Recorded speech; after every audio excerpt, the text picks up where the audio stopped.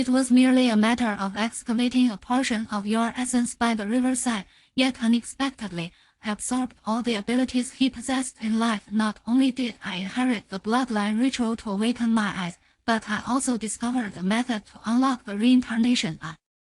This revelation came about after I transmigrated into the persona of a character known as Ruto, whereupon I stumbled upon an extraordinary fruit of a peculiar flower on my table. Upon consuming it with my Byakugan activated, I realized it was the forest fruit of green bull from One Piece, capable of absorbing nutrients from plants and even drawing upon the life force of humans to acquire their abilities. Despite relying on this natural type fruit and awakening the wood shield, I found no joy in my newfound powers. As the renowned Nine-Tails Fox of my village, I was subjected to constant surveillance by the Anbu and had to endure the daily scrutiny of the third Hokage's relics, making clandestine training virtually impossible, a source of great distress for me. In an effort to escape this control swiftly, I devised a plan. After 2.5 years of training, I aimed to absorb the body of Uchiha Shisui.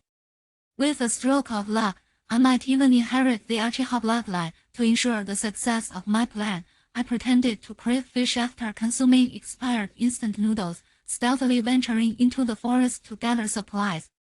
Utilizing the abilities of the forest fruit, I secretly absorbed the nutrients from the flora while gradually approaching the Uchiha clan's territory along the river to familiarize myself with the terrain. During the ensuing period, I diligently honed my skills in the wild, gradually recovering my health from malnutrition to a robust state. However, the tranquil yet fulfilling days were abruptly interrupted within a month by an unforeseen shock. One night, as I fretted over insufficient chakra to perform wood release, the door was suddenly thrust open, revealing none other than our village leader, the third Hokage, Hiruzen. Sarutobi, noticing my disheveled appearance, he furrowed his brow but then offered a gentle nod, revealing a scarf and several winter garments in his hands. "It's cold, little Naruto. I've brought you some clothes." I smirked slightly and replied politely, "Thank you, Grandpa Hiruzen." I was acutely aware of his true intentions. Even with the formidable physique of the Uzumaki clan, after prolonged exposure, the chakra of the Nine-Tails had begun to leak. Therefore, it was imperative that I swiftly gain control over my chakra to suppress the Nine-Tails. He was not here out of concern for me but rather out of fear that I might be swayed by the Nine-Tails' malevolence due to long-term torment and seek revenge. Seeing that I did not respond much, Hiruzen pondered for a moment before his face broke into a warm smile. He then placed a scroll on the table, exclaiming, "Congratulations, Naruto. You have passed the assessment and possess the excellent qualities to become a ninja." I was taken aback. "Passed the assessment, Grandpa Hiruzen? When was the assessment?" The third Hokage shook his head. Although he wished to employ the series of teachings from the Wheel of Fire, I was still too young to be swayed by grand philosophies. After a brief contemplation, I replied, "Although you often engage in mischief, I can see you possess a kind heart. I believe you will certainly inherit the will of the ninja and perhaps even take my place in the future." My eyes widened in excitement as I responded, "Really? Thank you, Grandpa Hiruzen." In my heart, I secretly rejoiced at the thought that the old lamp would only use the position of Hokage to deceive others. Upon observing my reaction, the third Hokage smiled and nodded, subsequently guiding me through chakra manipulation. After a while, amidst my deliberately feigned ignorance, the third Hokage departed with satisfaction. Little did he realize that I had actually succeeded. On my first attempt, however, I had to maintain the facade of failure to avoid drawing too much attention. Sure enough, shortly after the third Hokage's departure, few Anbu who had been covertly monitoring me slipped away. They were unaware that, due to the influence of the forest fruit combined with the leaking chakra of the Nine-Tails, my sensory abilities were exceedingly sharp. What they believed to be flawless surveillance was, in fact, riddled with vulnerabilities. I then made my way to the bathroom, turned on the shower, and relished the sensation of the watchful eyes fading away. Sitting down, I began to refine my chakra. To my astonishment, after this session, I could directly transform my arm into wood. It seemed the forest fruit, in conjunction with chakra, had significantly enhanced my abilities. With precognitive insight, I soon mastered chakra control, enabling me to walk on water and climb trees discreetly. However, while practicing walking on water, I noticed my chakra suddenly becoming chaotic. Frowning, I almost forgot that a tenant who owed years of rent resided within me. Yet, before I could finish my thought, an irate voice echoed in my ear. "Brad, what are you saying, Kurama?" I said, leaning against the bathtub, calmly cleaning myself. The Ninetales was taken aback for a moment before responding. "Brad, how do you know my name?" I, however, diverted the conversation, revealing information about the Sage of Six Paths. After all, this was my first exchange with the Ninetales, and I aimed to leave a profound impression. Upon hearing my words, Kurama suddenly snickered. "Brad, although I don't know where you learned this, you underestimate me." Seeing Kurama's reaction, I laughed heartily. "Your power is extraordinarily formidable, but I cannot allow you to roam freely." When I mentioned my control over the forest fruit's power, manifesting my arm into wood, Kurama's astonished exclamation reverberated through the ceiling space. Memories of being captured by the great Buddha surged to the forefront of my mind. Observing the struggling Ninetales, I remarked nonchalantly, "It appears you are not as strong as I thought. Just behave and do not interfere with my chakra training." Disregarding Kurama's loud protests, I began to focus on chakra manipulation. Surprisingly, the old fox recognized the situation and ceased his interruptions. Thus, I commenced my water walking practice, soon realizing that the chakra, which previously required constant refinement, had become sustainable under the influence of the forest fruit. Before long, as my chakra reached the Kakashi unit, I achieved subtle control over it and even began to explore the wood clone technique, albeit with slow progress. Soon, the appointed date arrived, and upon sensing a peculiar atmosphere in the village, I initiated my plan. Over the past half-month, upon entering the bathroom, I had masked the sound of the clone technique with the sound of running water, allowing the clone to exit the bathroom. Unnoticed, pretending to cultivate the art of chakra refinement, my true self continued to practice the wood clone technique in the bathroom. As a piece of wood sprouted from my back, I nourished it diligently. Before long, that piece of wood transformed into my likeness. At last, I had succeeded. Wiping the sweat from my brow, I further explored my creation. Finally, the wooden clone exhibited basic cognitive abilities, allowing it to step out of the bathroom and play the role of my everyday self at home. I cast a glance toward the wall behind which the Anbu ninja was stationed. A sardonic smile cracked upon my lips as I swiftly formed a one-handed seal. A resounding noise of the bathroom door opening and closing perfectly masked the subtlety of the transformation technique. It was my own. The Anbu ninja remained oblivious to any irregularities. Little did he know that, at the moment my wooden clone opened the door, small Gecko had slipped past his line of sight, vanishing into the forest. Thereafter, I swiftly navigated through the woods, locating the cliff that connected to the Uchiha clan's territory. Concealing myself in the shadows, I unleashed the powers of the forest fruit, simultaneously drawing nutrients from the surrounding trees. Within a fortnight, a sudden splash broke the silence. Slowly, I opened my eyes, having patiently awaited the arrival of Uchiha Shisui's lifeless body as it gradually floated to the surface. Only then did I make my move. Moreover, a delightful realization dawned upon me. I could perceive the messages conveyed by plants. Once I confirmed Shisui's death, I swiftly harnessed the abilities of the forest fruit, commanding the roots to secure Shisui's body beneath the water, preventing it from being swept away by the current. After ensuring that no one was watching, I hurried over and lifted Uchiha Shisui's corpse. After 2.5 years, I finally had you. I gently placed Shisui's body into a pre-dug pit, extending my hand to activate the powers of the forest fruit. The wooden appendage transformed instantaneously into countless tree roots, swiftly penetrating Shisui's chest and spreading throughout his body. The star absorption technique, I silently chanted. In mere moments, Shisui's corpse began to wither at an observable pace.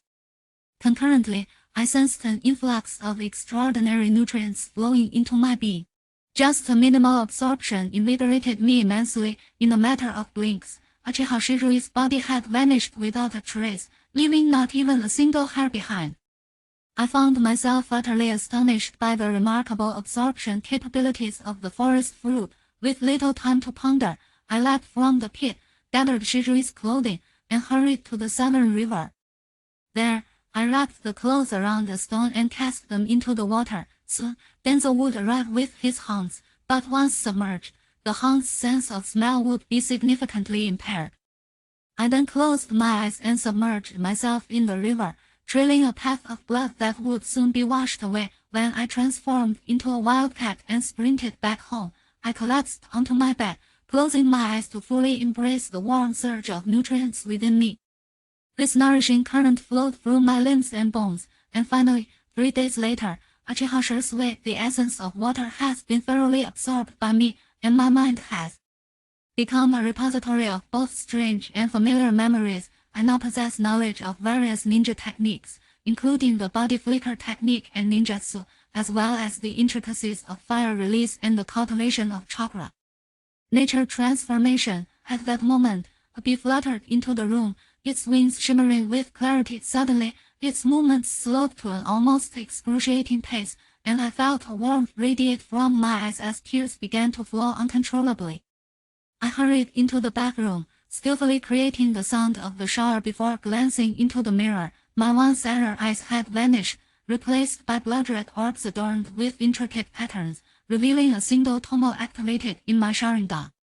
My body had yet to fully absorb the essence, and I knew better than to be overly greedy. In just a few days, my Sharingan had settled into a state of one eye with double tomo and the other with a single tomo.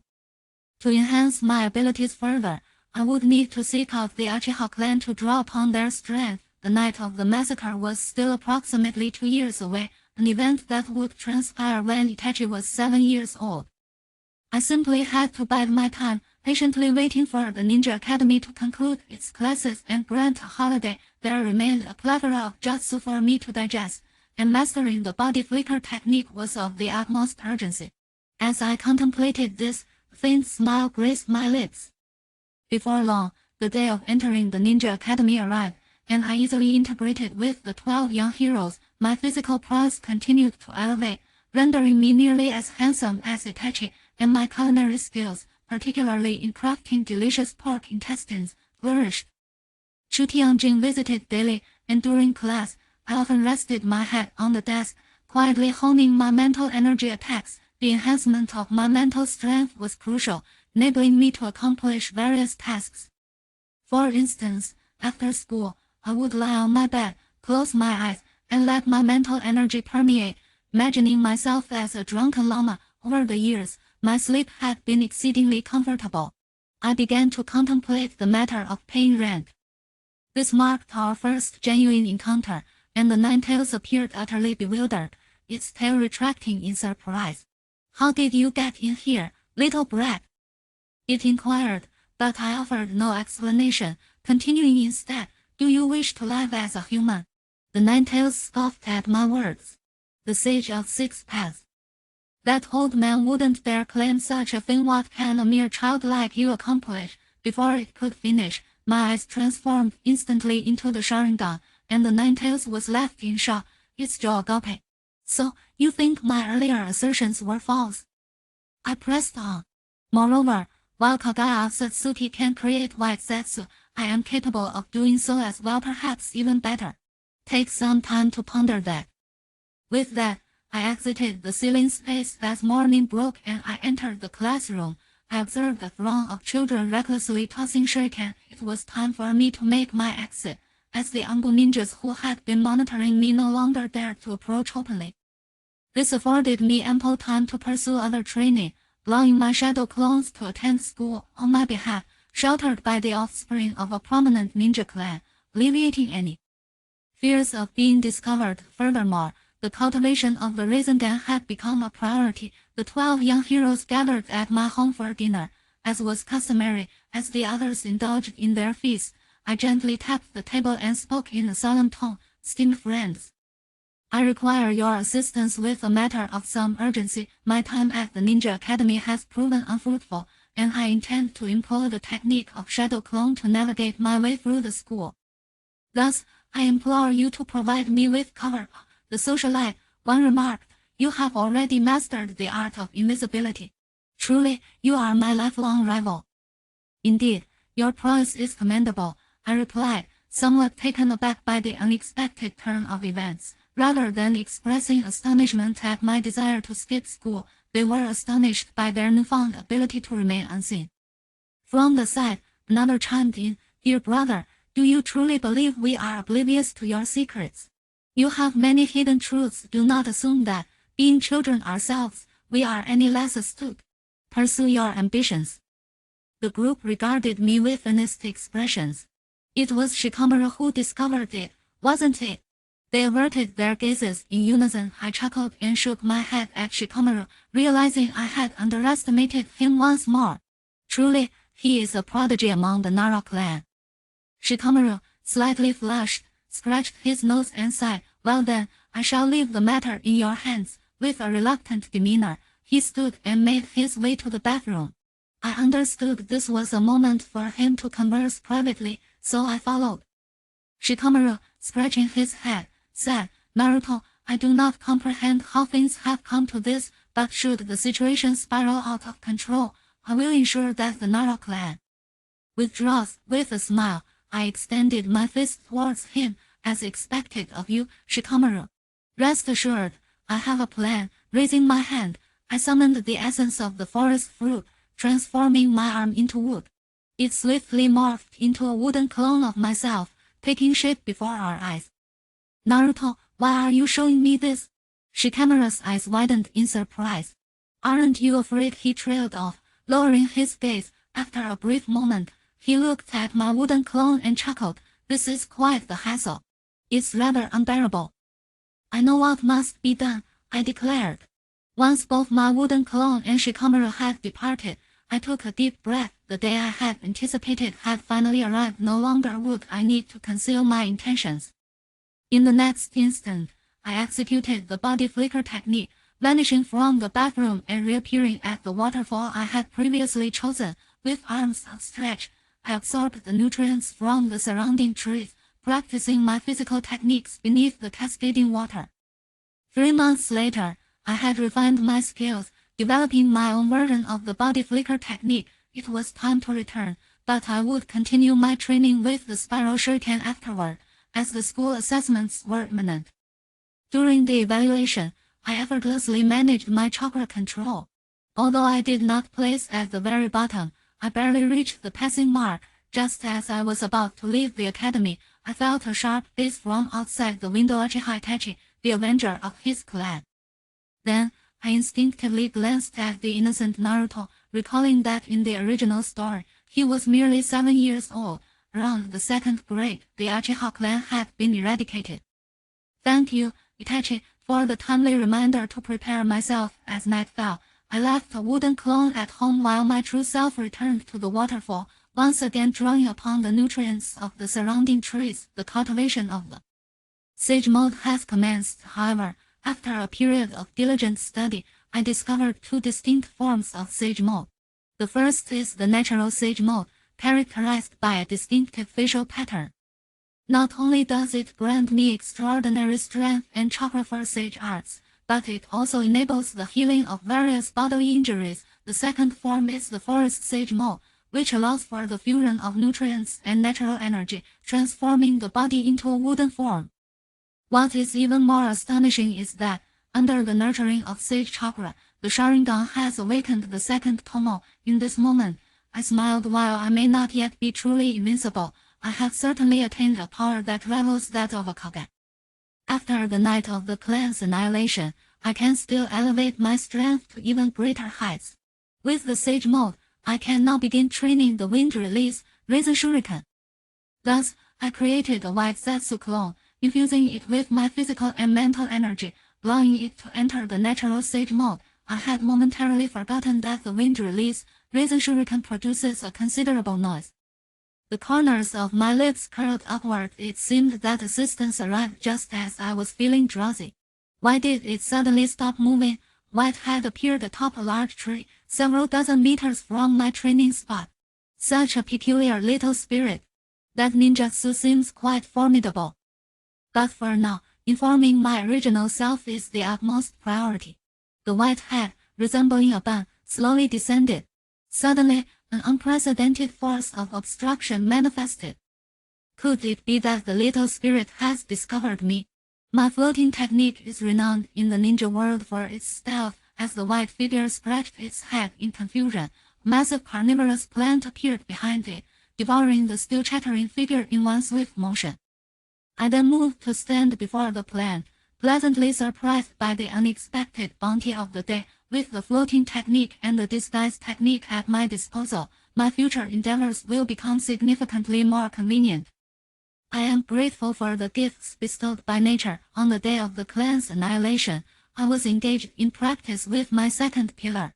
He shouted something about bonds of friendship as he charged toward me. Suddenly, I received a message from the trees. After emerging from its roots, the clan member headed directly to the Uchiha clan. He encountered a masked man, and as the message from my clone arrived, many root ninjas mobilized, their target aimed squarely at the Uchiha clan. In the next moment, the second pillar's punch landed, but to everyone's astonishment, he passed right through me. After realizing he had been deceived by a mere shadow clone, his expression turned to one of disbelief. The noble Uchiha had been outwitted by a simple clone technique. Then, I turned the illusion around and delivered a kick to the second pillar's backside. Though the damage was minimal, the insult was profound. I swiftly glanced at the stunned Araka. Can we declare the results now? The phantom body flicker technique, a combat style of instantaneous movement, left Araka utterly flustered. How did you learn that technique? He exclaimed, before reluctantly announcing my victory. Today's lesson contained a wealth of content, thus we would be released later than usual. After Araka's declaration, he continued to call on others for practice, while I seized the opportunity to excuse myself under the pretense of needing the restroom, employing the floating technique to make my swift escape. Hastening towards the direction of the Uchiha clan's descendant, I awaited the arrival of the Night of Annihilation. At this moment, before the Konoha shrine, the Uchiha clan member surveyed his surroundings with an impassive expression. Come forth, Madara, he uttered. After a brief silence, a sardonic chuckle echoed, and a twisted vortex materialized before the masked figure. The long-haired man, concealed behind the mask, emerged. Have you chosen Konoha? Uchiha Obito mocked, his tongue dripping with derision. Isn't that precisely what you desired? In response, the Uchiha descendant retorted, you may proceed, but under no circumstances are you to harm Sasuke. That was the condition we agreed upon.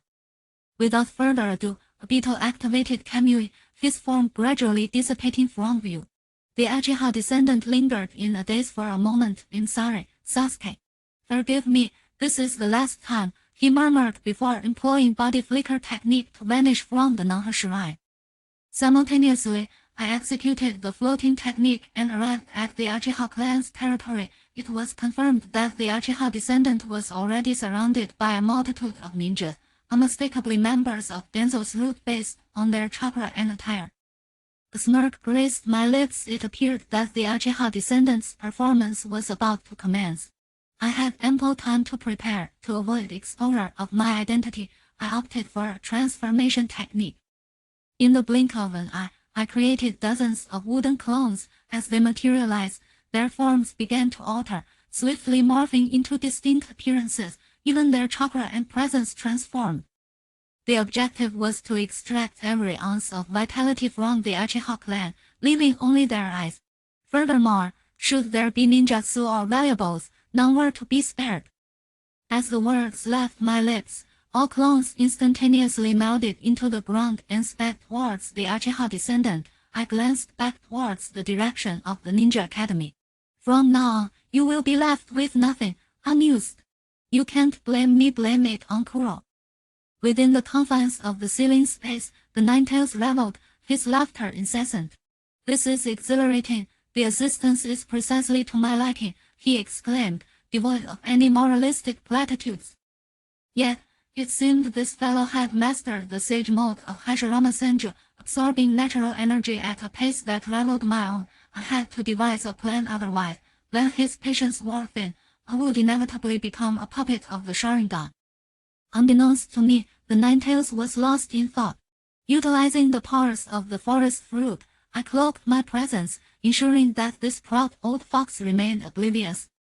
Casting a glance at the twilight sky, I employed the floating technique once more to infiltrate the surface. At that moment, my transformation technique had taken the guise of the true Uchiha Madara. As night fell, accompanied by peculiar sounds, the lights of a household extinguished. In the darkness, a figure emerged atop the telephone pole among the Uchiha descendants, shinobi blade dripping with liquid in hand, face devoid of emotion, and the crimson Veritable Sharingan activated. The brightly lit Uchiha territory was on the verge of being engulfed by darkness. Meanwhile, I surged forth from the ground. Upon arriving at the electric pole where the morning child stood, I gazed at the shadowy figure of the Uchiha clan's descendant before me. The ninja blade had become dull and bent, eliciting a smile from me that felt almost absurd. Subsequently, I dispatched my shadow clones to flit between the various houses. Not a single civilian remained standing, yet every precious item and inherited jutsu was taken without exception. However, upon reaching the homes of the ninjas, I collected every Sharingan, utilizing the powers of the forest fruit to extract a flower, within which I stored the ice, while the corpses were all dragged underground for my clones to siphon their nutrients. After a brief exploration, I unearthed the long-standing wealth of the Uchiha clan secret techniques, forbidden arts, riches, and as all of it lay before me. I swiftly invoked my shadow clones, instructing them to transport the resources back to our hidden base. Once the jutsu was completed, I vanished once more, materializing before the lifeless body of Uchiha Izumi. The 13-year-old girl possessed a formidable talent for the Sharingan. As I crouched down, intending to absorb her powers personally, a sudden voice interrupted me. An avatar of the sage mode Black Zetsu proclaimed that the original body had perished less than 3 minutes prior, and that it could expend all its energy to revive her. This revelation plunged me into deep contemplation. Meanwhile, within the dwelling of the Uchiha clan leader, Faik and Mikoto knelt in silence. Abruptly, a blood-soaked figure emerged from the shadows, gripping a ninja blade stained with the blood of the Uchiha clan. "Forgive me," the morning child uttered, tears streaming uncontrollably down his face. As I stood nearby, absorbing the scene, I barely restrained myself. Were these crocodile tears? The morning child then shared heartfelt words with his parents. In the instant the blade fell, he lost complete control of his eyes. His Britamo Sharingan automatically transformed into the Manjiti Sharingan. Just then, his elder brother, Sasuke, returned home, his face a mask of disbelief, fear etched in his eyes as he stumbled backward, ultimately collapsing onto the ground. "Why are you doing this?" Sasuke nearly shouted in anguish. The morning child, gripping the blade, slowly advanced towards his paralyzed brother. "Let me show you," he declared, and with that, the Manjiti Sharingan began to whirl, plunging Sasuke into a tormenting illusion. When he opened his eyes again, he found himself gazing through a Netamo Sharingan. "Oh foolish little brother, hate me, curse me, and only when you possess eyes like mine shall you seek me out," he said before Sasuke fainted, leaving the morning child to cast a lingering glance at his brother. After saying that, Juzi fainted. Daishazi took a deep look at his brother, not daring to turn back to see the tragic state of his parents, and used the body flicker technique to leave. Not long after Daishazi left, Naruto slowly floated up from ground. "How is it? My main body isn't cold yet. Let's take it with us. It might play a key role in the future." "Forget it. Just leave one. Fugaku's nutrients are crucial, and it might be key for my eyes." Yes, the wood clone took away the not yet cold bodies of Uchiha Fugaku and Uchiha Mikoto. Naruto glanced at Juzi, hesitated for a moment, and then split into 2 shadow clones. "Go take away all the ninjutsu and forbidden jutsu scrolls, leaving some valuables for Juzi." "Understood." At that moment, the clone received news. The root organization's ninjas have arrived. White Zetsu has also appeared. 2 groups are rushing here. Besides the corpses of civilians, there are no Uchiha clan ninjas, not even one with Sharingan activated. Forget about the eyes. There isn't even a single hair to be found. The clone that used the transformation technique saw both the root ninjas and White Zetsu appearing at the door. A playful smile appeared at the corner of its mouth as it plunged the last kunai into the ground. White Zetsu and the root ninjas missed their target. The two groups stood in the empty room, eyes wide open. It's you, X2. Outside, Danzo had been stripped of his position as Hokage's advisor by Saratobi Hiruzen, who arrived just in time. Look, I didn't have to do anything. I just came to walk through the motions, conveniently sharing a bit of the benefits, and finally took away my good buddy's Hokage advisor position. What a win. Danzo thought about the large number of Sharingan that were about to be in his hands, fell silent, and turned to leave. In fact, after turning to leave, the corner of his mouth was even harder to suppress than Akatsuki. However, when the Root Organization-S ninjas returned to report, he was completely furious. Not a single one. No. There are still residual bloodstains on the ground, not yet dry, but all the bodies have disappeared. Moreover, not a single trace has been left behind. Damn it, Danzo shouted angrily. Damn Uchiha, you're untrustworthy. Find them for me. Get whatever you can find. The spare eyes are gone. It can't be that Hiruzen did this, right? Impossible. He wouldn't be that ruthless, and Shisui's other eye might be in his hands. So frustrating. On the other side, Obito, after parting ways with Uchiha Itachi, also received news from White Zetsu. He was stunned. After a while, he sneered. Danzo, you really are something. Fortunately, he had collected someone he killed the guard team earlier. Otherwise, he would have probably returned empty-handed this time. How to put it? The smile won't disappear, it will only shift. Sure enough, after arriving at the temporary supply storage point, Naruto couldn't help but laugh out loud. Haha, as expected of a number 1 noble clan in Konoha, the Uchiha clan. They are truly rich. Fugaku, truly rich. He turned to look at the numerous Wood clones, feeling that each Wood clone was filled with Uchiha nutrients. There's too much. Even after a few days of absorption, it might not be finished, and there are piles of Sharingan. The Mangeki is certain, and the eternal Mangeki is not impossible either. But soon, Naruto frowned again as he looked to the side. In the corner, on a bed of flowers transformed from the forest fruit, Uchiha Makoto and Uchiha Izumi were quietly lying on it. All the wounds on their bodies had healed. The sound of their heartbeats indicated that they were still alive. However, they just lacked the final step to awaken them. As for Fugaku, he had already become the one with the most nutrients in the Uchiha clan. Chapter 21 Eternal Kaleidoscope. Nurturing flowers, Mikoto and Izumi are too rich. The temporary storage point is filled with storage scrolls, almost overflowing. Inside are vast amounts of wealth, along with mountains of ninjutsu scrolls, forbidden techniques, secret arts, and so on. Even Naruto, who doesn't care much about money, is astonished by the sheer amount. And this is not all of it. The Uchiha clan cannot possibly have only this, but those have been divided up by the Konoha group. Having half of it here would be quite good. Taijutsu, Jinjutsu, Ninjutsu, including Yang Release, In Release, Lightning, Wind, Water, Fire, Earth Ninjutsu from D rank to S rank techniques. And forbidden techniques as well. Naruto smiled. Perhaps he wouldn't need to learn these scrolls. Just absorbing all the nutrients would allow him to become proficient without a teacher, even inheriting everything the Uchiha clan had mastered in life. This time he even had eyes. Speaking of which, Naruto glanced at the location where the eyes were stored. If counting the integers, 70 pairs of 3 Tomo Sharingan, 100 pairs of 2 Tomo Sharingan, and 300 pairs of 1 Tomo. Among them, the most special are Fugaku's eyes, which are already infinitely close to the eternal Mangeki Sharingan. Truly, I can't let you go. It must be said that originally Naruto planned to act secretly, to be as safe as possible. But the result would definitely not be like it is now. Thanks to the appearance of White Zetsu. Without the flee technique and the disguise technique, Naruto wouldn't dare to be so bold. Sensing ninjas are not that useless. And without the flee technique, there would definitely be traces left behind. There's no need to rush absorbing the nutrients. The quantity is too vast for a short time. So let's start with the eyes. My 2 Tomo Sharingan should evolve. Unfortunately, I probably won't produce the Mangeki Sharingan. After all, this isn't something I awaken myself.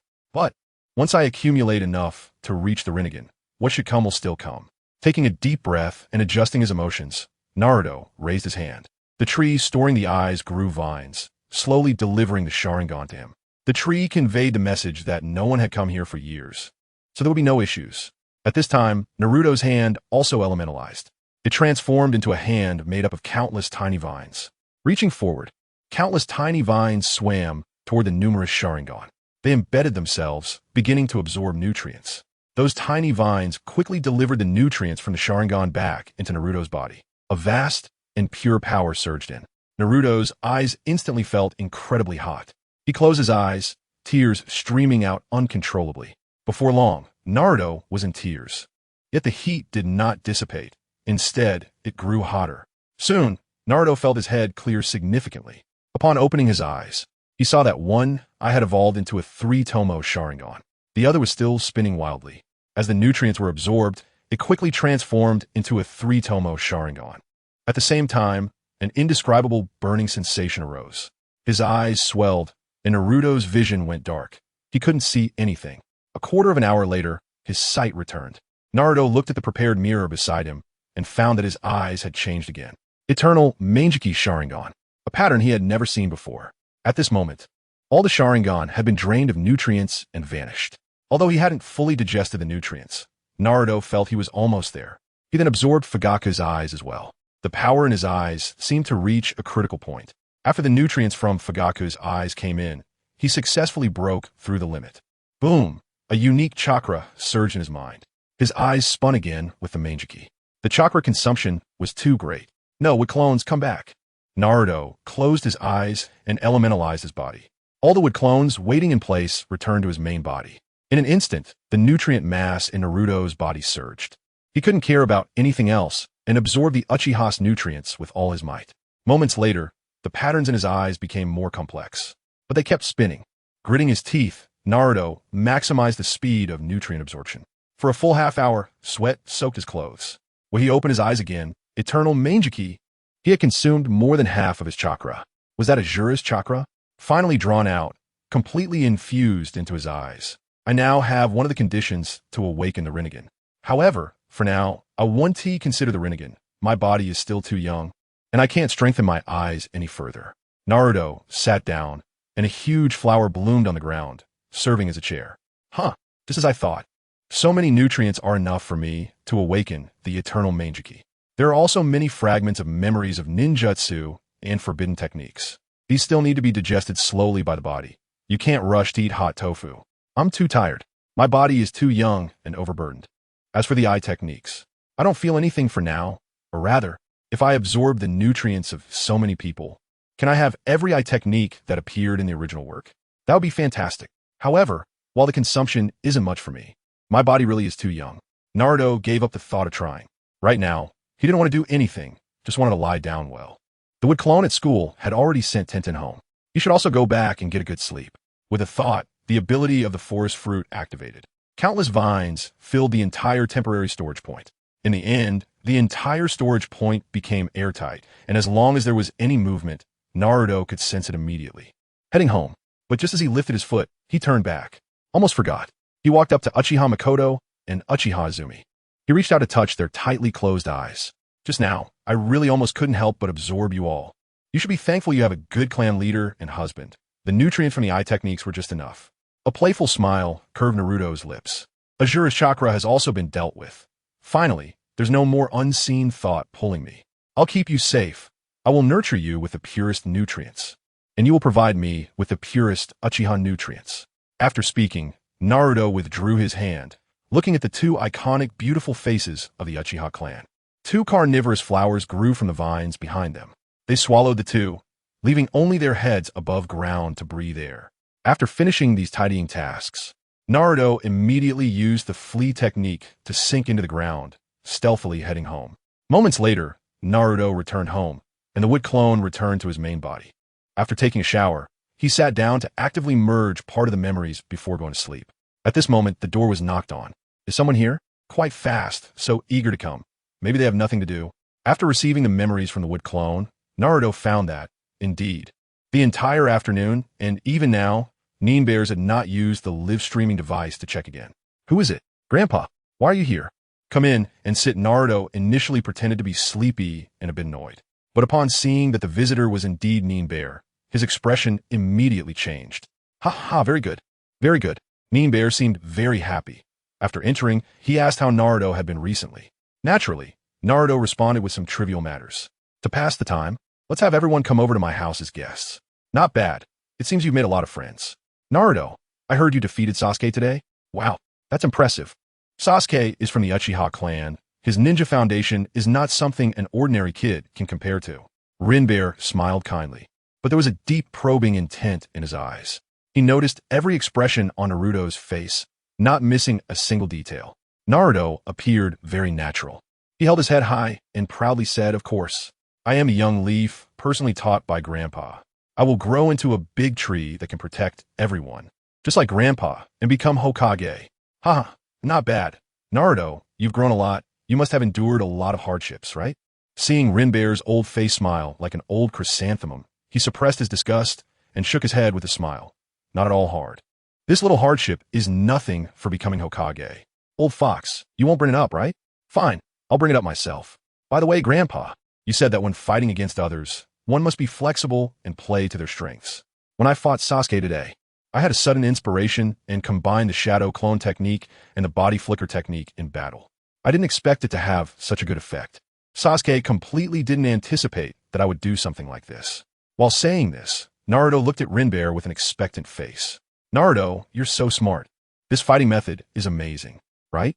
Naruto was as happy as a child who received a compliment. Rinbear was also pleased. Indeed, my ninjutsu teaching wasn't in vain. Suddenly, Naruto said, a bit frustrated, "But, Grandpa, it seems my clone technique isn't performed very well. It easily fails, and the shadow clones disappear very quickly. Isn't that obvious? You have a nine-tails inside you. It's normal for your chakra to be disturbed. You'll need to rely on regular practice." I heard them say that there's a technique above the clone technique, the shadow clone technique. Plus, I heard a teacher mention some forbidden techniques that can make a person very powerful. Grandpa, I want to learn those too. I want to become strong quickly and then be recognized by everyone as Hokage. Rinbear's smile froze for a few seconds. He looked at Naruto with a complex expression. It seems that Naruto has completely identified with Konoha and deeply inherited the will of fire. He has also inherited the talents of Mizuki and Kushina. The sensory abilities of the Uzumaki clan are naturally strong, so there will be no need for anyone to monitor him in the future. The one suspected in school is Mizuki. Orochimaru, are you still not giving up? No rush, you're still young. Grandpa will give you a big gift in the future. All right. Grandpa is the best, haha. Okay, Grandpa won't disturb your rest any longer. I still have to go back and continue contributing to the village. All right, goodbye. Grandpa. After Rinbear left, the smile on Naruto's face instantly disappeared, and his eyes became extremely cold. Old man, laugh while you can. Soon it'll be your turn to cry. Chapter 22. The cold and distant Sasuke makes his entrance before graduation from ninja school on the eve of graduation. The top student Naruto defeated the genius of the Uchiha clan, Sasuke. This news quickly spread throughout the school. Those classmates and seniors who were previously infatuated with Sasuke were filled with resentment, but upon seeing Naruto, their anger diminished significantly. Plus, with the title of top student, he instantly attracted a large number of admirers. In this situation, the normally absent Sasuke unexpectedly took a few days off, which caused even more fans to turn against him. Ino acted like a little cat every day, fiercely trying to chase away those infatuated girls. Tintin was furious. That's my annoying little brother. I discovered him first. I took care of him first. He is mine. If only I could be on the same floor as Naruto, I would want to stay by his side all day. Naruto, however, paid little attention to this. Whenever he had time, he would meditate. This made Kiba and Akamaru, who constantly shouted about wanting to become Hokage, extremely frustrated. That guy's really full of himself. How did I not notice before? Besides Sasuke, he is the most arrogant. Woof. Kiba and Akamaru were both quite unhappy. Meanwhile, Shino coldly chimed in, "No, Naruto is different from Sasuke." How is he different? Aren't they both arrogant? Sasuke is very handsome and also very proud, looking down on everyone. And he likes to show off. Naruto is different. He is also handsome, but he is not arrogant and is approachable. Just look at how even Shikamaru and Choji go to him every day, and there are several seniors who have a good relationship with him. Moreover, I find he resembles someone. You make a good point. Who? All right, class, quiet down. It's time for class. At that moment, Irika's voice suddenly rang out. Shino immediately fell silent, turning his head expressionlessly while wearing sunglasses. Kiba. Come on, say it. Kiba, do you have a problem? Or do you want to come up and assist the teacher with the class? Irika suddenly asked. Kiba, who was flailing, could only sit down with a flushed face. Irika-sensei, has Sasuke-kun not come to class today because he is sick? At this time, the anxious pink-haired girl finally mustered the courage to speak. As soon as she opened her mouth, several girls reacted and quickly followed suit to ask Irika about Sasuke's condition. Irika was silent for a moment before forcing a smile. Sasuke is fine. There has been a situation at home, and he needs to stay home for a few days. Everyone need not worry. He will be back soon. Most of those with concerns were commoners. The children from the ninja clans already knew. Children can't keep secrets for long. Soon, the news that the Uchiha clan had been exterminated overnight spread throughout the school. Moreover, some nearby commoners noticed that the Uchiha clan's territory had been cordoned off with police tape. What? That's the Uchiha clan. How could they be wiped out overnight? Right. The Uchiha clan members are so powerful. Who could have such capability? So what if they're dead? They were already quite disliked. Yes. My parents didn't like them at all. Without the Uchiha clan, the Konoha guard seems to have many more smiles now. Sure. My parents said we shouldn't talk about this. It seems the Hokage has issued a ban on discussing the Uchiha clan. A week later, the aloof Sasuke returned. The cold and stubborn second pillar had logged back in. As soon as he arrived at school, several female classmates approached him to show concern. They had all heard about the Uchiha clan and were very worried about Sasuke. Sasuke-kun, are you okay? The pink-haired girl, sitting close, was naturally the first to step forward to offer warmth. However, the cold and stubborn Sasuke, who was solely focused on revenge, was not the same as before. He frowned, turned his head, and coldly glanced at the annoying pink-haired girl. Under that icy gaze, she froze in place. The other girls immediately stopped their attempts to show concern. Sasuke didn't even look at them, turning his head and squinting as if pondering something. That cold, distant gaze made the pink-haired girl lose the courage to speak again. He really is strong, bouncing back so quickly, Shikamaru said, resting his hands behind his head beside Naruto. Class is starting. Everyone sit back in your seats. Irika entered the classroom. After making sure the students were back in their seats, he was somewhat surprised to see Sasuke quietly return. Welcome back to class, Sasuke. Sasuke said nothing, as if he hadn't heard Irika. Irika wasn't embarrassed and turned to write on the blackboard what he would teach that day. Soon, the second-year assessments arrived. As expected, there were surprises. The top student was still Naruto. Sasuke lost points for losing to Naruto in the practical class. Although his scores in the foundational classes did not drop, he had already lost the qualification of being the top student. What was surprising was the rapid improvement in the pink-haired girl's grades. She scored nearly full marks in the theoretical tests. As for the practical class, it went without saying that it wasn't great. Thus, she was not the top student either. Naruto controlled the scores, but in the fire of will assessment, he scored full marks again. Plus, having defeated the genius Sasuke of the Uchiha clan, the grading teacher gave Naruto the top overall score. He didn't want to be so high profile, but that damn grading teacher was definitely personally chosen by that shameless old man, the ninja bear. During the holiday, Naruto also completed training in the Sharingan and developed a quieter version of it, but the chakra emitted was even more impressive. Fortunately, he could elementally transform.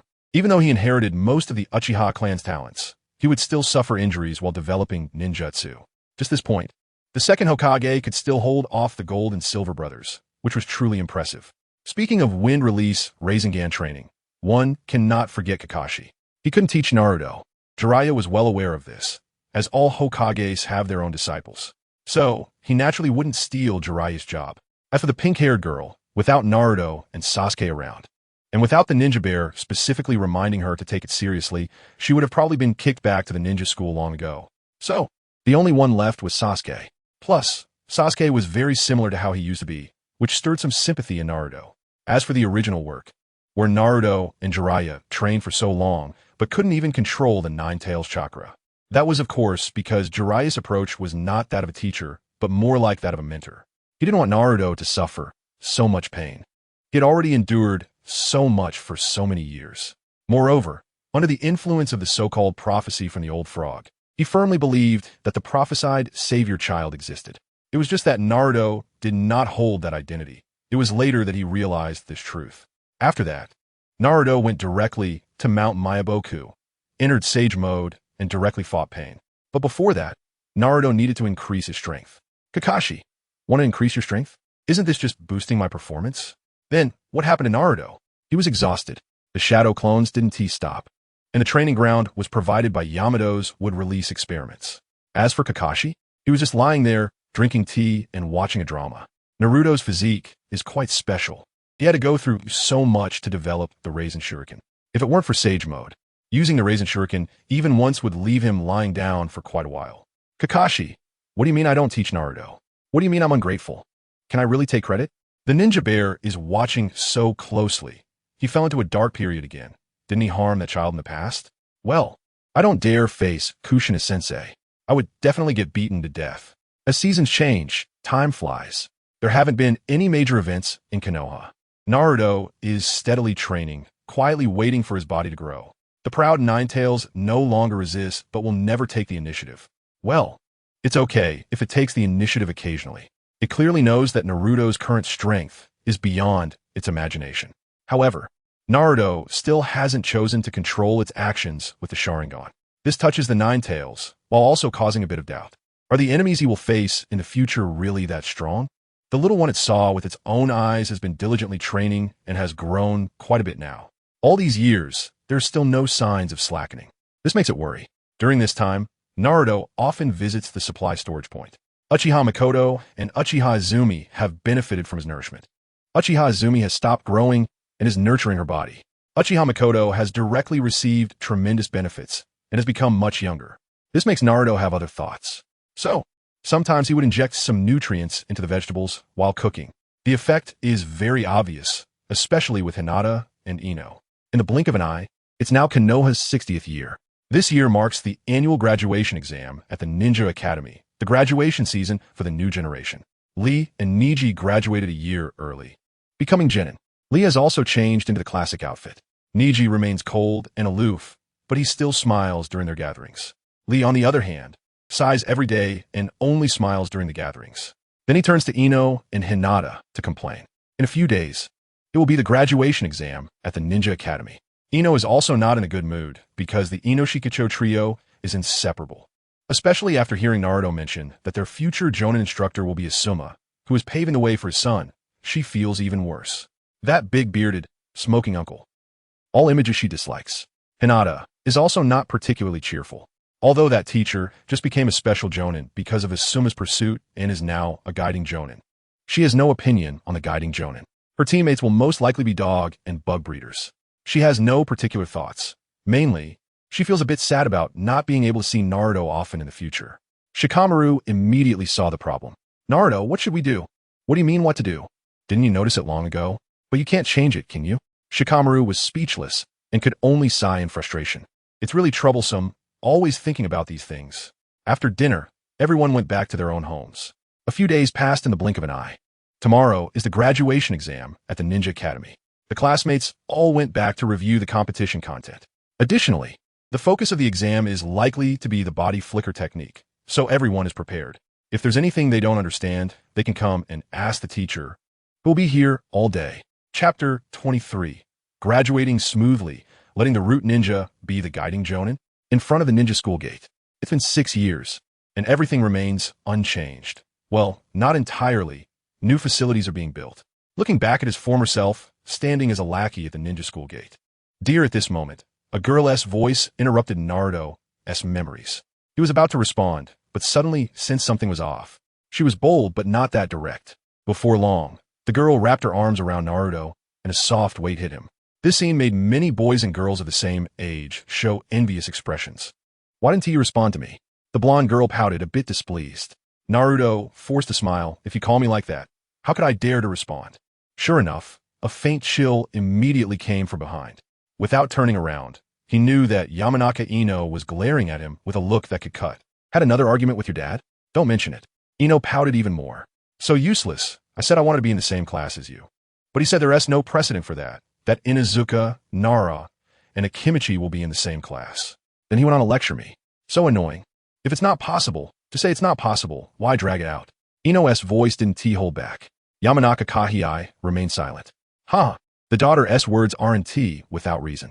Yamanaka Rina covered her mouth, chuckling as she looked at Naruto, who was a head taller than her daughter. She whispered, he really looks like Minato. No wonder Ino is so infatuated with him. Shoo, this isn't the place to talk about that. Yamanaka Kahii quickly stopped his wife's words. Your dad is also quite helpless, because even if the Inuzuka, Nara, and Akimichi families agree to let this generation not be in the same class, the third Hokage won't agree. Did you forget what I told you that day? Ino finally put away her little emotions and shook Naruto's arm. No, I really want to be in the same class with you. Let us go home. I can't watch this anymore. Yamanaka Kahiai's face turned green. How can this be? A girl-less family. And why do you obediently listen to that guy after a few words? After a while, Hinata arrived as well. A few of them walked into the school together. When they reached the classroom, most of the students were already there. Shikamaru yawned. We should be testing the shadow clone technique soon. Why? Choji was quite supportive. Because among the 3 body techniques, the shadow clone technique has a moderate difficulty. Are you eating chips? Shikamaru turned to look at Ino beside Naruto. Ino, are you still not giving up? Ino could only sigh. There's no choice besides the Jin aren't busy. If we want to meet, it's still very easy. Right, Hinata? Hinata nodded slightly and said softly, Naruto-kun's grades are very good. We will also work hard to catch up with Naruto-kun. As soon as Ino heard this, she immediately pulled Hinata into her arms. Hinata, you're so understanding. Doesn't tea that make me seem unreasonable? Ino, I want tea dare. Next time, after fooling around for a while, Irika finally arrived in the classroom. Everyone quiet down. The exam content has been confirmed. It's the shadow clone technique from the 3 body techniques. From now on, maintain silence. Students whose names are called will go to the next class for the exam. After saying that, Irika glanced at the roster, called out 2 students, and the class immediately erupted. Most of the students who had guessed the exam content was the shadow clone technique were talking.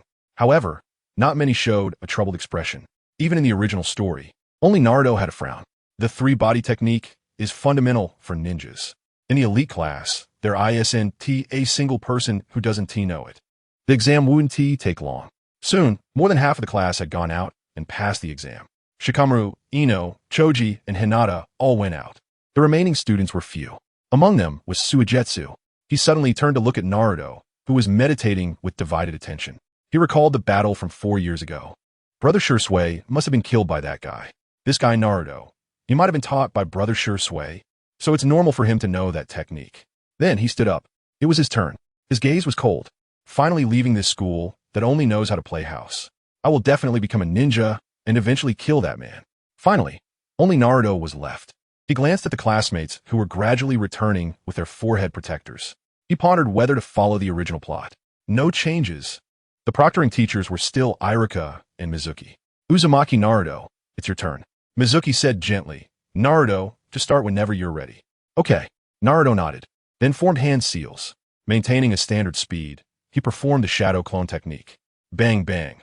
Thick white mist surrounded him, and as the mist dissipated, 2 identical clones appeared beside Naruto. Not bad. Congratulations, Naruto, you passed. From today on, you're a true ninja. Irika picked up the forehead protector, took a few steps forward, and handed it to Naruto. Taking the forehead protector, Naruto simply nodded and turned to leave. When Naruto returned, he found the girl classmates were all looking at him. When he revealed the forehead protector in his hand, the classroom immediately erupted in cheers. They all passed. Naruto and Sasuke both passed. As long as these 2 are not in the same class, they all have a chance to be with one of them. In the same class, Ino was a bit gloomy and shot a fierce glare at those infatuated girls. Hinata, on the other hand, lowered her head and softly said, Great. Naruto-kun also passed. Just after she finished speaking, a hand pressed down on her little head. Do you have so little confidence in me? Hinata's hair had grown for 6 years, already matching the length from the original story. She looked much better than with short hair. Ino, with her short hair, had completely broken the constraints of her looks. In the original story, she originally had short hair.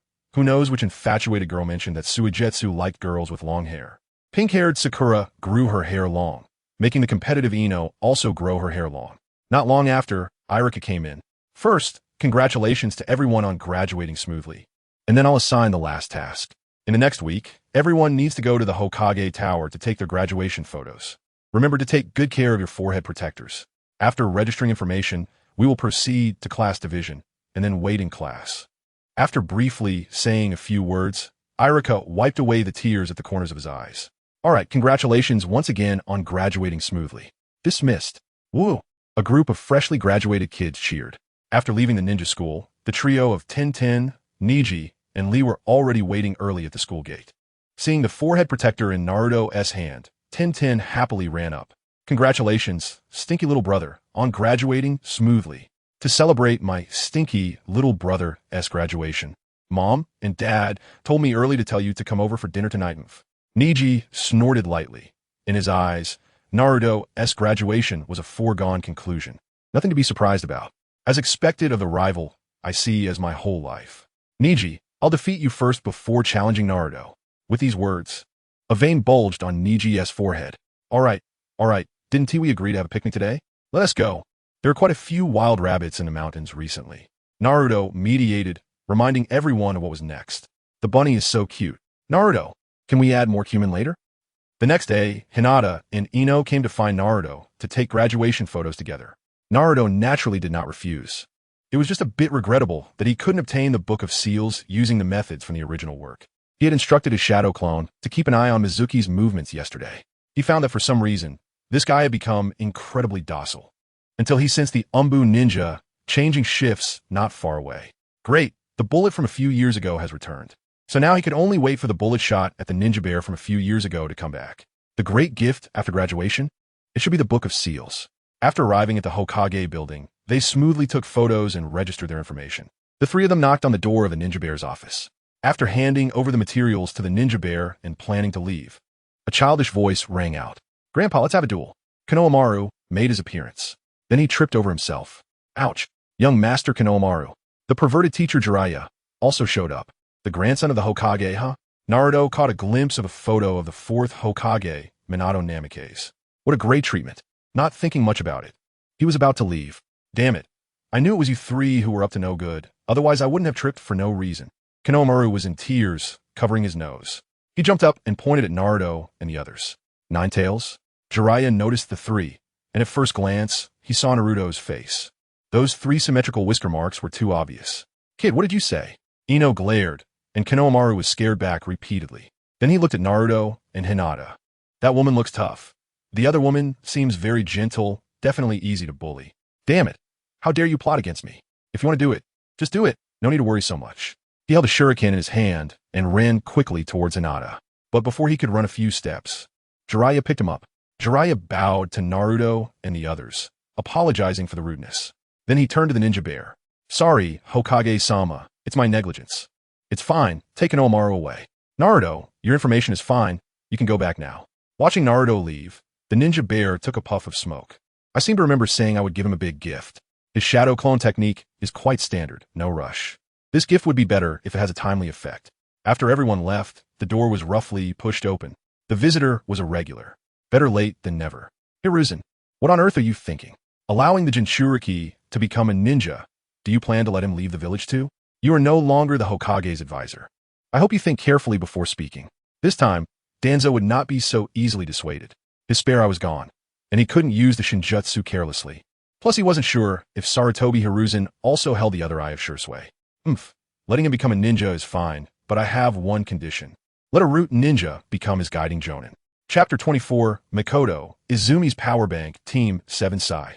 Who Sarutobi Hiruzen said nothing, merely looking down at the documents just submitted by Naruto and the others. Staring at Naruto's photo, he was momentarily lost in thought. Minato, this child is just like you, possessing astonishing talent. And most importantly, he has inherited my will of fire. If Naruto soon tests his chakra nature and possesses 5 types, then he has truly received my complete legacy. Does he want to become Hokage? Not for now. Perhaps it would be good for him to assist Asuma first. But the roles of Ino Shikacho are too important. Hiruzen, speak up. Seeing Sarutobi Hiruzen completely ignoring him, Shimura Danzo could no longer bear it and retreated first. He slammed his palm on the table, causing Hiruzen's cigarette to fall to the ground. Danzo, remember, I am a Hokage. Are you teaching me how to do my job? Gah.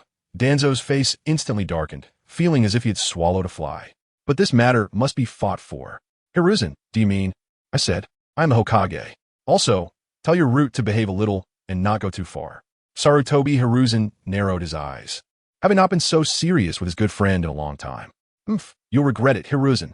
Danzo knew that this matter was unlikely to yield any results. Pick up the cigarette, pick up the cigarette, he shouted at the nearby root ninja. Then, he shot a glare at Sarutobi Hiruzen and turned to leave. On the other side, Naruto arrived at the supply storage point. He reached out and placed his hand on Mikoto and Izumi in front of him. Having consumed so much of my nutrients, it's time for you to give back. Little by little, although the improvement is not significant, It's better to have more nutrients than less. Otherwise, it would be quite awkward if I were just short a little. For these past few years, Naruto had been doing this. He was quite accustomed to it. Just as he was drawing nutrients, Uchiha Makoto suddenly made a sound. At the same time, her much younger face moved slightly, startling Naruto, who was used to everything here. Is she about to wake up? That shouldn't be. Am I sucking too hard lately? Shaking his head, he didn't think too much about it. If she wakes up, she wakes up. I still need to draw nutrients. After absorbing some nutrients from Uchiha Makoto's body, he noticed her red lips turning somewhat pale. Feeling that it was about time, Naruto shifted his focus to Uchiha Izumi. Both of these girls had considerable talent. Don't be fooled by Uchiha Makoto's seemingly gentle demeanor. She was actually a powerful jonin. Uchiha Izumi, having awakened her 3-tomo Sharingan at this age, naturally had impressive strength. Over the years, Naruto even felt that Uchiha Makoto had provided at least 6 Faieg's worth of nutrients. Uchiha Izumi provided a bit less, only about 3 Faieg's worth of nutrients. Suddenly, he noticed Uchiha Izumi's long eyelashes fluttering. Frowning, he pinched her face. However, even after pinching her face red, there was still no other response. At this rate, it looks like she won't wake up for at least another 2.5 years, which is fine. After supplementing them with some more nutrients, Naruto used the insect technique to leave. Shortly after he left, the faces of Makoto and Izumi, nourished by his nutrients, visibly flushed red. Strange sounds came from their throats, resembling some sort of communication. Wow, Hinata, why do you always catch such big fish? Ino wailed, glancing at her catch, a single piece of water grass. Looking at Hinata's, it filled up Tintin's fish basket. Nearby, Shikamaru lay on the ground, chewing on an unknown small plant. Fishing requires patience. There is no need to complicate things, just wait for it. Splash, Dingji suddenly fell into the water. The next moment, Shikamaru jumped into the water like a cat spotting a fish. Watching the fish they caught, Ino felt like crying without tears. She could only run to Naruto's side. Darling, can I try? Here. Naruto chuckled as he handed her the fishing rod. The bobber, which had been bobbing together, instantly settled down. It was time to start a fire and cook. To avoid her embarrassment, Naruto said. Unexpectedly, before he could move, Ino zipped past him. Then, she punched a large rock. Boom! Instantly, the rock shattered into pieces. Leave the temporary stove to me. Ino turned around, a sweet smile on her face. She had mastered her strength well, but her chakra control could still be more precise. Shaoli, who was doing push-ups, paused and cast a wary glance at Ino, who was sweetly smiling and acting coy with Naruto. Niji, can you handle that punch from Ino? I can't. I broke a rib from one punch last time. Luckily, Naruto treated me. Niji, who had exited his meditation, snorted. You can handle it now. Go deliver another set of youth attire to Naruto. Shaoli. By the way, Niji, training according to Naruto's methods. I can already use the shadow clone technique. Your gentle fist is becoming less of a threat to me. Glancing at the crooked clone lying on the ground, Niji closed his eyes and continued meditating. Days passed quickly. Finally, it was the day of the class division. After washing up, Naruto put on his forehead protector and prepared the basic ninja tools in his ninja tool pouch. After thinking for a moment, he tied a bulging ninja tool pouch to his thigh. The items in this pouch should be useful. I'm rich enough to rival a nation. I could easily swallow up all of Kato's money. Rebuilding the land of whirlpools would be more than enough. Wearing his forehead protector, he opened the door and was immediately met with Ino's objections. Hinata's eyes were shining. All the way, Ino pulled Hinata along, looking gloomy. Naruto had no particular thoughts. Team 7 still had the advantage of foresight. Once in class, a scene suddenly flashed in Naruto's mind. He rolled his eyes. No need, really no need. It's better that this iconic scene during class division doesn't happen. Now he is Uzumaki Naruto. There is no need to think about the iconic scene with Sasuke. After Naruto and the others entered, they immediately attracted the attention of the whole class, including Sasuke. Sasuke glanced at Naruto. Suddenly, he felt inexplicably uneasy. TCH, he snorted silently. What is wrong, Sasuke-kun? The pink-haired girl, sitting not far from Sasuke, asked. Seeing that he ignored her, she didn't mind. She didn't even realize it. Because unlike in the original story, she didn't compete with Ino nor fall out with her. Her attention was largely diverted by Ino, who was still her idol. Bruce. After being treated coldly by Sasuke for years, she turned to see Ino snuggling next to Naruto. It was impossible to say she had no other emotions, especially since afterwards. Even though Ino still treated her like the older sister, the pink-haired girl knew that the love that originally belonged to her had been taken away by Hinata. Even her status far exceeded her own. Without comparison, there would be no harm. She glanced at the group of infatuated girls surrounding Sasuke. A bit silly. The words that slipped out made her freeze for a while. Classmates, please quiet down. Irika appeared on time. From today, everyone will become ninjas. However, you're all still just genin and newcomers, so you lack experience in many things.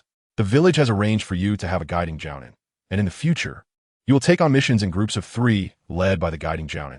Irika spoke at the podium for quite a while before finally pulling out the roster. He began to read out the classes according to the assignments on it. Class 1. Class 7, which includes Naruto Uzumaki, Sasuke Uchiha, and Sakura Haruno. The pink-haired girl was stunned and did not stand up to cheer. She turned back and looked at Ino with some concern. Ino was also momentarily taken aback, then their eyes met. Ino smiled and mouthed a few words. And then she heard Hinata's name. Yay, Sakura, you'll be in a group with Sasuke from now on, congratulations. Also, make sure to keep an eye on Naruto. Don't let any other women get close during missions. The pink-haired girl. The second pillar rested her hands on her lips, snorted coldly, and continued to act aloof. Class 8, Hinata Hyuga, Kiba Inuzuka, and Shino Aburame. Class 10, Shikamaru, Choji Akimichi, and Ino Yamanaka. No surprises. Ino sighed helplessly. It's okay. Ino, you can still go find Naruto-kun during breaks. Hinata's own mood wasn't too high either, but she turned to comfort Ino. This made Ino unable to resist giving her a messy hug. All right, classmates, you'll wait here for a bit. Your guiding teacher will come to take you soon. After saying that, Irika glanced at everyone again and turned to leave. Before long, the guiding jounin arrived. I'm leaving first, Naruto. Ino hugged Naruto, then reluctantly followed Shikamaru and Choji out. Asuma took a puff of his cigarette and said with a smile, "Let us go." The 3 rolled their eyes in unison. Asuma was somewhat baffled, but still followed the process and left with the Inuzuka and Akimichi teams. Now, Class 8. It's time for us to go. At that moment, a striking figure appeared at the door. Kurinai Yuhi just nodded slightly. Yoshi, it's our turn in Class 8.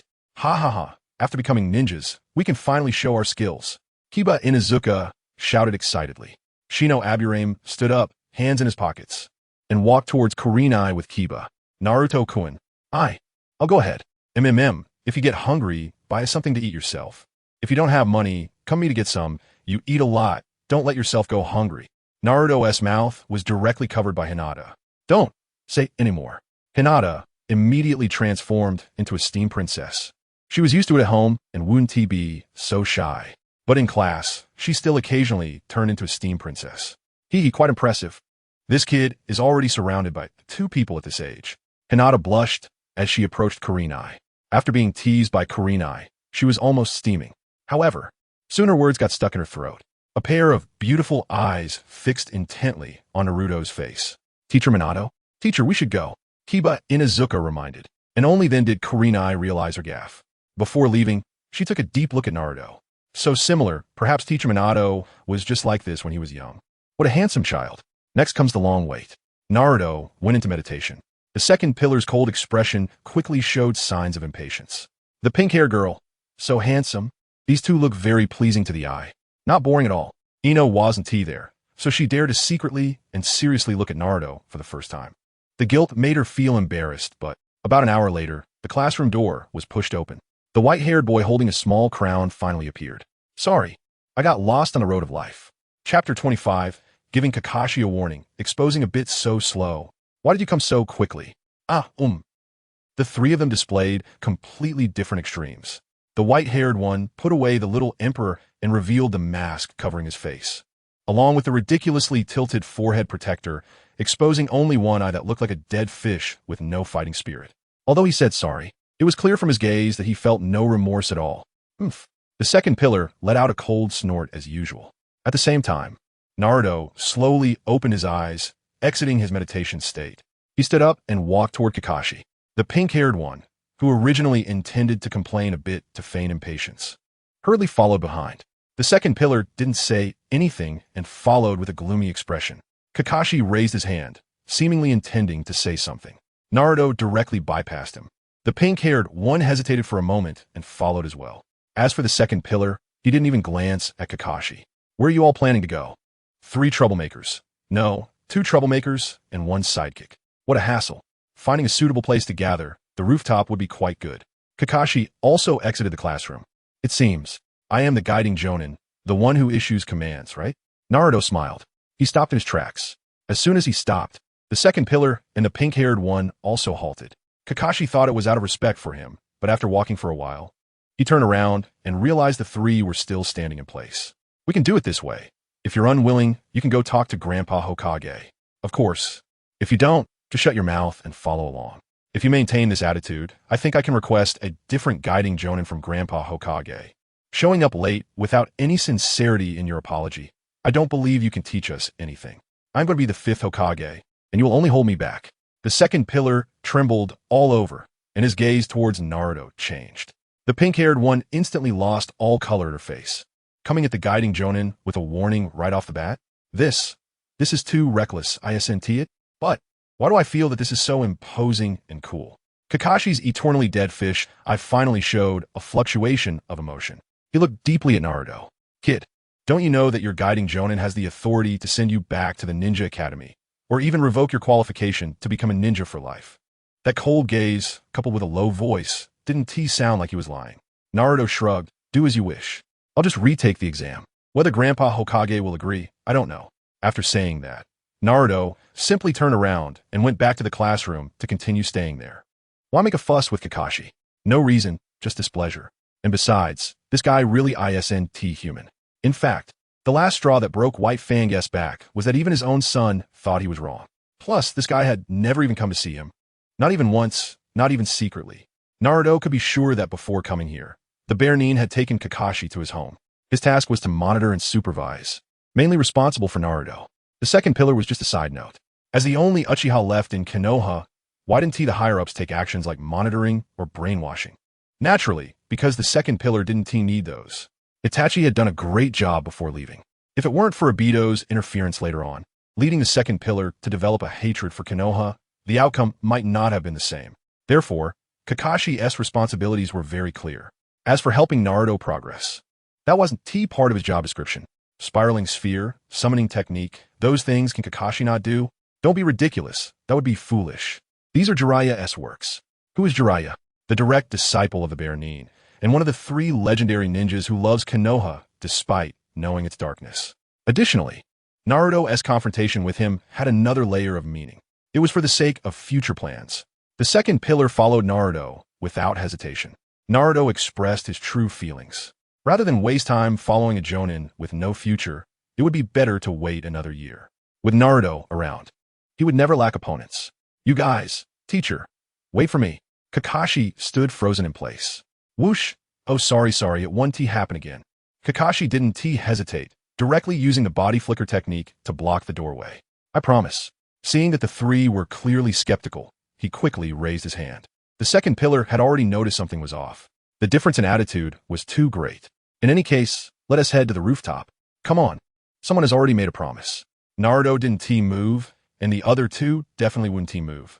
So he took the lead. After walking for a while, he slowed down his pace. Kakashi was also walking slowly. I'm different from him. I'm not a little son. Boom!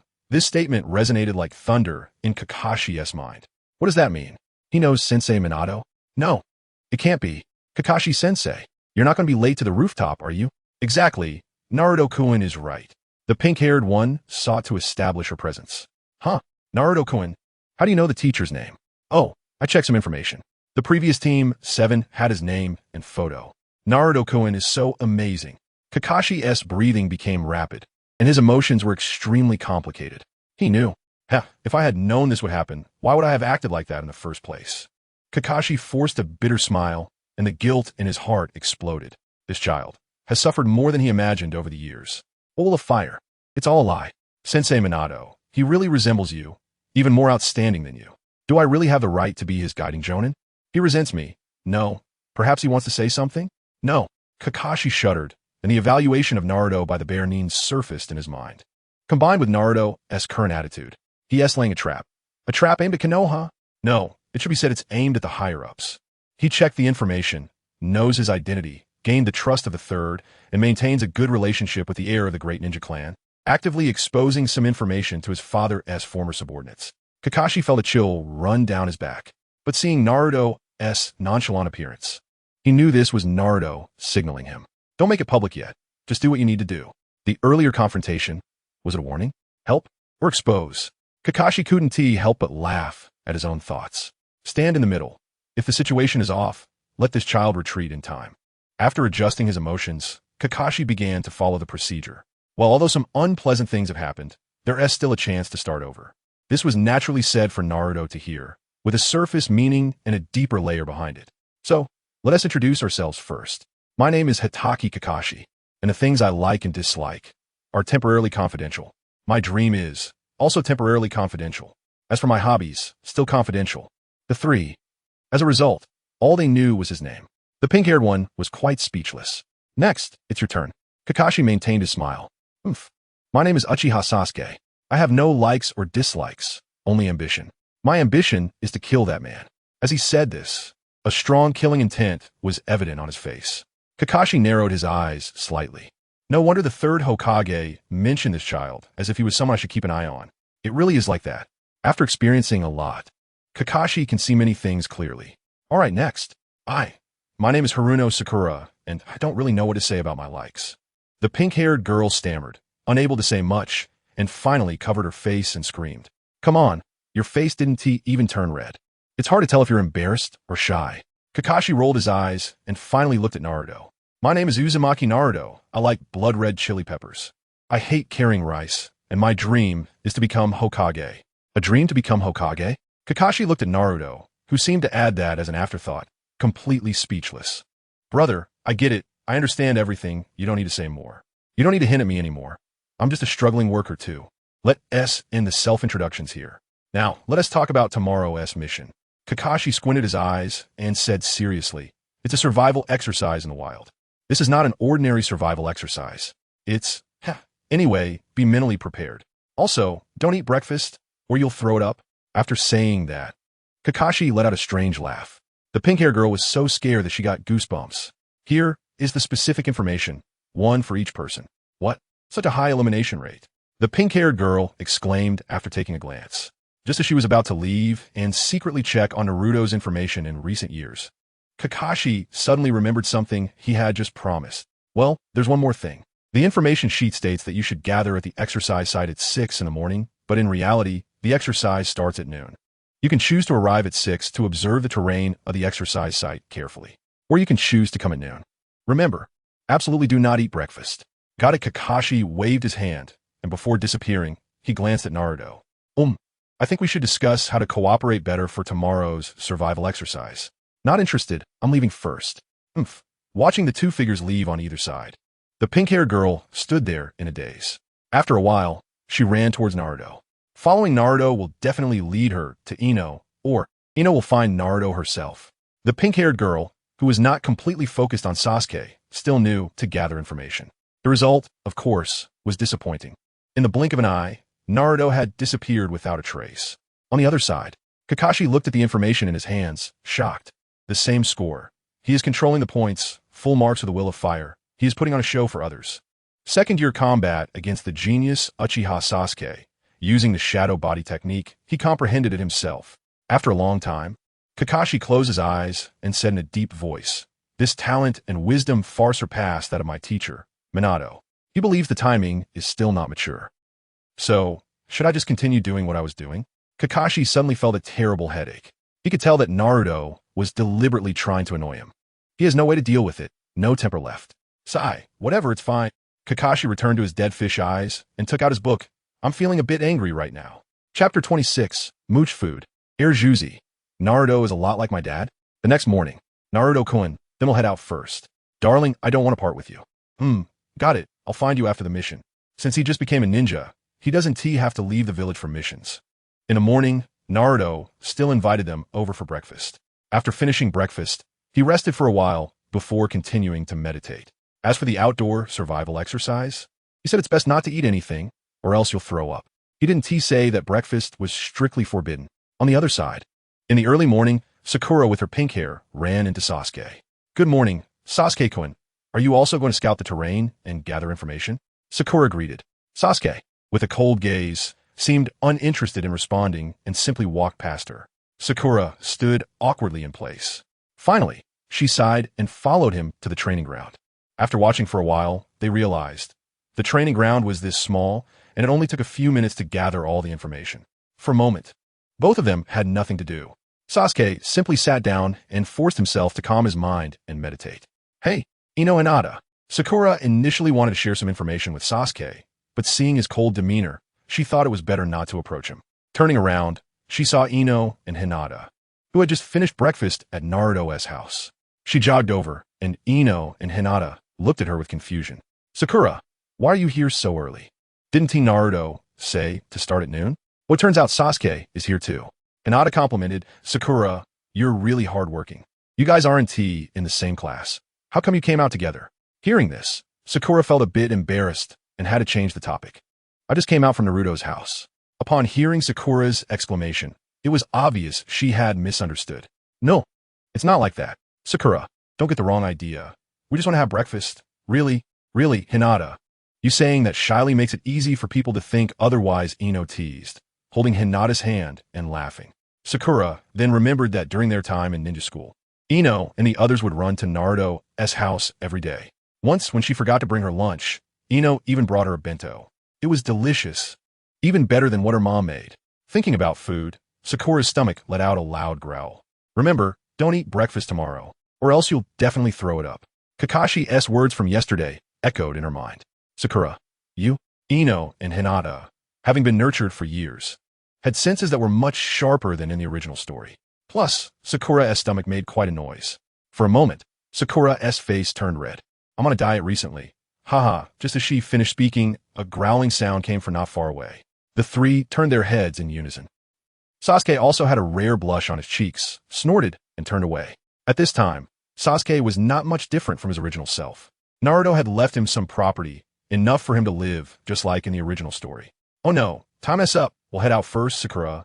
Good luck, Ino. Fearing she would feel awkward, quickly took Hinata and left. The area outside the training ground instantly became quiet. Sakura was so anxious that she could almost dig a hole in the ground with her toes. Sasuke had his back to her. I can't hold it anymore. I didn't feel it before, but Naruto is still at home resting and eating breakfast. I should go eat too. After all, the mission only starts at noon. If I throw up, I throw up. No one will care about my image. Sakura's inner voice urged her. Pouting her lips, she thought back carefully. Ino had invited her before. If she goes back now, she would definitely be asked how troublesome. Since we'll be teammates in the future, it should be fine. Just as she was about to step toward home, she turned around and walked in the direction where Ino and Hinata had just come from. Oh, I almost forgot. Sasuke, I'm going to share some information with Naruto and have breakfast. I'll come back at noon. Do you want to join? Sasuke ignored her, but his usual style forced him to not say a word or move.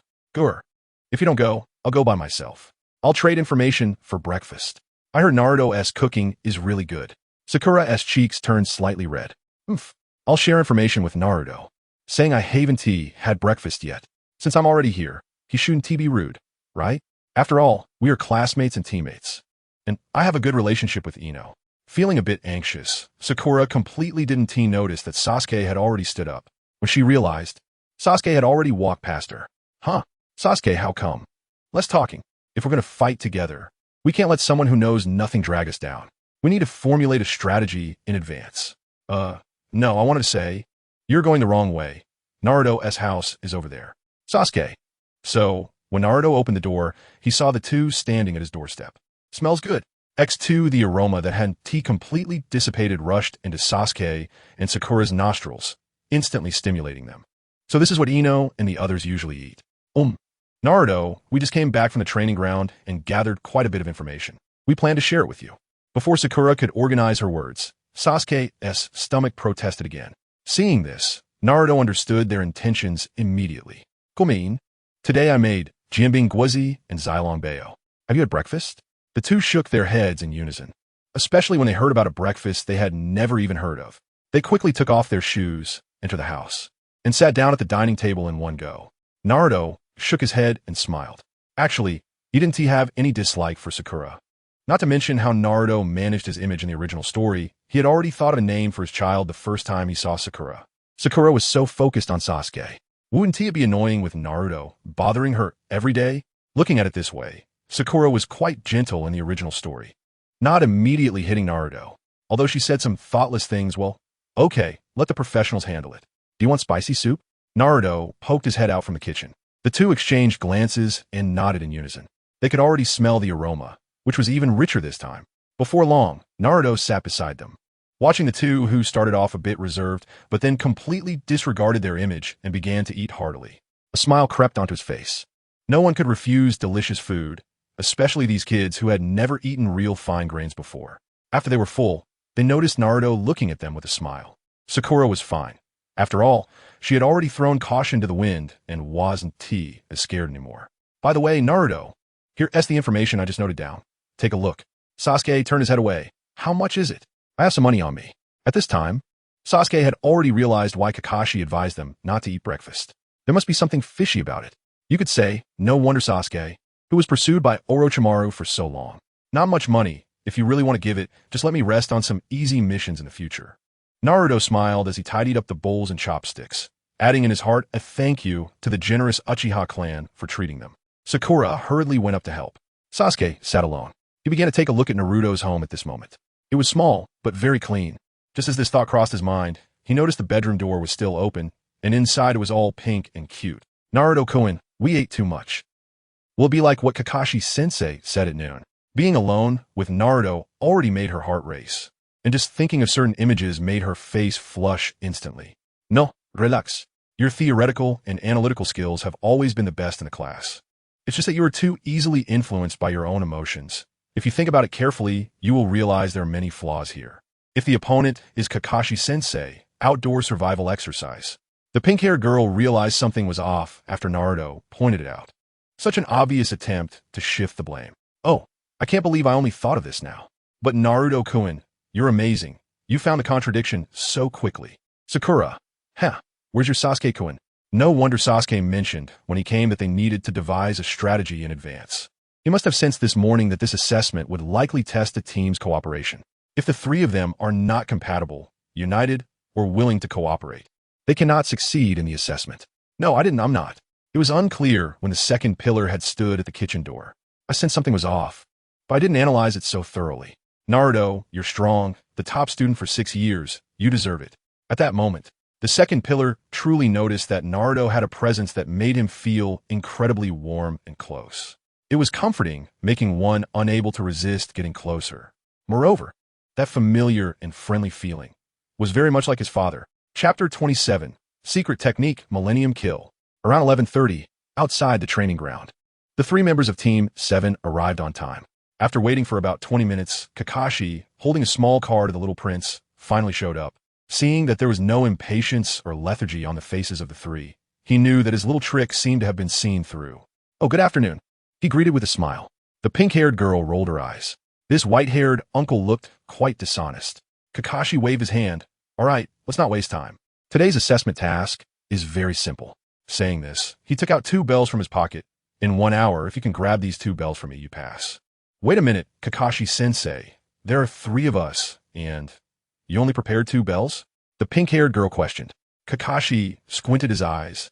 Do you see those 3 wooden posts behind you? Since this is an assessment, there will naturally be a punishment. The one who fails to grab a bell will be tied there to watch us eat lunch. Grabbing 1 bell is enough to pass, but there are only 2, so one of you 3 will definitely not get one. The one who fails not only misses lunch, but will also be eliminated and sent back to the Ninja Academy to start over as a ninja. Unfortunately, the internal collapse he imagined did not occur. In fact, the 3 of them showed no signs of surprise. The pink-haired girl secretly glanced at Naruto beside her, her eyes sparkling. Brother Sakura appeared in her mind at the right moment. Damn, Ino has been eating this kind of fine bran all these years.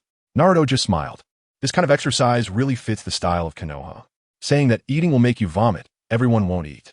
Grabbing 1 bell is enough, but there are only 2, so one person will definitely be tied to the wooden post.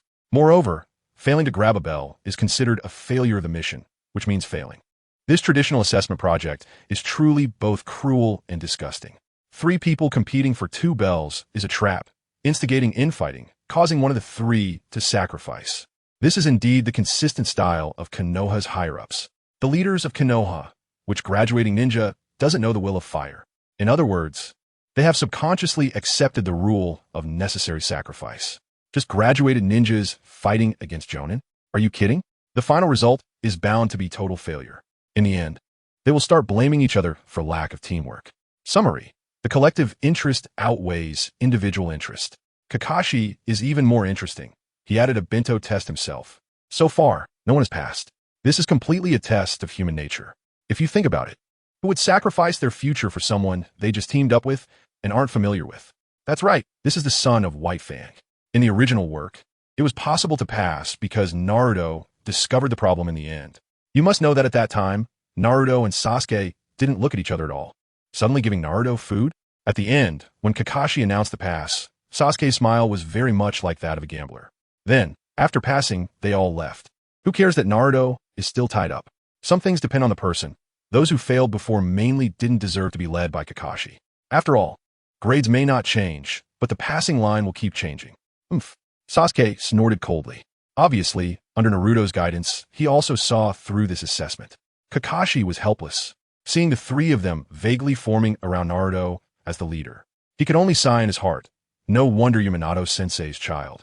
This insight surpasses all the ninjas of the same generation. Suddenly, he noticed an extra ninja tool pouch tied to Naruto's leg. Such ample preparation? Did you plan a strategy in advance? Then let me see just how excellent the child of Minato-sensei and Kushina-sensei really is. Kakashi was already tempted to snatch Naruto as Jiraiya's disciple. Now let us get started. From now on, you can use shurikens if you want. Unless you have the determination to kill me, you will never be able to grab the bells from me. Isn't that too dangerous? The pink-haired girl felt a shock in her heart. Is the intensity really that high for just an assessment? Don't worry, it's you who will use all means, not me. For you, there is not a bit of danger. When talking to Sakura, Kakashi returned to his dead fish eyes. This detail immediately caught the attention of the pink-haired girl, who had been reminded by Naruto. She felt a bit unbalanced, but when she noticed Sasuke was the same, she felt inexplicably balanced again. Can we start directly? Too much nonsense. Sasuke coldly questioned. Kakashi just glanced at him, then raised his hand. So, Naruto, Sakura, are you ready? Ready. The pink-haired girl waved her fist. I'm different now. With Naruto's reminder, deeply realize my mistakes. I will definitely play to my strengths. Kakashi-sensei, just watch. My role is not much worse than those two. The mission begins. Disperse. Whoosh. At the moment the words fell, Kakashi's raised hand also dropped. Almost instantly, the four of them disappeared from their spots. But soon, Kakashi reappeared. He was now in an extremely open flat area. Indeed, as a ninja, hiding one's presence and concealing oneself are the most basic skills. Dispersing is also the right choice. Otherwise, I would have taken you all out at once. Naruto, Sasuke, and Sakura were now secretly communicating. Many things were taught in the Ninja Academy. There were also temporary communication methods during combat. They even learned to use fine iron wires to tap out Morse code. But the simplest was knowing their positions and showing their lips at fixed spots to communicate through lip reading. Is it really possible? Don't worry. This level of attack is nothing to him. Then I'll provide cover. The plan was very simple. Just after the three finished communicating, Sasuke charged ahead. Just like Naruto in the original work, facing Kakashi directly. There, Kakashi instantly spotted Sasuke's figure. But he was taken aback for a moment. This is Uchiha? No. Not all Uchiha are elites, like a certain someone. After calming his emotions, he charged straight at Sasuke. Here he comes. Sasuke's heart tightened, pulling out a few shurikens from his tool pouch and throwing them. Seeing the shurikens flying towards him, Kakashi felt increasingly disappointed. If this was all there was, Sasuke would never surpass that man in his lifetime. Not giving him much time to think, the shurikens were already upon him. He merely tilted his head and dodged the unremarkable shuriken attack. Can shurikens even kill? Hiss. No. You said you were going all out. But are you really going all out? Boom. The explosive tag detonated. Kakashi was at the center of the explosion. Now's the time, Sasuke. I'm here to help you. At this moment, the pink-haired girl suddenly appeared on the flat ground, not far from Kakashi. Idiot. That's a substitution technique. Sasuke shouted. Huh. The pink-haired girl froze in place. Phew, that was close. Well, then you could take a nap. Kakashi formed hand seals with one hand. Just as the pink-haired girl turned around to throw a punch upon hearing movement behind her, Kakashi's Jinjutsu had already activated. The pink-haired girl's expression immediately turned blank as she fell towards Kakashi. Kakashi reached out, intending to catch her. But just as his hand was about to touch the pink-haired girl, he passed right through her body. Huh. Kakashi was momentarily taken aback by the situation. But when he saw the pink-haired girl pass right through his body, he finally realized what was happening. Shadow clone technique? Heh, is this what a Jonin is like? At that moment, Sasuke had already started to act. He was immensely shocked by Naruto's strength. Such a powerful shadow clone technique. He really learned from brother Shirsui's fighting style. When Kakashi lifted his head again, he was also stunned. He didn't know when, but he had already been surrounded by Naruto's clones. Not bad. Sakura's position is not as a fighter. She quickly hid away, waiting for the right moment to act, using Sasuke's identity to expose himself, causing me to have emotional fluctuations, and taking the opportunity to change the hiding spot. I must say, your plan is quite decent. Seeing Sasuke start to act, Kakashi also pulled out his little book. Ica Paradise. However, you don't think this is enough to defeat me, do you? In the face of absolute strength, charging in recklessly won't work. If you change your final attack method, perhaps the success rate could be higher. Stop the nonsense. Sasuke formed hand seals with both hands and created 2 clones. In an instant, they launched a triangular assault towards Kakashi with Shuriken. If it were just explosive tags, the same trick won't work on me. Kakashi casually flicked his wrist, throwing out several Shuriken to alter the trajectory of the Shuriken. Noticing that there were no explosive tags, Kakashi didn't evade any further and flipped a page. Indeed, underestimating them. The 3 Sasukes simultaneously form hand seals. Fire style, fireball jutsu, ninjutsu. Not bad, but who can this attack hit? Kakashi didn't even look at Sasuke anymore. At this distance, the damage rate of fireball jutsu was basically 0. Did they think that with so many of Naruto's clones, they could stop me? Crack! At that moment, the 3 Sasukes bit their teeth simultaneously, producing a crisp sound. Whoosh! Flames immediately shot out along the wire. It wasn't fireball jutsu, it was fire style, dragon fire technique. Not bad. They have already mastered ninjutsu to this level. In that case, I should take it a bit more seriously. Naruto, I'm going to break through now. Kakashi put away his little book. In an instant, he appeared right in front of Naruto. He threw a punch, but didn't hit the real body. Meanwhile, Naruto's fist was headed straight for his face. With the shadow clone technique, having more clones doesn't help. I thought you were using the shadow clone technique. It seems this shadow clone technique is just a distraction. Kakashi suddenly felt a bit excited. From the beginning until now, in such a short time, he had seen an extremely powerful team, outstanding individual strength, teamwork, and a core person present. A team like this would grow to an astonishing level in no time. Then, Kakashi curled up on the ground, holding his stomach. He forgot the phantom instantaneous technique, the instantaneous water stop fighting style. It's no wonder Kakashi was careless. He was all too aware of his own strength. If he took Naruto and the others seriously, it would be easy to hold back his strength. The main goal was to assess the trio's team combat abilities, so it was normal to overlook some uncommon things. The situation was dire, so many clones. Truly surprising. Rumbling, Sasuke's fire style, dragon fire technique also arrived. Kakashi kept retreating, dodging countless Naruto clones. No. The experienced Kakashi quickly realized that many shadow clones were hidden among them. Just then, Kakashi let out a wail. The pink-haired girl who was lying on the ground had somehow come up behind him. Insect technique, absolute conseil. Crouching down, she formed hand seals. Secret technique, 1,000 years of pain. Chapter 28. Kakashi almost blown up. Is the bear ninja going to give the flying thunder god? Kakashi took off. Kakashi jumped into the dragon fire technique. Kakashi exploded. Shadow clone. Oh, what a despicable tactic. Luckily, I used the shadow clone in advance. Kakashi, hiding behind a big tree, gasped. The experience relayed back from the shadow clone sent chills down his spine. However, among the shadow clones was one of them. Sasuke's? Indeed. Whoosh! At that moment, a kunai tied with an explosive tag came flying. Kakashi instantly dodged. Boom! The explosive tag detonated with a tremendous force.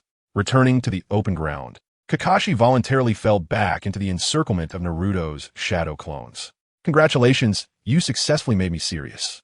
Kakashi put away his dead fish eyes and glanced appreciatively at Naruto's shadow clones. Then let me see, Naruto, how your shadow clone technique differs from the instant body technique. Perhaps Konoha could produce another instant body Naruto. No, maybe even the yellow flash. The second pillar sneered quietly. He silently stepped back. Kakashi noticed something unusual. Why didn't Naruto take the initiative to attack? At that moment, he realized he was trapped in a Genjutsu. Release. This Genjutsu was just the simplest and most basic one. It interfered with the target's vision and hearing. Moreover, the interference was so minimal that Kakashi didn't notice it at first. By the time he realized it, he was already seconds away from breaking it. Just as he wondered why such a seemingly ineffective genjutsu was used, he heard a sound like raindrops burning. It turned out the pink-haired girl was not without effect. Her chakra control talent was excellent, allowing her to cast a barely noticeable low-level genjutsu, making her the best candidate. All of Naruto's shadow clones wore a smile. Kakashi-sensei, you should be able to handle this big gift, right? Explosive tags. All explosive tags. Under each shadow clone were several burning explosive tags. So that ninja tool pouch was full of explosive tags. Truly extravagant. Kakashi didn't struggle and directly raised his hands in surrender. You win. Yay. The pink-haired girl, hiding in the shadows, was the first to jump up. Her rosy little face was flushed, and her eyes kept looking at Naruto beside her, seemingly seeking praise. The second pillar chuckled lightly and also jumped down from the tree. Well, this is quite unexpected. I didn't realize you little brats were so rich. Explosive tags are like they cost nothing. Kakashi-sensei, don't be surprised. I couldn't stop all those explosive tags from exploding. Just after Naruto said that, Kakashi's smile froze. You. Boom. Kakashi-sensei. He won't be dead, will he? The pink-haired girl was scared by the continuous explosion sounds, hiding behind Naruto. Her voice trembled as she spoke. Even the second pillar felt a shiver run down his spine.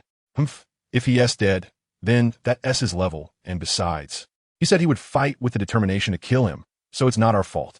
Yes, you did well. Kakashi appeared like a ghost behind the second pillar. A hand rested on the second pillar's shoulder.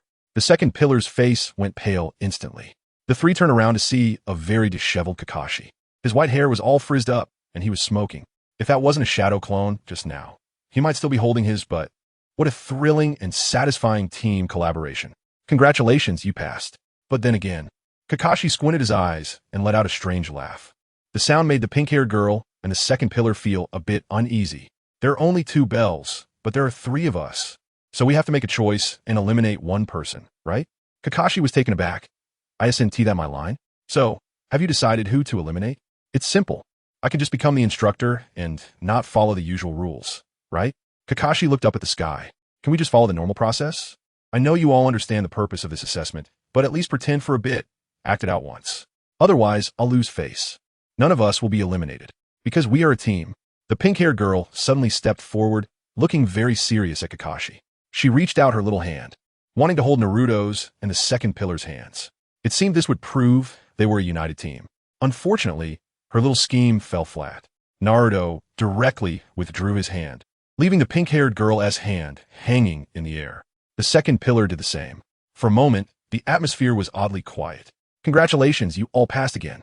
Kakashi squinted his eyes, smiling in amusement.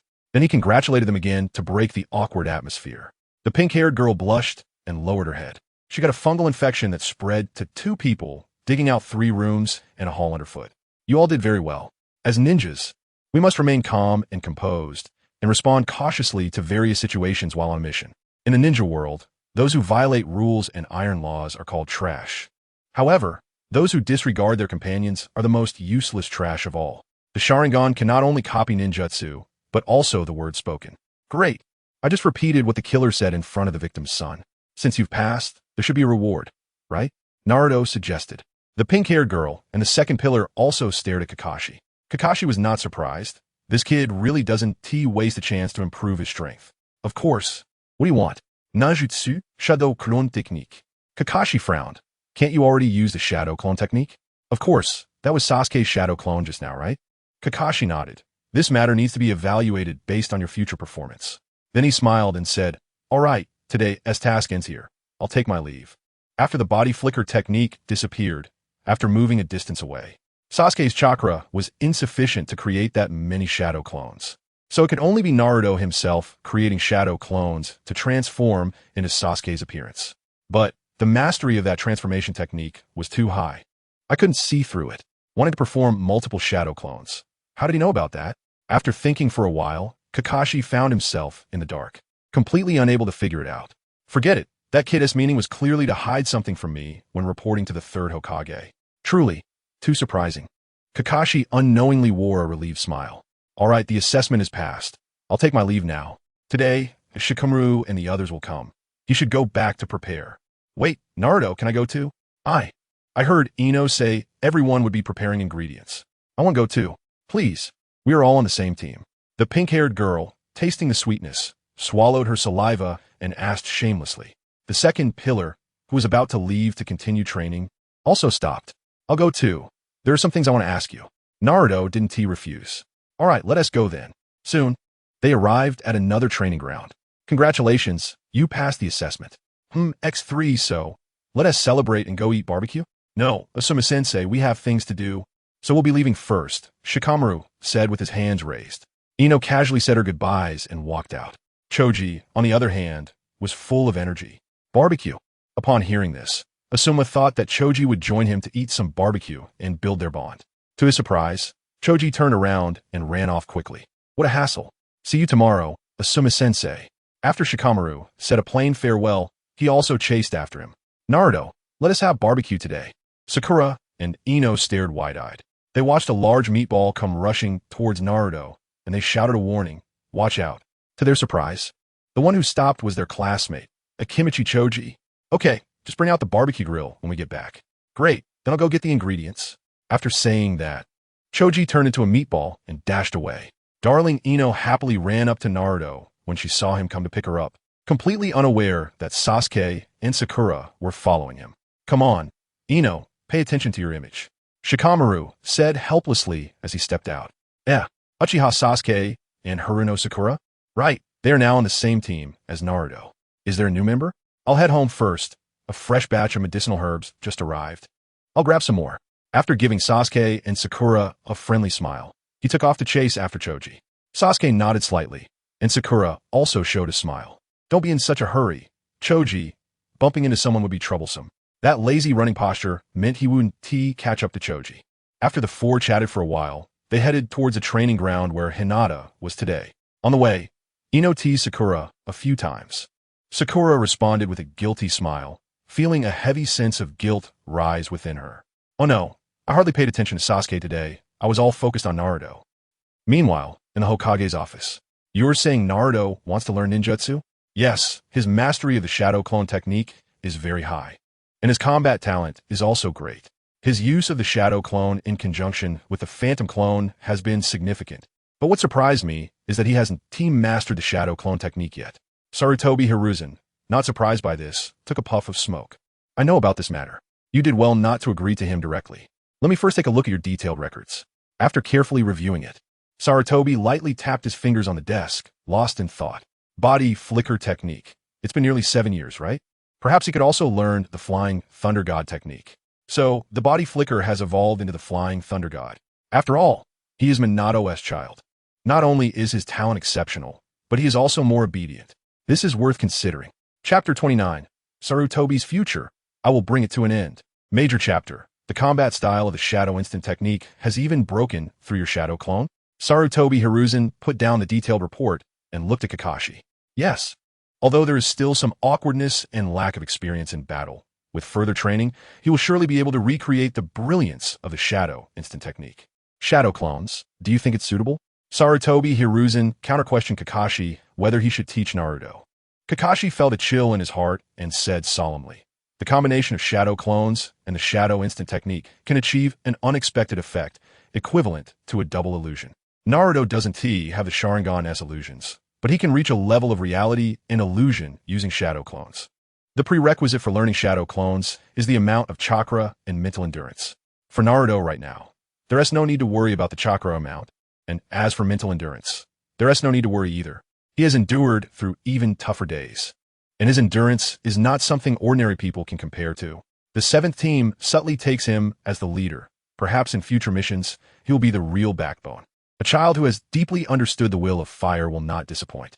Therefore, even though his identity is special, I still believe the shadow clone technique should be taught to him. Upon hearing this, Sarutobi Hiruzen closed his eyes. All right, I understand this matter.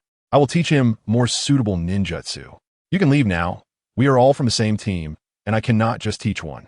Kakashi nodded, then bowed and used the body flicker technique to leave.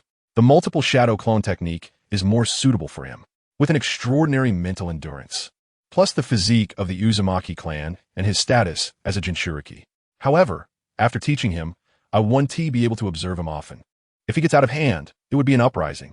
After Kakashi left, Inuzuka Kiba looked out at Konoha, a faint smile tugging at the corners of his mouth. His talent in space-time ninjutsu is quite good. Perhaps the Flying Thunder God will really allow him to learn it. Asuma, it's good to let Naruto motivate him, so he can be like me and Minato in the future. Come in. Whoosh, Hokage-sama. An Umbu ninja appeared behind Sarutobi Hiruzen, kneeling on one knee, his face under the mask filled with respect. Have Shino send the Book of Seals. Yes, paving the way for Asuma to become the 5th Hokage. His eldest son Shino and his wife will manage the Umbu. The dirty work will be left to Danzo. The Konoha Guard, originally established by the Uchiha clan, has turned into the Sarutobi clan. The handling is more tactful, and the people's hearts are more stable. The Will of Fire controls a large number of ninjas, including the Jinchuriki. The next generation heirs of several ninja clans are Asuma and the subordinates of Yuhi Kurenai. Perhaps, when Konohamaru grows up, he can also have Naruto teach him. In the future, let Naruto assist in becoming Hokage. How could we lose? Now we just need to get Yuhi Kurenai to return to Asuma. Stealing the bell is a field survival exercise that every guiding Jonin conducts as an assessment. It is not unique to Team 7. Yuhi Kurenai has only recently become a special Jonin. There are many things she doesn't know, so the assessment pressure isn't that great. Plus, her team consists of the heiress of the Hyuga clan, the young clan leader of the Inuzuka clan, Kiba, and the young clan leader of the Aburame clan, Shino. The pressure cannot be underestimated. Although her background is not low, with her father being the former high-ranking official of Konoha, Yui Zenkai, she still feels a bit uneasy facing the major ninja clans. Fortunately, these 3 kids are not troublemakers, which relieved her, but she also felt a bit resentful. Asuma has been pursuing her since he was young. She never firmly rejected him because of Asuma's status. She is not foolish, although she doesn't see it clearly. She knows that part of the reason she was promoted to Special Jonin due to her Jinjutsu was the intention from above. And the moment she became a guiding teacher, she knew she couldn't escape. She is well aware of the fate of her friend Mitarashi Anko. In reality, Yuhi Kurenai knows her strength very well. Being a Special Jonin is somewhat forced. Very well. Everyone performed well. Congratulations on passing the assessment. It was simply too easy, right, Akamaru? Woof. Yuhi Kurenai smiled and looked at Hinata, who had been paying attention to the exercise field. Hinata, your performance was the best. As a member of the Hyuga clan, you're already a ninja who can stand on your own. Then, she pulled Hinata to the side to talk. Kiba and Akamaru were having a great time playing after passing the assessment. Shino leaned against a tree, observing the bug in his hand. Familiar chakra. Naruto is coming. Naruto, who was approaching, also noticed a small, inconspicuous bug on the tree. Soon, a vague voice echoed in his ear. Lord Naruto, there's a bug watching you. These voices have only appeared in the past few days. After verification, Naruto found that these were actually the voices of plants, listening to the voices of all things. Sure enough, meditation has an effect on developing the abilities of the forest fruit. Enhancing mental strength is currently his primary training task. Hinata, female ninjas can also stand on their own. They don't necessarily have to depend on their partners. Your talent is excellent, and you will surely become an outstanding Jonin in the future. You are already qualified to participate in the Chunin exams. Your strength is sufficient. But during battles, I noticed you always hold back your strength. Are you afraid of hurting me? Hinata hesitated for a moment, but nodded. Teacher Kurenai, Naruto said that when fighting with companions, one shouldn't use excessive strength. Yuhi Kurenai smiled. Watergate Sensei's child is indeed different from other kids. What? Hinata didn't understand what she meant. Yuhi Kurenai didn't explain, just patted her head and chuckled. What he said is true. If you use excessive strength, I might not even be able to take one of your punches. Wait, excessive strength? Yuhi Kurenai suddenly reacted, her beautiful eyes filled with disbelief. Is it the same strength as Tsunade-sama? Should be, right? Hinata, under her gaze, also felt a bit uncertain. Try it. Yuhi Kurenai took out a kunai. Hinata understood what she meant and picked up a kunai. Crack. The kunai was instantly crushed into a lump. Yuhi Kurenai. My God, who understands family my subordinate can kill me, this guiding Jonin, with one punch. My Jinjutsu doesn't even work on her. This strength. Did he teach you? Does Naruto have Tsunade-sama as secret technique? That's the technique for eternal youth.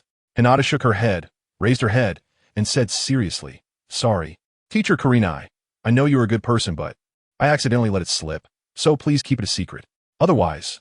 Ouch, what will you do otherwise? Naruto appeared behind Hinata at some point and gently tapped her on the head. Teacher Kurenai. Yuhi Kurenai froze in place. Her eyes fixed on Naruto, the handsome ninja with golden long hair, top-notch speed in the ninja world. His smile is as warm as the sun, making people involuntarily feel fond of him. The moment Naruto appeared, Yuhi Kurenai almost couldn't help but shout Watergate Sensei. At that time, she was very envious of Rin. With Kakashi around, there was also a ridiculously handsome, guiding Jonin. It's Naruto. Yuhi Kurenai squeezed out a smile. For Naruto, she was naturally not one of those foolish villagers who placed the hatred of the Nine Tails on him. She had heard that the fourth Hokage and his wife sacrificed themselves to protect Konoha. They sealed the Nine Tails within a newborn child. Her father also died on the night of the Nine Tails attack. After so many years, she had moved on. When Naruto's identity was exposed, she had taken a distant glance. Blonde hair. Her first thought was impossible. Who would seal such a monster within their own child? Until now, she finally believed it. Since you have appeared, it proves that Team 7 has passed Kakashi's test. That's impressive. Well then, let us go celebrate with some barbecue. That stingy Kakashi won tea treat, you guys. Yugao stretched out her hand and ruffled Naruto and Hinata's heads. Gotcha. Cue version of Teacher Minato's head, by the way. I should ask if I can learn that secret technique. Cough, cough. As a guiding Jainin, it's quite embarrassing to realize that my subordinates have surpassed me just on the second day. Okay, it's definitely not because of the rumors that Lady Tsunade still looks young because she practiced the secret technique. Her skin is still so supple, and her two hidden weapons are maintained in a surprisingly impressive condition. Sorry, Naruto. Red Sensei, ISNT. Hinata lowered her head, like a child who had done something wrong. Hinata, does Sensei look like a gossip? Yugao pretended to be angry. Of course not, but Red Sensei, please keep this matter confidential. Naruto chuckled and asked her to keep it a secret, while also refusing her kind offer. Red Sensei, let us talk about barbecue after Team 8 completes their mission next time. By the way, Red Sensei, you should be prepared. Hinata could eat you poor in one go. No, don't say that. Hinata quickly covered Naruto's mouth with her hand. Although the barbecue at the restaurant wasn't as delicious as what Naruto grilled, it was still a great source of food. Since Red Sensei is treating, I should be a bit thrifty. Yugao widened her eyes, seeing Hinata's shy demeanor, which didn't seem fake at all. She unconsciously placed her hand on her wallet behind her. Once words are spoken, there's no reason to take them back. Does the teacher look poor? It's okay, Hinata. Eat as much as you want. Boo-hoo. The steam princess is online. You can't catch a wolf without letting go of the child. For the secret technique, let us go. Yugao wanted to keep them, but Naruto pulled the nearly fainting Hinata out. No, Red Sensei, maybe next time. We're going to have a gathering today. We'll leave first. Then, politely added, if you don't mind the trouble, you can come to my house with us. Sure. Without hesitation, she immediately agreed, as if she had been waiting for Naruto to say that. I'm quite curious about how good Hinata's appetite is. Hinata closed her eyes directly. I'm tired. Let it end. Stinky Naruto, big bad guy at that moment. Someone arrived right on time. Red Sorry Isoma. We're not suitable. You always come find me. It will cause misunderstandings. Gah, all the kids are here. They all looked at the awkward Isoma. Oh no. I got too happy and accidentally said too harshly. Facing the gazes of 9 kids plus a dog, Isoma awkwardly smiled. Haha, well, I'll take my leave now. Yugao also gave a bitter smile. She shot a glare at Naruto. What does that have to do with me? In the end, Yugao still thickened her face and went home with Naruto. On the way, they happened to run into Tintin and the others returning from their mission. The 12 little strong had finally gathered. The house became livelier. It added some warmth to the old, quiet building. Although refusing Isuma might cause trouble in the future, Yugao felt incredibly relieved. After so many years, she finally spoke out. So, she bought some alcohol on the way. After getting tipsy, she directly sent a message to her good friend. Thus, Uzumaki Anko came with a hand full of glutinous rice dumplings and red bean paste, along with a few bottles of sake. Naruto looked at the lively crowd. Some were barbecuing, while Ino was teaching the pink-haired girl how to make jianbingguzi. There was also Lee drinking water while doing a handstand, tears streaming down his face. And the 2 pillars were competing with Niji to see who was colder. He smiled. Actually, this kind of life is pretty good. After so many years, he had also gotten used to the liveliness. What? Suddenly, a delicate voice shouted from behind him. Naruto, come over and tell us how to gain weight. Uzumaki Anko was excited, ignoring everything else, and directly carried the barbecuing Naruto away, bringing him next to a blushing Yugao. Huh? Naruto took a few deep breaths. Whatever it is can wait. Don't you understand your own strength? I almost suffocated. Just as he broke free, he was once again held by Uzumaki Anko, who scrutinized his face closely. It really is so similar. Meanwhile, the Bernin had already received the sealing book sent by Shino. Little did he know that another key part of his plan was disrupted by Naruto. Asuma was destined to not win over Yugao. Sarutobi Mirai might be ended by some blonde kid. Chapter 30, Xiaonan, Speak. Who is the richest woman in the ninja world? The next morning, Naruto woke up. Phew, it's been a long time since I got drunk. I only got drunk yesterday because I suppressed the power within me. Seriously, that woman Hongdo has such poor alcohol tolerance. She even has to mix desserts with alcohol. He smacked his lips, feeling a bit of sweetness still lingering in his mouth. Additionally, there was a faint taste of pineapple. Then, he turned over and got out of bed. Where are my clothes? Who the hell fought on my bed? Naruto held his head, feeling a bit dizzy. Being drunk felt fine, but experiencing the hangover the next day was something he could do without. After no longer suppressing his mental power, all the memories from last night surged back. After a moment of silence, Naruto tidied up the bedding. Crack! A wooden clone separated from behind him, carrying away the bedding. Moments later, it returned holding a brand new comforter using the fluttering technique. Naruto's real body went to make breakfast. Quite a few people came yesterday. Several young boys secretly tried a cup of alcohol and then all ran off to eat skewers. Naruto was pulled into drinking by Hong and Hongdo. In the end, when everyone finished cleaning up, they saw the three still drinking and shouted before leaving. Ino, Hinata, and Ten stayed and accompanied them for a while. Unable to tolerate Hongdo's constant dirty jokes, they all blushed and ran away. Just as the porridge was ready, there was a knock at the door. The members of the 3rd, 8th, 10th, and 7th teams had all arrived. The 8th and 10th teams were already familiar with the taste. Fortunately, Naruto had cooked a large pot of porridge. With wooden clones helping to make buns and other things, the quantity was not a concern. Naruto, I wanted to ask you yesterday, your body flicker technique, did Brother Shisui teach you? Is he still alive? Naruto was taken aback for a moment, and after thinking carefully, he recalled that Juzi had indeed asked him this yesterday. At that time, he had casually replied, Brother Shisui? A few years ago during training when I fought you, you mentioned him, but I don't know him. So, Naruto repeated what he said. The death of Uchiha Shisui caused a huge uproar within the Uchiha clan, but hardly anyone in Konoha knew about it. They only vaguely remembered that there was such a person. However, the ninjas from other villages had a deep impression of him. With the same answer again. Juzi's little hope vanished. Silently turning around, he quickly snatched a freshly steamed meat bun. Not feeling the heat, he bit into it, transforming his grief into appetite. Naruto shook his head and sent out another wooden clone. He raised his hand, elementalizing his palm, and sprouted a few beautiful flowers. Before long, they bore 2 nutrient-rich fruits. He sent them to their rooms, leaving a note explaining their effects. It was better not to rush to meet them. Thinking about it, it seemed he was the one at a disadvantage. He should have handcuffed them. Now he still had to deliver nutrient fruits. What a loss. The wooden clone took the fruits, used the body flicker technique to go to the back of the building, performed hand seals with one hand, and used the fluttering technique to sneak underground in Konoha. After finishing all this, Naruto finally brought out the buns. The new generation of Konoha's 12 little strong ones was still eagerly waiting to be fed. Around 10:30 a.m., the 7th team gathered at the training ground from yesterday. Just in time.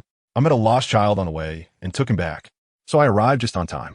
The 3 responded with silence. All right, let us not worry about these little details anymore. Let us go. It's time for us to officially take on a mission. Kakashi put away the little crown and turned towards the Hokage building.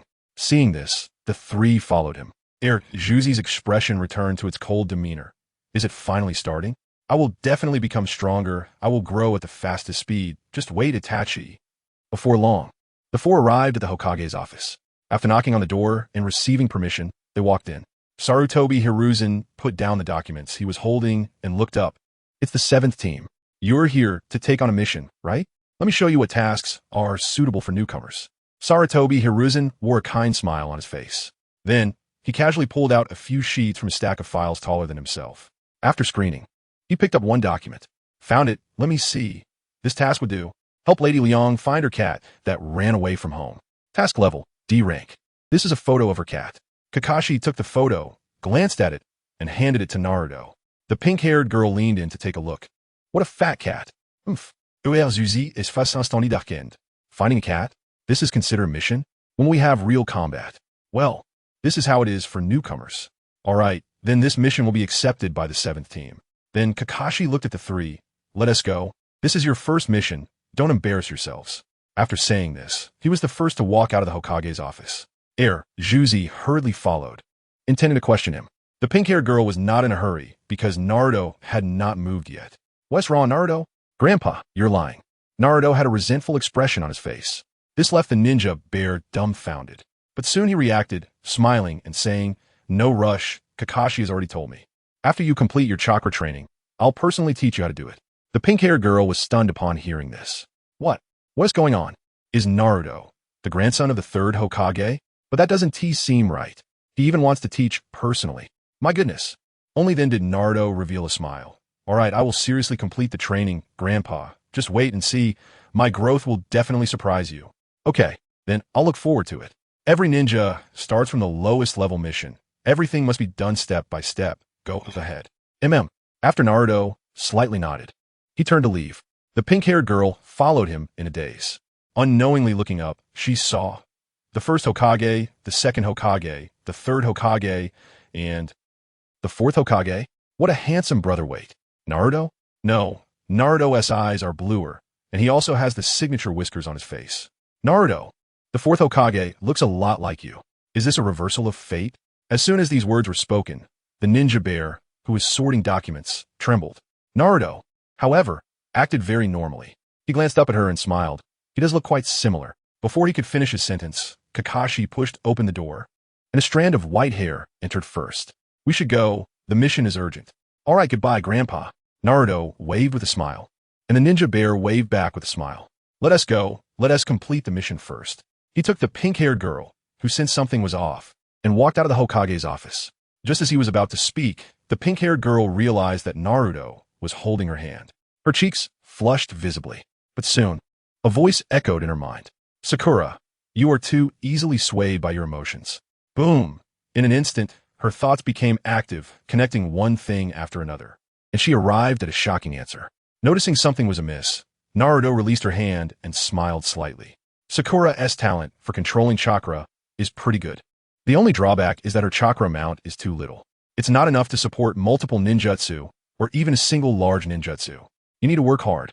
Otherwise, both Sasuke and I will learn new ninjutsu while you're still stuck in place. The pink-haired girl noticed that Naruto's tone was very casual, giving her the impression that he seemed to know everything. He just didn't say it, and it felt like he couldn't say it. It's terrifying to think about. This was similar to Naruto in the Hokage office just now, but his tone had changed just a little, which meant something else. Your strength is very weak. Knowing things you shouldn't know, just honestly keep your mouth shut, or I won't be able to help you, and it might even drag me down. For a moment. Little sister, you're sweating profusely, right? Sasuke, who originally planned to question him, also stopped. So that's how it is. Kakashi will teach us ninjutsu. Then these low-level tasks are not impossible to do. Kakashi, I haven't even said anything yet. We're starting training now. Isn't it a bit early? But I just heard outside that Ninja Bear said he would personally teach Naruto. So, following Naruto's words, of course, this counts as a reward for passing your assessment. The premise is to complete the training and ensure that daily tasks are not neglected. Most importantly, give me some time to find suitable ninjutsu for you. After this statement, Sasuke no longer had any grievances. The 4 of them arrived at Granny Liang's house, and after clarifying their intentions, the old lady took them to the place where the fat cat last appeared. If we're looking for a cat, I don't think it needs to be so complicated, Naruto suddenly said. The other 3 looked at him, waiting for more. Naruto shrugged. Sasuke, it's up to you. Sasuke frowned. Why? The Uchiha clan has a good relationship with the Ninja Cat clan. Hearing this, Sasuke turned his head away. I don't have any catnip. I have catnip. Granny Liang quickly went back inside to get a small bottle of it. However, at that moment, Naruto suddenly shook his head and said, No need. Everyone was puzzled.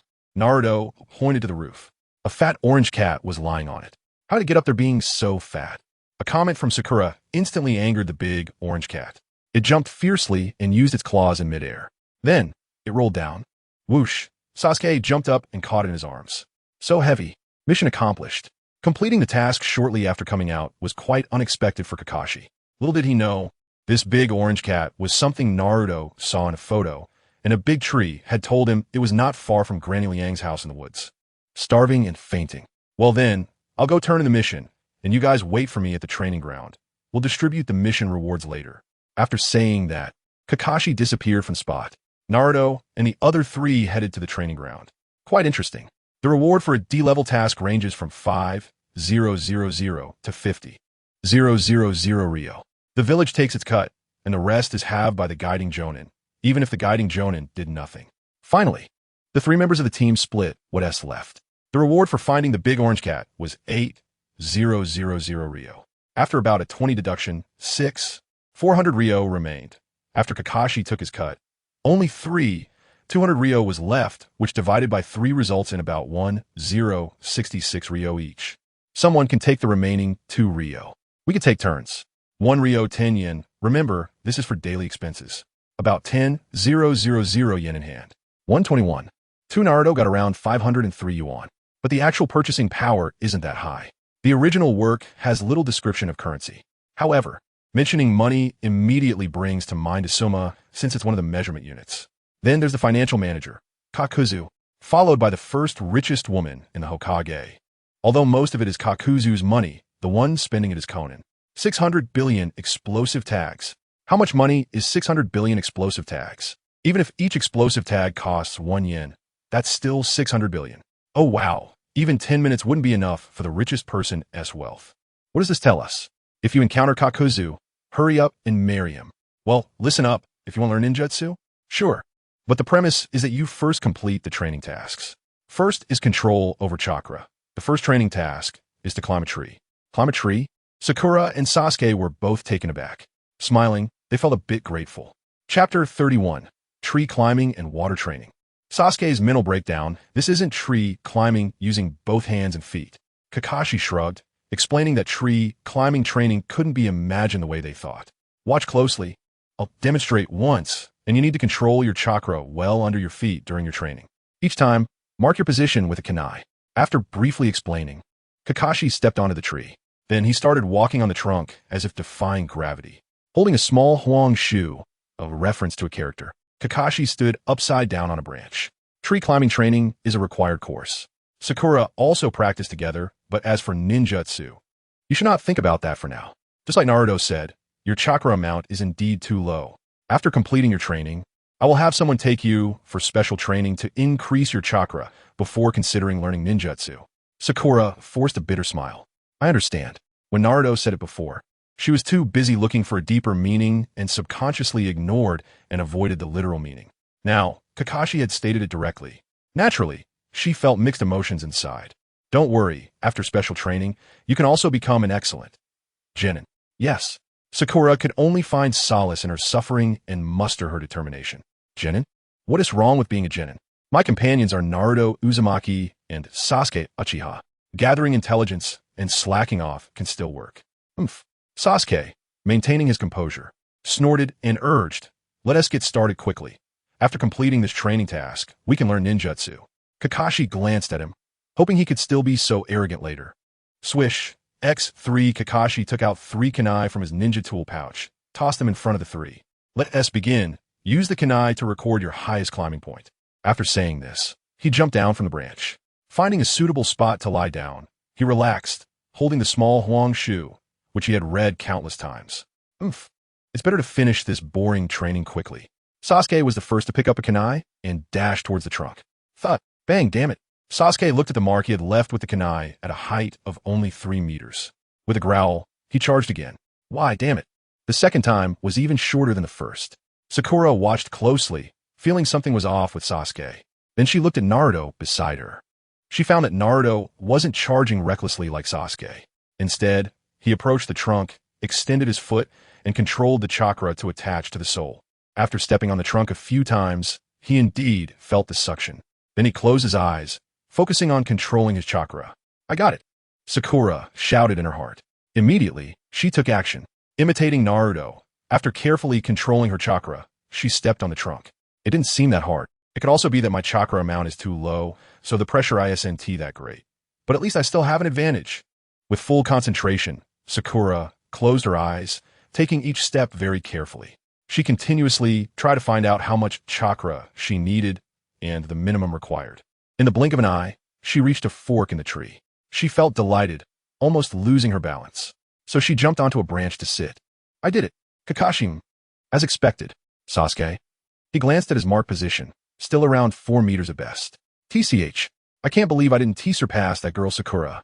Meanwhile, Naruto couldn't suppress a smile, curling his lips into a shallow grin. He had completed this training years ago. Just now, he was merely putting on a show. After all, he had never learned or trained for it. Immediately, Naruto began his attempt. The first time, he fell after 1 step.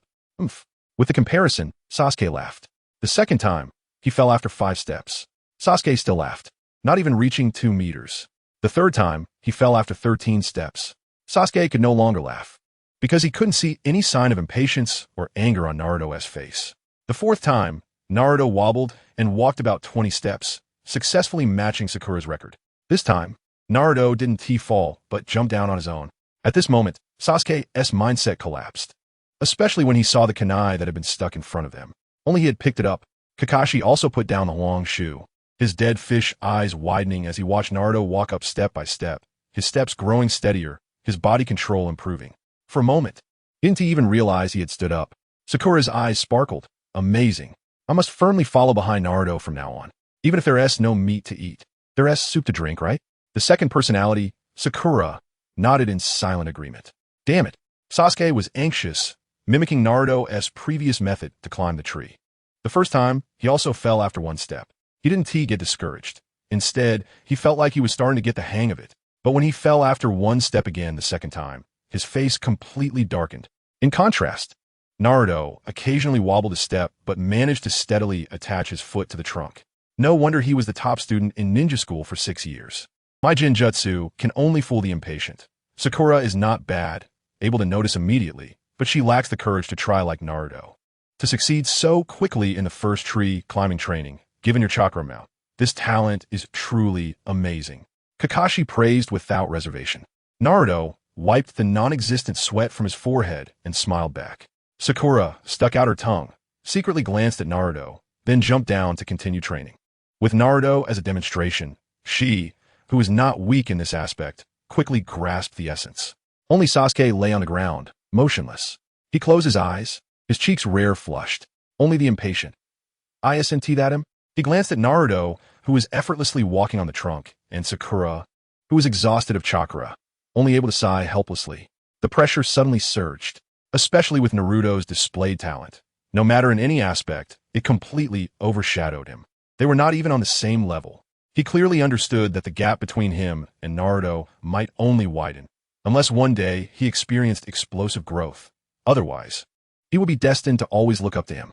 It's obvious. I have the advantage. I have the Sharingan. I need to calm down. My talent isn't much worse than others.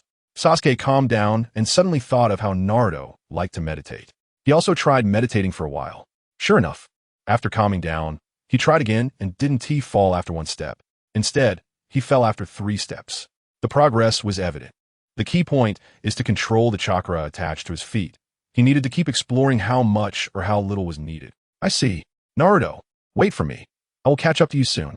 On the other side, Naruto knowingly asked Kakashi-sensei, can we learn ninjutsu now? There are other trainings, and it's not me teaching you. After you complete it, I will report back. Kakashi chuckled lightly. Sakura has also completed this training. Follow me, and I will teach you the next training. Then, he turned back, resuming his dead fish eyes. Sasuke, you stay here and continue training. This sentence hit Juzi hard. Just as he took a step forward, he stumbled again. Lying on the ground, he breathed heavily, forcing himself to calm down. Glancing over, Kakashi waved for Naruto and Sakura to follow him. It seemed Sasuke wouldn't be too slow either. One must say that if it weren't for the stimulation from the two of them, this training would likely take him at least a week to complete. As a ninja, one cannot just rely on the surface information obtained. Sakura, your progress is significant. Receiving praise, Sakura immediately smiled, but quickly shook her head and said, Kakashi-sensei, it's because Naruto reminded me that I noticed my shortcomings. Kakashi rolled his eyes, secretly thinking, even the ability to attract girls has been perfectly inherited from Teacher Minato, and even surpassed it back in the day. Teacher Minato only had Kushina, but Naruto, well, it wasn't like that back then. Lava style. A world without Mei Yanyan. I refuse to admit it. Soon, Kakashi led the two to the edge of a small river. Well, although mastering this point is a bit early now, that's for ordinary newcomers. I believe you should be able to quickly grasp the ability to walk on water. Sakura doesn't need a rush if she feels her chakra is insufficient. Once you complete this training, I will take you to find a teacher suitable for your special training. Comforted again, Sakura immediately felt revitalized. I will definitely work hard on the special training. Naruto, I won't hold you back. Thinking of what happened in the Hokage's office, Sakura finally had the courage to respond. Good luck. Naruto smiled gently to encourage her, then continued to act. This time, Sakura's speed was noticeably slower. Naruto also controlled his speed, not as fast as when he was climbing trees. But Kakashi's heart was still racing.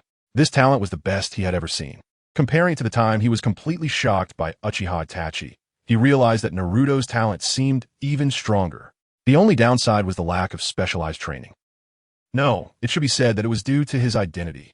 If Teacher Minato and Mother Kushina were still alive, even if just one of them, with Naruto's talent, he might have graduated early in the first year. He might even be stronger than himself back in the day. Kakashi was moved by only two things. One was a filial son, and the other was the traitorous Ant Snake from back then. Kakashi-sensei, I completed the training. Not long after, Heir Juzi arrived. He was disheveled, with several holes in his clothes. But there was a hint of a smile on his face that he didn't even notice. In a glance, he saw Naruto walking unsteadily on the water, and his mindset nearly collapsed. Fortunately, after seeing Sakura sighing next to him, he regained a bit of confidence. However, it wasn't long before Sakura stood up again and walked on the water. Her steps were steady, but after only 5 or 6 steps, she fell into the water. Sasuke immediately realized that her chakra was insufficient. A genius Uchiha? He closed his eyes and adjusted his emotions for a quarter of an hour before stabilizing. When he opened his eyes again, Naruto was already wet and back on shore. Kakashi-sensei, I've completed the training for walking on water. There shouldn't be any other training left, right? Kakashi nodded slightly, saying, well done, I will go report to the third Hokage now. You will be very surprised. After finishing, Kakashi secretly gave Naruto a reassuring look and used the body flicker technique to leave. He would help cover for him. Just now, he secretly moved his forehead protector to check and found that Naruto's control of chakra under his feet was very skillful. This meant that by about the third time walking on water, he had already grasped the key points. The reason for taking so long to complete was purely for show. Sasuke, you also completed the tree climbing training? Heir Juzi nodded slightly. In the past couple of days, the pink-haired girl hadn't bothered him. He didn't have to be cold toward his teammates all the time. He glanced at Naruto, who was sitting cross-legged and meditating without wasting time. Taking a deep breath, he silently walked toward Sakura. Sakura, when walking on water, what are the techniques for controlling chakra, or how is it different from tree climbing? Sakura's mind went blank. After a moment, her second personality, Sakura Bro, laughed in her consciousness. Just Sasuke? Easy to handle, really boring. Chapter 32, Multiple Shadow Clones. Kakashi is going to teach Sasuke fire style? This kid is even more outstanding than I imagined. I see. Then I will go with you. Yes. Sarutobi Hiruzen changed into a long-lost casual outfit. This combat uniform, the last time I wore was during the Nine Tails Gas. To borrow a real person's words, a ninja's combat uniform shouldn't be this new, this clean. In the warehouse of the Hokage building, Ninja Bear glanced at the ceiling book stored in the formation. His outstretched hand stopped. Not good. The power is increasing too quickly. If the will of fire doesn't keep up, it will be too easy to lose control. Let's take it one step at a time. When the time comes for a mission, if he finds that he only has multiple shadow clones and no other combat ninjutsu, a powerful enemy will stimulate his nerves. At that time, I will teach him the Flying Thunder God technique from the ceiling book. Even if he can't learn it, he can still pick a ninjutsu from it. However, by then, Jiraiya should also return. The key to the seal is in his hands. After more than 10 years, he will definitely come back to check the seal. In the original work, Naruto was given an additional layer of 5-element seal by Orochimaru. The 9-tail seal consists of a double 4-symbol seal and an 8-trigram seal, and Minato intentionally left a small leak in the 4-symbol seal. The purpose was to allow Naruto to receive the 9-tails chakra, restoring it to his own chakra. Orochimaru saw through it at the Chunin exams. Then Orochimaru applied the 5-element seal, terminating the effect of the 4-symbol seal. On one hand, it was because of Sasuke, and on the other hand, it was to greet his old friend Jiraiya. Naruto, it's Grandpa Third. When Naruto saw Ninja Bear and Kakashi return, a hint of disappointment flashed in his eyes, but it was fleeting. If there is nothing, then so be it. After all, there is no rush right now. Even if nothing is done, Ninja Bear will still be taken down by Orochimaru. However, dying in the name of protecting Konoha would be too cheap for that old man. Grandpa, are you going to teach me ninjutsu yourself? Of course, isn't all your ability taught by me, your grandpa? Ninja Bear chuckled lightly, not even blushing. Sasuke frowned nearby, and Sakura had some doubts too. But soon, Sakura noticed Ninja Bear's visual blind spot, and Naruto made a gesture to her. Sakura, I guarantee to complete the mission. Naruto-kun, no wonder Naruto is so powerful. It turns out he was personally taught by the Hokage. By the way, I just remembered, the Hokage also has the reputation of ninjutsu instructor in the ninja world. Here comes the supportive line. Ninja Bear nodded with satisfaction. Emotional value is there. Grandpa, then let's get started. What ninjutsu are you going to teach me? Naruto waited for Ninja Bear to satisfy himself before speaking. Ninja Bear smiled and said, Do you remember what I said when you were little? When you graduate in the future, I will give you a gift. I remember everything Grandpa said. Good. That's what a good child who listens should be like. So this gift, I heard you still can't use the shadow clone technique, right? MHM. Ninja Bear clasped his hands behind his back and said solemnly, Naruto, you should have also noticed that your chakra amount far exceeds that of ordinary people. Even my chakra can't compare to yours. Your future path is still long. I have thought for a long time and found the most suitable ninjutsu for you. What ninjutsu? Naruto's eyes lit up, showing a sense of impatience. It should be called a forbidden technique. The forbidden technique developed based on a shadow clone, multiple shadow clones. Forbidden technique, Sakura exclaimed. Sasuke pricked up his ears to eavesdrop. Kakashi remained silent beside them. His gaze was fixed on Naruto, who looked confused, secretly sighing this acting. I can't compare to you. Why is it a forbidden technique? Ninja Bear shook his head and smiled. For others, it is a forbidden technique, but for you, Naruto, it is not. Multiple shadow clones are the most suitable for ninjas with a huge amount of chakra, like you to learn. If ninjas like Kakashi, who have less chakra, try to learn it, they could risk their lives after using it once. Because multiple shadow clones utilize a large amount of chakra to increase the number of shadow clones, allowing thousands of shadow clones to be created at once. If the chakra amount is too low, but the number of clones is large, the main body's chakra will plummet, risking their life. Do you understand what I mean? I understand. Naruto nodded solemnly. TCH, Sasuke envied him, but now was not the time to think about that. It was more important to control his chakra properly while walking on the water. Now, let's begin the real training. Ninja Bear stretched his muscles. Kakashi, being perceptive, turned to Sakura. Let's go, Sakura. I'll take you to find a teacher who can train you intensively. Yes, Naruto-kun, do your best. Sasuke, it feels like something is missing, but forget it, no need to worry about it. Kakashi-sensei, where are you taking me? Kakashi put his hands in his pockets and replied, After your daily tasks from now on, you will go to that place for special training. No need to be anxious about asking. You'll find out soon. This special training isn't mandatory. You decide for yourself. Thud. Sakura lowered her head. Kakashi's meaning was clear. The intensity would be very high, and she wasn't confident about whether she could handle it. Damn, how dare you underestimate me? I will definitely complete the special training to show you. However, not long after, she was filled with despair. Similarly, not far away, Tintin was helplessly watching. Yo, Kakashi, my lifelong rival. In another training ground, Might Guy crossed his arms, watching Lee do one-handed push-ups while shouting about youth and blood. Niji was on the other side, practicing gentle fist against a wooden post. Tintin was hiding far away from the two green-skinned ones, with a few half-dead fish in front of her, and there were auxiliary spellbooks on top. Clearly, Tintin was practicing her palm technique. Just as she was deep in thought, she suddenly heard Might Guy's voice. Then she saw Sakura, who was brought by Kakashi. She could tell from Sakura's expression what was going on. Guy, this child lacks training. Her physical energy is too low. Please take her for special training for a while. Haha, don't worry, I'm the best at this.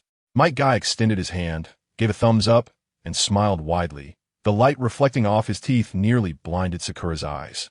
Noticing Sakura, Might Guy looked at her and winked. Sakura, such thick eyebrows, just like Lee's. Ha. Sakura awkwardly, yet politely forced a smile. Sakura-chan hearing this, Lee did his push-ups even faster. 9,999, 10,000. Guy-sensei, I did it. Bang. Might Guy delivered a beloved flying kick. Lee soared into the air. Don't let anything else interfere with your determination to train, you idiot. Vow to the passionate youth that you will be loyal to them. Guy-sensei. Lee. Guy-sensei. Lee. The scene is too beautiful to display. Ahem.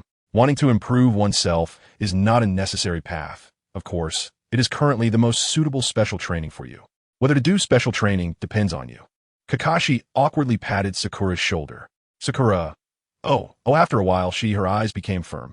Kakashi-sensei, thank you, I will do my best, as long as you understand. Kakashi smiled helplessly as well. My guy and Lee returned upside down. Hey, the passion of youth is calling me. Sakura, this is the training outfit I specially prepared for you. Once you wear it, you'll have a will of steel and be filled with power. Duong, that soft, floppy green battle outfit appeared. Sakura originally thought she could accept it, but ultimately tears fell silently. Can I not wear it? Of course, but I strongly recommend it. Yes. Sakura-chan, put it on. Youth and passion will embrace you. Sakura, you don't have to listen to them. Just train with me during this time. Tintin walked over exasperated and pulled Sakura away. At this rate, in order to become stronger, Sakura would definitely try wearing the green outfit at least once. That scene, Tintin was already on her way running. Even Niji, who was focused on his training nearby, couldn't help but twitch his mouth. Realizing one's own insignificance only means one should work harder. However, he regretted it because he had secretly worn it once at home. Aside from making him feel unbearably ashamed, there was nothing special about it. After confirming that she would come often, Sakura followed Kakashi back. Even with Tintin's comfort and guidance, Sakura's psychological trauma still lingered, and she needed a day or two to adapt to the two green boys around her. On the other side, Sasuke was continuously calming his breath. Finally succeeded. I can also learn ninjutsu now. Kakashi. He hurriedly ran back to the shore. Kakashi and Sakura happened to be returning. After sorting out her wounded spirit, Sakura was blushing, doing push-ups not far away. Time to build muscle. Boohoo Tintin comforted her, saying that it's not so easy for girls to build muscle. And isn't it good to have abs? But having never trained before, Sakura still thought muscles could be built easily. If Tintin mentioned that certain blonde liked watching her, Sakura probably wouldn't feel this way. Oh, Sasuke also finished training. Not bad. Although it took the longest, it's still commendable. Sasuke raised an eyebrow, suppressing his displeasure. Humph. Can you teach me ninjutsu now? Kakashi was in a dilemma. He pinched his chin, frowning. Well, because of Naruto, your training speed is too fast, and I haven't thought of what ninjutsu to teach you yet. How about this? The Uchiha clan is best at fire-style ninjutsu. I'll teach you the great fireball technique. How about that? Sasuke, are you kidding me? Seeing Sasuke unable to suppress his anger any longer, about to explode, Kakashi smirked and said, well, just joking anyway. Let me think about it first. You better. Sasuke closed his eyes, his fists clenched. Just then, multiple shadow clone technique. Bang, bang, bang. A series of sonic booms erupted. A large amount of white smoke spread, enveloping the entire training ground. Sasuke immediately opened his eyes, frowning as he looked towards the source of the noise. Sakura, who was doing squats, also stopped and looked toward the sound. Kakashi showed an envious expression. Obviously, aside from Kakashi, Sasuke and Sakura still didn't know what those sounds meant, until the white smoke, which came quickly and left quickly, dissipated. Both Sasuke and Sakura widened their eyes. Mouths agape. Even Kakashi, who was mentally prepared, felt his heart tremble. The explosive tags were already excessive, but even the chakra was so extravagant. How many Earth Style, Earth Wall, Dog Head Wall can this allow? Chapter 33. One Person, One Army. The Nine Tails lives on with the body of White Zetsu's clone. Big chapter is that. Naruto. Sakura looked at Naruto in front of her with disbelief. Hey, Sakura, you're back? Oh yeah. Some ninjutsu might be very powerful, and its lethality is beyond what a mere low-ranking ninja like her can imagine. But everything in front of her, she can understand very clearly. It's terrifying, completely beyond her comprehension. Is this really the kind of power a person can possess? She never thought that one day, someone greeting her would have such an overwhelming presence that could shake the earth and change the landscape. The dense crowd of yellow-haired figures in front of her shattered her worldview. Is this a forbidden technique? Sakura hesitantly asked. Sasuke took several steps back, his expression growing increasingly grim. Damn it, how big is the gap between us? That guy Kakashi even dared to use fire style to deal with me. How outrageous. Soon, Sasuke's face turned even paler. They're all real bodies. Is this the multi-shadow clone technique? It's just a few more words than the shadow clone technique, but no way. This scale, this number. Naruto, how much chakra do you have? If Sasuke knew that Naruto was deliberately controlling it to around 3,000 clones, he would probably have his heart shattered. Moreover, even if he activated his Sharingan, it would be the same. The second Hokage, Tobirama Senju, a man skilled in forbidden techniques, had also developed ninjutsu, specifically targeting the Uchiha clan. The Nine Tails in the ceiling space sneered, a group of inexperienced kids. It seemed to forget that it had once been so shocked that it couldn't even speak.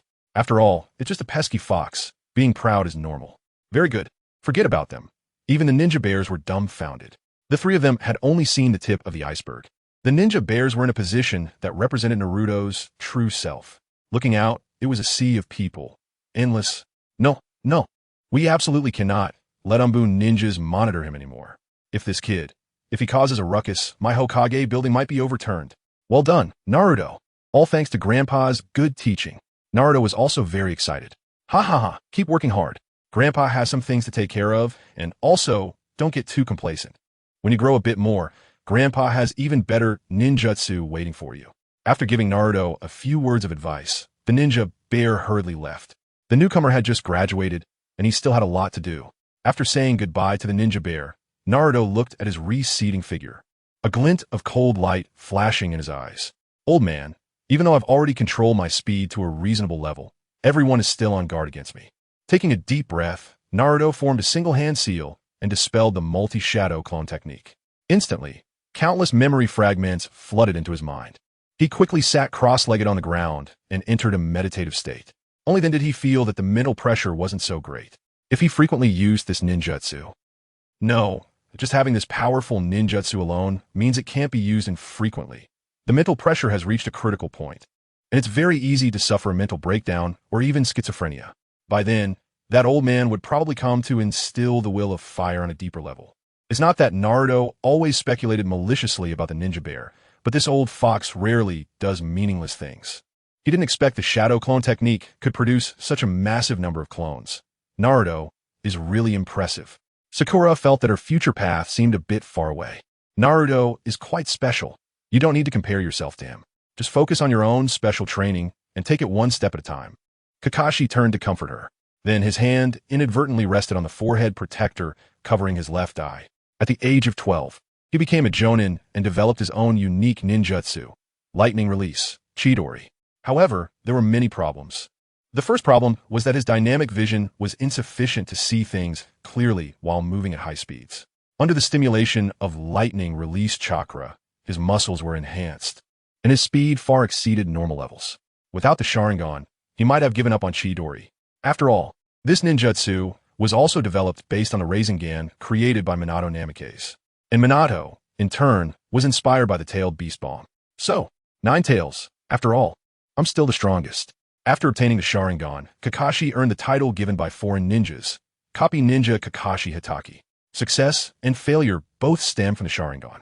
Without Chidori, he could continue to learn the White Fang techniques left by his father or develop in other directions.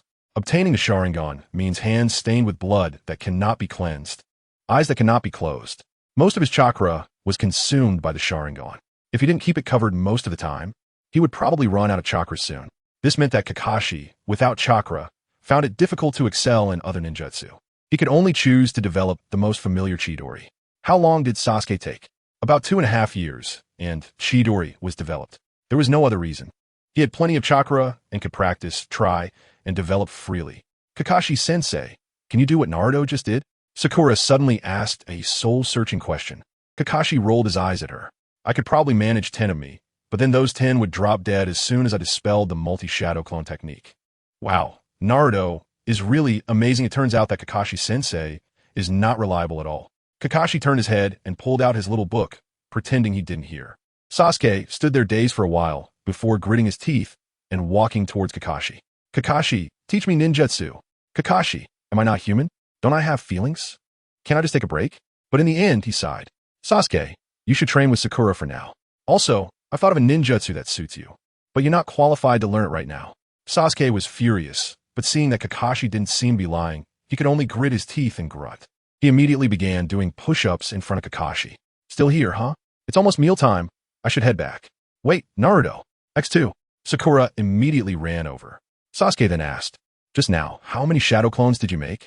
This was the question he wanted to ask the most. With his current chakra amount, He could only make 5 shadow clones at most, and no more. About 3,000, I guess, Naruto replied with a smile. 3,000? Sasuke nearly popped his eyes out. 3,000 versus 5. Well, he couldn't even imagine what that looked like. Just having Naruto stand still and letting all of them attack would still be exhausting. What he didn't know was that if Naruto used the multi-shadow clone technique, he wouldn't be like the Naruto from the original story, who would just foolishly engage in hand-to-hand combat, charging him mindlessly. Under the siege of the multi-shadow clones, Sasuke would be lucky to leave with his name written backward. Moreover, with the forest fruit, his shadow clones wouldn't have such a large limit if they entered sage mode. A hypocritical kingdom with a king without a crown. If it were that simple to take him down, wouldn't that be too easy for that old man? Even without absolute force, he could play some tricks. With so many shadow clones, the chakra distributed would definitely be enough for a battle style using phantom body flicker. If he combined phantoms with real clones, it would probably exceed 10,000 in an instant. If he were to clash fists with the Nine Tails ninja clan, the number is probably at least 100,000. One person is like an army. It can all be real, or it can all be illusions. What? Oh, infantry? Let's understand Susanoo and the Great Buddha. Infantry tank coordination, fine. It's over the limit. Hurry up and tone it down. Sasuke has completely given up. Unlike Kakashi, who gave up as soon as he saw Naruto use the multiple shadow clone technique. One day later, he experienced the feeling of Kurenai Yuhi even more intensely. However, Naruto is not a strong man who locks down boys, so there's no need to worry about that aspect. Waving his hand, Naruto bid farewell to Kakashi. Sasuke hesitated for a moment, but still followed Sakura's steps. You need to eat well to have the energy to train. Leaving Kakashi alone to continue watching the little emperor. Remember to gather at the Hokage building around noon tomorrow. On the way, Sakura took the initiative to tell Naruto about her special training. Since she says she will teach you every day, then just learn from her. He had no objections. Just like yesterday, when Kurenai and Anko asked about secret techniques. Naruto honestly said he didn't know, but he knows the training method for super strength. Super strength is quite suitable for Kurenai. Kurenai only has illusions she can use, with no strong attack methods. Even if the enemy uses illusions, there will be situations where they can break free, and at that time, with precautions, the effect of the illusion will be greatly reduced. After drinking too much, Naruto guided the chakra in her body, successfully punched out and destroyed a wardrobe. Anko was even happier. She had always wanted to break free from Orochimaru's shadow. Unfortunately, because of her connection with Orochimaru, the Mitarashi family can't go back. And they are also marginalized in the village. They have almost no resources. They can't even change to other ninjutsu. With super strength, at least it can reduce the number of times she has to deal with snakes. So the three of them delved into discussions for an entire night. Naruto, can I exchange my fire release ninjutsu training insights with you? Sasuke hesitated for a long time before finally speaking up. Whatever you can do, I can do too. Whatever you can't do, I can do as well. Besides, I have your mom and your suspected sister-in-law, Izumi Uchiha, constantly providing nutrients. Ahem, alright, just consider it you paying me for a powerful ninjutsu. Although you can copy it after you unlock the Sharingan. No need, I'm not good at fire release. So fire release ninjutsu is not suitable for me. Please remember this sentence. Alright, the spark of hope that Sasuke had just ignited extinguished at a visibly fast rate. I don't have training insights, but I can teach you some other ninjutsu techniques. For example, the phantom body flicker technique, or ninjutsu that I am still developing. Still developing ninjutsu. X2 Sasuke and Sakura were once again shocked. Alright, let's talk about this later. You two help me wash the pots and dishes first. I'll start boiling oil. Hinata and Ino will arrive soon. Night. The white Zetsu clone returned to the body. Naruto exited his meditation. They've all been consumed. Well, this matter still needs some time to accept. Since that's the case, let's do that thing in advance. Raising his hand, he elementalized and separated the white Zetsu clone. Go find Kakuzu and take care of the task of throwing Asuma's bounty in front of him. Don't worry. I want to expose you, main body. After saying that, the white Zetsu clone instantly left. After the clone left, Naruto suddenly smiled and said, You've been watching for so long, getting envious, huh? Usually so chatty, but recently always saying, These brats are so noisy. Is human food that delicious? Mind your own business. Yes. In the next moment, Naruto appeared in the ceiling space. The sewer had long been replaced by blue seas and blue skies. The Nine Tails was currently wearing sunglasses. Well, its eyeshadow seemed to be a natural pair of sunglasses. Lying on a lounge chair manifested by spiritual power. It had a supersized sun umbrella overhead. It was listening to the little tune Naruto hummed before while enjoying the sea breeze. Yo, Kurama, long time no see. What are you here for? The Nine-Tails replied, unkindly. What, if you don't come to inject spiritual energy, do you want to go back to the stinky sewer? Mind your own business. Though it said that, the Nine-Tails still sat up, looking like it would cause a scene if Naruto dared not inject spiritual energy. Sundara is so out of style. How much chakra do you want? The Nine-Tails immediately became alert. No, I want to ask you for it. You will willingly give it to me, consider it rent. Humph, finally can't hold back anymore. Come on, the power of a mere Sharingan. I don't take it seriously. After a while, the Nine-Tails fell silent. Because Naruto's main body outside had separated a white Zetsu clone. However, there was no spiritual energy present. It was clearly a mindless wooden clone body. It recalled what Naruto said when they first met. It could let it live in human form. This wooden clone is not an ordinary wooden clone. Its essence can even be said to be exactly like that of a normal person. It took me a long time to develop a clone that doesn't inject spiritual energy. Do you want this clone to be your human form? The Nine-Tails fell silent. Moved. It turned out that it had been trying all these years, and the Nine-Tails almost slipped to its knees. Chapter 34. The Birth of the Nine-Tails and the Marvelous Use of the Ninja Sect. That's right, the moment Naruto realized he was Naruto, the first thought in his mind was this. However, the appearance of the forest fruit made the existence of the Nine-Tails seem less important. The ability of the forest fruit to absorb nutrients is comparable to the ninja sect. It can also achieve the effects of the ninja sect in the form of nutrients. However, this nutrient matter involves his core secret. Therefore, aside from Ino, Hinata, and Tintin, who directly receive the nutrients, only yesterday did Kurenai Yuhi and Anko Mitarashi receive them. With a low amount of chakra, is there no way to focus on high-intensity training? Forest Naruto-style nutrients. Let's take a look. Almost forgot. There are also two other people who have them. They were the first batch to receive Naruto's nutrient enhancement, although they acted as test subjects. As long as the results are good, it's fine. Now, he felt it was a waste to keep the Nine-Tails in reserve. It was just the right time to fulfill the promise made during their first official meeting. Naruto's words were always remembered by the Nine-Tails. So, when Naruto said he had been trying to develop this aspect over the years, it immediately moved the proud fox to tears. Turning around, it secretly wiped its eyes. Although it was liquid chakra, it was still easier to accept than oil. Can it really be done? The Nine-Tails asked uncertainly.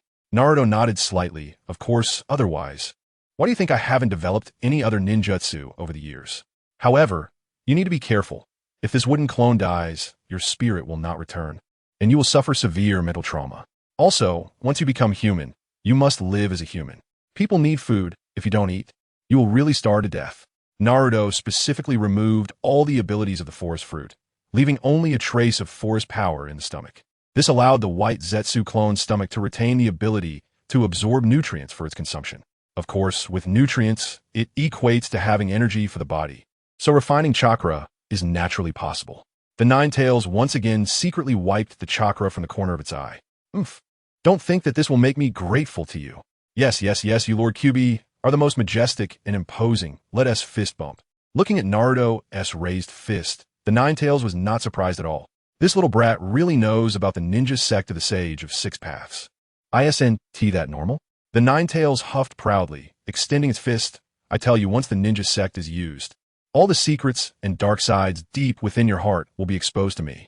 Well then, Naruto directly retracted his fist, leaving the Nine-Tails' extended claw frozen in midair. This was quite awkward, okay? Forget it. It doesn't matter if you know. After all, you can't stir up much trouble. Naruto extended his fist to bump with the Nine-Tails' fist. Tap. Just kidding, but there are some things you'd better not pry into. It's not that I'm afraid you'll know, but I'm afraid you'll think too much after you find out. Naruto said jokingly. The Nine-Tails humanized rolled its eyes. I have no interest in the secrets of a little brat. Moments later, the Nine-Tails fell silent. It looked at Naruto, who appeared calm on the surface. In fact, it couldn't pry into any secrets. It could only see the dark side of the other's heart. If it weren't for the ninja sect, it would have never imagined that this little brat, who was even more optimistic than his father, had such a dark side deep within. It was a darkness that even a tailed beast that had lived for thousands of years would be moved by. Why aren't you laughing? Naruto asked with a smile. The Nine-Tails lay down, huffing displeasedly. You really are a dark little brat. I had thought that after such a childhood, you would have a darker side than most, but I didn't expect the darkness in your heart. I wouldn't be surprised if you later did something to destroy the ninja world. Naruto smiled and shrugged. Whether to do it or not is just a word. Do it. To hell with the ninja world. This time it was the Nine Tails who. Naruto retracted his smile, his eyes turning extremely cold. At the moment their fists collided again, the Nine Tails' mind echoed with past voices. Damn Fox Spirit. Why hasn't Teehee died yet? Damn it, my Yujiro. Fox Spirit. May you die a miserable death. Remember this from now on. If anyone among you has anything to do with him, I will not recognize you as my sons. How thick-skinned can he be to do such things and still have the face to stay in the village? Why doesn't he die to atone for his sins? The Fox Spirit should be executed. Countless curses and resentments echoed. Naruto's inner world and the spiritual world created for the Nine Tails were the same. But at the end of the sea was a world-ending storm. In the center of the storm stood a frail child, with a fox phantom behind him, and the so-called storm was made up of those who cursed and insulted him. The Nine Tails was very familiar with this place, very familiar with the end of the sea, but it was the first time it saw such a terrifying and dark storm. Isn't your situation not much different? Naruto joked. The Nine Tails said nothing, just calmly looked at Naruto. Your power is enough to take revenge on those people, even to kill them without anyone knowing. Before you have the ability to share sensory perception, I remember all those people, and I believe you have always remembered them too. Naruto smiled. Kyuubi, do you know? Death is not the scariest thing, nor is it the most despairing. The Nine Tails nodded slightly, seeming to understand. What do you want me to do? This was the first time the Nine Tails spoke to Naruto in such a tone. No need to rush. I will first take your spirit out and inject it into the White Zetsu clone. Then you need to adapt to your new body. By the way, spirit energy will be consumed. If it's too much, come back to find me. What do you mean? Are you really going to let me out? The Nine Tails' eyes widened, somewhat incredulously. Your main body is inside me. Without spirit energy, you won't survive long. Go wherever you want. From now on, you are free. Having said that, Naruto exited his own spiritual world. Returning to the ceiling space, he looked at the Nine Tails, who was quietly lying with its eyes closed. He shook his head and smiled, then followed the path back to his main body. Closing his eyes to feel carefully, there was indeed a faint self-awareness nutrient in his mind. That's right. Naruto utilized the ability of the forest fruit. It was better than using the ninja sect by fist-bumping with a White Zetsu clone. But on the other hand, I want it all. So, with a thought, Naruto made the clone lift its hand and bump fists with Naruto's fist. Ninja sect. Chakra link. Then Naruto injected the mass of nutrients, carrying the Nine Tails' consciousness into the clone. Moments later, the White Zetsu clone slowly opened its eyes. Naruto's azure blue eyes turned into fox-like eyes. At the same time, his golden hair began to change color. In the blink of an eye, his hair turned crimson. His appearance also changed, becoming a more feminine fox face. It also knew to avoid suspicion. This way, it probably resembled Senju Hashirama's wife, Uzumaki Mido, by about 60%. Mind your own business. Naruto's eye twitched slightly. The voice didn't have to change, as very few people had heard it. Kyuubi was momentarily stunned. That voice just now was definitely from Vortex Minato. Shouldn't there be any problems now? Naruto nodded and said, all right, go play. We can talk about the mission later. You should enjoy yourself for a while. Hearing this, Kyuubi slowly stood up and opened the window, his chest heaving. After a long time, he exhaled slowly. It's been a while. The ninja world, Kyuubi is back. After saying that, a red chakra cloak appeared. Don't be so anxious. Your chakra will still be detected by those sensing ninjas. You don't need to directly wear the tailed beast cloak when using chakra. Kyuubi turned his head, a smile forming at the corner of his mouth. Hurry up and come up with a form of your own. Don't just flaunt that 6/10 resemblance to Vortex Minato in front of me. Upon hearing this, Kyuubi rolled his eyes, not realizing that his appearance felt like 1,000 ants crawling on Naruto. Naruto casually tossed the cloak over. Go see this world and come back in a month. I have something for you to do. My true body is within you. Without consciousness, you think extracting chakra is just a casual thing? All right, I will be back in a month. After saying this, Kyuubi intended to jump out the window. Naruto instantly created a shadow clone and pulled him back. I knew it. You probably don't even know the basics of ninjutsu. Why should I know that? That is true. Then let my shadow clone teach you some basic ninjutsu. You can't just spit out tailed beast bombs with his body, can you? Kyuubi. Understood. Whoosh. The shadow clone took Kyuubi away in an instant. Shortly after Kyuubi and the shadow clone left, there was a sudden knock on the door. When he opened it, Sasuke had indeed arrived, holding a pile of scrolls. There were probably some fire-style ninjutsu scrolls. Naruto hadn't searched every place during the massacre night, and besides, the Uchiha clan's assets couldn't all be in the clan's territory. So it wasn't surprising that Sasuke could bring some out. Naruto, I'm counting on you. I really need power. Sasuke didn't know what happened before he came. His eyes were slightly red. Everything that happened today left him with a strong sense of frustration. Facing Naruto, he no longer had the confidence he had before. Even with Sakura, he felt pressure. His obsessive madness couldn't accept this outcome.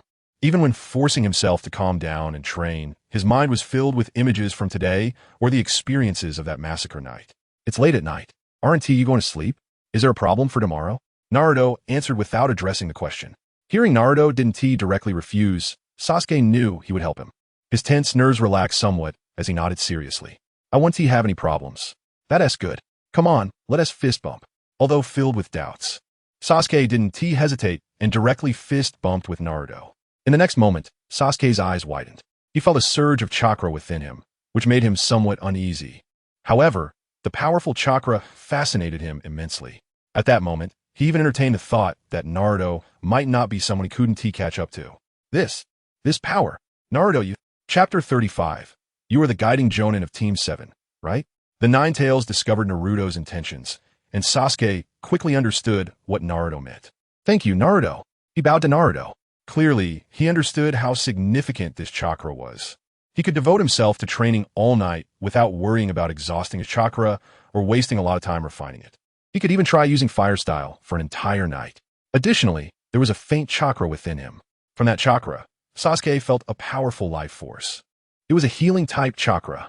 Sasuke's eyes turned red. Go ahead. Naruto smiled and waved his hand. After giving Naruto a deep look, Sasuke turned and left.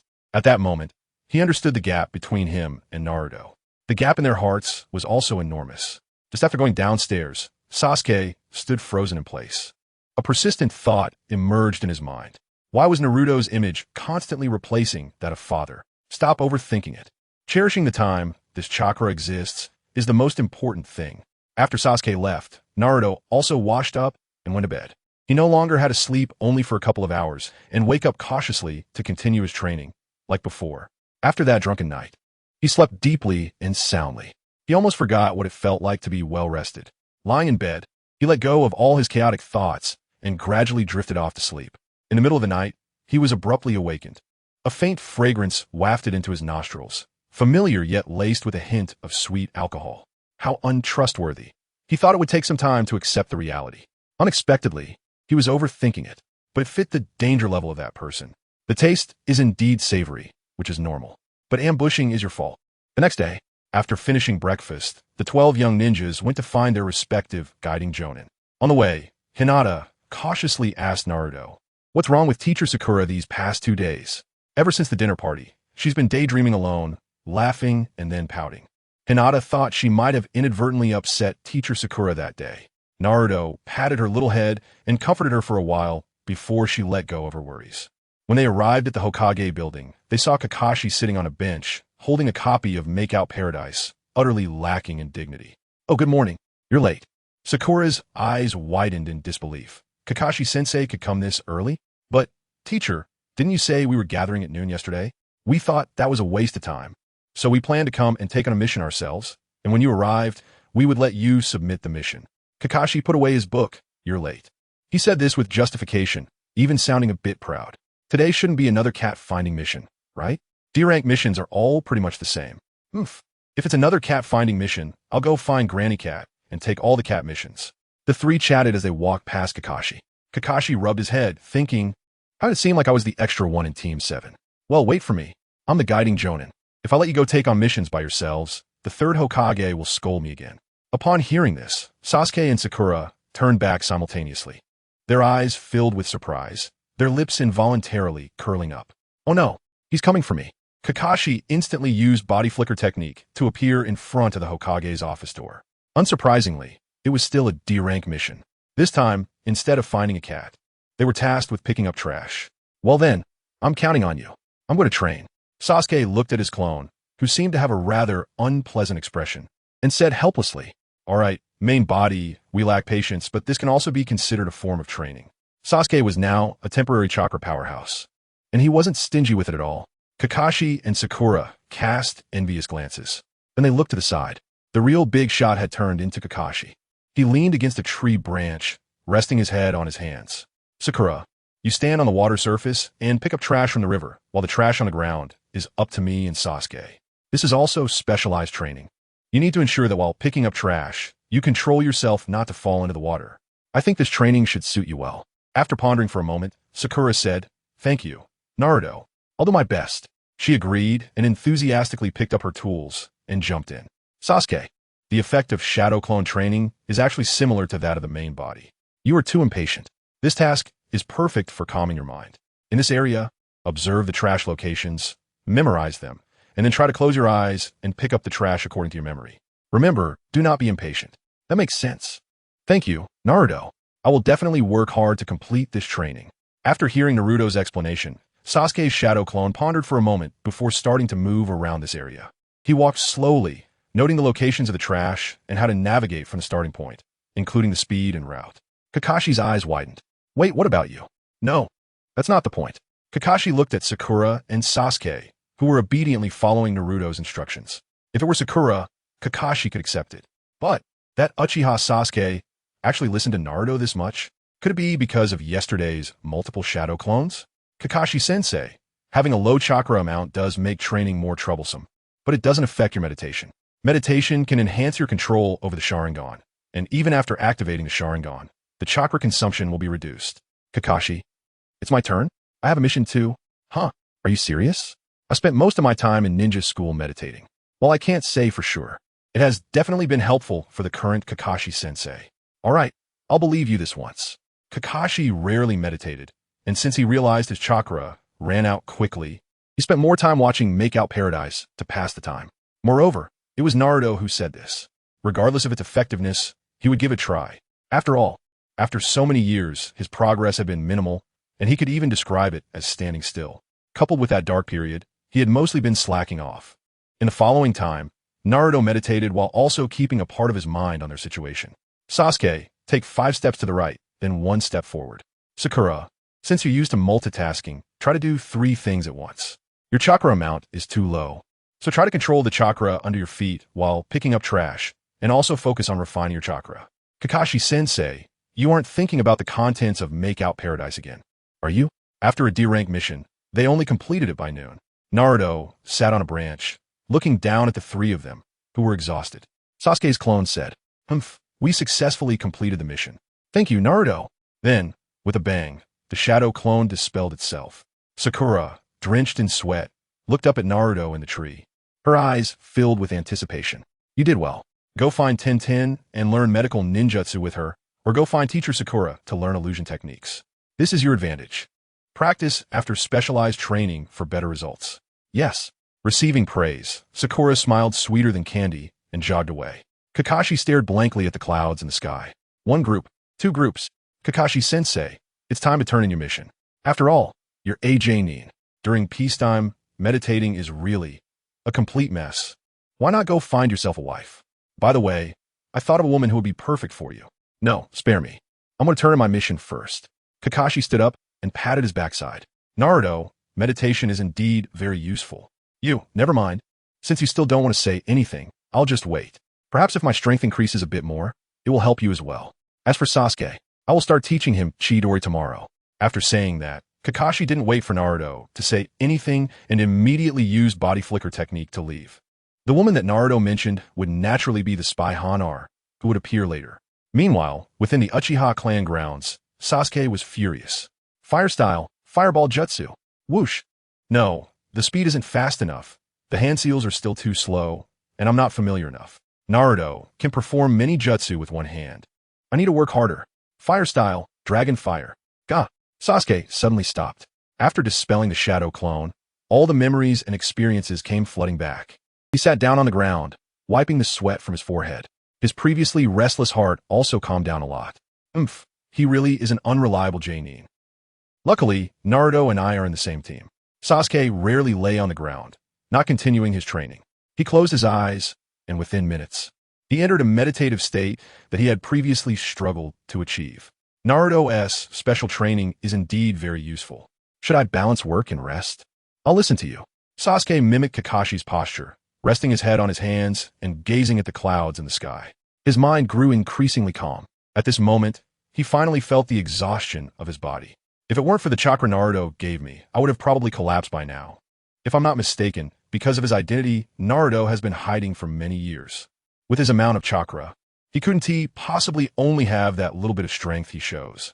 Seriously, if you owe me this much, if I don't help you in the future, the honor of the Uchiha clan that I uphold will just be a joke. Sasuke unknowingly revealed a faint smile.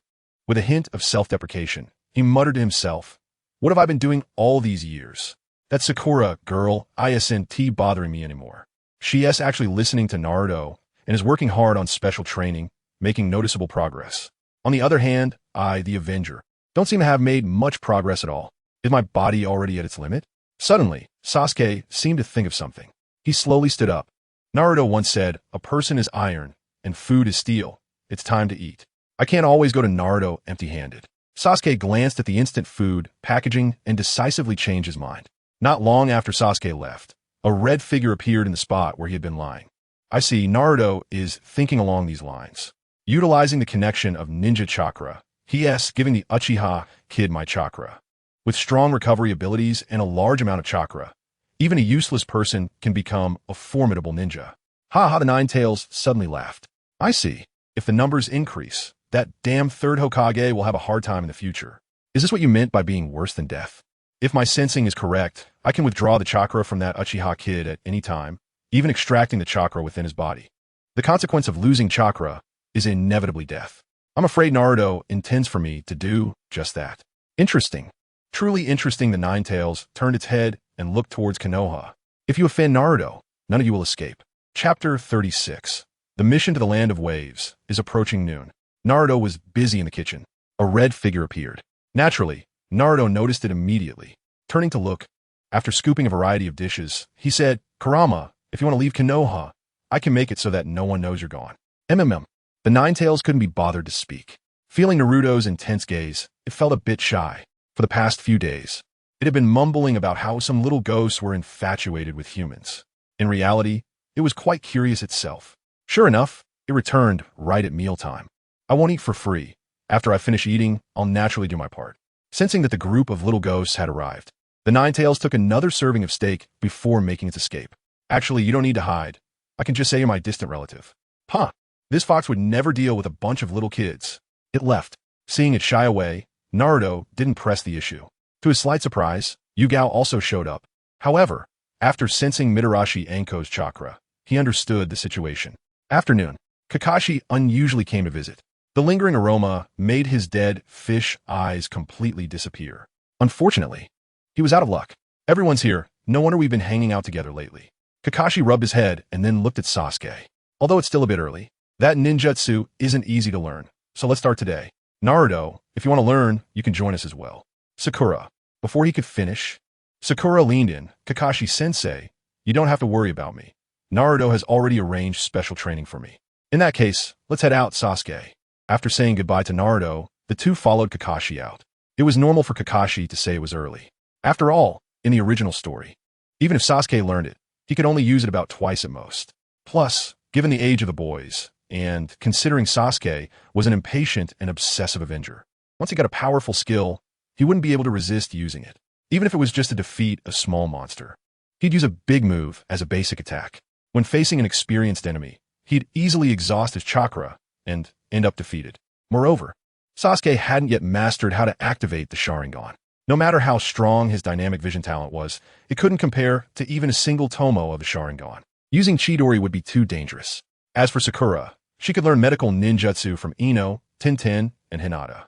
For Genjutsu, she could consult Yugao. After all, they're all part of the same group, so it wouldn't be a problem. Even if Shinobi Bear discovered Asuma's failure, he would need a reason to remove the guidance of the Jonin from Team 8. However, by the time he realized it, he probably wouldn't have the power to intervene. Shinobi Bear, even without Orochimaru in the original story, you still succeeded. To consolidate your power, I will tear apart all your fabrications. The ignorant masses are still ignorant.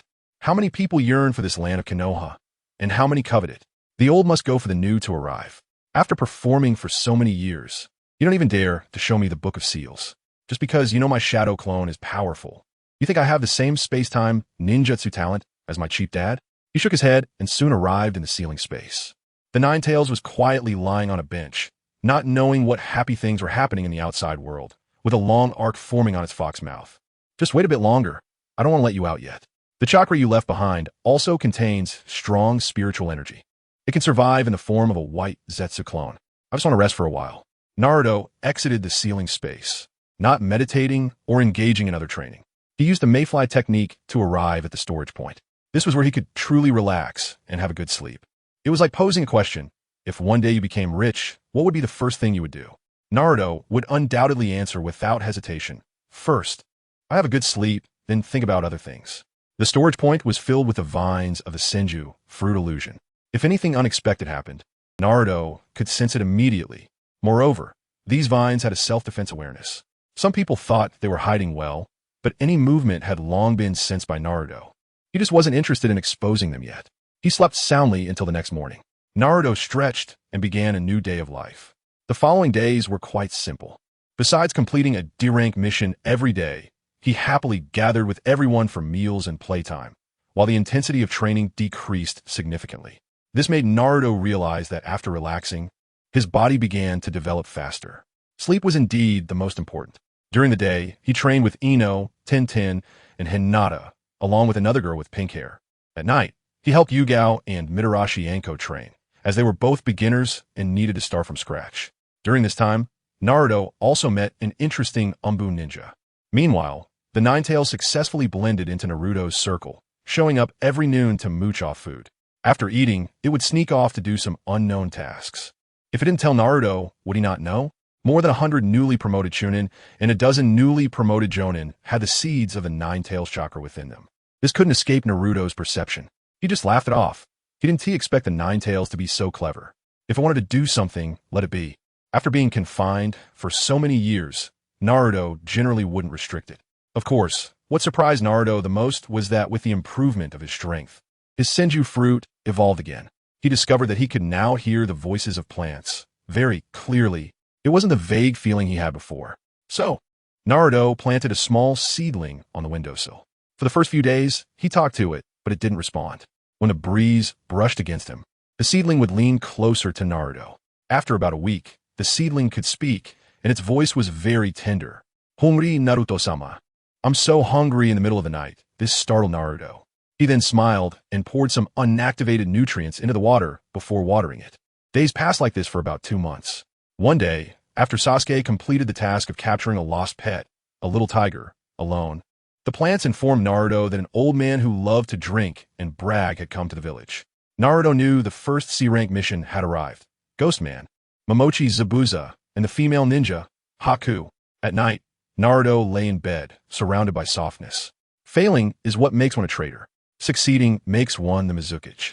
Zabuza, a memorable character, was also the man who influenced Naruto's will to change in the original story. He defeated all the ninjas of the same generation, and he did it within the rules. That period in the Land of Water was very dark. In other words, that was Zabuza's first challenge to the higher-ups of the Mist Village. Similar to Neji, but on a much higher level. Naruto turned over and gently wiped away the tears. His thoughts continued. Unfortunately, Zabuza, no, the higher-ups of the Mist Village do not know that their shadows are no longer the same. Zabuza thought that by eliminating the fourth Mizukichi, he would have completed his mission, and that the dark policies of the Land of Water could be lifted. Unfortunately, he had no idea that behind the fourth was Uchiha Obito, that old trickster. Poor fourth Mizukichi, from his appearance to his end, was always a pawn controlled by others, without even his own emotions. By the way, even after death, he was brought back by that stinky Obito as a puppet through Edo Tensei. When Zabuza took Haku away, he said he would return again, and next time, the hidden Mist Village would be under his control. Whether you call it a quest for power or whatever, the point is that his opposition to the Blood Mist is the greatest love for the village. In the original work, Kakashi mentioned that your ambition is too great, and you've sacrificed too many people. This is not what a ninja should do. Has Kakashi ever thought about how many have died in the Blood Mist? The previous Mizukichi, after all, died in a very embarrassing way. Of course, this also relates to Kakashi's helplessness. He can't resist and can only let things be. Zabuza's flaw is his arrogance, and he has no external help.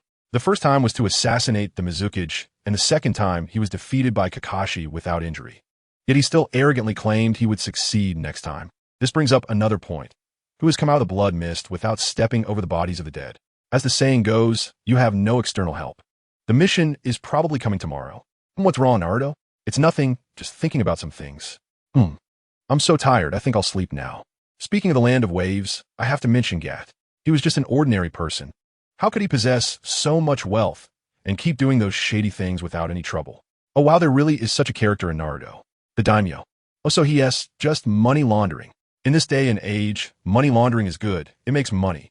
Dazna issued a C-rank mission because he was broke. He said on the way that the land of waves is a super poor country. Even the daimyo has no money. Gat going to the land of waves? It definitely isn't that simple. Moreover, Gat is also a ninja, right? A freeloading ninja. The first time Zabuza got injured, he wanted to kill Zabuza, so he wouldn't have to pay him. Of course, he only dares to cheat a regular rogue ninja. Let us see if he dares to cheat the Akatsuki's money. Kakuzu is overjoyed. However, the Akatsuki is formidable. It takes a national-level figure to summon them. That's right. I'm talking about you, Inoki of the Two Tails. Forget it, I can't sleep. Let us talk about these things tomorrow. Let us get back to business first. The mission to the Land of Waves has many interesting aspects. The love story between Zabuza and the little boy will continue in the next episode. Chapter 37. Leaving the village, Sakura instantly defeats the Demon Brothers. They have already completed over 50 D-rank missions. The efficiency of Team 7 is really high. Other teams have only done about 20, and they're far ahead. But with Naruto around, this efficiency is quite normal. Ninja Bear took a puff of his cigarette, recalling the day he taught Naruto the shadow clone technique and how Naruto surrounded him with clones shortly after. Just in time, the mission from the Land of Waves is suitable for them, and with Kakashi around, there shouldn't be any major issues. Soon, there was a knock at the door of the Hokage's office. Come in. It turned out to be Team 7. You have exceeded your D-rank mission quota. Compared to the newcomers, your efficiency ranks first. How about this? The training from D-rank missions has little effect on you now, so let's try a C-rank mission instead. While saying this, Ninja Bear glanced at Kakashi. He then called out softly to the lounge nearby. Mr. Dazna, the mission you posted has been accepted. What is going on? Why are they just a bunch of kids? An old man holding a bottle of alcohol walked out. He glanced at Naruto and the others with annoyance and said, "This guy is the one who triggered the mission in the Land of Waves." Naruto naturally noticed Ninja Bear's glance. Let's start the whole battle for the benefit of Konoha. Dazna leaned against the wall, looking at the third Hokage. I say, Hokage-sama, they're just kids. Can ninjas of this age really be reliable? That white-haired kid seems a bit trustworthy. The third Hokage, seemingly unaware of the anomaly, maintained his gentle smile and replied, "Don't worry. Team 7 is the elite of the new generation of Konoha. Kakashi is also an extremely capable jonin. It's just a C-rank mission. There won't be any ninjas appearing. It would just be a safe escort back. There won't be any problems." Is that so? Dazna, who had been trying to argue, suddenly lost his confidence. Yes, it's just a C-rank mission. At this moment, Team 7 was not the same as in the original story. Sakura immediately noticed something was off. This old man kept emphasizing that they were just kids and was doubtful of their strength. When Ninja Bear mentioned the C-rank mission, his expression was too unnatural. Especially when he said, "There won't be any ninjas appearing," his bluster immediately disappeared. There's an issue. Is this mission being misrepresented? Sasuke narrowed his eyes. He also noticed it. Ninja Bear turned to look at Naruto and Kakashi. In that case, do you Team 7 want to accept the commission to escort Mr. Dazna back to the Land of Waves and protect him until the bridge is completed? When will you grow if you keep doing D-rank missions? We, Team 7, accept the commission. After receiving a subtle signal from Naruto, Sasuke immediately responded to Ninja Bear with a cold smile. Then, "Mr. Dazna, do you have any questions?" Ninja Bear asked with a smile. Dazna couldn't say much more. He could only stubbornly shout, I am Dazna, the famous bridge builder of the Land of Waves. Since you kids have accepted this task, then bet your lives to protect me until I finish building the bridge back home. Dazna's lack of confidence was evident. Well, since we've accepted, let's gather at the Konoha gate in half an hour. Disperse. After leaving the Hokage's office, Kakashi immediately gave the gathering order. He was afraid that if he waited too long, he would be the one left behind. Let us go. Naruto waved his hand and turned to leave. However, he soon noticed that Sasuke and Sakura were following him. Why are you following me? Aren't you going back to prepare? Clothes, provisions, that sort of thing? We want to be back for a while. Naruto-kun, Did you figure it out? Of course, don't worry. Nothing will happen. It's time to train a bit. Go back and prepare well. Naruto waved his hand and was about to tell a few girls. Suddenly, he turned back and reminded, by the way, come to my house to get provisions before we gather.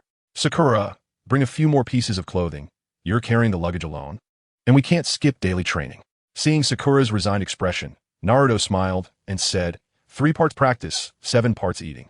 You should look forward to bringing a lot of luggage. Otherwise, not only will your luggage be flat, but your little belly will be flat too. No way. Don't worry, Naruto. After daily training, my strength is not small now. Disperse. After sending the 2 away, Naruto arrived at the gathering point for teammate. This is how it is. I'll be troubling you during this time. Okay, can you come back a bit faster? Kurenai asked, turning her head away, her flushed ears barely visible. It shouldn't take too long. Hinata, let us still meet at my place for lunch, and you can try out Kurenai's cooking. Naruto, be careful on your way. Hinata had become much bolder, mainly because even she, no matter how slow, could sense the unusual situation. Before Naruto left, he gave her a big hug. When he reached Team 10, he heard that Naruto would be leaving the village for a while. The 3 were not in high spirits. Food, wah. Naruto, you must come back quickly. What hassle? Naruto, you've spoiled our appetites. I eat my mom's cooking with tears now. Dear, you need to be careful. There will definitely be dangers outside the village. Mwah, when you come back, I'll prepare a gift for you. Make sure to come back quickly after bidding farewell to the somewhat organized Ino. He glanced at Asuma, who was originally sad, only to feel even worse after seeing Naruto. At Team 3, Tintin specifically took leave to help Naruto organize his luggage. Team 3 was no longer newcomers. They didn't have to do missions every day for the first 2 months. When it came to Enko, it was obvious where she was. She couldn't take on many missions, especially those outside the village, and tasks involving Konoha's interests were also off limits. So, these years, life had been quite tough. It was until the 5th Hokage took office that things started to improve. This was probably also the reason for her later weight gain. She became wealthy, but still loved cheap sweets, unable to control her cravings, which led her to become a red bean. What? You're going to do a mission? Enko's face was full of reluctance, but she could only sigh. How about I secretly follow you guys? As expected of you, Enko. Stop messing around, Enko. It's inconvenient for you to go out. Yuin is also here, so I won't disturb you. The gathering time is approaching. I'll leave first. After Naruto greeted Yuin, who was on break, he reminded Enko, I won't restrict you from eating sweets, but after eating, you must complete the training plan I gave you, okay? Fine, really. Being scolded by a kid. Enko made Naruto experience a sense of suffocation once again. The tea leaves are dried. I'll go help Red this afternoon and drink some tea during my free time. I'm leaving now. Yuin stood in front of the dessert shop until Naruto's figure completely disappeared. No way, Enko. You're almost becoming a stone waiting for your husband. You can't be serious, right? Naruto is only 12 years old. You're already twice his age. Enko pouted. Kid shouldn't team meddle in adult matters. In the evening of Yuzuki, she twitched at the corner of her eye. She was only 2 years younger than Hongdo, and this guy always had to bring it up. Old hag, not even sparing a child. Although he was indeed quite handsome and generous, young, wealthy, handsome, and powerful, it didn't seem entirely impossible. No, you should go find your tuberculosis ghost instead. Yuzuki. At the entrance of Konoha, Kamizuki Izanami and Steel Iron stood there. These 2 were the gatekeepers who had to avoid the entrance during the Pain invasion. Not far from them, Team 7 had assembled. Sakura was carrying an exaggeratedly large backpack. Just one glance made one worry. That slender little pink-haired girl wouldn't be crushed, would she? Strangely enough, the pink-haired girl was still smiling. Though it was a bit eerie. Well, fine, let us get going. With a command from Kakashi, the 4 surrounded Tazuna and walked out of the Konoha gates. They hadn't walked far when Naruto sensed 2 malicious presences approaching. Soon after, a voice came from the trees. Lord Naruto, there are 2 shifty-eyed guys watching you. Lord Naruto, grant us power so we can deal with them. We can use our branches to perform the secret technique, 1,000 years of pain. Yes. Those 2 clearly aren't good people. Naruto quickly communicated with them telepathically, telling them not to act. On the way, Kakashi began to educate Team 7 about the ninja world. It was clear that Konoha's education was quite closed off. Newbies didn't even know the dangers of the ninja world. They only had the will of fire in their heads. Before long, the 5 left the Konoha territory. The weather was clear, but a puddle appeared in front of them. Almost instantly, everyone in Team 7 noticed it. Kakashi remained nonchalant, believing the 3 would notice it. and that this small scene didn't require his intervention. Sasuke, on the other hand, had a smirk on his face. Clear skies. The rain has stopped. I can move again. Sakura, burdened with her luggage, leaned closer to Naruto. Naruto truly admired their perseverance. They had managed to endure all the way. However, in the original story, even Sasuke could probably take down these two effortlessly. The subordinates of Zabuza could only be this level. Next to appear were the demon brothers. As the five crossed the puddle, a figure slowly emerged. Crack, crack, chains made a noise. Another figure appeared by the puddle. If they were to assassinate ordinary rookie genin, or even seasoned genin, they would probably have succeeded. But they chose the wrong opponent. By the way, do you want to become a CH Nin? Don't joke around. What does it matter if you come in first? ISNT, it's just a matter of a word from Konoha as higher-ups. The coordination of the demon brothers was very good, and in an instant, they took Kakashi down. Naruto was stunned, and Sasuke began to play the fool. But in the blink of an eye, they were counter-killed. In just a few breaths, all the Konoha ninjas were wiped out. Old man, it's your turn now. Is that so? The previously terrified Tazuna suddenly let out a strange laugh. Then, the world in the eyes of the demon brothers underwent a drastic change. They widened their eyes. Clearly, their consciousness was awake, but their bodies were already bound by countless vines. Damn it, it's a Jinjutsu. When did this happen? No matter how hard they tried, it only made their bodies tremble faster, unable to break free from the restraints. In reality, the five hadn't even crossed the puddle. Well done, Sakura. Your Jinjutsu has improved significantly, Kakashi praised. Sakura didn't respond. Not bad, although a bit slow.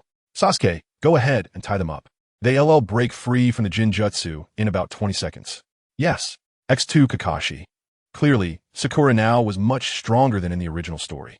Utilizing her advantages, of course, she also had help from Yugao and Tenten. Damn it, those Konoha ninjas. Trying to extract information from us? Crack. As the two broke free from the Jinjutsu, they immediately crushed the poison in their mouths. Tazuna's eyes widened. Mist ninjas, this task is indeed not simple. Kakashi immediately revealed their identities and then glanced at Tazuna. Tazuna felt extremely guilty under his gaze. Well, let us continue the mission. Let us go. After walking for a while, the atmosphere became subtle. Unable to bear the guilt generated by this atmosphere, Tazuna finally spoke up. Actually, those two ninjas were after me. After explaining, Kakashi showed no surprise but calmly said, Mr. Tazuna, I think you should explain. This task is not a C-rank mission. You should know that misreporting a mission and causing the loss of ninjas would have serious consequences. On the other side, bang, the door opened. Hizashi, why did you let the Jinchuriki? Before he could finish, Danzo interrupted, I am the Hokage. Bang, the door closed. Chapter 38. Zabuza is here with the little boy. So, these two mist ninjas are actually targeting you, right? Sakura, carrying a large backpack, said in a muffled voice from behind. The strength of those two ninjas is at least that of Chunin. They've been tailing us since we left the village, and their cautiousness and obedience must mean someone is backing them. If I'm not mistaken, it should be a Jonin. So, this task has escalated to an A-rank mission. Mr. Tazuna, you may have your reasons, but this puts us in a difficult position. The 7th squad has only been genin for 2 months. Do you know what the consequences would be if we suffer casualties right now? Kakashi's voice turned cold. Tazuna fell silent, lowering his head. Naruto was excited upon hearing about the Jonin, but he didn't speak, as the decision was in Naruto's hands. He could only look at Naruto with a longing expression. Sakura, on the other hand, started to have second thoughts. Sakura, don't be afraid. With Naruto-kun here, nothing will happen. At that moment, Tazuna began his performance. Step 1. Playing the victim. Our land of waves is an extremely poor small country. Even the daimyo doesn't have much money. The reason for posting a C-rank mission is that we are too poor. It's almost the limit of what we can offer. If the reward is increased, we won't even be able to afford the materials to build the bridge. So, I'm begging you, if you don't protect me, I will surely die, and the bridge will never be built. Seeing that the four remained unmoved, Tazuna squeezed out non-existent tears and, with a choked voice, sighed, Forget it. This is just forcing a man to a dead end. I'll just go back alone. I've accepted my fate of dying, but my poor grandson, he hasn't even turned 10 yet. And my daughter, she's all alone. I'm afraid she will spend the rest of her life harboring resentment towards the Konoha ninjas. Alas, it has come to this, and I can't push any further. You should go back. Before Tazuna could finish, Naruto said, Well then, we'll head back first. By the way, we're only 12 years old. Tazuna was stunned. Finally, He simply gave up and directly clung to Kakashi's leg, crying and begging. Kakashi was taken aback, then helplessly glanced at Naruto. It's not my decision to make, so why are you asking me? And don't wipe your nose on my pants. Want to use a C-rank mission to squeeze A-rank services? Don't think too much. You have two choices now. First, go back alone, and we will head home. Second, write an IOU. An A-rank mission is still an A-rank mission. I'll write an IOU. Tazuna did not hesitate. He knew that no amount of pleading would make the Konoha ninjas agree. Besides, whether the bridge could be completed was another matter. It wasn't impossible to pay after the bridge was built. He was just afraid that the Konoha ninjas wouldn't budge. As long as they were willing to agree, he dared to promise. It was just an IOU, nothing to fear. In fact, Tazuna even thought that these Konoha ninjas were a bit foolish. However, even in the original story, this kind of outcome wouldn't happen, unless there was another task involved, not to mention the Seventh Squad, which knew nothing in the original story. Kakashi, who had been in both Root and Umbu, was a Konoha ninja, having experienced the Third Shinobi World War at a young age. Could a mere act of Tazuna's victimization sway him? Let's go. Thus, with Kakashi's command, the group set off again. Naruto had a more difficult time suppressing a smile than the Akatsuki members. Sakura felt a bit anxious, as they were about to face an unknown Jonin. Although they had teamed up to defeat Kakashi, how could Kakashi possibly be serious at that time? If a Jonin were to disregard everything and kill a Genin, it would probably put Kakashi-sensei in a tough spot too. Sakura couldn't help but think. Noticing her unease, Naruto smiled and slowed down, handing her a ninja tool pouch. Sakura was confused and couldn't free her hands. Naruto had to help tie it to her leg. With this, even through the clothes, the pink-haired girl felt a rush. Inside are explosive tags. If something goes wrong, or if we don't have time to act, just throw out all the explosive tags inside. During this period of special training, your sensing ability has improved significantly. Even Kakashi, if he doesn't fully commit to assassinating you, with the explosive tags in this pouch, you have enough to escape. If the timing is right, you might even be able to counterattack. After comforting her, Naruto continued to catch up with the team. Sakura hurried to follow, her expression more difficult to suppress than the Akatsuki members. Pink hair, is Naruto-kun concerned about me? Sakura, idiot. That night, the Seventh Squad ate dry rations. Various jerky, even pickled vegetables were prepared. The three feasted, while Kakashi wanted to join in. Sakura immediately acted like a protective mother tiger, saying, if Kakashi-sensei wants to eat, then you'll carry the luggage tomorrow. Kakashi spread his hands. I'm the only Jonin in the team. I must ensure your safety at all times. Kakashi's reasoning was sound, and Sakura could only grit her teeth and agree. With lighter luggage tomorrow, her stomach would feel lighter too. You still owe a debt. Tazuna was speechless. In the end, it was Naruto who couldn't bear to see it and shared some of his own rations. The next morning, Tazuna's friend arrived. Taking advantage of the low visibility in the morning fog, the five set off again towards the land of waves. Along the way, Tazuna, after a night of communication, had a preliminary understanding of this small team. He found that this team didn't seem so difficult to talk to. Moreover, they had known about his false report of the mission since early on. I wanted to ask you earlier, since you know I lied about the mission's content, why are you still willing to stay and help me? I know that just having me write an IOU isn't enough to make you willing to take on this A-rank mission. Facing Tazuna's confusion, Kakashi's answer nearly made the three laugh. It's not brave to do nothing in the face of injustice. A strong general has no weak soldiers. This was the teaching of the previous Hokage. It was also the way of life for ninjas. Ninjas do not fight for money alone. Is that really the case? You must know that in the original story, when they just left Konoha and were ganked by the Demon Brothers, Sakura was the first to say she wanted to go back. Kakashi agreed as well. Even yesterday, Kakashi showed signs of wanting to back out. But if Naruto hadn't agreed yesterday, just watch to see if Kakashi would say something else to dissuade him. So why was he now displaying such chivalry? Indeed, Kakashi was also a master of acting. From beginning to end, he was just pretending. Sakura furrowed her brow immediately. Kakashi-sensei is definitely not a cold-hearted person, but he is also not a good-natured person who enjoys helping others. He is just an old bachelor who loves to watch dramas. The third Hokage couldn't possibly be unaware of the abnormality.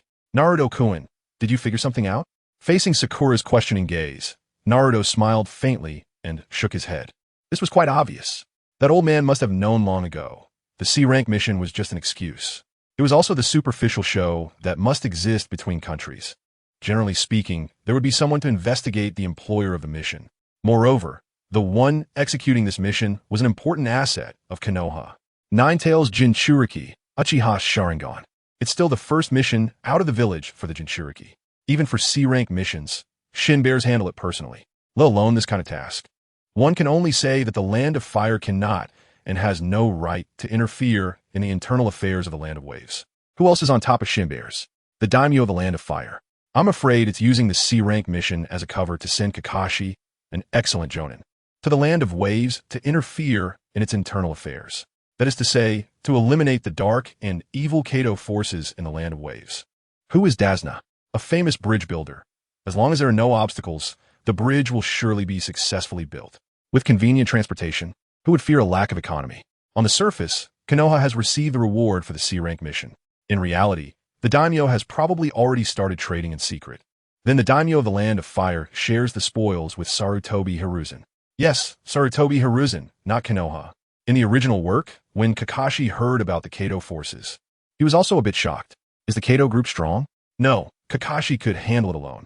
What shocked him was that a ninja of low status in the ninja world would actually take action against a wealthy patron of this level. So, Naruto's purpose for coming this time is clear. He definitely wants to acquire Kado's assets. It should be soon. Zabuza will make his appearance. And by the way, that kid Haku will probably be watching from the shadows. Haku. He is an important character in Kishimoto's opening narrative. Bloodline Limit, the beginning of the bloodline theory. Actually, Haku is in a situation quite similar to mine. Because of the bloodline limit, the Mist Village shifted its internal conflicts onto the bloodline limit, as expected of that wretched old six. Obito. The only difference is that the one controlling the shift of the conflict is not the old fox of the third Hokage, who only understands balance. If I remember correctly, Kimimaro seems to be similar, but their clan still has some blood, and they resisted, but the outcome was Haku's fate will be the same as his mother's. Willingly dying for the ones he cares about, Naruto suddenly sighed, reflecting on this twisted world that has been created. Bloodline suppression. This is fate. You can't turn around. You have to accept your fate. Unless you have a cheat. What? Sakura didn't catch on to what it meant. But Naruto and Kakashi's pupils suddenly constricted. If you know your fate is bad but still strive hard, then suffering is your fate. In the original work, there was someone who didn't accept fate and almost succeeded. Who? Naturally, it's our true underworld Old Six, Kabuto Yakushi. Others rely on bloodlines. He has none. Others rely on talent. He has none. Others rely on resources. He has some, but not much. In the end, what can he do? Rely on himself and mutate himself. There's a classic saying, where's the watershed in life? Amniotic fluid. As for feelings, Kishimoto is also amazing. 2 words, bond. What type of bond? It encompasses everything. Look at Gaara and Naruto, look at Sasuke and Naruto, look at, oh right, Haku and Zabuza are the most typical. Just then, speaking of the devil, a strong malice approached. Obviously, the demon, Zabuza Momochi, along with his little boy, has arrived. Kakashi's shaken heart quickly calmed down, and he also noticed something unusual. The mist was getting thicker. Sasuke still hadn't realized and was still shocked by Naruto's sudden words. Sakura soon noticed as well. There's a flaw. At this moment, Zabuza in the shadows raised an eyebrow and swung out the beheading sword from behind. Little did he know, this flaw was deliberately exposed by Kakashi. A visible enemy is much easier to deal with than a hidden one. This point reveals Zabuza's arrogance. Whoosh! The beheading sword came flying. Get down! Kakashi shouted, immediately sensing the maximum and paying attention to Zabuza's movements. The 4 quickly ducked down. Want a dramatic scene? Please. Do you know who you plan to show off in front of? The Bee King of Konoha, Sasuke. The illusion master of Konoha, Kakashi. Besides, I'm not the Naruto from the original work. Refusing to show off starts with you. The beheading sword was already in front of them. Naruto still stood there. Naruto-kun, get down. Sakura immediately rushed over. However, in the next moment, the beheading sword stopped steadily in front of Naruto. Sasuke's eyes lit up. At that moment, he understood. My cheat. It's decided to be you, that Naruto. Naruto. You? Kakashi's face was filled with disbelief. Zabuza thought he had succeeded. Hee, don't be anxious. It will soon be your turn. But then, turning his head, Zabuza. Chapter 39 Kakashi's defeat. What? Sakura is warming up? As expected, Zaibujan is hiding in the shadows. One hand casually grips the beheading sword, as if it were just a piece of paper, the movement incredibly smooth and effortless. Naruto feels like he could kneel down and worship him right then and there, while Sakura's eyes are almost ready to devour Naruto. Is this the power of brute strength? Naruto-kun is really strong. Bang! Casually placing the beheading sword down, Naruto looks to the side. Under the mask, there should be a feminine face drawn. To be fair, the little boy's appearance is quite high. After all, on certain platforms, you can even see a group of boys teasing a guy through the screen, and some others watching another guy tease another guy. Zaibu-Jean dares not face the blood mist directly, yet does not dare to confront Zai directly about this emotional connection. In the end, Zai is left cold, and he only dares to reveal the truth when he knows his time is short. The Sage of Six Paths. I hope that this hatred can be transformed into love. Naruto, I love you, Mom. This little brat. He actually just used one hand to stop my beheading sword? Damn, why can't I feel any emotion from him? Zaibu-Jean is shocked, momentarily forgetting that his beheading sword has been taken away. At this moment, in his heart, Naruto is just as dangerous as Kakashi. However, the arrogant Zaibu-Jean still believes the advantage is mine. He could not possibly hand over the weapon he has used for so many years. Little brat, do you know what weapon you're holding? Naruto even kicked the beheading sword. It's probably famous in the Mist Village, but in the ninja world, to be honest, the so-called 7 ninja swordsmen are just that. Damn it, I am a demon ninja, Zaibu-Jean. I could pile up the corpses of those I killed at your age into a mountain. Although he was shocked that Naruto could effortlessly catch his beheading sword with one hand, Naruto's words did indeed provoke him. Because if lies only bring pain, then the truth is a sharp blade. The 7 ninja swordsmen, during the Third Great Ninja War, weren't a few of them kicked down by a low-ranking ninja from Konoha? After finishing speaking, Zaibu-Jean ignored Dazna, who was protected by Kakashi, and turned to attack Naruto. He leaped fiercely, throwing kunai first. Ding! Naruto simply picked up the beheading sword to block in front of him. Kunai? Can this thing kill a ninja? Zaibu-Jean's expression darkened even more. Using his beheading sword to block his attack is more painful than a slap to the face. However, Kakashi is not just sitting idle. Whoosh! He lifted the forehead protector, covering his Sharingan. Using the body flicker technique, he appeared in front of Naruto. The copying ninja Kakashi Hatake is online. Damn it! Seeing that he couldn't immediately reclaim the beheading sword, Zaibu-Jean abandoned that plan and pulled back. Zaibu-Jean, I won't let you try to harm my comrade a second time. The 3 of them. Counting the kunai, it's already the second time. Wait. Naruto's pupils suddenly contracted as he looked at Kakashi's left eye. Sharingan. Wild swing. Heh, the copying ninja of Konoha. Kakashi Hatake with a Sharingan. Is this what Sharingan looks like? It does look quite unique. Zaibu-Jean let out a sinister laugh. A hint of disdain at the corner of his mouth. Clearly, he thinks he can handle it. It seems that reclaiming the beheading sword cannot be avoided with you around. Kakashi, then I'll knock you down first. Zaibu-Jean formed hand seals, casually raising one arm. Buzz, a thick fog began to rise. And in the moment Zaibu-Jean merged into the fog, he formed hand seals again, then transformed into a puddle of water merging into the surface. The 5 could only hear the sound of his ninjutsu being released. Ninja a, Iden Mista Technique. Naruto, Sasuke, Sakura, protect Mr. Dazna. Use the swastika formation. Kakashi's expression instantly became serious as he sensed the fog around him thickening again. Naruto placed the beheading sword in front of Sakura. It's quite suitable for you. Use it first. Your brute strength has improved a lot, so you should be able to use this sword, right? I can. Thank you, Naruto-kun. TCH. Naruto shot a cold glance at Kakashi's back. Then he took his position, protecting Dazna at the center of the 3-person formation. Kakashi could naturally sense Naruto's gaze. But this wasn't the time to discuss that. He began to share information about the demon ninja, Zaibu-Jean. Everyone pay attention. Zaibu-Jean is not an ordinary enemy. Back when he was still in the Mist Village, he was a ninja of the Mist Assassination Unit, famous for silent killing. If you let your guard down, Zaibu-Jean's sword could very well take your head. Additionally, although I possess the Sharingan of the Uchiha clan, I'm not a member of the Uchiha clan, so I cannot fully utilize the abilities of this eye. The atmosphere became tense as Kakashi spoke. Zaibu-Jean's wicked heart did not die. He still dared to pretend. 8 positions. The voice came from all directions. It was Zaibu-Jean's voice. Throat, spine, lungs, liver, carotid artery, and subclavian vein, kidneys, heart. As he spoke, Zaibu-Jean's killing intent was released simultaneously. Which position are you planning to choose? Or should I try them one by one? Dazna instantly trembled. Sakura, holding the beheading sword, had a determined gaze. In contrast, Naruto was unsettled by Kakashi's Sharingan, and for a moment, he was somewhat shocked by Zaibu Zhan's verbal tactics. Kakashi formed hand seals, dispelling the chakra interference of the mental power. At the same time, he blew away some of the low-visibility fog. Then, the killing intent of the two J-nin clashed. For a moment, they fought fiercely, neither side giving in. Naruto's breath quickened. He had never seen such power. No, he had seen it. That man also possessed this kind of power. He only knew that this power was very strong. But it was his first time facing such terrifying killing intent. The more he sensed it, the more Naruto's body trembled. Sasuke, suddenly Kakashi shouted.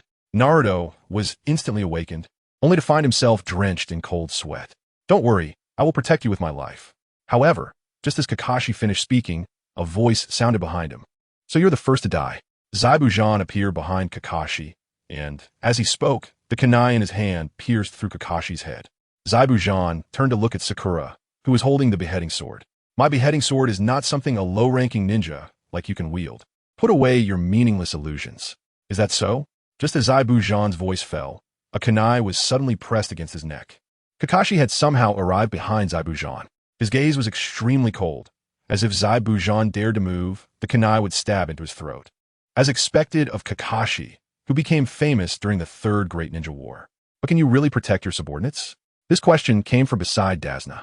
Whoosh! The Zaibu Zhan that Kakashi had held with kunai instantly turned into a puddle of water.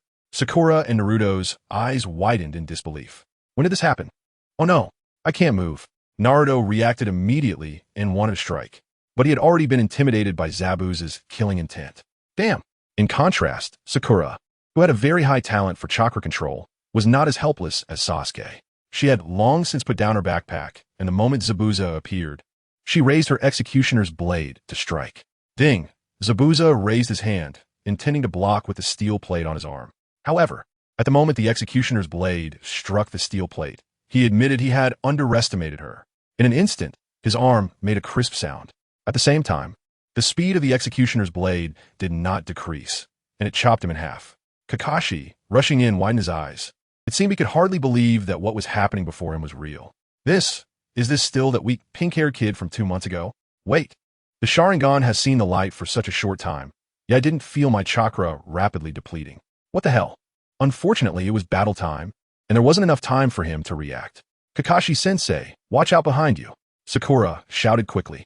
Sure enough, the Zabuza that had been cut in front of Sakura transformed into a puddle of water. Another Zabuza appeared behind Kakashi. Kakashi had fallen again. Naruto, who witnessed everything, rolled his eyes. Even at this point, he was still acting. In the original story, he had already messed up. I hope Kakashi doesn't mess up this time. Splash! Kakashi also transformed into a puddle of water. A water clone? I didn't expect that even the mist could see through it and replicate my water clone. Zabuza knew that the next would be a battle of the real bodies, so he did not charge in recklessly, but instead created distance. That little brat. Damn, how does she have such strength?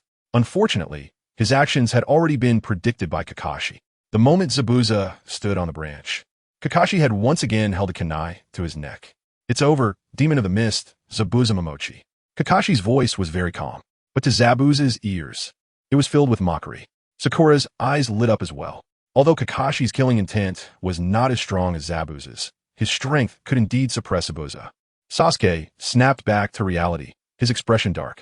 He could not ignore Kakashi's Sharingan in his left eye. Moreover, the opponent he faced was indeed not someone he could compare to right now. Perhaps Naruto could. Haha. Zabuza laughed maniacally. Interesting, really interesting. Is this the Sharingan? It seems to be nothing. Pucci, Kakashi moved his hand, and the kunai pierced into Zabuza's throat, but Zabuza's voice sounded from behind again. So, Kakashi's pupils constricted. Water clone. When did he create so many? ZZZ, Chidori. Lightning chakra stimulated his body, making Kakashi's speed even faster. He bent down and dodged Zabuza's attack, then countered with a heartfelt remark. After all, he was quite familiar with heartfelt remarks. Zabuza disdainfully glanced at him as he lowered his head. Splash! He transformed back into a puddle of water. Bang! Kakashi struck towards the trunk with his hand. However, when he passed through the trunk and penetrated Zabuza behind the tree, it was already too late, because the Zabuza behind the trunk was also a water clone, and Zabuza's attack had already arrived. Dong! A powerful kick sent Kakashi flying.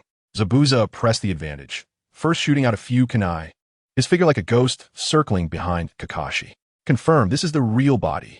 Kakashi used Chidori to block the incoming kunai. Removing Chidori, he quickly formed hand seals. Bang! Shadow clone. Then he stepped on the shadow clone and fell into the water. The shadow clone was pierced through by Zabuza. With a bang, the chakra-rich shadow clone was gone just like that. Seeing Kakashi hiding under the water waiting for a chance to move, Zabuza squinted his eyes. But with a mocking tone, he said, "Are you planning to stay underwater for the rest of your life? Good idea. It can indeed limit me, but water can also limit you. Have you forgotten? I'm a Mist Ninja." Kakashi sensed something was wrong and quickly surfaced.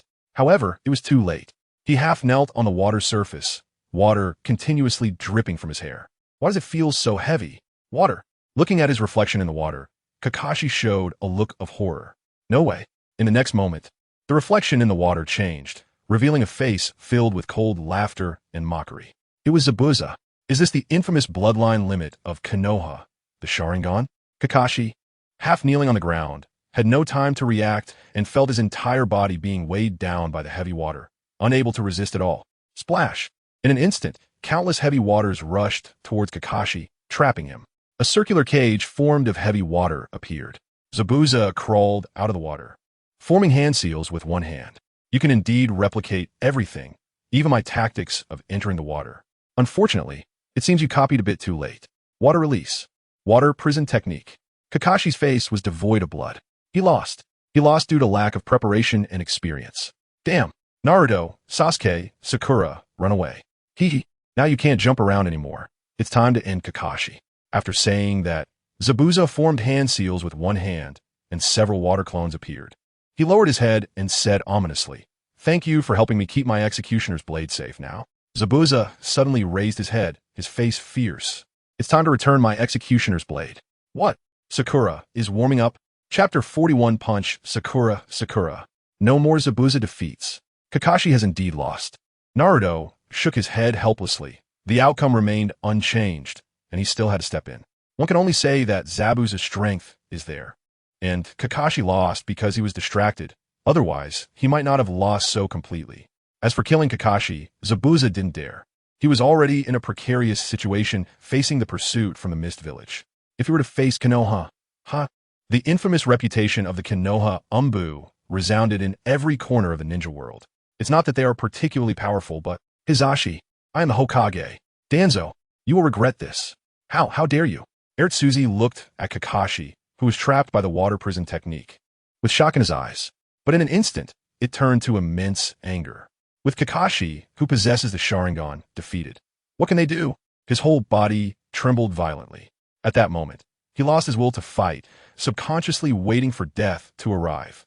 He even forgot that just a moment ago, Sakura had cut through Zabuza's water clone with a single strike. Or maybe he remembered, but was unwilling to admit it. Naruto, we should. Turning his head, Ertsuzi was dumbfounded. Naruto seemed completely unfazed and even had the energy to talk to Sakura. When he looked at Sakura, he was stunned. Sister, what are you doing at a time like this?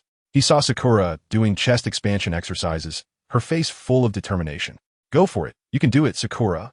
I'll be cheering for you from the back. Sakura, let's go for it. After all, Naruto-kun has my back. All right, I won't let you down, Naruto-kun. I feel like I'm catching up to Naruto-kun. With a boost of mental energy, Sakura felt that she was on fire, really on fire. The past me was so weak. Sasuke, don't interfere. The results of my special training during this time can finally be unleashed without restraint today. Naruto nodded slightly. It cannot be denied that in a world where bloodline is king, a pink-haired girl as a civilian ninja is indeed very strong. Although she doesn't have the 100 healings technique yet, her incredible strength is still incredible. What she lacks is recovery ability and an endless supply of chakra.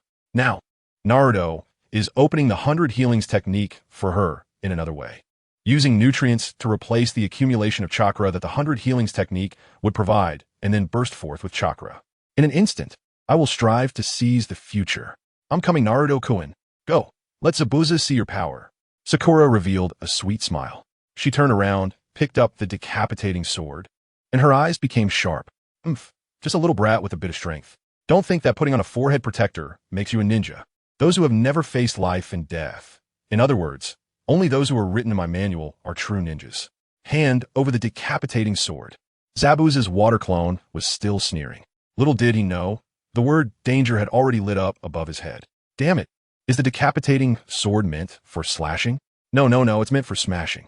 Watching the pink-haired girl suddenly rush in with the decapitating sword raised high. Zabuza's first water clone was still out putting. Ha! You don't even know how to use a sword. Hand it over. Smack. The heavy blade came crashing down. It directly smashed it into a deformed state. The water clone was instantly smashed back into a puddle. Everyone present, except for Naruto, had question marks on their faces. They were stunned. Finally, I can unleash it. Smash it. Damn exhibitionist. After landing, Sakura was not surprised by the result at all. She even felt that she was still not used to having such powerful chakra within her. Next time, she could do even better. At least catch up to Ten's incredible strength. Whoosh! The rise in power is not just singular. The speed also received explosive enhancement. Without using the body flicker technique, she was moving at a speed close to it. Of course, the current Sakura is still not comparable to the Sakura from the later Ninja World War. After all, that Sakura had trained for 2.5 years. The current Sakura had not even reached 2.5 months. Suzy. So it turns out, the most useless one is me. Let's not talk about the emotionally wounded Suzy. On Sakura's side, she quickly arrived in front of the water clones, blocking her path. She swung down the sword once more. Smack! The water clone of Zabuza couldn't react at all. The speed was too fast. He only saw a pink figure rushing in, followed by the familiar decapitating sword falling down. It smashed him to pieces. Crack! Clang! Everyone's eyes widened again. Zabuza's water clone was smashed into water, along with the big tree behind him being broken. Sakura was stunned as she looked at the broken, decapitating sword in her hand. Turning her head, she exclaimed, "What do I do, Naruto-kun? This decapitating sword of the 7 ninja swordsmen is too brittle. It broke after just 2 strikes. I'm sorry. I broke your decapitating sword." Sakura. But Naruto laughed and said, "It's okay, this decapitating sword is indeed very brittle, but it can regenerate and heal, even if only the hilt remains." Hearing this, Sakura finally breathed a sigh of relief. "It's my decapitating sword mine?" Zabuza let out a howl. The remaining 3 water clones also became serious.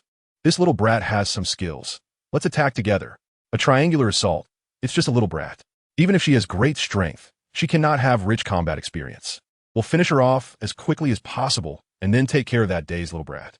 Remember, avoid her punches and also, don't go all out." Whoosh! However, in just a short moment, Sakura had already moved. She pushed off with her legs and appeared above the heads of the 3 water clones. Without the decapitating sword, her combat power decreased significantly.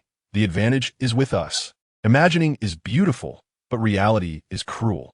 Sakura trusted Naruto very much. Naruto told her not to worry about those attacks, just to charge forward. So, facing the shurikens thrown by the 3 Zabuza clones, she didn't even bother to dodge. If she got hurt, there would be an endless supply of nutrients to heal her body. At that moment, she understood why Naruto wanted her to ignore the shurikens.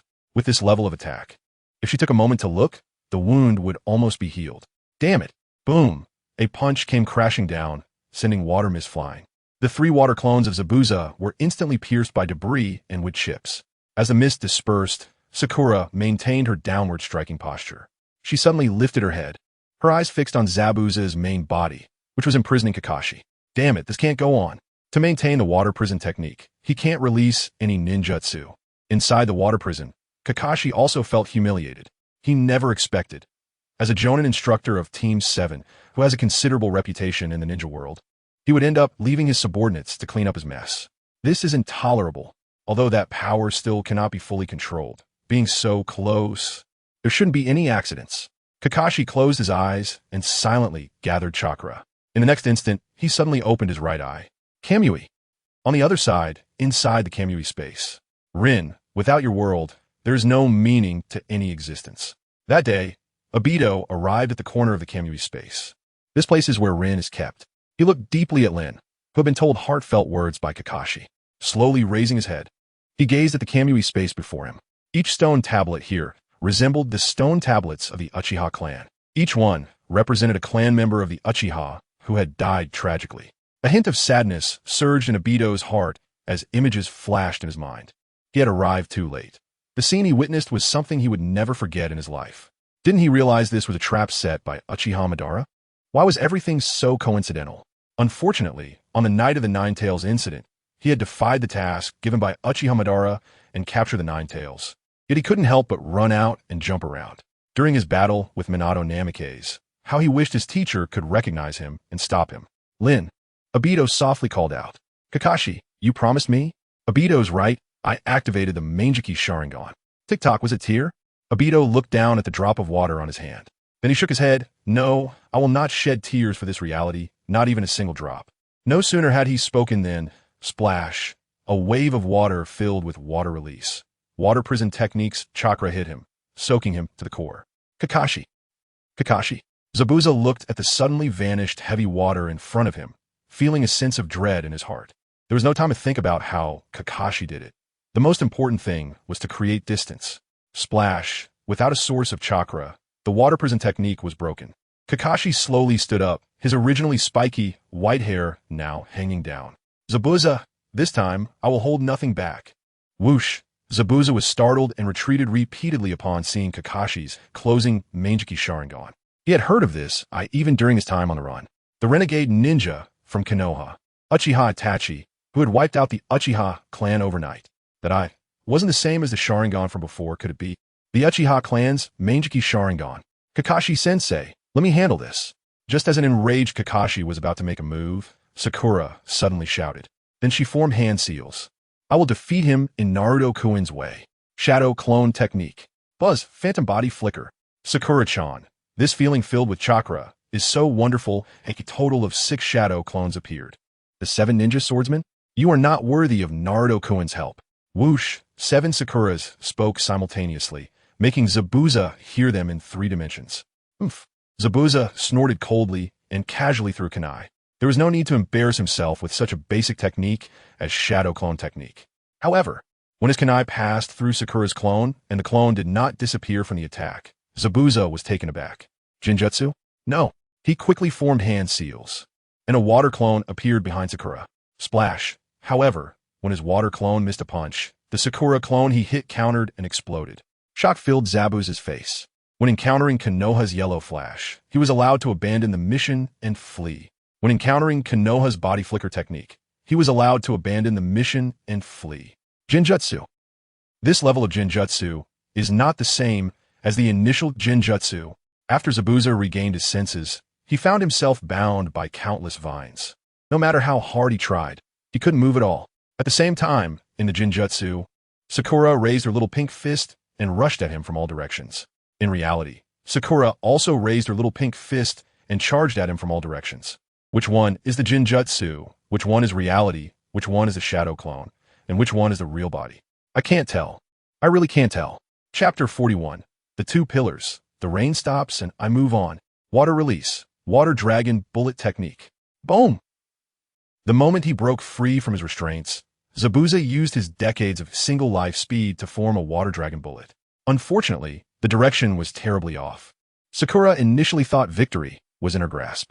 But at that moment, a figure suddenly appeared behind Zabuza. After picking Zabuza up, he formed a one-handed seal. Release. Buzz. Only then did Zabuza completely break free from the illusion. Mr. Zabuza, are you all right?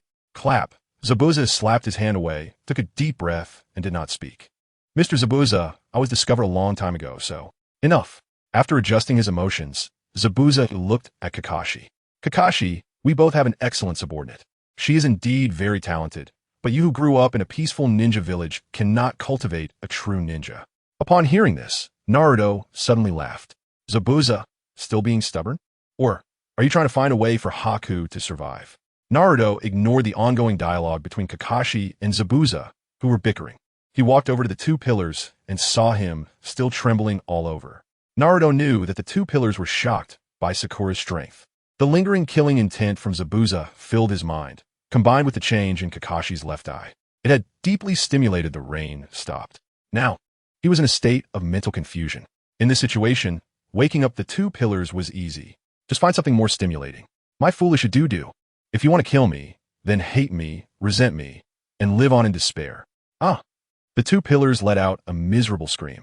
The scattered images in his mind shattered completely, replaced by the scene of witnessing his parents' death, and the last words spoken to him by his grieving mother. Whoosh Sharingan. terrifying as the 1 Tomo and 2 Tomo. It is well known that Sasuke's path to Sharingan evolution is a very arduous process. Indeed, he has taken quite a beating along the way. How can this be repaired? The 2 pillars could no longer suppress the violent emotions within him. He let out a roar towards the sky. Memories of the past flashed before his eyes. The ninja school, being suppressed by Naruto for 6 years. The useless pink-haired traitor who had always followed him around had become stronger. Naruto's multiple shadow clones. The miraculous chakra he possessed. The pink-haired girl became strong, and he was so intimidated by the killing intent that he didn't dare to move. The pink-haired girl even defeated that kind of presence. In the next moment, the 2 pillars closed his eyes. A clear tear fell. He slowly turned his head, his voice trembling as he said, "Naruto, I want to become stronger." Sniff, he sniffled. The 2 pillars suddenly felt that the world before him had changed. It felt like the flow of time had slowed down considerably. The entire world became clear. He sensed something was wrong. So, there was only one possibility. This is the Sharingan? The 2 pillars widened his eyes, raised his head, and looked confused. One side had 1 Tomo, and the other had 2 Tomo. Congratulations. Thank you, Naruto. Without your words, I'm afraid I would have needed a long time to open Sharingan. After opening the Sharingan, the previously dispirited 2 pillars became visibly confident. At this moment, even Naruto's speed seemed slow to him. The rain stopped. Uchiha Sasuke can move again. He turned his head to look at Sakura and Kakashi facing Zabuza and Haku. Naruto, please don't interfere. This time, I won't be a coward. Naruto secretly shook his head. Just don't be too reckless. However, his concern was justified.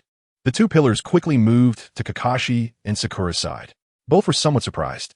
The 2 pillars smiled smugly, clenched his right fist, and then raised his thumb to point at his eyes. Kakashi, let me show you the real Sharingan. Sakura, leave that mask guy to me. I'm no longer interested in Zabuza. The 2 pillars smirked, ready to advance, but Kakashi stopped him. Sasuke, that boy is different from you. He was trained as a weapon of slaughter, implying that he knew Sasuke was strong, but he was still not his opponent.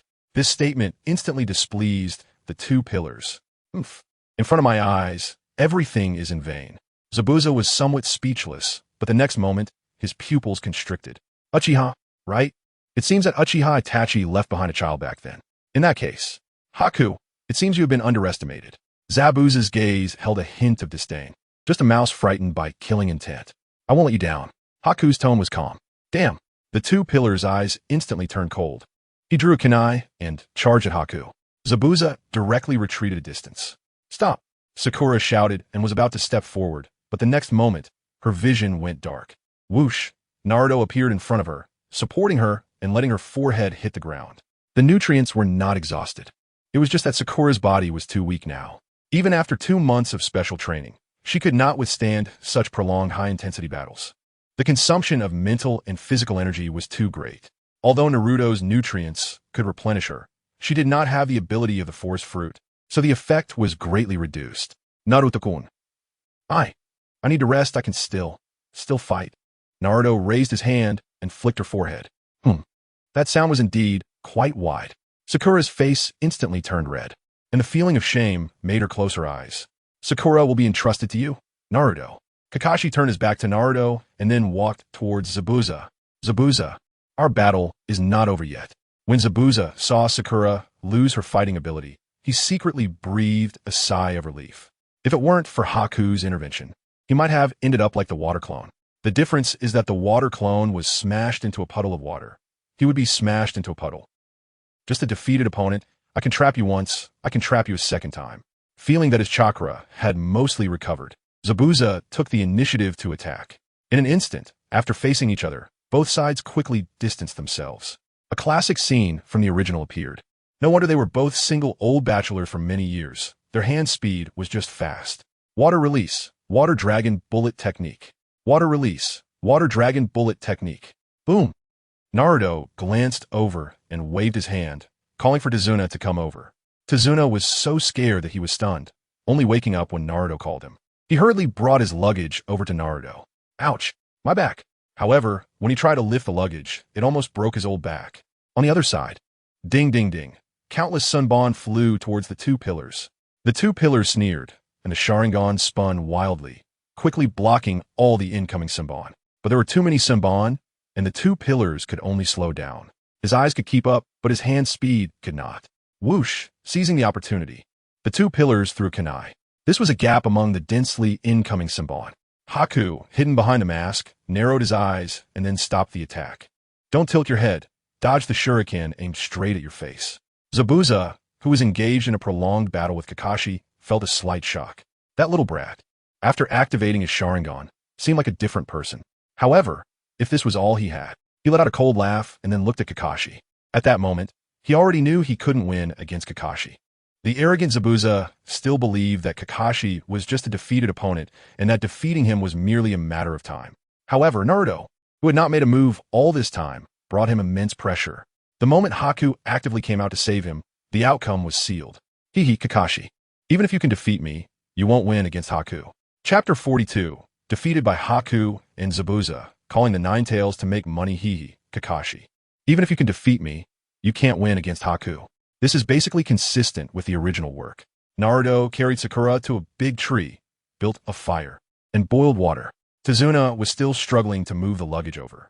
There was no breakfast yet, but there was no rush. Once you eat, you'll recover. Sakura rolled her eyes, closed them, and fell straight onto Naruto. Naruto rolled his eyes and couldn't be bothered with her.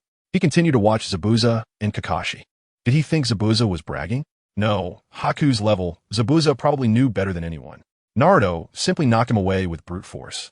This was enough to show that the so-called killing machine was just a deceptive facade. Why did Zabuza say this at this moment? To scare Kakashi? To distract him? No.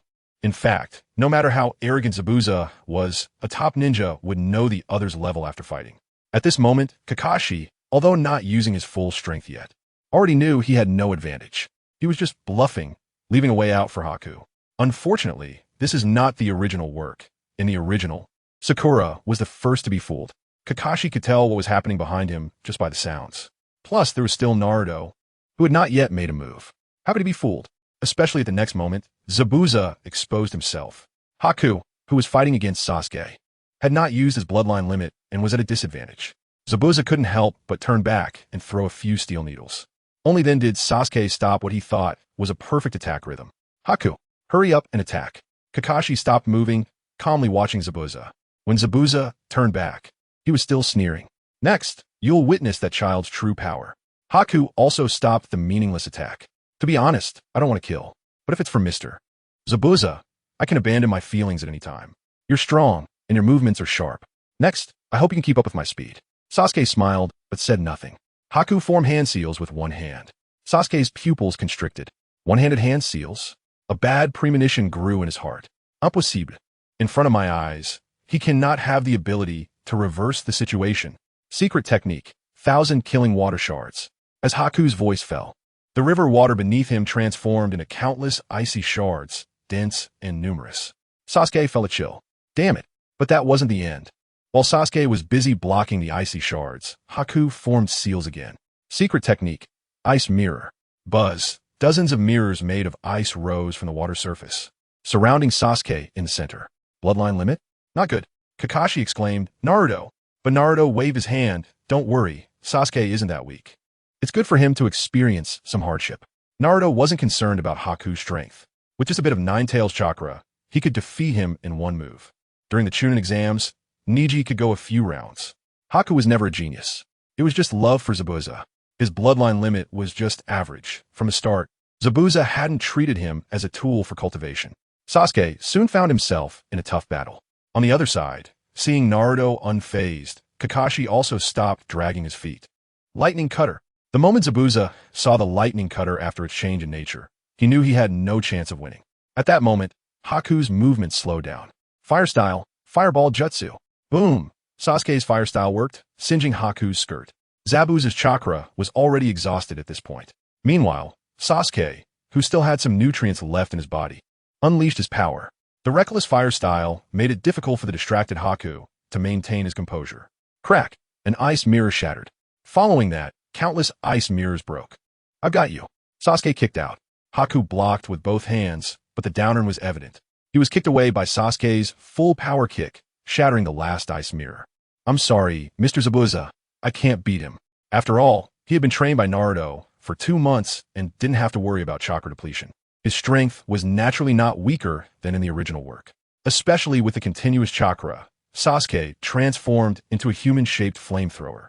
Such area attacks were a fatal blow to the already distracted Haku.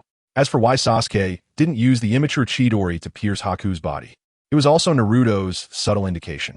He had the seed of Nine-Tails chakra, and Naruto told him it was just a matter of intent. Watching Haku stumble towards him, Zabuza closed his eyes. Enough, no need to fight anymore. We've already lost, thoroughly lost. I'm sorry, Mr. Zabuza. It's all my fault for being so useless. It has nothing to do with you. You're just my tool. The strength of the tool depends on. It's you, kid. Zabuza was about to say more when Naruto suddenly appeared in front of him. The mission continues, Kakashi-sensei. I'll be back soon. After saying that, Naruto turned his back to Kakashi. His bright blue eyes instantly opened the three-tomo Sharingan. Haku and Zabuza's eyes widened in shock, but the next moment, after a swirl in Naruto's eyes, they transformed into the eternal Manjiki Sharingan. Tsukuyami. Buzz, the two instantly fainted. No matter what happened in the illusion world, only 1 second passed in the outside world. Naruto, be careful. Kakashi reached out his hand, but ultimately changed what he was about to say. Naruto nodded slightly, picking one up and disappearing in an instant. At the moment he turned around, he retracted the eternal Manjiki Sharingan, giving Zabuza and Haku a rather amusing illusion. Zabuza isn't lacking in tools, right? I'll give him one. Haku isn't a genius? I'll make you a hard-working genius. After leaving, Naruto's spirit entered the ceiling space. Looking at the Nine-Tails true body. Kurama, come to the land of waves, there's work. After a long while, the Nine-Tails opened his eyes with a displeased expression. You better have something. Money, countless assets, enough to build a country, bring enough storage scrolls, and hurry up. Coming. The Nine-Tails perked up his ears upon hearing money. After confirming the location, he immediately lay down, sending his main spirit back to his body in the outside world. A greedy fox in the outside world. The Nine-Tails slowly opened his eyes. With the return of his spirit, his eyes instantly changed from the signature fox eyes to making money, making money. Meanwhile, on Naruto's side, Haku's mask had already been removed, revealing a face more delicate than a girl's. He wore very feminine light makeup, looking better than the current Sakura. A slight smile curved his lips, and his consciousness gradually returned. Zabuza still had his eyes tightly closed, but his rapid breathing revealed his current state of mind, and tears lingered at the corners of his eyes. Thank you, Haku said softly. Naruto, look, he's about to become a worker, and he's still thanking me. Chapter 43. Subduing Zabuza and Haku, planning to swallow Kato's assets. I have already said, we ninjas are just tools. All I want is his ability, not his person. I am not attached at all. Uffed. Kakashi's Chidori pierced through Haku's heart. Zabuza stood still. The Chidori that should have pierced his heart was blocked by Haku. I'm sorry, Emer Zabuza. I'm so useless. It's okay. You did well. Zabuza's voice trembled slightly, but his expression was very calm. At that moment, he had countless opportunities to strike at Kakashi, but he still waited until Haku completely died, and then he could no longer suppress the anger in his heart, swinging his sword at Kakashi. At least, at the last moment, to be by your side. If possible, I also want to go to the same place. The world of Tsukuyami ends. Zabuza suddenly opened his eyes. He saw Haku, mask removed, looking at him with a smile. That satisfied expression made Zabuza smile wryly. I didn't expect to end up in the same world as you. Haku. No, Mr. Zabuza, look. Haku gently shook his head, then stepped aside. Lying on the ground, Zabuza glanced behind Haku and saw Naruto with an ambiguous expression. He was taken aback and sneered. Kid, I didn't expect you to come to this world too. How interesting. How is life in my Tsukuyami world? You'll never say what's on your mind unless I provoke you. Zabuza directly shut his mouth. He looked at Haku, who was smiling, and then at the glaring sunlight. He fell silent. In the end, he turned his head away. So you ninjas from Konoha living in peace are so naive. You don't kill your enemies at the first opportunity? Saying that, Zabuza suddenly leaped up, drew a kunai, and charged at Naruto. However, the next moment, Zabuza realized he couldn't move at all. Jinjutsu? When? He was bound by countless vines. Mr. Zabuza, this is not Jinjutsu. It's the legendary would release, right? Haku also widened his eyes. I didn't expect to see the legendary would release here. In the Tsukuyami world, killing you is as easy as pie. Why would I need to go through the trouble of using Jinjutsu again? Naruto rolled his eyes and waved his hand, and countless vines withdrew. Take it, this beheading sword isn't comfortable. Naruto casually threw the broken beheading sword to Zabuza. If you want to kill, then kill. Don't play this boring trick anymore. That said, Zabuza didn't even dare to look at Haku again. You failed your whole life. Resisting the Mist Village, failure. Zabuza did not deny it, simply sitting on the ground, waiting for orders. Attempting to revive the Mist Village, failure. Knowing he was up against Konoha ninjas, and with the copying ninja Kakashi Hatake there, he still chose to strike, and the result was failure. When it comes to emotions, the only option you could succeed at, yet you fail because of fear of the world as strange eyes and not daring to face your own heart. Nonsense. When it came to emotions, Zabuza couldn't sit still. Well, there is no need to be so nervous. I want to kill you, but your lives are mine. Want freedom? Want to resist the mist? Want to succeed? I can give you all of that. Zabuza frowned. What exactly do you want? Suddenly, he sneered. I see. The beard on your face. 12 years ago, Konoha suffered the Nine-Tails incident. So, it's you, the Nine-Tails Jinchuriki. You can't even protect yourself. Otherwise, you wouldn't be hiding your talents. Who gave you the courage to say those words? Naruto knew he would say that, raised a hand, and countless vines appeared on the ground. The vines quickly twisted behind him to form a chair. Naruto sat down, raised his hand again, and a nutrient-rich fruit formed. He casually tossed it to Haku. Your bloodline limit opened too early, your body is in a state of deficit, and you have many hidden ailments. Eat it. No. Zabuza quickly stopped him, but Haku didn't hesitate to eat it, finally showing Zabuza an innocent smile. Mr. Zabuza, I believe him, we have no choice. Haku hit the nail on the head. Zabuza fell silent. Heh, would release. I didn't expect this to be real. Sure enough, you ninjas raised in peaceful places are always so annoying. Speak, to buy our lives, what do you need us to do? Seeing he had resigned to his fate, Naruto smiled and raised his hand, making a vine chair for them too. No hurry, someone will come to support you soon. Come on, experience the feeling of power, and fist bump with me. Naruto's words were like a devil's whisper, igniting a glimmer of hope in Zabuza's eyes. Just as Naruto said, his whole life had been filled with failures. Now, someone was giving him light, and even if it was fake, he was willing to take a gamble. Let us put the Mist Village matter aside for now. Your fourth Hokage has been controlled by someone, and it's about time. In fact, in the end, you won TB needed because there is already a candidate for the fifth Mizukage, and the blood mist will become a thing of the past. After Zabuza and Haku fist bumped with Naruto, a large amount of chakra suddenly surged within them. The quantity was so immense that Zabuza's mouth dropped open. Haku's calm expression also turned incredibly shocked. The seed of the Nine-Tails chakra has been planted. Now their lives and deaths are in Naruto and the Nine-Tails thoughts. Unfortunately, the two who received the Nine-Tails chakra, including those Konoha lower and middle ninjas who were frustrated, could not feel it all. What is your name? Sir, please tell us. In contrast, Haku saw more clearly. The chakra Naruto gave them, although carrying malice, was not harmful to them. As Zabuza gained power, another thought emerged in his heart. A mere copying ninja, Kakashi Hatake. If it happens again, I can bury him with ninjutsu. Haku thought even deeper. If this lord could endlessly give other ninjas such chakra, then the future will be bright. He and Mr. Zabuza had always been like rats crossing the street. As long as they firmly followed this lord, they would surely see the light of day again. He knew that this young man in front of him must have his own plan. Once the plan is implemented, the ninja world will undergo earth-shattering changes. Uzumaki Naruto. Remember, from now on, both of your lives are mine. Do not attempt to have any ulterior motives. Yes, Lord Naruto. Haku respectfully knelt on one knee. Zabuza asked solemnly, You said that soon the blood mist of the Mist Village will become a thing of the past? He naturally knew something was off with the fourth Mizukage. That assassination allowed him to glimpse many secrets. Of course, there is already a candidate for the fifth Mizukage. That's good. I want to be needed. Zabuza looked up at the clear sky. Then he slowly bent down and knelt on one knee. What do you need me to do? Naruto turned his head, looking into the distance, and said with a faint smile, In about 10 minutes, my people will come. They are inconvenient to act, but their intention is my intention. You just need to comply. Additionally, you should be mentally prepared. My goal this time in the land of waves is your backer, Kato. Bai and Zabuza were both shocked. To take action against the backer? Even in the original story, Kato was involved in black dealings and intended to take advantage of them.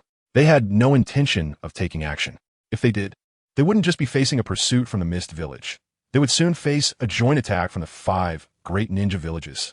Don't worry, just do it cleanly. Bai frowned, and Zabuza shook his head, saying, No, there are many pieces of evidence that cannot be completely eliminated. Suddenly, stopped Zabuza. Lord Naruto, does the Hokage of the Leaf know about this mission? Naruto smiled and generously praised. Smart. You've guessed my identity. This is my first mission out of the village and also my first C-rank mission. I instantly understood, and after thinking for a moment, Zabuza also realized. He smiled bitterly. So that's how it is. Everything is predetermined. I thought I was mistaken. In the world of illusion, Zabuza had once killed Kado. At that time, he didn't think too much. In fact, it was because Naruto didn't show him all the details from the original story. Otherwise, Zabuza would definitely have thought of it. By killing Kado, he indirectly helped Kakashi complete his task of intervening in domestic affairs to deal with the underworld forces. Moreover, after Zabuza killed Kado, he died himself. He was essentially a rogue ninja without any attachments. This matter, if brought to light, would also be untraceable. Lord Naruto, do you plan to swallow all of Kado's wealth? That's right. So you two are the most suitable candidates for this task. I know that, Mr. Zabuza and I will return and claim that the mission failed and that we need time to recover, while letting Kado lower his guard. We will secretly investigate the distribution of his assets. After confirming it, Mr. Zabuza and I will take action ourselves, and it will absolutely not involve Lord Naruto. Zabuza looked at Bai with a hint of reluctance in his eyes. Mr. Zabuza, let me handle this. No, my bounty is still not worthy of you. Zabuza was filled with determination. Naruto rolled his eyes. Stop. Let's get to the point. Don't get into all this. You guys can talk about that slowly tonight. Kurama, if you've seen enough, come out. I'm just tired and want to rest. Then, Naruto froze. No, Kurama. Do you really need to use this form with a masculine voice? Or is it because the previous two Jinchuriki were female that your thoughts got twisted? Don't forget, the Two Tails was deceived by that guy Shikaku and took on a female form. Before Naruto could finish, Kurama interrupted angrily. What does it matter to you? Fine. I'll leave them to you. Just don't leave them with anything. I got it. You're so long-winded. I'm leaving now. I've been away for a while. Then, I'll leave Kado to you. Naruto reached out, intending to shake hands with Zabuza and Bai. However, Bai knelt down on one knee first, saying, I bid you farewell, my lord. Shaking his head, Naruto said nothing more and used the flying thunder technique to leave. This lord, who are you? The Nine Tails. Sorry, my lord, that kid gave you his chakra, which is mine. Nine Tails, tailed beast. Do I need to say it again? Zabuza? Bai? Hey, Naruto, did you deal with those two ninja who were obstructing the mission? Kakashi greeted with a smile. However, Naruto lay on the ground, unmoving. It was clear that using the Sharingan had taken too much out of him. Early in the morning, due to the battle, there were quite a few fish on the shore. Picking them up and cleaning them would yield a pot of stew. Sakura ladled up a bowl of delicious fish soup. Naruto-kun, warm yourself up first. The second pillar held the fish soup with both hands, took a sip, then turned back to give Naruto a smug smile. I won. As expected of you, second pillar. Kakashi, where did you get your Sharingan? As soon as Naruto returned, the second pillar couldn't hold back and directly asked. Kakashi restored his dead fish eye and said, well, I thought you would ask directly, but I didn't expect to wait until Naruto came back to ask. This eye was given to me by a deceased friend before his sacrifice. It was a gift when I became a J-Nin at 12. The second pillar was stunned. 12 years old J-Nin, but his focus was clearly off. Sakura, I suspect Kakashi-sensei is pretending. Chapter 44. Kado is dead. Let's try the Nine Tails on the adamantine sealing technique. Big chapter. A hot-blooded fool who shouts all day about wanting to become Hokage, yet is always late to school and graduation. Kakashi gazed at the sky, filled with nostalgia and self-reproach. He was an excellent ninja. This was the best gift. Sasuke frowned deeply, shouting about wanting to be Hokage, late to both school and graduation. Kakashi, are you sure you're talking about Uchiha? And by the way, shouldn't you be talking about yourself when it comes to being late? Sasuke expressed doubt about Kakashi's mention of Obito. Naruto laughed, saying all Uchihas are full of passion, but that guy Obito was just doing it for a woman. Yeah, Kakashi-sensei, you're always late. Did you get it wrong? The Uchiha shouldn't be that bad, right? Sakura also questioned the truthfulness of Kakashi's words. While there may be exceptions, the phrase being late is too identifiable. Well, that's how it is. The guy's always been late since he was young. I didn't believe it at first, but later I found out he would always run into some elderly people who needed his help on the way. In short, that guy really doesn't seem like a member of the Uchiha clan. Naruto frowned, wondering if those elderly people were actually disguised by White Zetsu, the purpose being to find successor to Madara within the Uchiha clan. Moreover, Obito is a bit slow-witted and emotionally rich, definitely a suitable candidate. Tazuna scratched his head, feeling like he couldn't interject. Seeing that they had rested enough, Naruto stood up.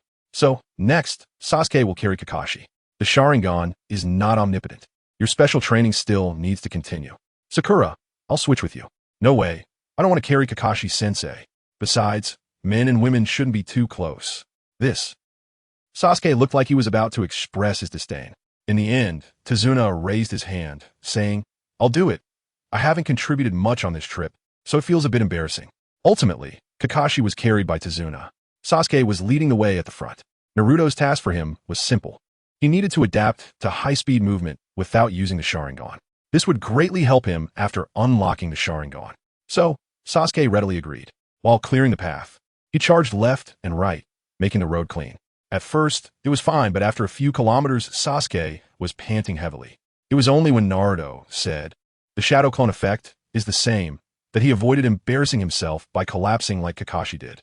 Upon reaching Tazuna's house, the first thing was to set Kakashi down. Kakashi-sensei, are you okay? It's no wonder Sakura was disdainful. After all, first impressions are very important. Plus, after 2 months of interaction, Kakashi had never been reliable. Tazuna also rubbed his nose, go to prepare bedding. Back in Hokage's office, he had said that the white-haired kid seemed a bit more dependable. I estimate I need to rest for a few days. The consequence of forcibly using Kamui is lying down for several days. If it weren't for that little bit of face, as AJ Nin, waiting for Sakura to go kill, there wouldn't naturally be the excessive use of the Sharingan, resulting in a week of rest, as in the original work. If it's okay, it's okay. If not, what does resting for a few days mean? Sakura rolled her eyes. On the way, it was Sakura who fed Kakashi since he couldn't move. Unexpectedly, although Kakashi was lying down, his appetite was not affected. He ate quite a lot. When Sakura picked up her luggage, she almost dropped her small pearl. Tazuna awkwardly laughed. Ha ha, now it's fine. Those troublesome ninjas have been dealt with, so we can finally relax. The bridge won't take too long to build, so you all don't have to worry about wasting time. Haven't ninjas been resolved? At this time, a young woman walked in from outside. The newcomer was Tazuna's daughter, Tsunami. She looked at Kakashi, who was lying on the ground, unable to move, and then at the lively 3 kids. Thank you for protecting my father. Obviously, she had heard Sakura's complaints outside.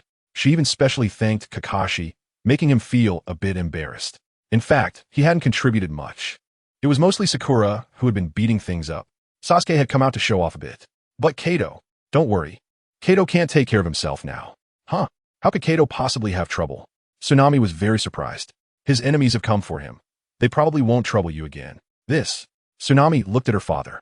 Tazuna nodded. It's fine, but Tsunami, don't go spreading this around. Tazuna was still very perceptive. Okay, I understand. Everyone hasn't eaten yet, so I'll go prepare something. Tsunami felt a bit unreal. After all, Kato was like a local tyrant in the land of waves. But since her father said so, she could only choose to believe it. So, the next task was very simple. Naruto glanced at Kakashi, then looked at Sasuke and Sakura. Tazuna wants to build a bridge. You two will take turns following him. Sasuke, you still need to practice your patience. Use shadow clones to help Tazuna and learn bridge building techniques from him. Sakura, the same goes for you. When it's your turn to protect Tazuna, make sure to take on some heavy work. Also, no using super strength. Just use your original strength for special training. You can decide your own rest times. By the way, Kakashi-sensei, meditation seems like it doesn't require movement. Your chakra. Naruto didn't finish, and Kakashi helplessly replied, I know, Naruto-sensei. I will complete the special training. The Sharingan can also be used without covering it. Try to let your body get used to being in a state of having the Sharingan always activated and used. Yes. Sakura said, after I activate the Sharingan, the consumption will. No way. It's all for the 3 of us. Teacher, you should also bring some food. Haha, it's fine. It's fine. Although the land of waves is poor, ensuring Kakashi you get enough to eat is still not a problem, Tazuna timely added. Sasuke sat aside, glancing at the food-guarding pink-haired girl. How does this guy manage to do it? Sasuke had just activated his Sharingan, but he knew that the effect he achieved was completely not comparable to Sakura's great Kamui. The pressure was once again at its maximum, especially knowing that Sakura would continue to work hard in her training in the days to come. He felt that time was becoming increasingly urgent. No way. It's one thing to not be able to compare with Naruto. I can't even fall behind Sakura. Tazuna, when are we going to build a bridge? Tazuna was taken aback. They just sat down for a few minutes. Right, Mr. Tazuna, I'm very strong. I can help. Sakura waved her small pink fists and actively inquired. Sakura, I'll go first today. But, Sasuke, I'm in great shape. I don't need to rest.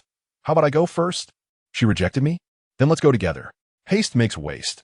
You could discuss who goes first later. Besides, your main task is to protect Tazuna. Naruto-kun is right. Sasuke, you go first. I just happen to want to try the palm technique I learned not long ago. Sakura immediately changed her attitude and approached Kakashi with a look of disdain. Kakashi-sensei, you must be having a tough time right now, right? Let me see if there's something wrong. Kakashi looked terrified, especially when Sakura reached out her hand. Images of Zabuza's water clones being destroyed flashed through his mind. Cough, Sakura, I'm just a bit drained. I'll be fine after a few days of rest. I'm not injured. Hiss, Kakashi-sensei, your body is really weak, isn't it? Sakura retracted her hand, her gaze becoming somewhat strange. Kakashi instantly felt flustered, but was also very nervous. Could it be? There really was a problem? Ultimately, he felt faint from the surge of blood in his head. Only then did Sakura run out with a smile. I'll go catch some fish to practice. After Sakura left, Kakashi secretly opened his eyes. He sighed and began to meditate. Let's go. Tazuna, I'll protect your safety today. First, let's eat. Tazuna hurriedly said. During the meal, Sakura returned with a few big fish. It's useless. Just then, a little boy appeared at the door. Inari, where have you been? Come sit down. These are the ninjas protecting your grandfather. It's useless.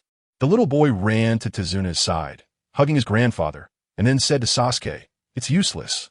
Tsunami frowned and scolded. Inari, you can't be so rude. But, Mom, they will be killed by Kato. If they disobey Kato's orders, they will definitely be killed. It's not something to discuss now. We will take action after we find out all of Kato's assets in a few days. All right, let's eat first. Tazuna patted his grandson's head and smiled apologetically at Naruto and the others. The developments were similar to the original story. However, the difference was that after Sasuke and Sakura dealt with those wandering ninjas, no stronger presence appeared, and Kato's orders had yet to come down. The bridge construction proceeded smoothly.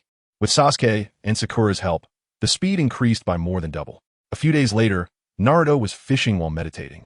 White suddenly appeared behind him.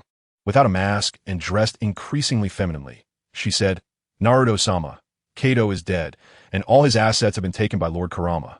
Well, then you should follow Kurama for now. It lacks manpower around him, and being by his side will make it easier for you to replenish your chakra in the future. Also, deal with those wandering ninjas. Leave a few who are not too bad to spread the news of Kato's death. Just say Kato was assassinated by his own wandering ninjas, and his assets have been swallowed. Isn't that too obvious? In fact, she wanted to tell Naruto that it wasn't necessary to go through so much trouble. The necessary procedures still needed to be followed by the time they traced Kato's assets. You would have already disappeared. Although it was a low-level distraction, it would still be effective at this time. Go, spread the news quickly. We can get more bridge builders. Yes. After White respectfully acknowledged, she used the body flicker technique to leave. Kurama was already swimming in a sea of small cash. Compared to Kato's money, the Uchiha's wealth was like a small fish compared to a big fish, completely incomparable. Half a day later, there was movement in the land of waves. Soon it spread over here. Mom, Kato is dead. Inari, what did you say? Really? Kato was assassinated by his own ninja. Great. Dad's revenge has finally been avenged. The mother and son hugged each other and cried. On the bridge, a large group of workers also cheered loudly, laughing and crying at the same time. A few days later, Sasuke stood beside Naruto. Naruto, I'm counting on you. I really want to become stronger. Naruto could tell without looking that this kid had probably been provoked by Sakura again. If I can't even surpass Sakura, then how can I take revenge on that man? I don't know what to do. I've already learned Chidori, but this technique can't hit him. Seeing that Naruto didn't respond during the day, Sasuke looked up and found that a giant rock had appeared in front of him. Go! Carry this rock and circle the land of waves before coming back. I'll only give you 3 days. If you complete it, I will teach you the nature transformation of lightning release chakra. As he spoke, Naruto raised his hand. ZZZ. In the next moment, Chidori appeared in Naruto's hand. With a series of chirps, several lightning snakes shot out and struck the tree trunk next to Sasuke, instantly piercing through it. Sasuke looked at the Chidori in Naruto's hand. Although it felt the same, Naruto's Chidori was more than twice as powerful. I understand. As Sasuke prepared to leave, Naruto added, have Kakashi sit on it. Sasuke's expression instantly turned sour. You supervise him meditating and also learn the first 3 gates of the 8 gates with him. You've already opened the Sharingan, so you can learn it. The 8 gates? Sasuke didn't understand, but felt it seemed quite powerful, so he accepted having Kakashi sit on the rock. Shortly after, Sakura also arrived. Naruto-kun, I also want to become stronger. I can't let Sasuke surpass me. Sakura. Sakura will definitely seize the future. Naruto. So competitive. However, it was also time to develop the power of my bloodline. During this period, my body had been resting to suddenly unleash the power of my bloodline. The sealing technique of the Uzumaki clan and the Kagaya's Byakugan. How powerful is the sealing technique? Even a heavily injured Kushina could make the Ninetales obediently lie on the ground. Not to mention how miserable the Ninetales was when Kushina was still the Jinchuriki. Just this point is enough to show how pure Kushina's bloodline is. The Namikaze? It doesn't seem to be a big ninja clan, right? Naruto's hair is blonde, just like Minato. This, actually calling him Senju Naruto, wouldn't be unreasonable. Otherwise, how could Naruto be the reincarnation of Ashura? This seems to explain it reasonably. As for the sealing technique, I'll try it out with Kurama later. Chapter 45. Return to the village. Unseal, forever with the sister. Naruto-kun, I'm going to train hard first. Sakura's voice was very energetic. Go ahead. After sending off the pink-haired girl, Naruto entered a meditative state. At the same time, a wood clone of White Zetsu split off from behind him. Let's check if there's anything going on in the land of waves. After receiving the order, the wood clone sank into the ground, truly able to endure. But I don't have any special performance either. It's normal for the fourth Hokage to endure until now. Naruto then focused his mind and directed all his attention to himself. Before long, he found a faint red chakra mass at the Baiwi point. He tried to touch it with his own chakra, but found he couldn't shake that faint red chakra. It makes sense, as in the original story, he couldn't awaken it until later. So, force power absorb. As the absorption ability of the forest fruit activated, the faint red chakra mass at the Baiwi point was gradually consumed. Boom! In the next moment, the nutrients of the faint red chakra were absorbed by his body, and a loud sound echoed from his body. At the same time, Naruto opened his eyes. There was no change in his appearance at all, but his perception ability had far surpassed his previous self. This was not the bloodline limit of the Uzumaki clan. However, in terms of ability and rarity, it exceeded many bloodline limits. Kagura's heart, eye, and diamond locking were secret techniques of the Uzumaki clan. They were naturally learned after awakening the bloodline power. They couldn't be taught. Moreover, Kagura's heart, eye was a top-tier sensory ninjutsu in the ninja world. An ultra-large range of enemy detection techniques. Once the heart, eye is opened, any abnormalities within dozens of kilometers can be sensed with chakra. Additionally, it can sense known chakras, even pinpointing specific locations. The number of people, physical characteristics, and movement speed can all be accurately grasped. In an instant, Naruto's world became different, especially after integrating the ability of the forest fruit. Within dozens of kilometers, even the slightest movement of the wind and grass was within his perception. If there was chakra, he could sense it. If there was no chakra, he could sense it as well. Moreover, the plants would inform him of any changes. This meant that as long as Naruto wanted to run, unless the opponent mastered Flying Thunder God and had sensory ninjas of the same level, they would never find his exact location. Coupled with the plant affinity brought by the forest power. Kagura's hard eye, not bad. A good skill for pursuing enemies. Next up is the diamond locking. Naruto felt the hot chakra on his back. The faint red chakra turned golden the moment it came into contact with the air. The experimental subject was far away, yet right before his eyes. Buzz, in the next moment, Naruto arrived in the ceiling space. Kurama. After waiting for a while, the Ninetales finally opened his eyes with a face full of resentment. Speak if you have something to say. Do you know I'm counting money? If you have nothing to say, don't blame me for being rude. Facing the resentful Ninetales, Naruto revealed a charming smile. Kurama, could you do me a favor? The Ninetales immediately retracted his tail and glanced at him warily. Go ahead. Why so nervous? Do you think I would harm you? After all this time, do you still not trust me? Naruto lowered his head, his expression somewhat sad, and turned away. The Ninetales was stunned. Starting off strong, it cautiously approached Naruto from behind, carefully peeking over. Crying? Oh dear, is that how it is? How about you hit me once to vent your anger? The Ninetales was genuinely panicked. After all, Naruto had been working hard for years to let it out. At least. That's what the Ninetales thought. You said, huh? Naruto asked with a choked voice, feeling a bit wronged. Hee, tailed beasts don't feel pain. Just don't go too far. Naruto smiled, and the Ninetales also smiled, then suddenly became furious. Rumble. Naruto closed his eyes, and with a thought, the hot chakra on his back erupted instantly. 9 golden locking chains shot out from his back, firmly binding the massive body of the Nine Tails. With a light pull, crack! A howl from a Nine Tails echoed throughout the ceiling space.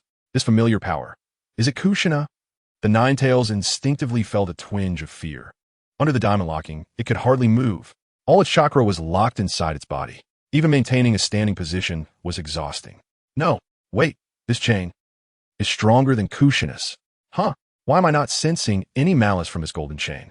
Isn't it the leftover chakra of Kushina? Wait, but the next second, the diamond locking disappeared. Looking down, Naruto was waving at him, saying, Kurama, take your time, counting money.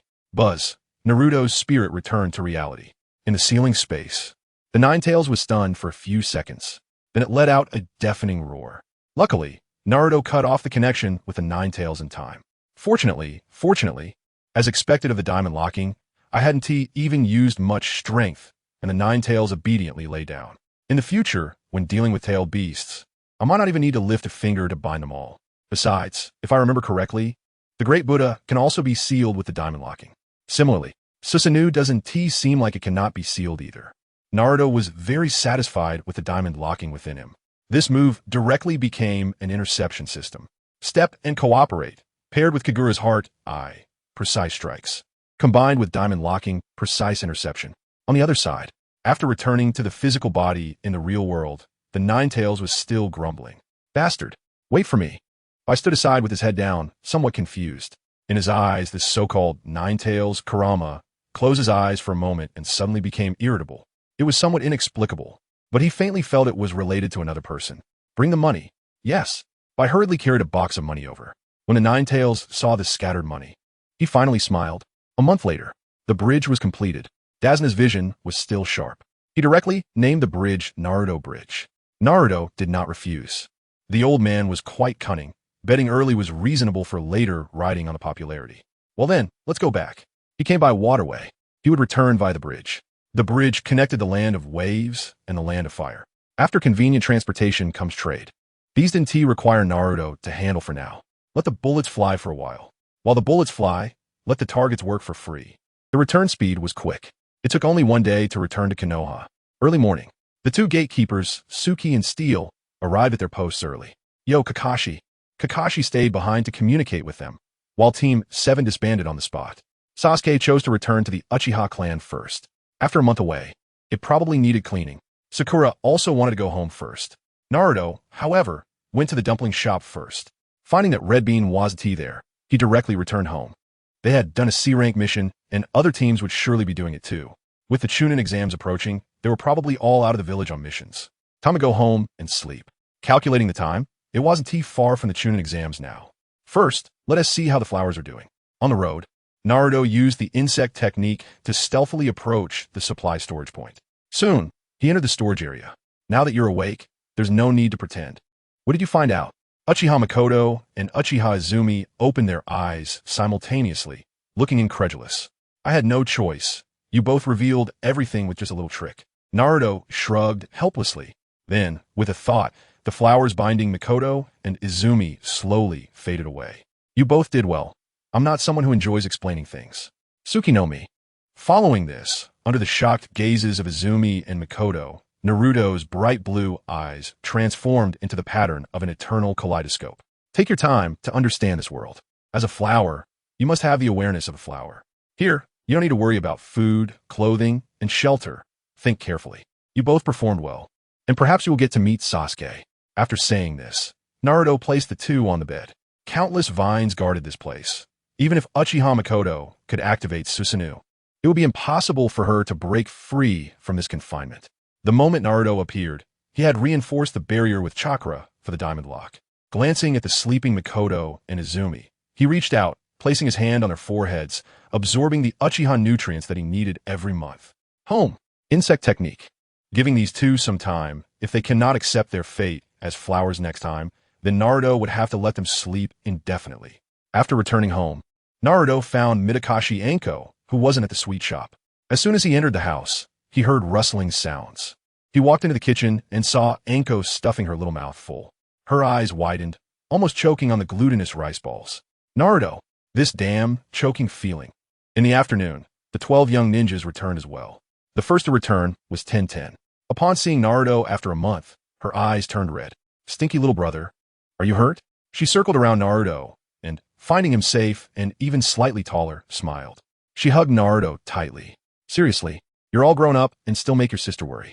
Remember, you absolutely cannot get into trouble. If you do, it would cost me 1,300. After a while, Hinata returned. This girl was easier to coax. With just a couple of pats, she turned into a steam princess. Anko, however, remained calm. But when she saw the rosy-cheeked Anko come out, her eyes twitched, casting a resentful glance at Naruto. Great, another big sister trying to grasp the future. Finally, Ino came back. Pushing the door open, she could still hear the complaints of Inazuka Kiba and Akamaru. Seriously, why does Asuma-sensei always drop the ball? Another thief got away. Mission failed. How frustrating. Let's eat meat first. Forget it. Choji makes a good point. Let's fill our stomachs before thinking about the mission. Upon entering, she saw Naruto chuckling. Darling Ino leaped into Naruto's arms. All her bad mood vanished. Suddenly, she remembered what she had said last month. Darling, I'll give you a gift tonight, smack. The following days were somewhat mundane. They were all busy with C-rank missions. With Naruto around, Team 7 had a nearly 100% success rate. In half a month, they ranked first.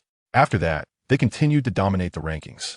During this time, the only thing that surprised Naruto was the speed at which Uchiha Makoto and Uchiha Izumi accepted their situation left him stunned. The storage point underwent a dramatic transformation. Naruto didn't understand why things had turned out this way. However, as time passed, it seemed that the outcome was the same regardless. Uchiha Izumi had completely given up. Uchiha Makoto still cared about Sasuke, but not as deeply as Naruto had imagined. Perhaps she was heartbroken from the betrayal of the filial son. In the blink of an eye, it was late May, 60 years after the founding of Konoha Corps. There was only 1 month left until the Chunin exams. Naruto entered the ceiling space. Don't think a few meals will make me forgive you. Cough, kai-bai. Let's not talk about that for now. No way. Do you think it would be that easy to let it go? The proud Ninetales was still easy to coax. What should I do then? I've discovered a big project recently. If successful, the money will be substantial. The Ninetales perked up its ears immediately. Don't tell me you're going to. I want to break the seal. The Ninetales' pupils suddenly constricted, and its voice became low. Why? Don't you hate them for sealing me inside you? Is it the truth or a lie? Don't joke around. I'm serious. Naruto smiled, waving his hand as he walked to the ceiling door, looking at the seal above, then turning his head and laughing. At first, I hated it, but later I found that it wasn't so bad. Not saying any sentimental words, the Ninetales huffed proudly. This matter was brushed aside.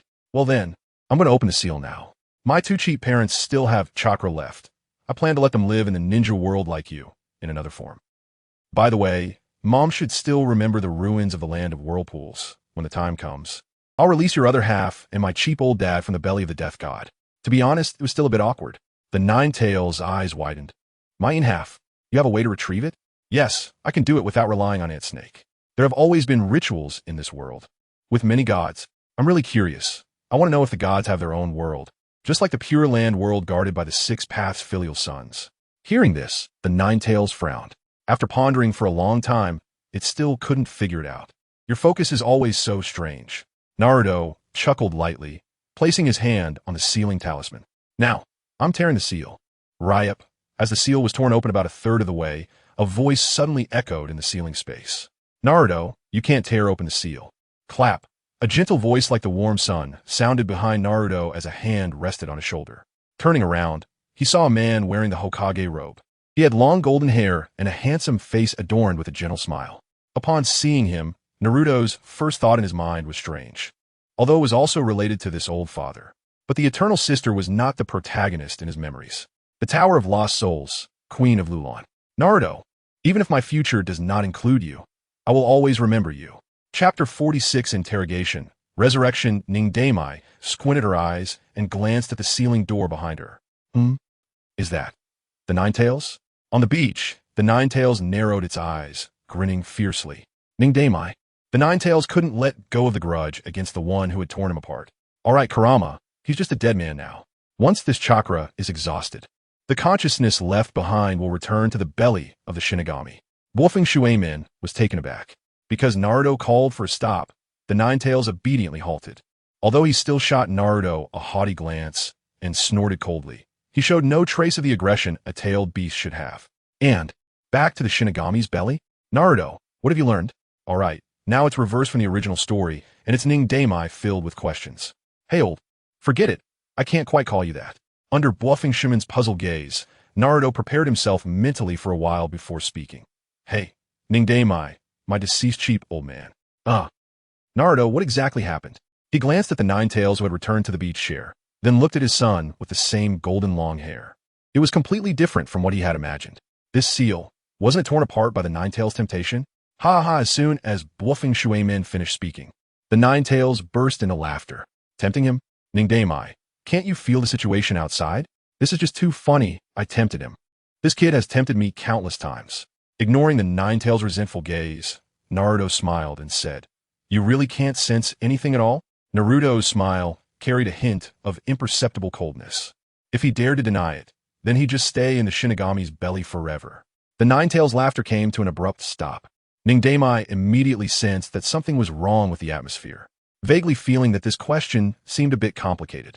However, facing his own son, he didn't think too much and honestly replied, I can, but it's only for a very short time.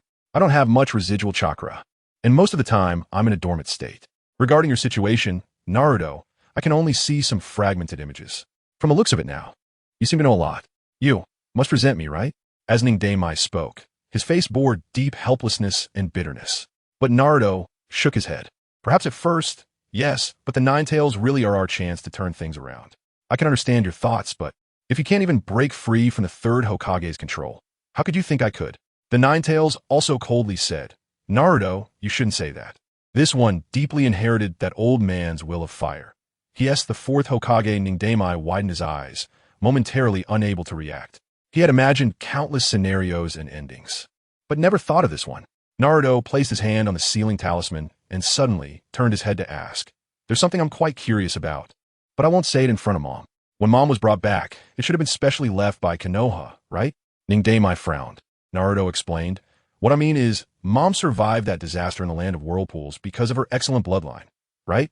Ning Daimai fell silent, unsure of how to respond for a moment. Naruto didn't mind and continued.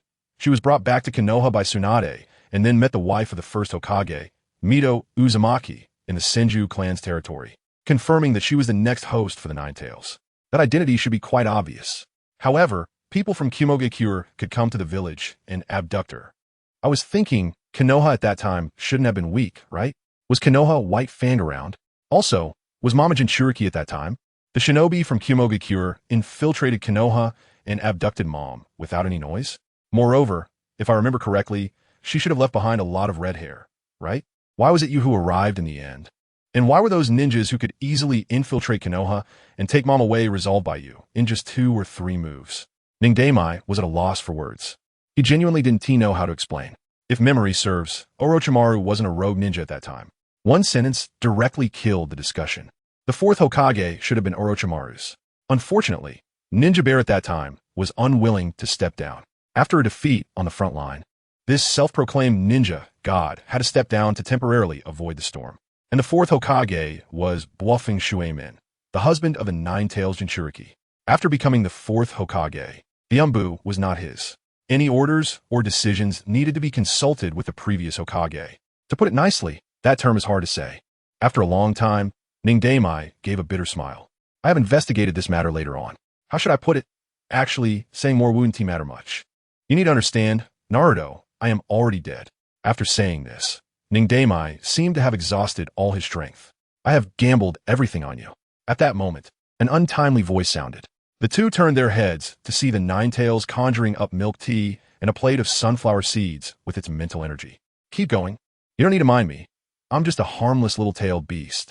Ning Daimai shook his head with a smile. Naruto, about this matter. Can you not tell your mom? All right? Naruto rolled his eyes. Kurama. Sure.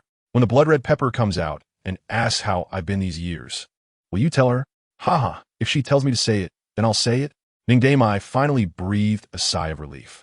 It's fine as long as you don't mention those past events. Just as he finished speaking, the Ninetales added, I will definitely bring it up on my own. The last time sealing taste was not pleasant at all. Ning Daimai widened his eyes. Shuemin? Ninetales? You are Naruto? 3 sentences, 3 major shocks. A woman with red long hair appeared in front of the two and the tailed beast. It was Uzumaki Kushina, who could control the Nine Tails even in her weakened state. What happened? Facing Kushina's inquiry, Ningdaimai couldn't clarify. However, Kushina only casually asked him one question, then turned her gaze, her beautiful eyes fixed on Naruto. After looking him over, she hugged her son tightly. That suffocating feeling. Should I treat you like in the original story? That you are the true form of the Nine Tails? No, the iron fist of love still hurts. After a bout of affection, Kushina suddenly turned her head. Looking at the spectating Nine Tails, she said coldly, Nine Tails, it seems you have forgotten my strength. How dare you tempt my son? Great, here it comes again. The Nine Tails rolled its eyes. It repeated what it had just said to Ningdaimai. Kushina looked at Ningdaimai. Ningdaimai slightly nodded. Kushina, Naruto, is now friends with the Nine. Kurama. Kurama? Kushina laughed heartily, holding her stomach. Kurama? What a strange name the Nine Tails has warmed up, you foolish woman. As long as you're happy seeing Kushina, who changes her expression as quickly as flipping a book, the Nine Tails is truly moved. We're not in a hostile relationship now. If I were to endure Kushina's diamond seal, that would definitely be quite embarrassing. I left some chakra just to see my son. The remaining chakra is enough to help him control your chakra. All right, now, Kurama, you don't need to control it anymore. So well behaved, I have more time to talk to my son now. Kushina clapped her hands, showing no courtesy to the Nine Tails. This is the woman from the Uzumaki clan. Naruto, since you've reconciled with the Nine Tails, this seal can indeed be lifted. Mom has a lot she wants to say to you. I'm sorry. I can't always be by your side, watching you grow up. Just now, Kushina was full of smiles, but now she drops her small pearls of tears. Naruto finally realizes the difference between Kushina and other women. A woman's heart is as deep as the ocean. His eye twitched slightly as he glanced at the side of Himawari. Seeing Himawari's gentle smile, he thought, no wonder she can calm down the blood-red chili. It has to be you, Himawari. Bang! In the next moment, Kushina suddenly appeared in front of Naruto, delivering a loving iron fist. Naruto could sense it and could dodge. But let's just forget it. Naruto, why aren't you happy to see your mom? Mom has been thinking about you to the point of tears. And you don't even comfort me? Then she hugged Naruto tightly, crying. I'm just a woman. I don't understand anything. You should ask my son. All right, Kushina, stop making a fuss. Your chakra is almost exhausted. Just say a few words to your son. Himawari is still that gentle little son. Yes, Naruto from now on. Mom and Dad. Naruto raised his hand, interrupting the spell. Wait, about the chakra. I can replenish it for you. Saying this, Naruto extended his hand. A pale green light appeared. This chakra contains spiritual energy, as well as natural chakra with no attributes. You just need to place your hands in it to replenish the lost spiritual energy in chakra. Is that so? Himawari was still shocked and puzzled, while Kushina had already bitten her finger and reached out to touch the pale green light. Himawari. Then she also reached out to touch the light. In the next instant, both of their bodies emitted bursts of white light. Then, their gradually transparent bodies became more solid. I can keep creating this kind of light. So, there's no need to say it all at once, right? Kushina widened her beautiful eyes, curiously observing her son. Naruto, have you already grown up? Little question mark. Do you have many friends? Damn, it must be that damn Jiraiya. The next time I see him, I will definitely beat him up. The real Nine Tails Jinchuriki, when angry, even his hair has 9 tails. Himawari smiled awkwardly, holding back Kushina, who was ready to vent her anger on the Nine Tails. Kushina, if you dare to hit me, I will never tell you what Naruto has been through all these years. In an instant, Kushina calmed down. The Nine Tails tone reminded her of Naruto's Jinchuriki identity, thinking of her own experiences back then. This child just born. She shook off Himawari's hand. I already said it. How could that old guy be so nice? You pig-headed fool with nothing but the will of fire in your head. But then she turned and threw herself into Himawari's arms. We'll talk about it later. Let's get down to business first. Naruto's had already started to hurt. The chakra Kushina left behind was filled with too many complex emotions. And all these emotions were contained within the chakra. That's why Kushina's emotional changes appeared so quickly. In fact, if they waited for 2.5 years, as the chakra consumption increased, a dominant emotion would emerge. Naruto extended his hand, inserted it into the 8-trigram seal, and then twisted it hard. Crack! The seal was lifted. The 4-symbol seal and the 8-trigram seal were both released. As for the so-called ki, he absorbed so many nutrients, including quite a few memories about sealing techniques. It's easy to deduce the ki. Since that's the case, let's change places. Kushina suddenly said. The Ninetales quickly refused. No. This is a space Naruto created with his spiritual energy. I think it's great. Is that so? Sorry, Kurama, but I can't entirely blame myself. Who knew you would be so easy to talk to? If you had spoken nicely back then, I wouldn't have pinned you down for so long. Ninetales. It really is time to change places. Facing the confusion of the two-tailed beasts, Naruto smiled and said, of course, we'll move to the real world, which is just right for you to adapt to your new bodies. Kushina. Himawari. What new bodies? Naruto, do you have a way to bring us back to life? If I remember correctly, the second Hokage, Tobirama Senju, had a kind of ninjutsu that could summon the dead back from the Pure Land to the real world. No, it's not the impure world reincarnation. It's giving you a new body, with your current consciousness as the dominant one. Your soul is in the Grim Reaper's belly, just in time to release the Een half of Kurama. Moms needs to be summoned using impure world reincarnation and then merge the soul with the body I've prepared for you. Strictly speaking, it's called borrowing a corpse to return to the soul, but that's not right. Anyway, it's resurrection. Kushina and Himawari were already stunned. They understood what Naruto was saying, but when combined, they didn't understand it anymore. Don't resist. Next, I will absorb you and inject you into the new bodies in the real world. Chapter 47 Resurrection. Tsukuyumi World, Viewing Memory Naruto. I'm counting on you. Kushina walked towards her son without hesitation. After a moment of shock, Yandai's sister, with tears in her eyes, slowly approached Naruto as well. Naruto didn't waste words. Controlling the absorption power of the forest fruit, drawing the two of them into his body. Buzz, after a wave in the ceiling space, Naruto returned to the real world. The Ninetales glanced at the unsealed seal in the ceiling space. Forget it. That kid can control me with just a glance. I just can't resist. And I'm not that happy about it either. Then, it exited the ceiling space and returned to the real world. Lord Kurama. Bai and Zabuza had changed into new outfits at that moment. Bai had completely switched to women's clothing, while Zabuza had shed his mist ninja disguise. If you didn't look closely, you really wouldn't recognize them. You stay here, I'll go out for a bit. Remember, if those guys don't agree, use illusions to control them until I come back to deal with them. The Ninetales glanced at the Konoha ninjas who were training in chakra nature transformation. These were all well-known, useless ninjas in Konoha. No resources, no talent, no connections. They could only muddle through their days. Yes, Bai respectfully saw off the Ninetales and then looked at Zabuza. Mr. Zabuza, our choice won't be wrong. At first, Zabuza might have snorted and said to wait a bit longer. This time, he had no rebuttal. In these days, he had watched countless lower ninjas, unworthy of even being remembered, rise to a level comparable to the likes of the Brothers of the Demon. Moreover, this wasn't even their limit. If they could maintain this, the future of the ninja world might really be determined by that little brat. You should train too, I'll just watch. Bai leaned toward him, yes. Crack. After Naruto's back became elementalized, he split off 2 white Zetsu wooden clones, infused with countless natural energies. These mindless white Zetsu clones continuously devoured until they grew into a substantial form. Looking at the vibrant 2 white Zetsu wooden clones, Naruto smiled. Though his cheap dad might find it hard to accept or unwilling to acknowledge with his cheap mom around, it was likely that the will of fire that had constrained him all his life would soon be erased. Since that's the case, let us get started. Naruto extended his hand, covering the faces of the clones. In the next moment, he controlled a mass of self-aware nutrients in his mind, which slowly flowed down his arm into the brains of the wooden clones. After a while, with Naruto's help, the nutrients quickly spread and were absorbed within the clones. Once a balance was achieved, the appearance of the wooden clones began to change. Their golden hair visibly turned red. Next, they just needed to adapt to their bodies. Subsequently, Naruto repeated the process to revive Yandai's sister. During the waiting time, the Ninetales had already arrived in the real world. Kurama, they're different from you. So the quality of the clones is different and will need some time to adapt.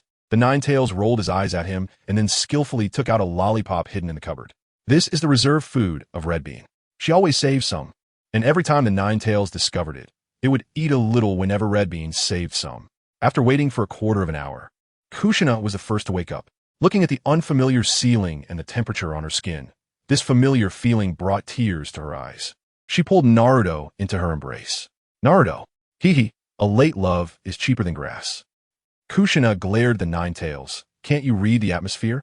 Wait a minute, this?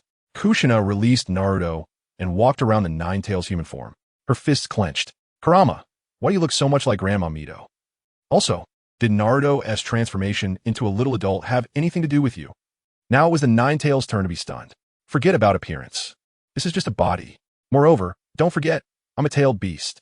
Don't use your stupid human thinking to judge me. All right, Kushina, Kurama. Don't be angry. Yandai's sister immediately stopped Kushina after waking up. Naruto also changed the topic. Now, only the second step remains. Second step? Mom, you should still remember the ruins of the land of whirlpools, right? Kushina bit her finger lightly and hesitated for a moment before nodding. I remember the location. But after so many years, it will take some time to find it. As long as we can find it, everything else will be easy to say.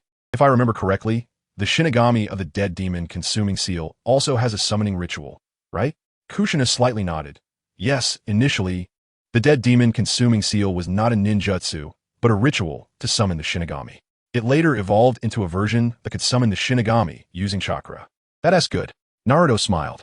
Naruto, are you planning to summon the Shinigami and then trade back the souls of me and Kurama? Yandai's sister frowned. Since it's a ritual, there will be no shortage of offerings. According to the dead demon consuming seal, it's probably not that simple to get our souls back. The caster, the summoner needs to offer their own body or soul. You don't need to worry about that. I have two plans. Once you get the mask back, we'll try again. The first plan is naturally to learn Ant Snake's Kagaya bug. And the second is that Naruto wants to see whether the Shinigami's harvesting ability is stronger or his forest fruits absorption ability is stronger. If he can absorb the Shinigami, then he, in the future, might not be unable to become the god of rituals. Let us talk about the Uzumaki clan later. Naruto, can you first tell Mom how you've been these years? Yandai's sister said helplessly. Kushina's chakra has been in a dormant state all this time, meant to help you control Kurama in the future. Naruto, your mom, doesn't not want to live. After the Nine-Tails was pulled out by the masked man, suspected to be Uchiha Madara, Kushina's vitality had been continuously fading. With tears in her eyes, Kushina said, if you don't want to say, let Kurama say it. Naruto shook his head. I have a more direct way. You all don't resist the power of the illusion. After saying that, Naruto's azure eyes opened to the eternal Manjiki Sharingan. The Sharingan. No, this is the Manjiki Sharingan of the Uchiha clan? Both Yandai's sister and Kushina were shocked to see Naruto's eternal Manjiki Sharingan. Naruto, how did you get that eye? If it's an implanted Uchiha Sharingan, it should be unable to turn off. Facing the puzzled expressions of the two, Naruto smiled lightly. If I can do something like bringing you back to life, obtaining the Sharingan doesn't seem that difficult, right? That's true. Yandai's sister, don't interrupt. Naruto, quickly let Mom see how you've lived these years. Minato took a deep breath, constantly adjusting his emotions. So many things that happened today have overturned his understanding. Then, I'm starting now. Don't resist. Tsukuyumi. The eternal Manjiki Sharingan spun. Kushina and Yandai's sister did not resist. They were soon pulled into the illusion world. The Nine-Tails naturally wouldn't be idle. It also secretly took a look. Then it found. One glance, then another glance. It lost control of its body again. Naruto, why do you insist on finding discomfort? Indeed, in the Tsukuyumi world, the Nine-Tails human form was filled with sorrow and anger. Kyubi, you came in too? Naruto may not remember, but I remember it even more clearly. I see. Then let's go take a look together. The Sarutobi clan. A frail child followed behind a ninja from the Sarutobi clan. He had golden hair and a puzzled expression on his face. I said, you are absolutely not allowed to step foot in here again. Come back with me. You have your own home. As he spoke, he pushed little Naruto. The already weak Naruto nearly fell to the ground. But the ninja from the Sarutobi clan still looked at him with disgust and said, move faster. You bastard. Just 1 minute after entering the Tsukuyumi world, Kushina had already entered her blood-red chili mode. However, in this Tsukuyumi world, they could do nothing. They were like mere spectators. After Kushina got angry, a large amount of Nine-Tails chakra surged from her body in the real world. Naruto was also surprised. This chakra was coming directly from within him. The Uzumaki clan truly is the perfect Jinchuriki. Naruto stepped forward and gently touched Kushina's forehead, finally suppressing the pull of the Nine-Tails chakra. The Nine-Tails in the Tsukuyumi world was in trouble. Kushina, stop absorbing. Quickly stop. Chapter 48. Kushina's breakdown. Nagato's silence is deafening. Kushina, after a long silence, finally managed to squeeze out a gentle smile to stop the rampaging Kushina. Nagato held Kushina in her arms. After calming down from her rage, tears uncontrollably streamed down Kushina's face as she kept hitting Nagato. I told you so. I told you so. The pale-faced Ninetales let out a sigh. Seeing Kushina in pain, it felt some sympathy. It could sense the emotions of the previous Jinchuriki. Let's go.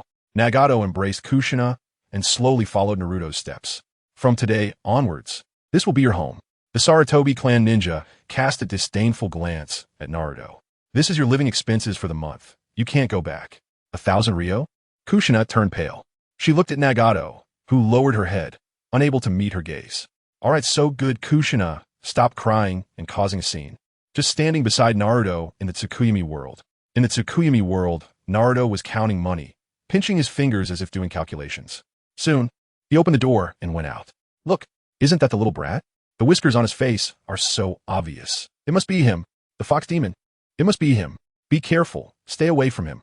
He's too dangerous. Damn it. Give me back my dad's life. Oni-chan, today I will avenge you. In the crowd, a few villagers who spoke attracted everyone's attention before quickly retreating, transforming into another form. Kill him. Kushina watched as the frail Naruto curled up on the ground without a sound, his body mixed with the stench of rotten eggs and blood. The three of them saw the Umbu ninja observing coldly from a distance. Kushina simply crouched down, wanting to hold Naruto in her arms. Unfortunately, her body passed through Naruto's trembling form. This matter ends here. Finally, just when Naruto was about to collapse, the Umbu ninja appeared. Kushina expressionlessly looked up and glanced at the Umbu ninja's back. They are the heroes of Konoha who protect the village. The will of fire has great love. It can even accept the existence of the fox demon. Right, Minato? Nagato lowered her head and did not answer. Kushina followed the limping Naruto to the Konoha hospital, witnessing the violent treatment by the medical ninjas. Kicked out of the Sarutobi clan at 3 years old, only 1,000 ryo living expenses a month. He is just a fox demon hated by everyone, and his weak body cannot resist the heroes. 1,000 ryo is too much. I think Naruto probably has a lot left over every month, right? Following Naruto back home, Kushina looked at the dilapidated house. It was like heaven and earth compared to the house she saw before entering. Fox demons don't deserve to live in heroes' houses. It's good enough to have a place to shelter from the wind and rain, right? Heroes' houses should be lived in by heroes' children and grandchildren. Look, Hero, you left so many toys, huh? Hero, you were so kind. You contributed so many mission rewards and ninjutsu scrolls to the village. That's great. Such a great Hokage should accept the existence of the fox demon, right? Stop it, fox demon. You can't touch that mask. Hero who protects the village. You must stop the fox demon. Look, the fox demon is angry and wants to harm the village you love. Kushina, Minato slowly approached. Wanted to hug the somewhat deranged Kushina. He originally thought Kushina would resist or push him away, but Kushina obediently lay in his arms, revealing a sweet smile. Hero, thank you for protecting Konoha. The Ninetales turned pale, its body uncontrollably retreating. It had never seen Kushina like this before. Kushina's sweet smile made the Ninetales' body tremble like a sieve. Minato painfully closed his eyes, tears streaming down his handsome face, fists clenched, body shaking. Seeing Minato's twisted expression, Kushina asked in confusion, Hero, what's wrong? Is that fox demon too much of an eyesore? I'm sorry. I shouldn't feel sympathy for the fox demon. Kushina. Minato placed his hands on Kushina's trembling shoulders. I understand now. Kushina's eyes suddenly lit up. The Hokage must have his own ideas. Let the fox demon atone for its sins, and then the villagers will accept him. Look, the fox demon has a group of Umbu guarding him. He definitely won't lose control. The Hokage is truly wise. By the way, Hero, where are your guards? You seem to be the Hokage too? Why do these Umbu ninjas seem to not recognize you? Kushina was about to continue speaking when she heard a childish voice. My family sells ninja tools. Not fishhooks, but I have a set of fishing tools myself. Not for sale. You can't afford it. It's very expensive. I can lend it to you, but if you catch something I want 1/3. Kushina's tears could no longer be held back. With tear-filled eyes, she reached out, wanting to pat Naruto's head like 10-10, but her hand passed through. The tears immediately stopped. Nagato didn't dare to step forward, just following Kushina. The Ninetales didn't dare to say a word, minimizing its presence. I'm just a passing old man. Wow, look, the Hokage has appeared. Damn fox demon. Why don't you kneel when you see the Hokage? I'm the strongest Hokage among them. Yes, without the great Hokage, that night of the Ninetales incident, everyone would have died. Wherever Konoha flies, the fire continues to burn. It's the will of fire. Fox demon, you must remember this. Nagato painfully held Kushina in her arms, repeatedly saying sorry. Kushina turned around and said sorry to her. Hizashi, the Jinchuriki, should be handed over to me for Root's management. He has the potential to lose control. If handed over to Root, I promise to train him to become a Jinchuriki who loves Konoha. Danzo, I am a Hokage. Kushina leaned against Nagato's embrace. Hero, the Hokage is so good. He even doesn't want the Jinchuriki to go to the Root organization. What a lovely child. He can even accept the existence of the Fox Demon. Is he from the Hyuga clan? So cute. Is he from the Inuzuka clan? That must be the daughter of Elder Hayashi. The flow of time in the Tsukimi world sped up. But the three people in the time flow did not feel it. The Nine-Tails secretly shook its head. There were still many things and secrets that Naruto had not manifested. He must be very happy in the ninja school. Did he graduate? I'm sorry. I can't personally congratulate you. Tenten's parents are so good. They can accept the existence of the Fox Demon and even celebrate your graduation from the Ninja Academy. This is Kakashi? What a change. It turns out he is helping the great Hokage manage the Fox Demon, preventing him from losing control. This must be Mikoto's child, right? So similar. Great, hero. Your teacher hasn't come back even once. He must be out doing good deeds. It's better that he doesn't return. After all, he is the legendary Sannin. And it was he who gave Naruto his name. If people found out, it would greatly impact his reputation. The mission to the Land of Waves. At this point, the world of Tsuki no Kage has collapsed.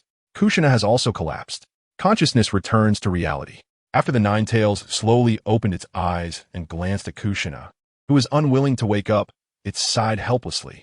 After Yondaime regained consciousness, he held Kushina, who was lying beside him, in his arms. Without saying a word, he lowered his head, hiding his expression. I'm sorry, Naruto. Yondaime's voice was very soft, as if he had lost his spirit, dull and lifeless. Naruto could probably anticipate this outcome. Many scenes were heavily edited by him, so it couldn't be considered a complete restoration. But these were just fragments. Just fragments. Aside from the Nine-Tails, no one knew how Naruto managed to survive before he had any self-defense. It's okay. It's all in the past. Naruto comforted. Naruto, do whatever you want. Don't worry. Even if you become a rogue ninja, we will support you. If there is anything you need us to do, just say it. Yondaime raised his head, his handsome face looking extremely haggard. He tightened his embrace around Kushina, gently pressing his forehead against hers. Even if you want to destroy Konoha, Kushina and I will help you. Yondaime, don't worry. I remember everyone who offended Naruto, and soon you'll know. Destroying Konoha? That would be too easy for them. We have a better plan. The Nine-Tails couldn't help but interject. Yondaime dumbly turned his head to look at the Nine-Tails.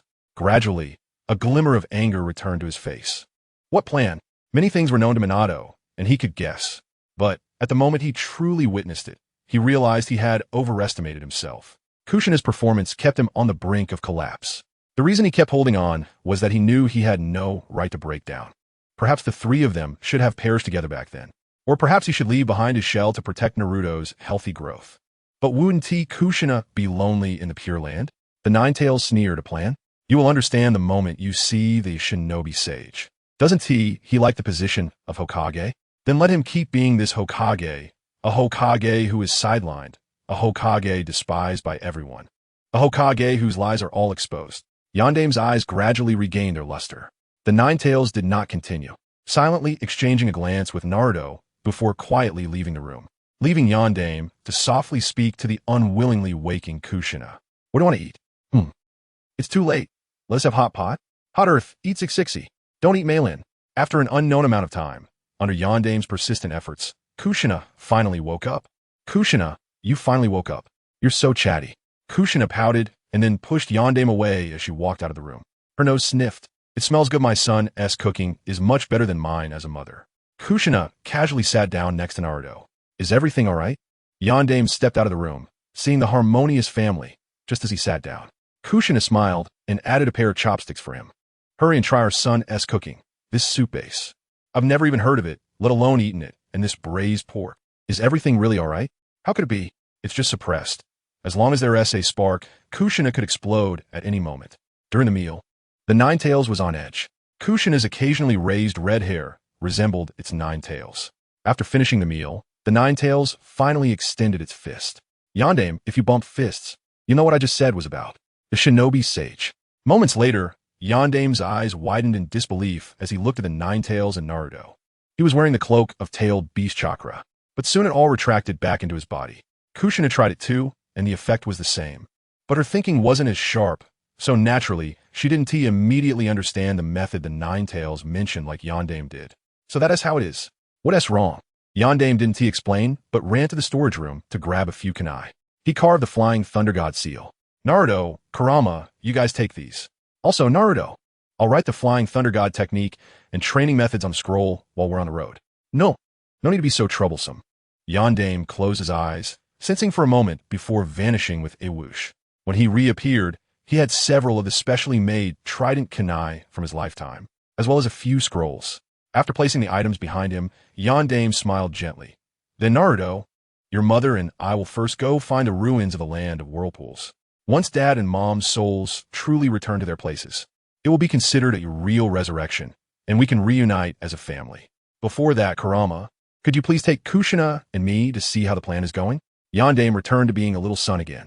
However, this little son's gentle smile seemed to carry a hint of coldness.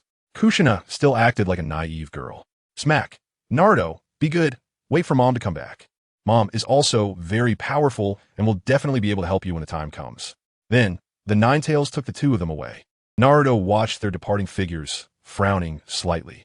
Was a shock too great? It makes sense. Otherwise, they wouldn't be acting so impatiently. Are they trying to make up for me? Shaking his head, with his cheap dad around, the speed of the Konoha blood replacement plan would become faster. Mom's condition is still something Dad should worry about. It's quite scary. After thinking for a bit, Naruto decided not to sleep here tonight. Kushina has been resurrected, and as her good friend, she should know this news. On the other side, after finishing a day of special training, Sakura was planning to have a good sleep, looking forward to seeing Naruto early the next day. Unexpectedly, she was called to the kitchen by her mother. Half an hour later, just add some oil and sugar color, and it will be ready. Sakura rolled her eyes because her mom noticed that she had been paying a lot of attention to her appearance lately, dressing up well every day before going out. So suddenly, in the middle of the night, she wanted to teach her cooking skills since she was getting older. However, after Sakura showed off the cooking skills she learned from Naruto, her mom turned around and asked her to teach her instead. Beauty sleep was gone, and naturally, Sakura had no patience left. Can you be a bit more patient when you teach me? When you were young and didn't understand anything, I was also sincerely teaching you. Upon hearing this, Sakura pouted, it's different. When I was young and couldn't learn, you would hit me. It's the same now. If you can't teach me, I will still hit you. 30 years of the east of the river. And 30 years later, it's still the east of the river. Chapter 49, Mastering Forbidden Technique. Tsunade wants to return to the village? In the following week, Naruto's shadow clones were all learning the Flying Thunder God technique. Why did it take a whole week? It's because Flying Thunder God requires marking, and he needed to send out a large number of clones to mark locations. The Flying Thunder God is a space-time ninjutsu that allows one to instantly arrive at a marked location within their perception range. Coupled with his terrifyingly vast Kagura hard eyes and the natural power of the forest fruit, he could reach anywhere within 100 kilometers in the blink of an eye, and even do so with pinpoint accuracy. He spent another week learning all the sealing techniques of the Uzumaki clan. There aren't many powerful sealing ninjutsu, but there are plenty of training methods to enhance sealing. With the Flying Thunder God in play, it wasn't the real bodies of Minato and Kushina searching for the ruins of the land of whirlpools. Kushina didn't feel much, but Nagato was truly shocked. The terrifying amount of chakra made him feel unreal. The real body was stationed in Konoha, and after finishing official duties, he spent a lot of time accompanying Kushina. For the control of the Ninetales, Konoha's foundational strength, which is the Konoha ninjas, Nagato, who had been Hokage, was obviously much more familiar with it. In 2 weeks, he managed to control 2/3 of the Konoha ninjas. Note that this 2/3 does not include major ninja clans. No one would leak information because those who might have leaked were already drained of chakra by the Ninetales, along with all their chakra being extracted. Civilian ninjas and those like Lee, who couldn't control chakra, were all turned into ninjas with the help of the ninja sect. Being limited to Konoha was too restrictive. Outside of Konoha, wandering ninjas from a land of fire were selected based on their character and talent, and all were secretly controlled by them. With such a large number, would the Ninetales chakra be insufficient? No, those who had completed their training no longer required additional chakra. Instead, they periodically collected fees, chakra. The Ninetales was overjoyed. At the same time, he urged Nagato and Kushina to hurry and find the ancestral land of the Uzumaki clan. On the other hand, Naruto was making huge progress as well. With tens of thousands of shadow clones learning ninjutsu, The scene was nothing short of spectacular. Each shadow clone would automatically disperse after gaining a certain level of understanding. Naruto's real body was meditating among them, and as he sensed the memories and experiences being transmitted back, he would create another shadow clone to continue learning. After another 2 weeks, he had thoroughly researched all the ninjutsu in the Book of Seals. Where did the Book of Seals come from? Naturally, it was brought back by Nagato, who was incredibly familiar with Konoha's barriers. As for the barriers in the Book of Seals, don't forget that Kushina is a pure blood member of the Uzumaki clan. Basic sealing techniques? Konoha learned those from the land of whirlpools. However, thoroughly researching all the ninjutsu in the Book of Seals was overwhelming for Naruto. The amount of information was simply too vast.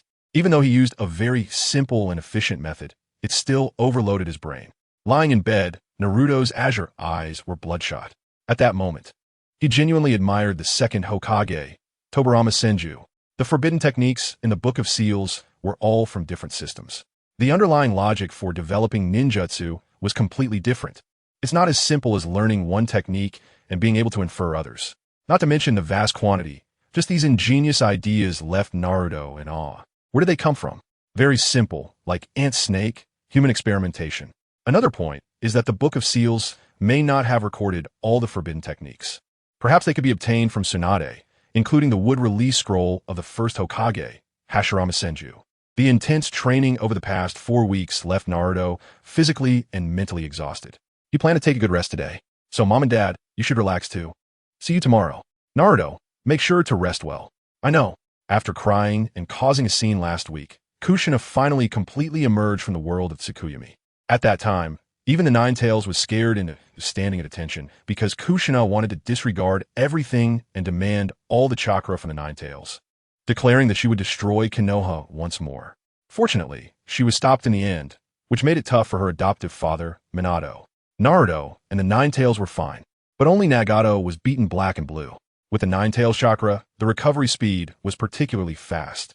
Kushina would get angry every time she saw him, and after giving him a good beating, she would patiently wait for Nagato to recover before beating him again.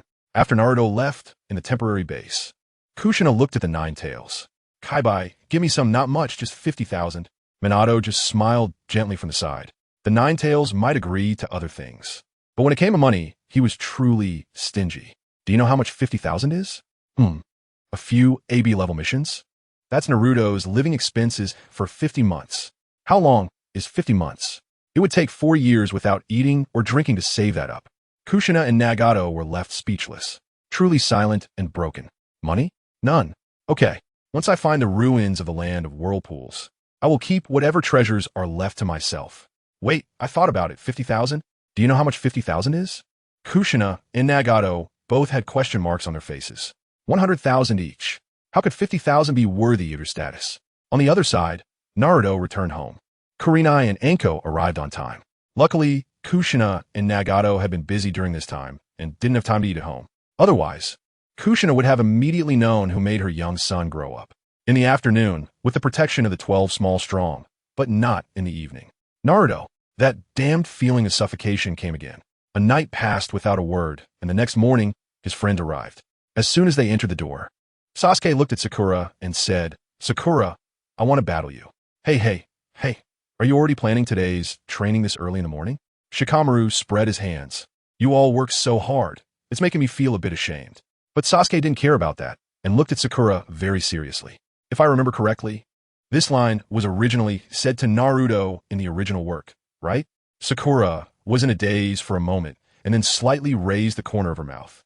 Just right, I have the same idea. All right, but don't leave after the mission. I'll go pick a place. Sasuke didn't even eat breakfast and turned to walk outside. Hinata quickly stepped forward and tugged at Sakura's sleeve. What's wrong, Hinata? Sakura, be careful, don't kill Sasuke. Yeah, Sakura, your talent is really good. Training with super strength is like riding a rocket, so fast. A few girls chattered on. Aside from the initial mention of not killing Sasuke, after that, it was all girl talk. They weren't worried at all that Sakura would lose to Sasuke, who had activated the Sharingan. Kurenai and Anko had already eaten and left early. At noon, after finishing the mission, Sasuke immediately said, Let's go. I've already picked a place.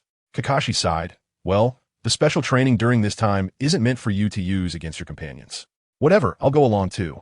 Thus, Team 7 arrived at the training ground where they had initially fought for the bells. It was here that Sasuke distanced himself from Sakura. Sasuke had quite the knack for selecting locations. Kakashi stood between the two eager participants, feeling quite helpless as he said, "There are no rules in the match. It ends when one side falls or concedes. Remember to hold back your strength. Otherwise, Naruto and I will have to intervene." Got it. X2 to be honest. Sakura never imagined that Sasuke would challenge her one day. Of course, she also never thought she would become so strong one day. Don't go all out, Kakashi added. Don't worry, Kakashi-sensei, I'll hold back. What did you say? Damn it. How dare you underestimate me? I am from the Uchiha clan. Sasuke instantly exploded with anger. Sakura smiled silently. For a moment, she made a comparison and realized how she used to only see Sasuke. In terms of appearance, personality, and charm. It seems Sasuke couldn't compare to Naruto at all. Sakura-chan, don't you think Sasuke is the coolest? Pink-haired girl, without the aura, it seems. Naruto-kun is better looking and more appealing. It seems you can't wait any longer. Then let's begin. Kakashi closed his right eye. Now, he followed Naruto's suggestion and maintained the state of his Sharingan for a long time. Fire style, fireball jutsu. Sasuke started by flaunting his chakra. He knew Sakura didn't learn ninjutsu because of her low chakra reserves. However, how could such a small attack possibly provoke Sakura? Bastard. Boom! Sakura punched the ground. The powerful version of Earth style, Earth flow wall appeared. Sasuke wasted all his anger. Whoosh! Sakura jumped above the rubble, looking down at Sasuke. It's over, Sasuke. After saying that, she leaped high, her small fist clenched tightly. The sense of pressure was overwhelming. Sasuke's dark eyes instantly turned blood red. Sharingan, double Tomo. After this training period, he had improved a lot. Even his non-specialized Sharingan had evolved. In front of my eyes, your attacks will never hit me. Sasuke quickly retreated while quickly forming hand seals. Lightning style, body flicker, ZZZ. Sakura looked down as she was about to land. The spot was filled with arcs of lightning. She frowned, reining in her strength and quickly forming hand seals. Oh, really? Then let me see if your eyes can keep up with my speed. I will definitely defeat Sasuke. Naruto-kun, did you see that? I've always been working hard to catch up to you. Shadow, clone jutsu. Bang. Sakura's shadow clone appeared beneath her feet. Sasuke. The shadow clone yelled angrily, throwing Sakura's main body out. Then she landed on the ground and was engulfed by countless arcs of lightning. Damn, using shadow clones. Let me show you the phantom body flicker of Brother Shisui. Without the Sharingan, you will never grasp the essence of this technique. Thus, Sasuke created 5 shadow clones. The Sharingan spun wildly. Sakura, moving at high speed, furrowed her brow. Release. She formed hand seals with one hand, dispelling the illusions of the Sharingan. Smash it. Her fist struck one of Sasuke's shadow clones. It passed right through. Hee, I told you, your attacks can never hit me. But the next moment, Sasuke realized he was wrong. Sakura's target was never the shadow clones, but the ground beneath his feet. As her fist came down, the ground cracked, and countless rubble shot out like bullets. Found you. In the dust, Sakura expanded her senses, detecting that 4 shadow clones were being bombarded by countless pieces of rubble. She slightly bent her legs and pushed off hard. Another roar followed. Whoosh! This time her speed was even faster than the shadow clone's throw. Kakashi's eyes widened. He had been watching the entire scene. He could see clearly, but it made his heart race. Sasuke had already opened the first 3 gates of the 8 gates, and was using the properties of the shadow clones to keep up with Sakura's pure brute strength. Sakura was stronger than she was during the Land of Waves. Kakashi couldn't help but glance at Naruto, who remained calm beside him. How much has this kid grown? Until now, I haven't seen him make a move. Noticing Kakashi's gaze, Naruto turned and smiled. By the way, Kakashi-sensei, I have something to tell you later, so be mentally prepared. Hearing this, Kakashi's pupils suddenly constricted. Memories of when he first met Naruto surfaced in his mind. Is it coming? As expected, there is no reason to forget everything from the past. So Naruto, what will you do? Is it to destroy Konoha? A bitter smile appeared on Kakashi's lips. He didn't know how to handle it. Suddenly, Naruto raised an eyebrow. He sensed a quite powerful chakra appearing within the Konoha area. Moreover, this chakra carried a strange sense of familiarity, yet was also very foreign. Could it be because of my mother? Meanwhile, in the Hokage building, inside the Hokage office, Hokage-sama, a masked Anbu ninja appeared before the Hokage, kneeling on one knee. A ninja who had just completed a mission returned with information. It seems they spotted Lady Tsunade on the outskirts of Konoha. She seems to be returning to Konoha. The Hokage was currently reviewing the registration forms for this year's Genin, taking the Chunin exam. Hearing the Umbu's report, his murky old eyes immediately narrowed. Tsunade? She's coming back? Yes, Hokage-sama. That ninja confirmed multiple times that is indeed the legendary Sannin, Lady Tsunade. You may leave now. Pay attention to Tsunade's speed and position, and report back promptly. Yes. The Umbu, ninja, responded and then used the body flicker technique to leave. Why is she coming back at this time? The Hokage frowned. Is right, I have been twitching lately, and he always had a sense of an impending storm. Am I overthinking this? Back then, during the end of the Third Great Ninja War, Tsunade, increasingly dissatisfied with the corrupt higher-ups of Konoha, finally chose to leave.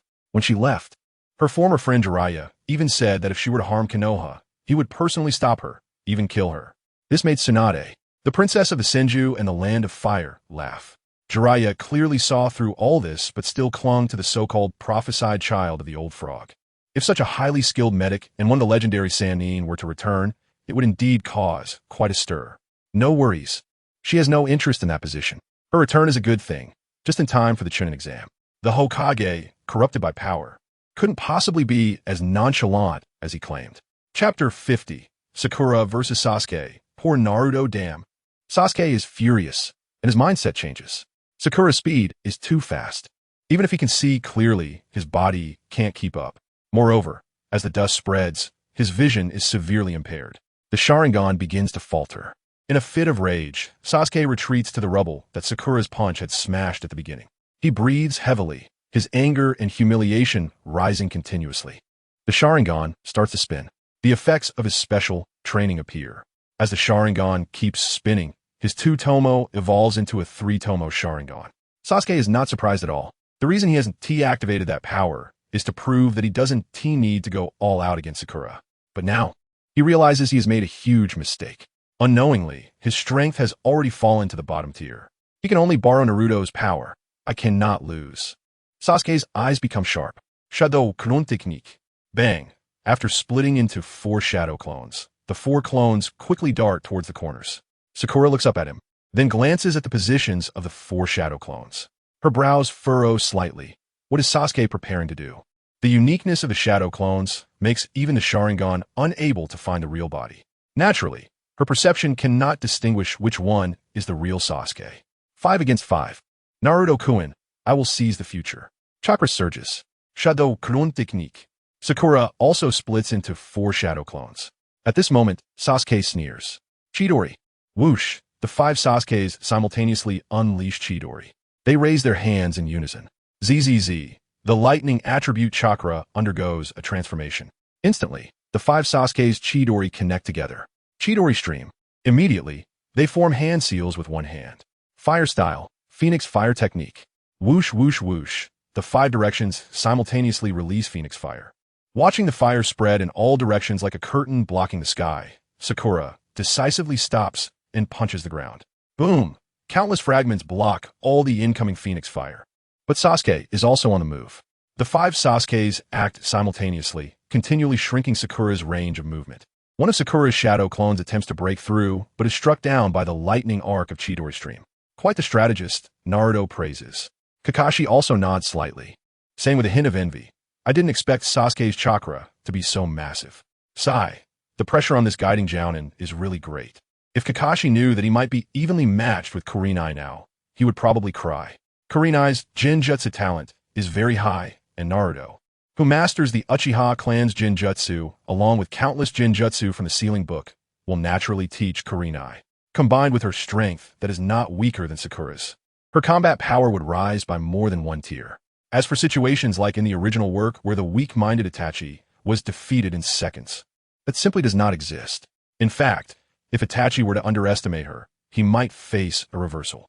On the other side, Sasuke throws kunai tied with wire and uses fire style, dragon fire technique. The battlefield is completely transformed into a sea of flames. Sakura, give up, you can't win. Don't celebrate too early. If that's the case, I'll have to ask Naruto to heal you later. Sasuke's gaze turns cold, and 5 figures leap towards Sakura simultaneously. Seeing this, Sakura smiles. Yes, you shouldn't celebrate too early either. Someone as careless as you cannot win against me. After saying that, she punches the ground, and countless stones rise up. Useless.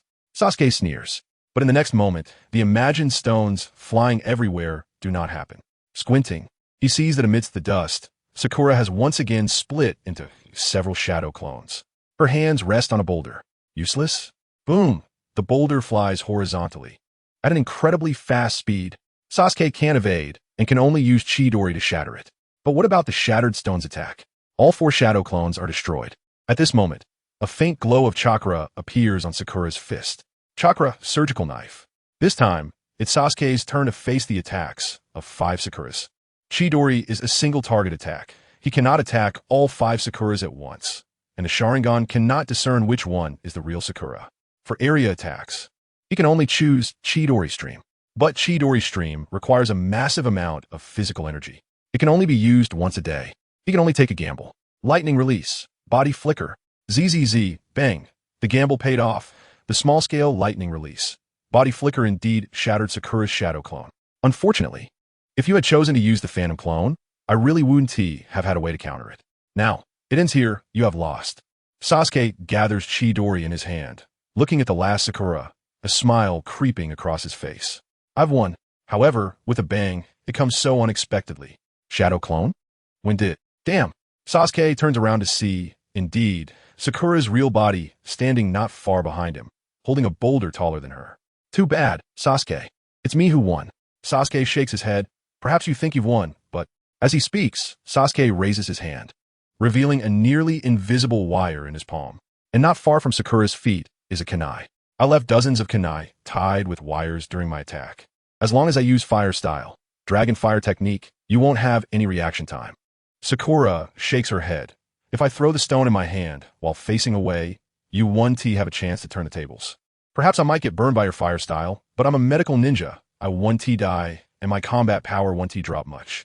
And you, if your back takes my hit, you might not die, but would be severely injured. Enough. Sasuke snorts coldly. I Haven T lost, and you Haven T won. Otherwise, we could continue now. Well, that's enough. Both of you performed excellently. Oof. X2 neither Sakura nor Sasuke is willing to back down.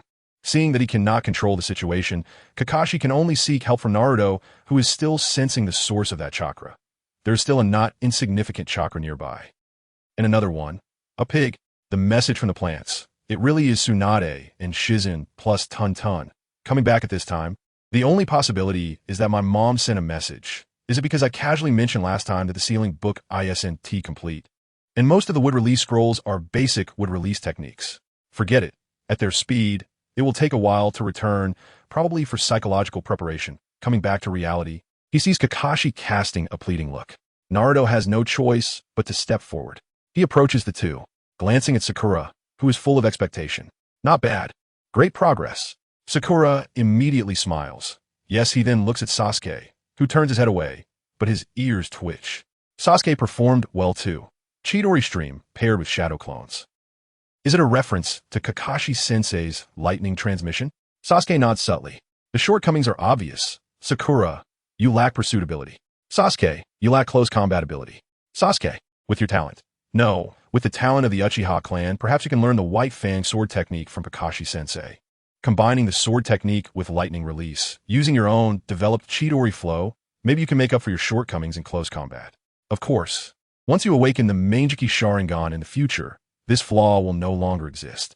The second pillar nodded slightly when he heard about the Manjiki Sharingan. His eyes instantly turned cold. My Sharingan can see through all Jinjutsu, including that man's Manjiki Sharingan. Naruto shook his head, dark technique. A single-handed hand sign. Soon, the second pillar fell into the dark environment created by the Jinjutsu. Even with his 3-Tomo Sharingan activated, he was completely blinded by the dark technique. The second pillar panicked. But no matter how hard he tried, he couldn't break free from the dark technique. In the end, he had to calm down and use the Sharingan along with a series of hand signs to escape from the dark technique. Rather than relying on your current Sharingan to fight against the Manjiki Sharingan, it would be better to depend on the dark technique to control him for a few seconds. Sakura also knows this Jinjutsu. She just hadn't used it until now. The second pillar was momentarily stunned. He wanted to say that this Jinjutsu was too unfair and definitely targeted their Uchiha clan. Tobarama. Did I just hear someone calling for this old man? Chapter 51. Active exposure, Team 7's choices and Kakashi's choices receiving praise. Well, she thinks it's praise anyway. Sakura hurriedly stepped forward and hugged Naruto's arm, gently shaking it. Naruto-kun, what about my long-range attacks? Naruto could see the pride in her eyes and smiled faintly. But you can't be too proud. Sasuke can currently open the 4th gate of the 8 gates, and if he does, combined with his Sharingan, the outcome is still uncertain. Of course, the dark arts technique is too targeted against the Sharingan. This time you really did win, Naruto said, suddenly changing his tone. There's no helping it. The dark arts technique is just too overpowered. As for long-range attacks, I haven't thought of anything suitable for you yet. However, whether it's long-range attacks or illusions, the key point isn't these techniques. They only serve to help you get close to your opponent in battle. Your brute strength is your powerful attack method. Any normal opponent who takes a punch from you will basically lose their combat capability. So, when facing a familiar enemy, it's best to confuse them first. How do I confuse them? Sakura blinked, indicating that she was just a clueless good girl. Naruto's eye twitched. Why do you feel like this guy had a bit of a green tea vibe? However, he still said, let others think you're just a noob who can only use illusions. Use illusion techniques when you can, recognize your own role. You are a medical ninja. Wait until the enemy gets close before revealing that you are a melee powerhouse. Yes. On the other side, the dejected Sasuke kept his head down. After hearing Naruto's advice to Sakura, he sighed softly. This battle made him see his current strength clearly. The sunny weather had cleared, yet his move was still on cooldown. The only thing to be thankful for was that he didn't get hit this time. If he had, he would probably be lying down for a few days. Kakashi was silent for a while, deciding to ask the doubts that had been in his heart for so long. Naruto, what exactly is going on with you? You want to ask where I learned this and how I know it? Naruto replied. Hearing Naruto's somewhat sarcastic tone, Kakashi took a deep breath. The dark arts technique, if I remember correctly, is recorded in the sealing book managed by the 3rd Hokage. He shouldn't have given it to you because he still hasn't taught me Flying Thunder God, right? Naruto interrupted. Has someone said something to you? Kakashi asked, a hint of worry in his voice. Please don't do anything foolish, and also, your identity. Naruto waved his hand to stop Kakashi from continuing. Kakashi-sensei, if you still plan to explain things to that old man, I think you can forget about it from now on. What are you guys talking about? Sasuke frowned, unable to figure out what was going on for a moment. Sakura, however, had some guesses in her heart. Naruto-kun, your father is that 4th Hokage who died protecting the village, right? Buzz, Sasuke's mind went blank. This guy actually has this layer of identity? Isn't he the Jinchuriki? If he is the son of the 4th Hokage, then the Nine-Tails incident, his father would. Damn it. Sasuke suddenly gritted his teeth and turned his head away. Because looking at Naruto's calm demeanor at this moment, the image of his father kept fading and being replaced by Naruto's figure. Moreover, for some reason, this feeling had been growing stronger lately, making him feel incredibly ashamed. Especially when a certain image surfaced in his mind. It left him feeling utterly humiliated. That image was Naruto and his mother, supporting him as a child learning to walk. Naruto shot a strange glance at Sasuke. Why does this guy's expression look so weird? Kakashi took a deep breath and nodded seriously. That's right, Naruto's father is the 4th Hokage, who sacrificed himself to protect the village on the night of the Nine-Tails incident. And the 4th Hokage was my teacher. How is that possible? Then, why has Naruto been treated this way since he was a child? Sasuke coldly questioned. Sakura, with a hint of pity, said, is it because of the 3rd Hokage? The first time in the Hokage office. Kakashi furrowed his brow, constantly pondering in his mind. Who exactly knows these things and has told Naruto all of this? Moreover, the other party's strength is quite formidable and they master various ninjutsu. In the end, Kakashi locked onto 3 targets. The legendary Sannin, Jiraiya, the teacher of Minato, Orochimaru, who once had hopes of becoming the 4th Hokage like Minato, and Tsunade, the granddaughter of the 1st Hokage. Mastering these ninjutsu and knowledge is simply too normal. None of the 3 are in the village. If it's Jiraiya, he wouldn't need to hide, and besides, he loves Konoha dearly. Kakashi frowned. That leaves the other 2. He didn't know much, but he could guess that Tsunade, for certain reasons, wouldn't easily return to the village. So, that only leaves the rogue ninja, Orochimaru. Naruto, what do you plan to do? Revenge on the higher-ups, or destruction? Kakashi's expression was serious. He suddenly felt a bit bitter inside. As expected, I am an ominous person. Those who get close to me ultimately don't end well. Naruto, if you want to destroy Konoha, you must not be tempted by Orochimaru. If you release the nine tails, you will end up like Aunt Kushina. You will die. Hearing Kakashi mention revenge on Konoha or even destroying the village, Sasuke and Sakura were both stunned. They looked at Naruto, only to find his expression still calm, as if Kakashi wasn't talking about him. Umph. Sasuke suddenly snorted coldly, turning his back to the three and putting his hands in his pockets. It doesn't matter. As long as I can become stronger, it's all the same. I'm just a revenger. The village means nothing to me. If it doesn't help, then even if it's destroyed, I wouldn't feel anything. Sasuke immediately took a proud stance. Kakashi could make him stronger, and so could Naruto. Moreover, he could become even stronger, and his potential is higher than what Kakashi could guide him to. Naruto-kun, I will support you too, but my mom and dad. Compared to Sasuke, Sakura was not single. She still had her parents. Why so serious all of a sudden? Don't worry. The outcome won't be what you think. Then Naruto looked at Kakashi. As for you, Kakashi-sensei, I think someone will come looking for you soon. Just to let you know in advance, I can't manage or help you. You're on your own. If it comes to death, maybe you won't die, but you'll still have to suffer. Kakashi narrowed his eyes. Orochimaru, huh? The image of once confronting Orochimaru flashed in his mind. His body trembled uncontrollably. Naruto didn't know who he was thinking of and didn't care to ask. Looking at Kakashi like this, he was probably too scared to openly resist. If his father were still alive, it might have been different. Kakashi was just a bit off. Let's go, it's time for dinner. Naruto-kun, I'm coming too. Sasuke and Sakura hurriedly followed after Naruto as he turned to leave, leaving Kakashi standing there in a daze. Sasuke goes without saying. He was just a revenger. What about Sakura? At first, Sakura could even sense the feeling of being a burden from Kakashi's gaze. This was understandable, as after being awakened by Naruto, Sakura was able to see many things clearly. She didn't blame Kakashi. She just silently worked hard, never missing a single special training session that Naruto requested. While learning chakra control and medical ninjutsu with Ino and Tenten, she was the most talented, serious, and hardworking one. To be honest, her talent in Jinjutsu wasn't bad either, but with limited energy, she could only learn and master it. Becoming proficient would take time and gradual honing. Fortunately, with Asuma as a teacher specializing in Jinjutsu, she didn't fall seriously behind in her Jinjutsu training. Now, she had to choose between Kakashi and Naruto. Even a moment of hesitation made her feel guilty towards Naruto. Meanwhile, at the ruins of the land of whirlpools, Minato and Kurama said they sensed Tsunade's chakra. Great! We've also found the ruins of the land of whirlpools.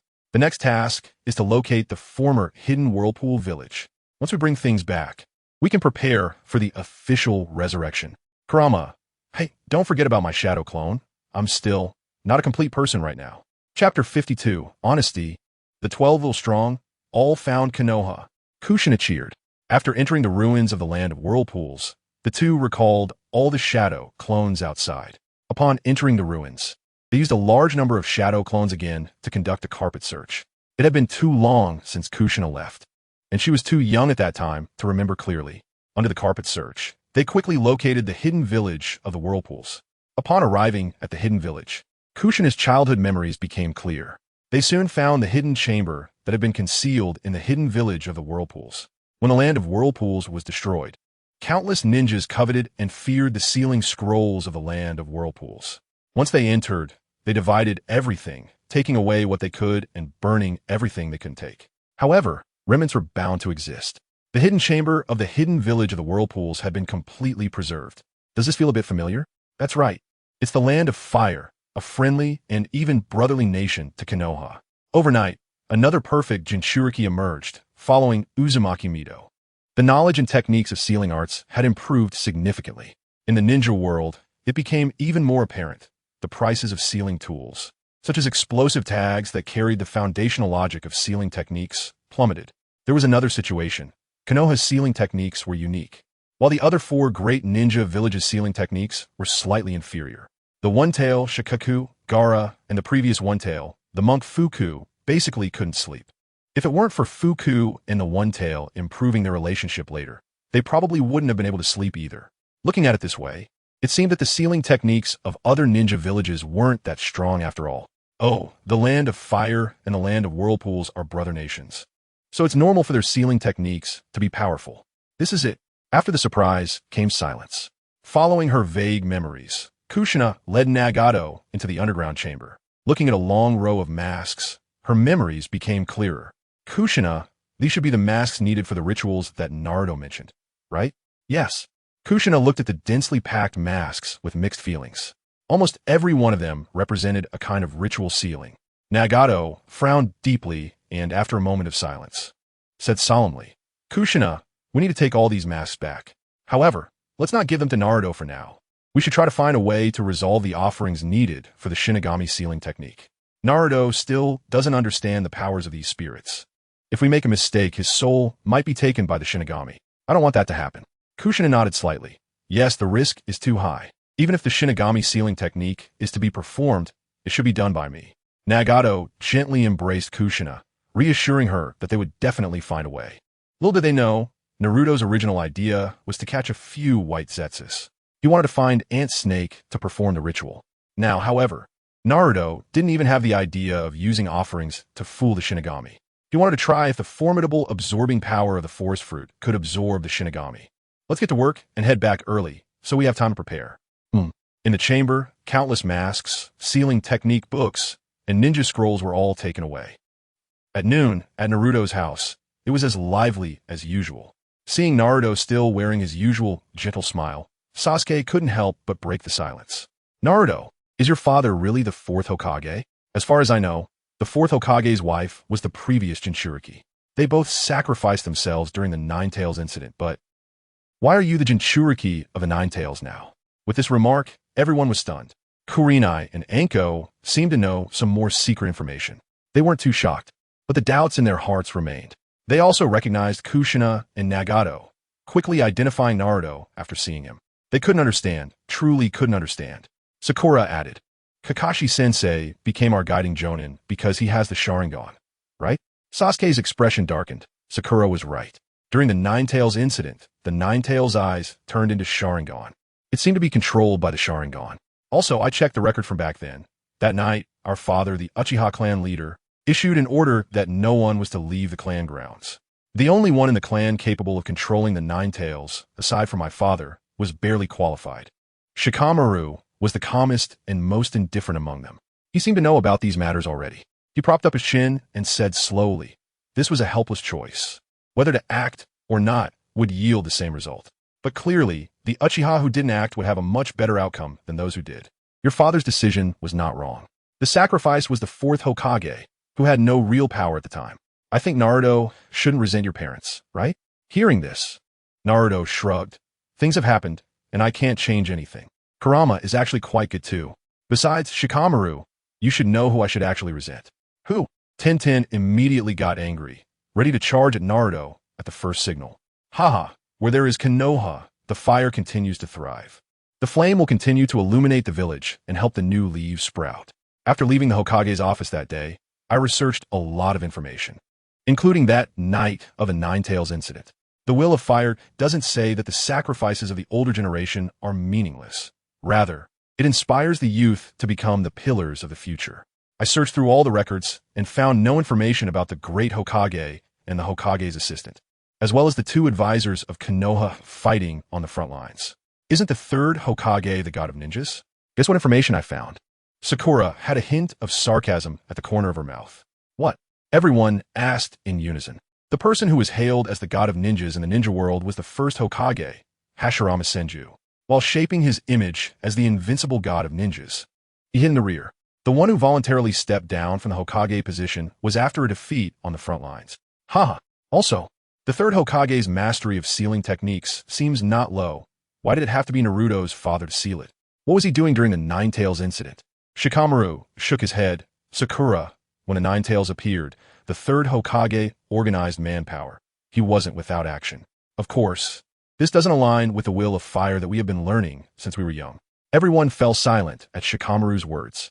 Kurenai and Anko also lowered their heads, unknowingly clenching their fists. Leaving that aside, I just want to know why Naruto's identity as the son of the fourth and the hero has been kept hidden. 10-10.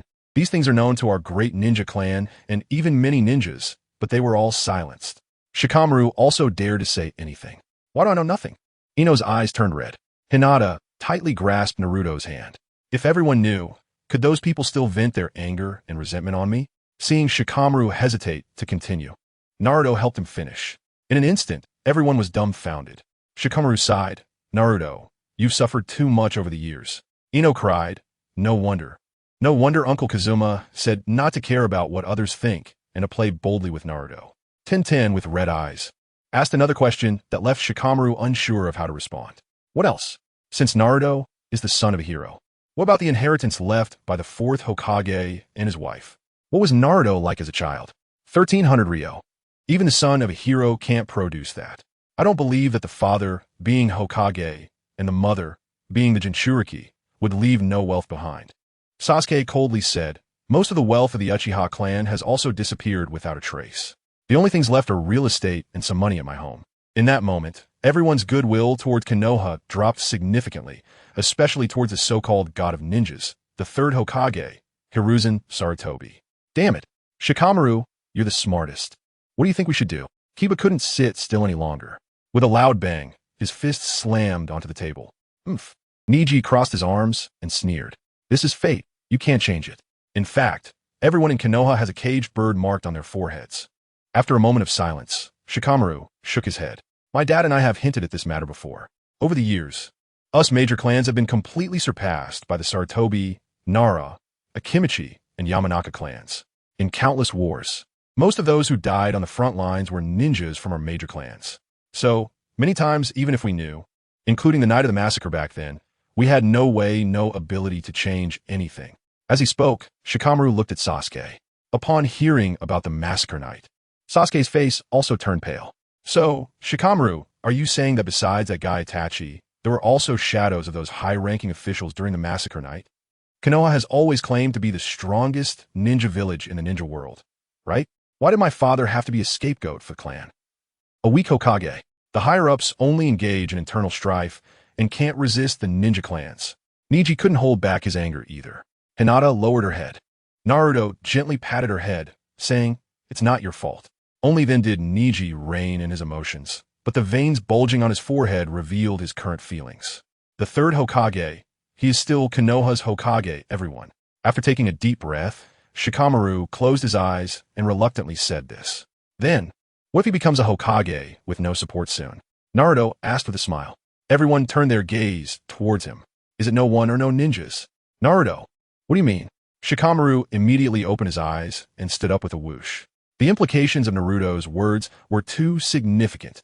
Under Shikamaru's brief explanation, everyone instantly stood up. This is huge news. If it's about ninjas, then Naruto is truly terrifying. He has unknowingly gained the power to change the fate of Konoha. Of course, it's the literal meaning. Naruto spread his hands, indicating he wasn't joking. Ninjas, civilians. All of them. Of course, they're the most ninjas. Great. Naruto, let's overthrow that despicable third Hokage right now. Kiba cheered directly, but the others looked at him as if he were a fool, leaving Kiba embarrassed. Akamaru didn't understand anything, only knowing to temporarily avoid this master. What's wrong? Kiba asked through clenched teeth.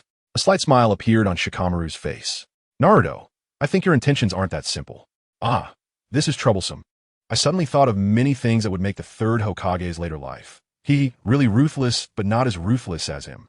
If he likes that position, then let him stay there. With a name but no power, everything he does will be denied, and he will suffer countless insults and spitting from others for the rest of his life, using his own methods against him. Hi. Shikamaru couldn't help but imitate Lee and Guy's signature moves. This action immediately provided an outlet for the slow-minded and frustrated Lee. Naruto, Lee gave a thumbs up, revealing his bright, shiny teeth. Everyone smiled. Naruto patted Tintin's little head. What's wrong, big sister? Did something get in your eyes? So, Naruto, when do you plan to take action? Everyone looked at him with curious eyes. Yes, this way we can prepare. Well, I'll persuade my dad when the time comes. If he doesn't agree, I won't bring meat back for him to eat. And Hanabi and I will stand up too. Seeing that everyone seemed a bit impatient, Naruto shook his head and laughed. No rush, there's still many things to do.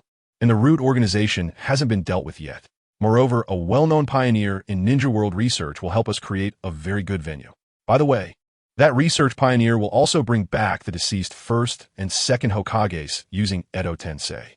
In front of so many people, that old man should be very happy, right? With just those 4 sentences, everyone was left dumbfounded. But the gleam of excitement and anticipation in their eyes made it hard for Naruto to keep his eyes open. Thus, the 12 young stronglings all turned against Konoha. Oh, the current Konoha.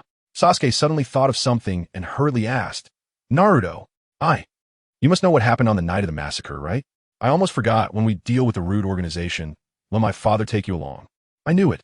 I knew Konoha couldn't be unrelated to the Uchiha massacre. But soon, Sasuke was left confused. What do you mean? The others also had question marks on their faces. Naruto ruffled Ino's short hair and chuckled, the literal meaning. Oh no. As soon as Naruto finished speaking, Kurenai and Akamichi D's faces instantly lost color. The two exchanged glances. If it's true, then, besides Teacher Minato, confronting the blood-red pepper directly? What do we do? So embarrassing.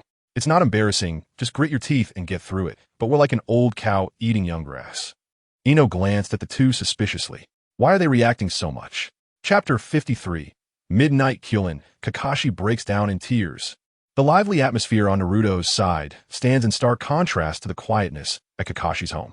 Years have passed, and Kakashi has finally escaped the nightmare of Midnight Kyulen. Yet, every time he looks at the group photo on the table, his feelings become extremely complicated. The hands that can't be cleaned, the Sharingan that can't be closed. Reflecting on everything that has happened in the past, especially after meeting Naruto, in that moment, Kakashi feels as if he is sinking into darkness. He wants to jump out, but countless hands are pulling at his feet. Looking down, he sees his father, his teacher Minato, and Kushina, Obito, and Rin. But what terrifies Kakashi the most is that the hand gripping his ankle belongs to himself, the 12-year-old who became a Jonin. He feels exhausted, closes his eyes, and once again, the Midnight Kyulen appears. Kakashi suddenly sits up, drenched in cold sweat. Did I fall asleep? Well, I really am an incompetent teacher, an incompetent student, an incompetent companion. He raises his head and glances at the sky. The sun is shining brightly, but his heart is cold. Suddenly, a cold wind sweeps in from behind. Turning around, the door swings open. A figure that resembles a little son appears, with golden hair and a gentle smile. The handsome face is so familiar, yet feels strangely distant at this moment. Kakashi rubs his eyes, thinking he hasn't fully woken up and is still dreaming. In the next instant, a fiery red figure appears beside the little son. The blood-red hair flutters. The sight of this stunning couple makes Kakashi's eyes well up with tears. Daytime thoughts lead to nighttime dreams. Is it because I couldn't help Naruto? This ominous person should be on the road now. Minato-sensei, Kushina-sensei, are you blaming me? I'm sorry. Let me atone properly now. Obito, don't you want to come and take me? And father, only now do I understand why you chose to take your own life back then. Kakashi slowly stands up and looks at the table. There are two group photos. The first is a photo of Team 7. The second is also a photo of Team 7. Minato-sensei, Kushina-sensei, have you come to take me? I'm sorry. I'm so useless. I can't do anything. I can't accomplish anything. I can't help Naruto. I really have no way. Kakashi gazes at the two familiar faces before him, and for a moment, his vision becomes increasingly blurry. Tears wet his eyes, and the mask is soaked with cold sweat and tears. Hiss, Kakashi, why can't you change your habit of sucking on your mask? Long time no see, Kakashi. I heard Naruto say you became his guiding Jonin, and you're also in Team 7. Kushina's face is full of disdain, her anger nearly palpable, but there's a hint of compassion in her eyes. Team 7 is the class that her husband, Minato Namikaze, guided. Kakashi, Obito, and Rin are her three beloved children. But one thing is one thing. Obito, meanwhile, greets him with a gentle smile. Minato-sensei, Kushina-sensei. Kakashi's voice chokes, and the words he wants to say escape him. Perhaps, after dying, I can still cry. He still believes he is dead. In the next moment, a blood-red figure flashes before his eyes. Kushina's fist lands on his head. Yes, Kushina-sensei would never forgive me. What a pity. After dying, perhaps there would be no feelings. If I were still alive, Kushina-sensei would definitely beat me until I lost my teeth. Before he can finish his thought, Kushina's fist strikes his head again. Crack, huh? My neck is crooked. Am I not in a spiritual state? Why does it hurt so much? Chakra, red chakra, is it from the Nine Tails? My neck itches. It feels like the wound is healing. Thud, thud, thud. Next, Kakashi's eyes widen. He watches as his body makes continuous sound. I'm not dead. Then what about Minato-sensei and Kushina-sensei? Suddenly, the pain he had unconsciously ignored hits him. Kakashi trembles uncontrollably. It hurts. It hurts too much. But the chakra flooding into his body is visibly healing him. It itches. It hurts and itches. He quickly looks at his beloved Minato-sensei and finds him smiling awkwardly. his long sleeves rolled up for some reason. It looks like he's preparing to sneak in a punch. But upon being discovered, he returns to his little sun-like smile. Buzz, Kakashi's mind goes blank. At the same time, cold sweat pours down his forehead. The blood-red pepper and the yellow flash are standing right in front of him. Moreover, the blood-red pepper is continuously hitting him. Damn, is this an illusion? When? Bang, Kakashi is sent flying. He was punched away by Kushina. It's not over yet. Kakashi's head is spinning, and suddenly his body is bound by 9 chains radiating golden light. Sorry, right? If saying sorry is useful, then never mind. Let's just hit first. Minato, aren't you going to come and show some love to your beloved disciple?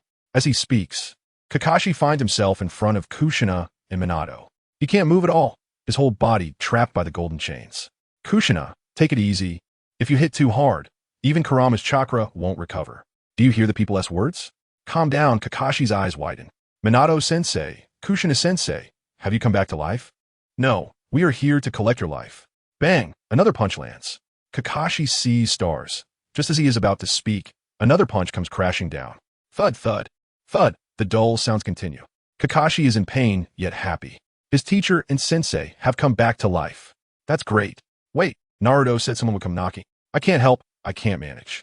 So that is how it is. Although Kushina-sensei's punches are small, why do they hurt so much? Wait, why does this punch feel like the size is off?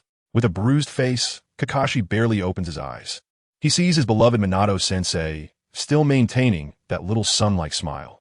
After a while, the now plumper Kakashi is thrown to the ground. Kushina rubs her wrist, still looking displeased. You three are such a pain. Calm down, Kushina. Minato chuckles as he holds Kushina's small hand, gently rubbing it. Oof, I'm not as easy to talk to as Minato. Now, Kakashi, how do you plan to explain Naruto's experiences over the years to me?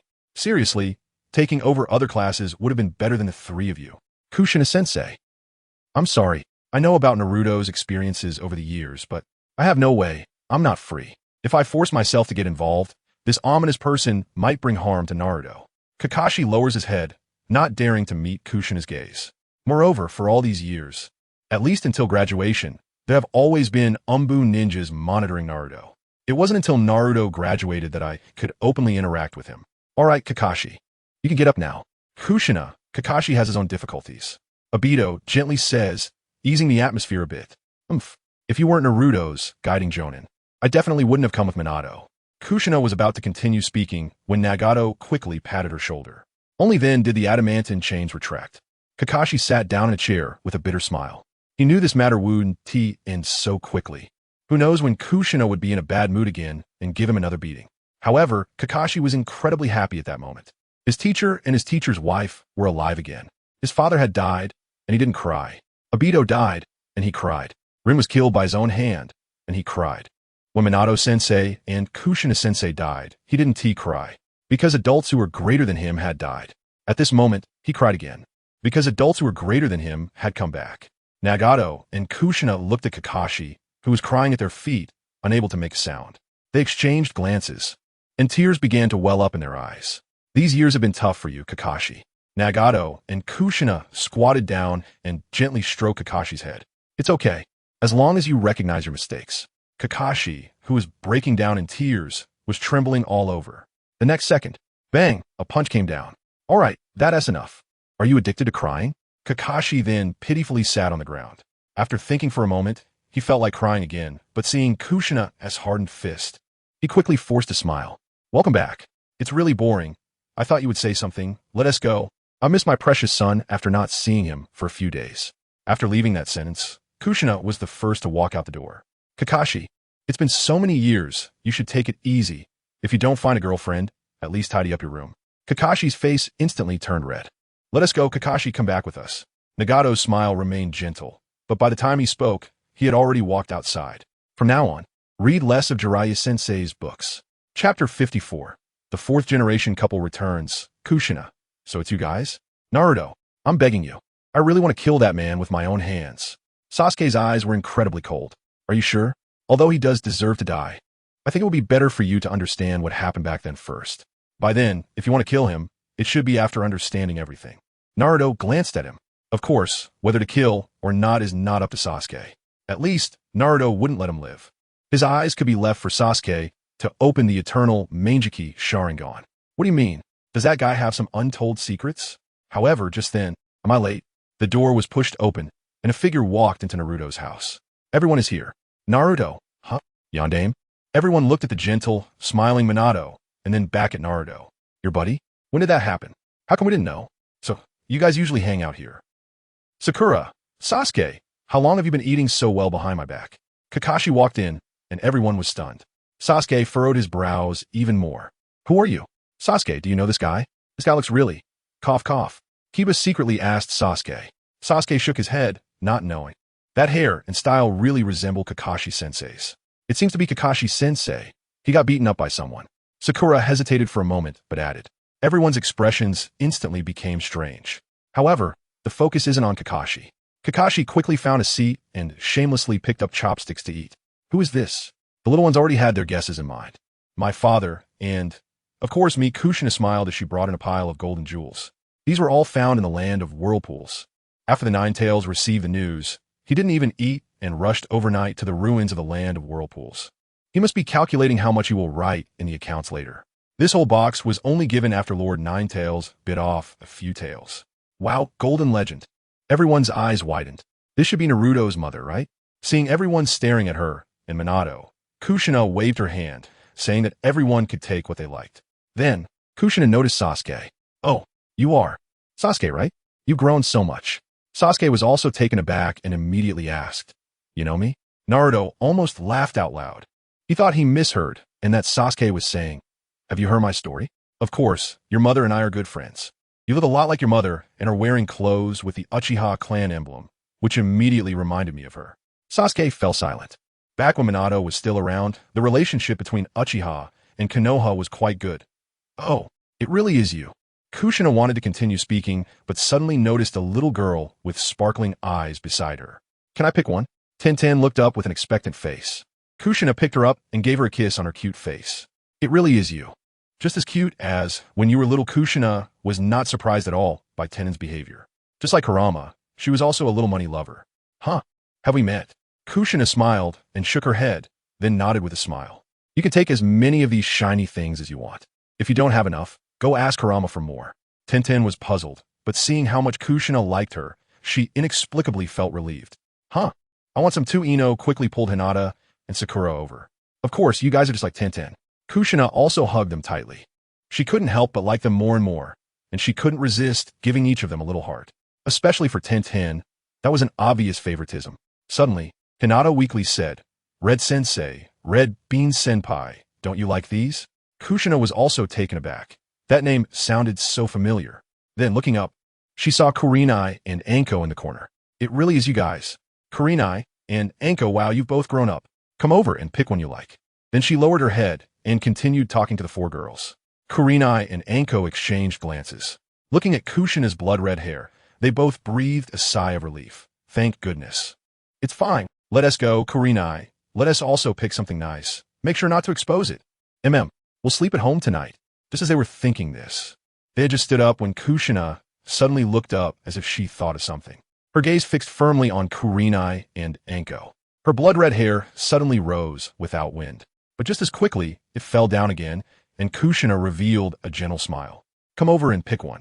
Kurinai and Anko froze in place. For a moment, it seemed like they saw something terrifying. The interruption quickly passed. Kushina blended in with the girls. Kakashi was left hanging on the side. He didn't mind, taking off his mask to show off. Tenten was surrounded by the little ones. Wow, you really look like Naruto. Bang!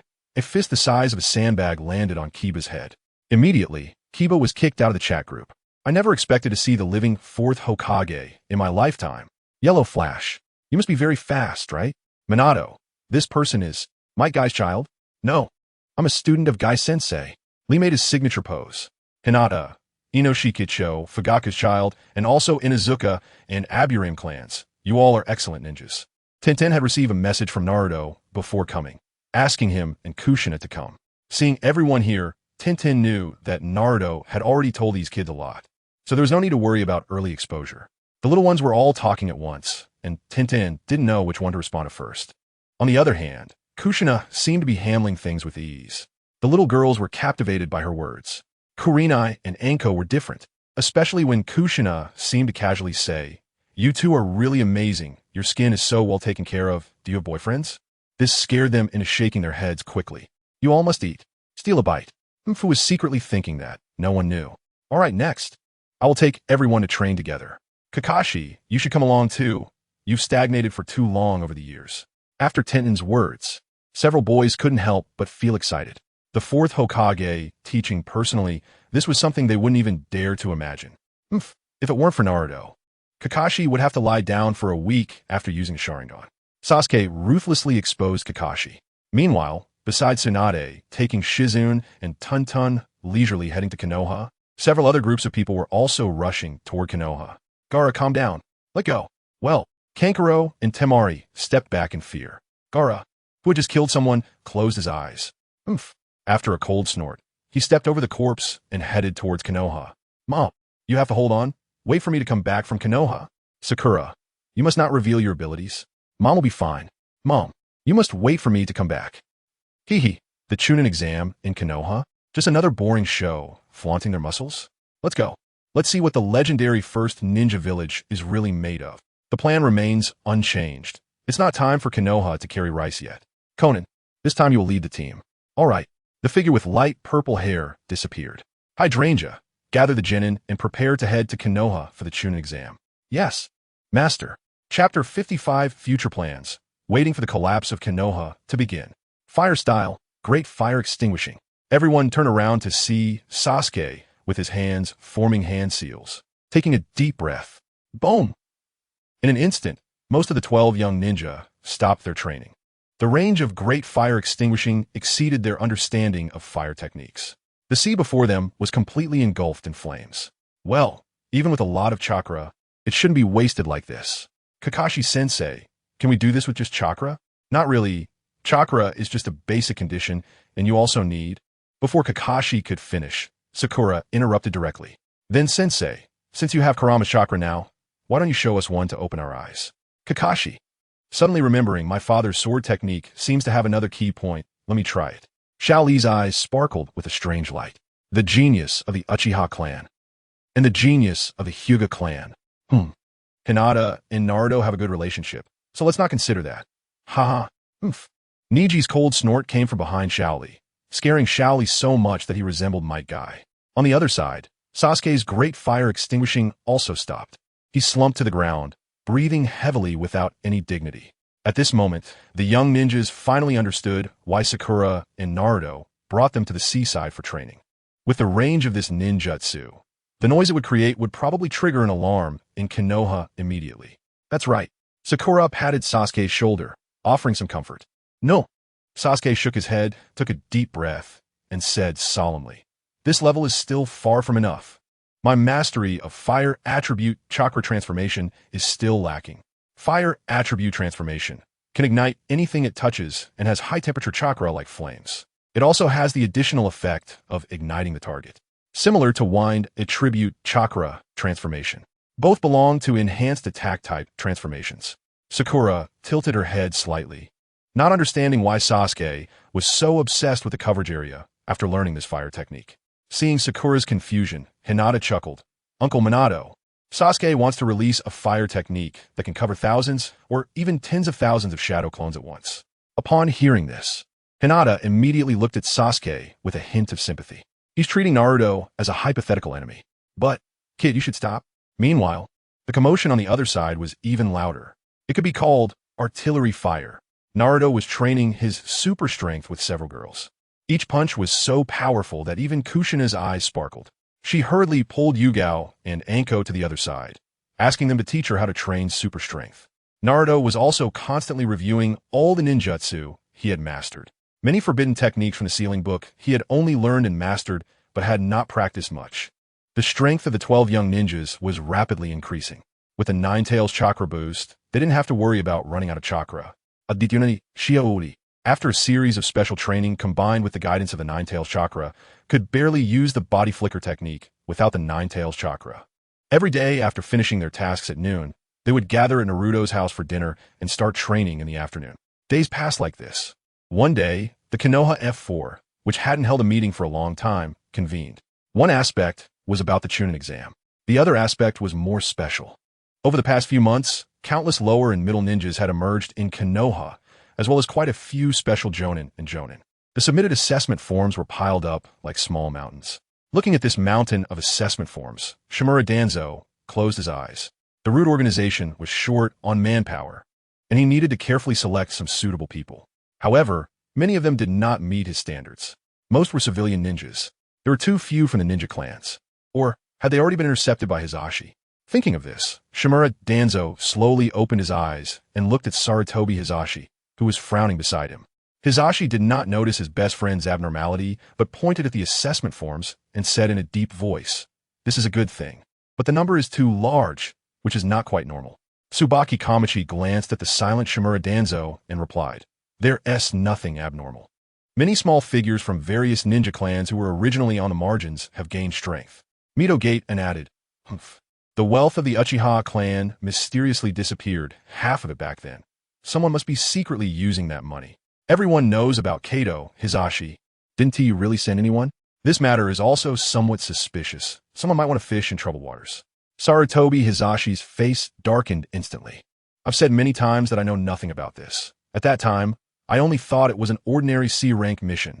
As for sending someone to the Land of Waves, that is even more absurd." Tap, tap, tap. Shimura Danzo tapped the floor with his cane. "The focus now is not on these, but on how to handle these extra ninjas." Mito Gate spoke lightly. "The number of spots for this year's Chunin exam has been set. Most of these people have been lower ninjas for countless years. Waiting a few more years is not a problem. Furthermore, that wealth is crucial.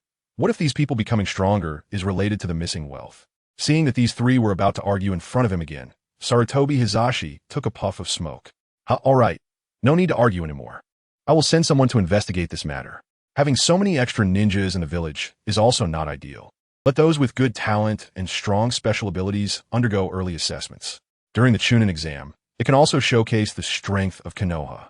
The three had no objections. "I will communicate with the ninja clans about this. With more ninjas, there are more mouths to feed. The benefits are limited, and it needs to be discussed properly. I will leave this matter to you to make a detailed plan." Mito Gaiden. Mito Gota and nodded slightly. However, Shimura Danzo was unwilling. Doesn't that mean making their four clans sacrifice? These ninja clans have already been oppressed to a point over the years. They cannot be pressed harder. Then they can only take from them. I disagree. The Uchiha clan is a precedent. These ninja clans might seem silent on the surface, but secretly they have probably colluded. I think, taking this opportunity, let them bleed a little to confirm whether they have similar signs as the Uchiha clan." Sarutobi Hisashi's expression also turned ugly. If it really goes as Danzo said, then those ninja clans who originally had no rebellious thoughts would likely develop them. Enough. Danzo. Everyone knows why the Uchiha clan ended up like that. This time, let the four of us make room. Seeing his best friend wanting to argue further, Sarutobi Hisashi directly took out his trump card. "Danzo, don't forget, I am a Hokage." "You. Fine. Hisashi, you will definitely regret this." After saying that, Danzo stood up, intending to slam the door and leave. But Sarutobi Hisashi did not indulge him as he had in the past. "The candidates for the Chunin exam have already been decided. Asuma's subordinate, Nara Shikamaru from the Nara clan. It's difficult to control my best friend.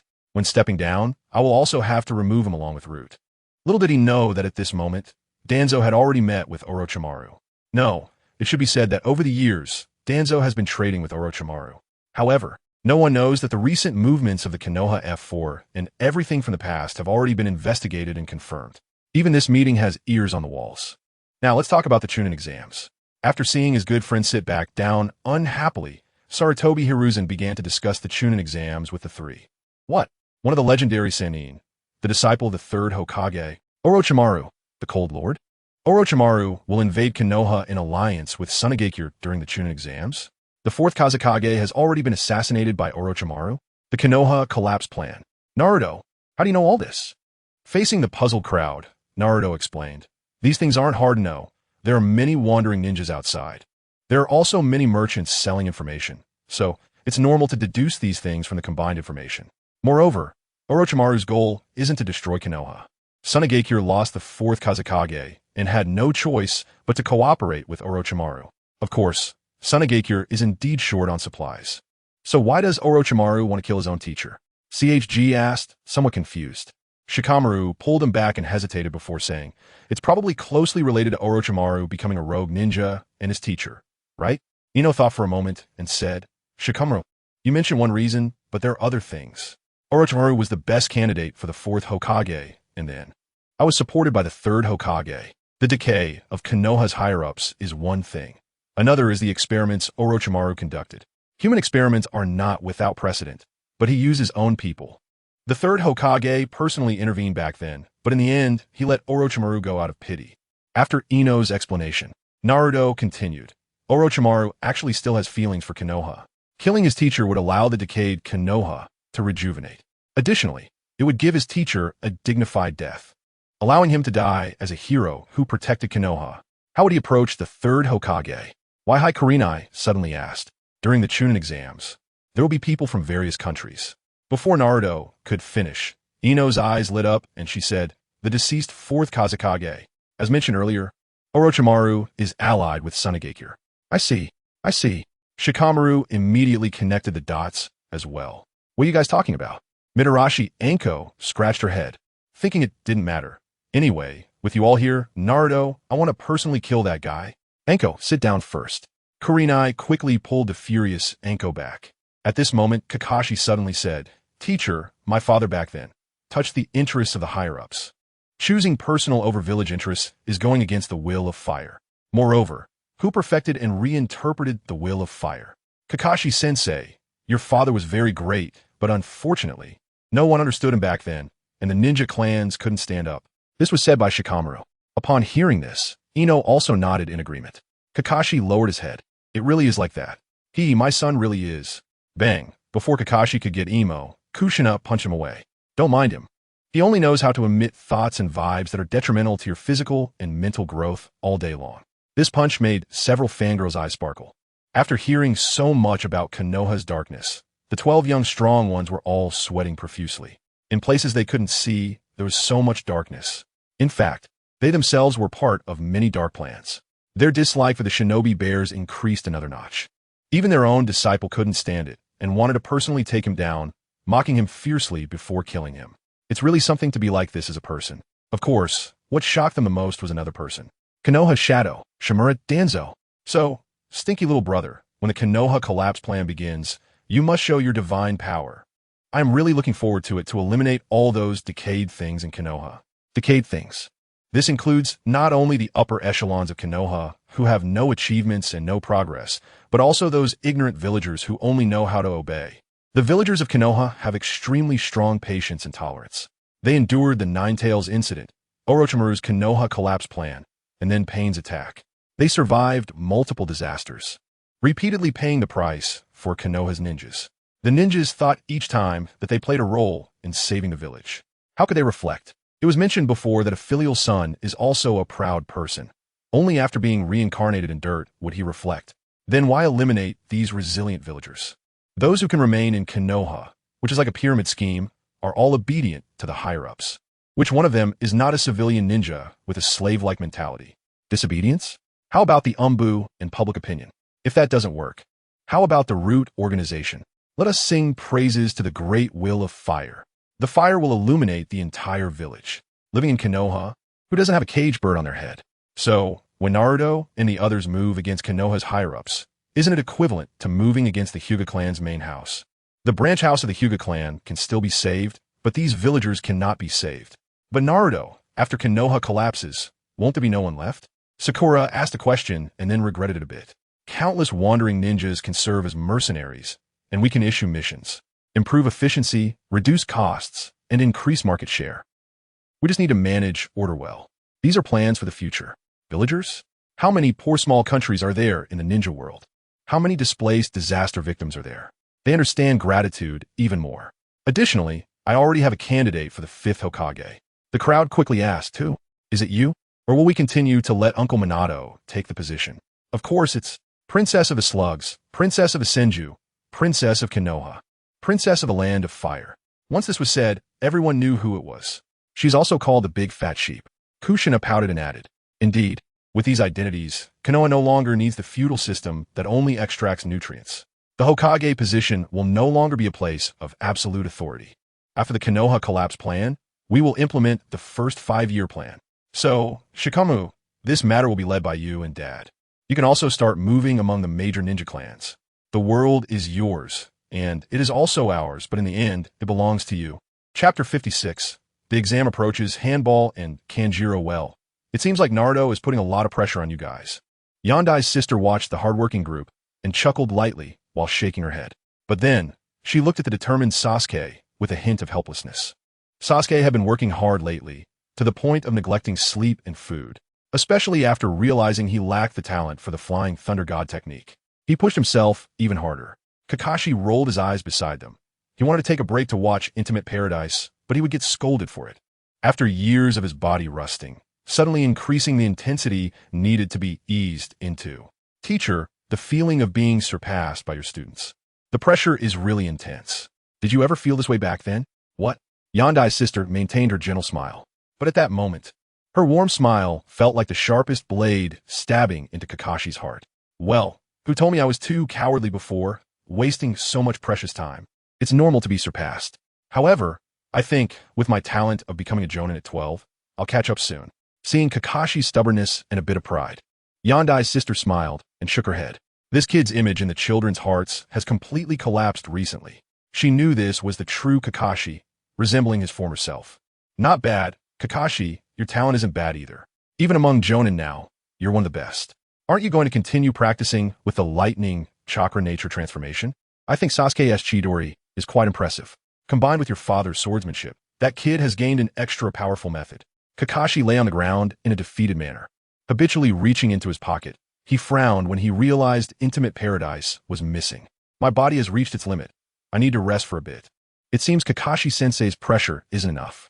A few younger ninjas approached to consult Yandai's sister, only to find Kakashi lying on the ground. I've already mastered your father's swordsmanship. It's strong, Kakashi. You still haven't fully mastered it, have you? Useless. Sasuke threw a bucket of cold water without mercy. In fact, Kakashi had already done well enough, even living up to his talent. But it also depended on who he was compared to. Plus, after years of neglect, well, his arm training was decent. The usually quiet Inuzuka, Shino, spoke up. One sentence almost broke Kakashi's defense on the spot. Kakashi-sensei has been working hard. He isn't even watching Intimate Paradise now. Although he still looks a bit down, his energy has been replenished, and his spirits are slowly recovering. Yandai's sister awkwardly laughed. This kid, Shino, really has no mercy. The other young ninjas also picked up on the meaning, all holding back laughter, their faces turning red. Only Kiba and Lee frowned, looking puzzled. Kakashi turned around directly, pretending not to hear. What are you laughing at? What's wrong with Kakashi-sensei? Kiba couldn't help but ask. Shikamaru intended to say something quietly, but Sasuke coldly sneered. What Shino means is that Kakashi has kidney deficiency. Boom! Kakashi's brain short-circuited. Yandai's sister awkwardly smiled and left. Hopefully, no one remembers that someone's teacher is herself. It's a bit embarrassing. Meanwhile, Kushina had also initially mastered her super strength. The girls' atmosphere improved greatly. During breaks, they sat together, communicating friendly. When they talked about Tsunade, their eyes sparkled. She was the idol of most female ninjas in Konoha. However, under Kushina's exposure, Tsunade's image plummeted. Fearing they wouldn't believe her, Kushina revealed all the time Tsunade had tricked her when she was young. I seriously suspect that Sister Tsunade lost my street. Back when I was pregnant with Naruto, I even went to collect rent.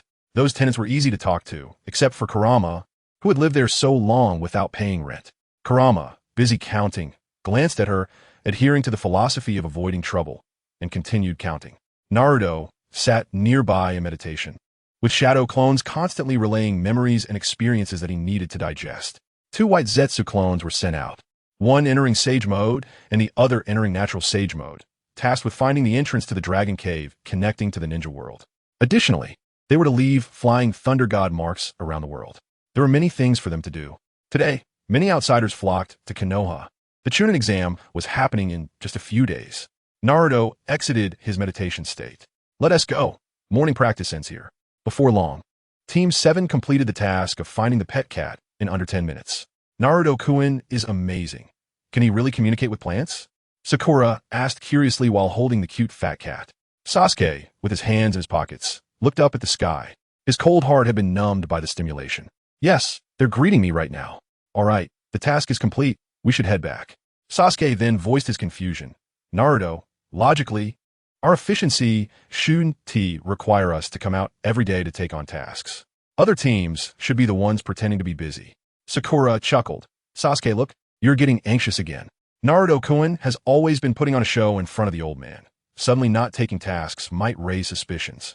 Produce, Naruto-kun intends to make the old man think he has completely mastered him. The more self-satisfied he becomes, the more difficult it will be when the Konoha collapse plan is executed. After all, it doesn't take long for us to complete a task. Sakura. Mainly, I can spend more time alone with Naruto-kun. Kakashi finished his meditation, stood up, and took the fat cat. The task is complete. You guys go back first. I'll meditate here for a bit longer, and then turn in the task. Kakashi, you're planning to sneak off to watch Intimate Paradise, right? Nonsense. My Intimate Paradise is gone. Kakashi couldn't help but shout. But in the blink of an eye, the three of them had completely disappeared. In the distance, hearing Kakashi shout, Sakura chuckled. Sasuke, you're stimulating Kakashi-sensei like this. You want to be able to sleep at night. Aunt Kushina is right. That guy Kakashi just exudes. He should just throw away all those trash books. If it weren't for the plans telling Naruto that Sasuke hadn't actually destroyed them, but had brought them all back to the Uchiha clan grounds, he might have believed it. Later, he learned that this kid sold all the books to Might Guy.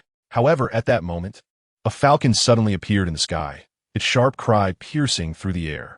Naruto instantly vanished from his spot, reappearing with Mitarashi Anko and Yuhi Kurenai at his sides. Is it starting? Then, Naruto will head out first. Yeah, the task distribution will likely be as I said. Kurenai, keep an eye on Anko, otherwise. She won't be able to hold back. As soon as he finished speaking, the familiar suffocating feeling returned. Seriously, I wouldn't be that foolish. Let us go bang. X2 the Chunin joint exam is about to begin. The good days of the ninja bears have begun to count down. I'll head back first. I must apply Chidori to my ninja blade today. Sasuke didn't plan to waste a moment. Seeing hope? No, bathed in hope. He could hardly contain his desire to take down Itachi. Without the deliberate guidance of that rotten old man Obito. It's an analysis by Ariang, Mei, and Shikamaru. He probably understands why his Oni-chan had to carry out the mission of the Night of Annihilation. However, the current Ertsuzi is not the same as the one in the original story. The onlookers chattered, and in an instant, Ertsuzi saw through the essence of the matter. Just before that night, the little baby he had held was resolved by the filial son with his own hands. His biological parents even killed each other in front of him, whether he forgives them in his heart or not. His desire to kill the filial son has only grown stronger. This is how the Uchiha clan's only normal person should be. Naruto-kun, Aunt Kushina. She won't hate me, right? Naruto had a face full of question marks. How could she? I see that my mom treats you all equally. Every day is different. All right, Sakura and Anko always get targeted a little. Naruto-kun, shall we walk back? It's been a while since we took a stroll. Sakura immediately put on a smile and naturally wrapped her arm around Naruto's. So, it turns out she was just looking for an excuse to take advantage. Sakura was quite happy, but suddenly, a voice that was infuriating came from behind. Isn't that the Whirlpool Naruto who ambushed me? Hey, what's with that ugly monster beside you? We're the two pretty big sisters from before. Ugly monster. The pink-haired girl clenched her fists. Naruto was slightly surprised. I can run into this too. Coincidence. He turned around. It was indeed Konohamaru. However, this time he brought along two little companions. The Konoha version of Idiot Udon. And, should I write that legend? Temporarily possessing the Senju clan's bloodline and having would release bloodline, Kazakiri Miko. Ever since the last ambush on Naruto failed, and he was kicked away by Naruto, Konohamaru completely remembered Naruto. This kid has a bit of mischievous quality. Those who are nice to him, he ignores. After all, my grandpa is Hokage. Those who are not nice to him, even those who have beaten him, he not only does not harbor hatred, but even admires them a bit. After all, who dares to mess with the grandson of the Hokage? This made Konohamaru feel like he was treated normally by others. Konohamaru, that was Naruto's first success in verbal battles. Much stronger than Naruto, but Konohamaru was crazy about Naruto, calling him Big Boss and following behind him. However, the focus now is not this, but that he called the now strong Sakura an ugly monster. Oh, to prevent being thought of as immature due to her young age, she gritted her teeth and endured it. Konohamaru also brought Miko and Udon forward, getting in close. Naruto, why is this ugly monster always holding your hand? Damn it, is this ugly monster sticking to you? Konohamaru pointed at Sakura, whose veins were bulging, and made a very presumptuous guess. Originally, Sakura had planned to pretend to be a brother in front of Naruto, but she couldn't hold it in anymore. Just now, she could pretend she didn't hear it. Now that they were getting too close for comfort, if Ino and the others found out, wouldn't they laugh at her for being a bear of endurance? Especially considering her experience of being mocked for her wide forehead when she was young. This made her appearance very important to her, especially now, being called an ugly monster in front of Naruto. Her sensitive heart was touched. Enough is enough. Hey, you toothless little brat, who are you calling an ugly monster? Sakura said with a smile that didn't reach her eyes. Her fists were already cracking. Naruto, where did this ugly monster come from? Ugly is one thing, but the brain isn't functioning well either. Naruto. He closed his eyes. Bang! In the next moment, Konoha grew taller. There was a lump on his head. Youth is great, just fall asleep. Moo! Moo! Konoha? Udon was shocked, unable to say a complete sentence. Konoha, what happened to you? Miko's mouth was concerned, but her feet dared not move an inch. I think I saw my great-grandmother. Konohamaru's eyes were dazed, his consciousness blurred. Naruto-kun, let's go, this little brat is too annoying. Saying this, the pink-haired girl glared fiercely at the fallen Konohamaru, snorted, and pulled Naruto away. Damn, that ugly. Guy, is he really a woman? Miko, you must not learn from her. Just as the words fell, Konohamaru found that Miko and Udon seemed to have learned the body flicker technique. In the blink of an eye, they had distanced themselves from him. He then realized that the sunlight didn't seem so glaring anymore. Konohamaru's body stiffened, trembling slightly as he slowly turned his head. Moo! Moo! Konohamaru, Miko, and Udon softly called out, both trembling from the aura emanating from Sakura. Turning back, they saw Sakura looking at him with a gentle smile. Konohamaru, as if seeing a terrifying ghost, was scared and kept retreating. With a tragic scream, Miko and Udon screamed along with him. They turned and ran. Whoosh, their speed was comparable to Lee's. Sakura put her hands on her hips, seeing them scared off. Only then did she clap her hands and snort. In the blink of an eye, she changed to a gentle smile and jogged to Naruto's side. Sorry, Naruto-kun, I took so long. It's all right, let's go. Naruto shook his head helplessly. Indeed, Sakura had cast a shadow over Konohamaru. However, before he could finish speaking, he heard a painful groan not far behind him. Ouch! Konohamaru fell to the ground. Miko and Udon, who had been stunned by fear, froze again. Did they not check the calendar before going out today? This time, Konohamaru had provoked a man who looked quite scary. Ouch! Konohamaru covered his head as an unhappy and murderous voice came from beside him. He quickly raised his head and saw a stranger with a painted face coldly looking at him. Behind him was a ninja tool wrapped in bandages. The aura around him made Konohamaru feel very uncomfortable, but also filled him with fear. Standing next to this stranger was a female ninja with 4 golden ponytails, wearing a purple dress. Her beautiful face, however, bore a strong expression of indifference. The two stared at Konohamaru, making him too frightened to say a word. Little brat, that hurts. Kankuro lifted Konohamaru, as if he were a chick, his face showing displeasure. Are all Konoha's little brats like this? You bump into someone and not even say sorry? Konohamaru was choked by his clothes, naturally in immense pain, unable to help but let out a cry of agony. Forget it, don't cause trouble at such a time. Temari crossed her arms and glanced at Konohamaru's pitiful appearance, then said. However, Kankuro ignored her, instead staring at Konohamaru with a cruel smile on his face. Boredom needs to be dispelled with something, and this little brat is a good choice. Outsider ninja? Miko and Udon didn't recognize their headbands. Udon just stood there dumbfounded, not knowing what to do, only able to watch Konohamaru. Miko was a bit smarter. She turned and ran to find Sakura.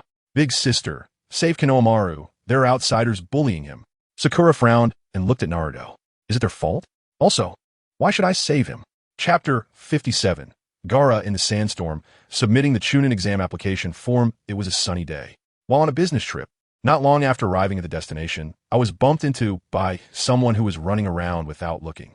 It hurt a lot, but that person didn't even apologize. I understood. That person's grandfather is the Hokage. Konohamaru, Konoha complete? Haha, the identity of the 4th son is kept secret, but the Hokage's grandson is written all over his face. Naruto glanced at Konohamaru, who was being lifted by Kankuro. Naturally, he wouldn't T-lash out like in the original story, spouting all sorts of discriminatory words. Some might say Kankuro was being excessive. Come on, you're the Hokage's grandson? What about my identity as the son of the Wind Shadow? Buzz, however, Naruto never expected that just a glance would stop Kankuro's fist from falling. Hey, what kind of look is that? Damn, why do I feel something even scarier than Gaara?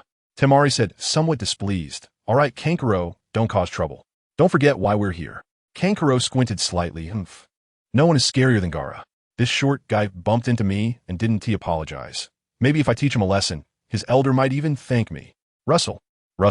Just as Kankuro's fist was about to fall, some sand appeared on the ground. In an instant, Kankuro stopped his movement. He knew this was a warning from Gaara. Annoyed, he threw Konoha to the ground and turned to look at Naruto. Noticing Kankuro's gaze, the timid Moegi quickly hid behind Sakura.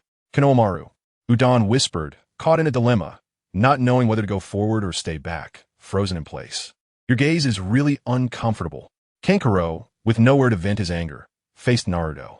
Naruto, I'm just a bystander here. He was actually planning to wait and see how the ninja bear would react after Konoha got a good beating. Temari withdrew her gaze from Konoha and turned to look. Thump, quite handsome. Also has golden hair. Temari sized up Naruto and, noticing his hair color, her face inexplicably turned red. As for a certain pink-haired girl, she was naturally ignored. Achoo! Just back at the Uchiha clan to organize his love nest, Sasuke inexplicably sneezed. He looked at the love nest on the ground, hands in pockets, and snorted disdainfully. No, something seems to be missing. On the other side, Naruto spread his hands. I don't think I did anything, right? Naruto, go beat that kid up. The Nine-Tails voice suddenly rang in Naruto's mind from a sealed space. Why? I sensed the presence of Shikaku. He.S. hiding behind the tree. Don't tell me you didn't know. Beat him up. I've given you my body. Can't you at least fulfill this little request? Be clearer. I'm serious. My main body is still inside you, being checked for chakra every day. ISNT that given my body to you? Behind the tree, Gaara also heard Shikaku's voice in his mind. Little brat, did you see that blonde kid? Beat him up, and you'll have a good night's sleep. You're fine. I'm fine. He.S. not. Gaara frowned. No, I can't use that word. No reason. I just simply don't like the look of you. Kankuro narrowed his eyes. The puppets behind him dropped down. He had the thought of using his puppets at any moment, although he said that the feeling of unease he felt when facing Gaara was getting stronger, especially when he realized that this feeling was even scarier than facing Gaara. Gaara was the strongest. If he admitted that Naruto was scarier, wouldn't that overturn his worldview? Naruto, who initially didn't want to get involved, changed his attitude. If the Nine-Tails were to go to Kushina with that body and say, Naruto had grown up, he had no intention of getting involved in right or wrong. In short, it would be more troublesome. I'm not interested in you. Naruto gently pushed Sakura, who was hugging his arm, away. After all, it was the first request from the Kyuubi. Gaara was tough, and a beating would probably let him sleep just fine. Sakura, so handsome. Naruto-kun, the pink-haired girl, was instantly smitten by Naruto's back, her heart-shaped eyes reappearing after a long time. Even Moegi, this little brat, turned into a fangirl. No, Udon, why are you blushing like a teapot? Vortex. Naruto? Konohamaru's little head was filled with all sorts of chaotic thoughts. Looking at the approaching figure, he instantly became tearful. He is here to save me. That idiot TSK. Don't let your snot and tears get on my pants. Naruto disdainfully kicked him away. Vortex Naruto? You have some guts to talk to me like that, Kankuro said with a twitching eye. What do you mean you're not interested in me? I hate people like you who are so arrogant and don't know their place. Whoosh, the puppet crow on the ground suddenly exploded with its bandages. Temari's eyes widened. Did he just say he wasn't interested in Kankuro? Why is he coming over here? If it's not to save that little brat, then I'm the only target left. Is he interested in me? No way. I have to refuse. Perhaps after the plan. If he is willing to come back to Sunagakure with me, that would be more acceptable. Don't doubt it. Temari is also someone who values looks. Unfortunately, Naruto didn't even glance at her, passing by the two and walking over to a large tree not far away. Damn, how dare he ignore me? Kankuro, who had been watching Naruto approach and was constantly sneering to bolster his courage, exploded. A soldier can be killed, but not humiliated. Temari regretfully lowered her large iron fan behind her. Looks like I won get his heart. Kankuro raised both hands, chakra threads shooting out from his 10 fingers, connecting to the puppet crow. Click, click, click, the crow emitted a strange sound. Stop, Kankuro. Just as Kankuro was about to take action again, a voice devoid of any emotion rang out from behind the tree in front of Naruto. In the distance, Sakura's pupils suddenly constricted. Only then did she shift all her attention away from Naruto. She released her sensing abilities and noticed that there indeed was someone behind the tree. However, that evil chakra made her squint her eyes. The killing intent was heavy, even more intense than Zabuza's back then. Whoosh! In the next moment, a red-haired man appeared in front of Naruto. He carried a conspicuous sand gourd on his back. His dark circles were heavy, and the eyeshadow couldn't hide it. Moreover, this person had no eyebrows, and a character for love was engraved on his forehead. Non-mainstream? Gaara looked coldly over Naruto at Kankuro. You're going to embarrass our village. Losing yourself in a quarrel is the ugliest thing. Do you know why we are here? Then, Gaara raised his head and directed his gaze at Naruto. I'm really sorry.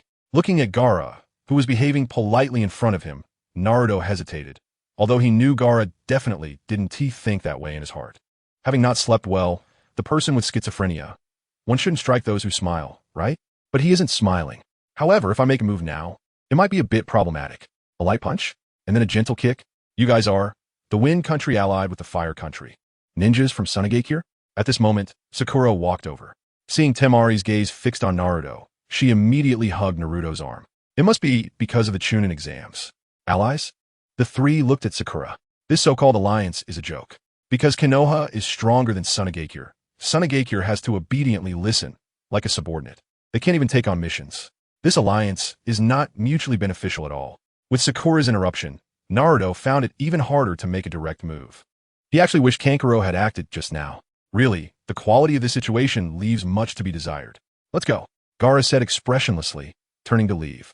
Kankuro clicked his tongue, unwillingly putting away his crow. Temari, after putting away her large iron fan, gave Naruto a deep look. Kurama, this fox is angry. Shikaku, you won't be able to sleep tonight. Gaara paused. It was the first time Shikaku was so persistent about something. Plus, he could sense a terrifying aura from Naruto. Oi, I'm very interested in you. What's your name? Gaara turned back and asked. Uzumaki.Naruto. Naruto replied with a faint smile. Unexpectedly, after Gaara nodded, he turned to leave. Naruto rolled his eyes. Asking for someone's name and not telling them your name in return is quite rude. Sakura immediately became displeased. The sandstorm Gaara. Me? Temari also turned back, but her gaze was on Naruto. Not interested. Sakura immediately retorted and quickly pulled Naruto away. No way. I need to tell Aunt Kushina when we get back that it's better for Naruto to wear his forehead protector to seal his appearance. At that moment, Naruto helplessly thought to himself, how about you just take action yourself for a more satisfying revenge? Kurama, however, huffed in its sunder manner. Wasn't it said in the plan that Shikaku is an important part of it? After Shikaku comes out, we'll appear in front of it and laugh at it hard. Now that we've been exposed, it won't be as fun later. All right, I understand. Naruto sighed, like a child throwing a tantrum. He raised his hand and lightly flicked his fingers. Bang! In the distance, Gaara, who had been maintaining a cold and cruel image, stumbled and nearly fell. The roots that suddenly appeared on the ground disappeared just as quickly. Without malice, without aura, without intention. Gaara's mother sand was completely unprepared. Temari and Kankuro widened their eyes, completely not understanding what had happened. Ha, Shikaku must be furious now, the damn fox. It must be its doing. You little brat. You embarrass me. Listening to Kurama's delighted laughter, Naruto shook his head. He glanced into the distance, where a blue figure had just disappeared. Everyone's here? The trio of Sound Ninja, observing from the shadows, furrowed their brows. What's going on? Did someone make a move? Kintsuchi frowned. How does this look? Sakan sneered. With the target gone, the ones to watch are the Sandstorm Gaara and that Uzumaki Naruto. Taiya, hunched over, said in a low voice. Let's go. We still haven't found Uchiha Sasuke. After Naruto and Gaara left, the Sound Ninja trio finally made their presence known. They had barely taken a few steps when they all fell flat on their faces. Meanwhile, at the Hokage building, someone was getting anxious. Please wait. The third Hokage helplessly closed his eyes, then regained his authoritative demeanor. Irika, do you have any objections? Hokage-sama, please let me say something. I'm powerless. But the 9 Genin just recommended. Were all taught by me in school. Although they are indeed very talented, it's still too early for them to take the exam. Yugao, Kakashi, Asuma turned their heads. As a teacher, Irika was indeed speaking up for his students. However, this instantly offended all 3 of them. You should know that Kakashi is usually quite stable, especially after Rin. I was 12 when I became a Jonin, 6 years younger than them. Those kids are not like you. Do you want to ruin them? This statement even made Yugao narrow her eyes. Don't interrupt. They're no longer your students. They are now my subordinates. Upon hearing this, Irika choked on his words. The hierarchy is indeed strict. The bear ninja glanced at Irika, then accepted the recommendation letter submitted by Yugao, Kakashi, and Asuma. Allowing newcomers to participate was his own idea. It's a good opportunity to show off to the smaller countries. Newcomers are a good choice. Moreover, with Naruto around, he felt completely at ease. After all, giving out meat to those rising ninjas during this Chunin exam would mean more commissions flooding in later, right? What about the allied Sunagakure? Aren't they functioning? Without comparison, how would clients trust Konoha more? Seize a sheep and pull hard. At lunchtime, the 12 young ninjas all received their Chunin exam application forms. All right, this time, I'm going to defeat you fairly, Niji. You're the bottom of the barrel. And you, Sasuke. Not interested. Lee didn't feel embarrassed. Seeing everyone filled with energy, Tintin held onto Kushina's hand tightly. It's about to begin. Our research is almost done. Minato, we should sort out the death god mass matter in these few days. That way you can resurrect first, and the Nine Tails will also become complete. Kushina snuggled in Tintin's arms. Minato, this time, we want to be separated, okay? Don't worry. We will definitely succeed. Tintin's gentle smile was like a little sun. But at that moment, it seemed so glaring. Shikamaru rested his chin on one hand, truly troublesome. I'm full, going to train first. Shino, are you only eating this little today? I'm not that hungry after a few servings of dog food. That afternoon, Kushina and Tintin left. Yugao and Mitarashi Anko finally let go. Naruto helplessly broke free from his restraints. The Chunin exam was about to start, and he hoped the second trial wouldn't be too chaotic. Let us see how you perform. The next day, Team 7 went to the exam site to submit their Chunin exam application forms. Just as they reached the second floor, bang, a muffled sound. Immediately after, they saw a crowd gathered in front of the classroom labeled 301. Among the crowd, a bruised green-skinned boy was lying on the ground, seemingly knocked down. Tintin and Niji frowned, silently protecting Lee, who was planning to play dumb and eat the tiger. Chapter 58 Two Pillars. Four-Eye Kid, you already have a path to death. Prisoner, you dare to participate in the Chunin exam looking like this? It's truly laughable. Why not just give up, pack your things, and go home to eat braised chicken wings? The two young figures of Konoha's two true gods, Gongzi Tai and Shingitsu Izumi, worked together harmoniously.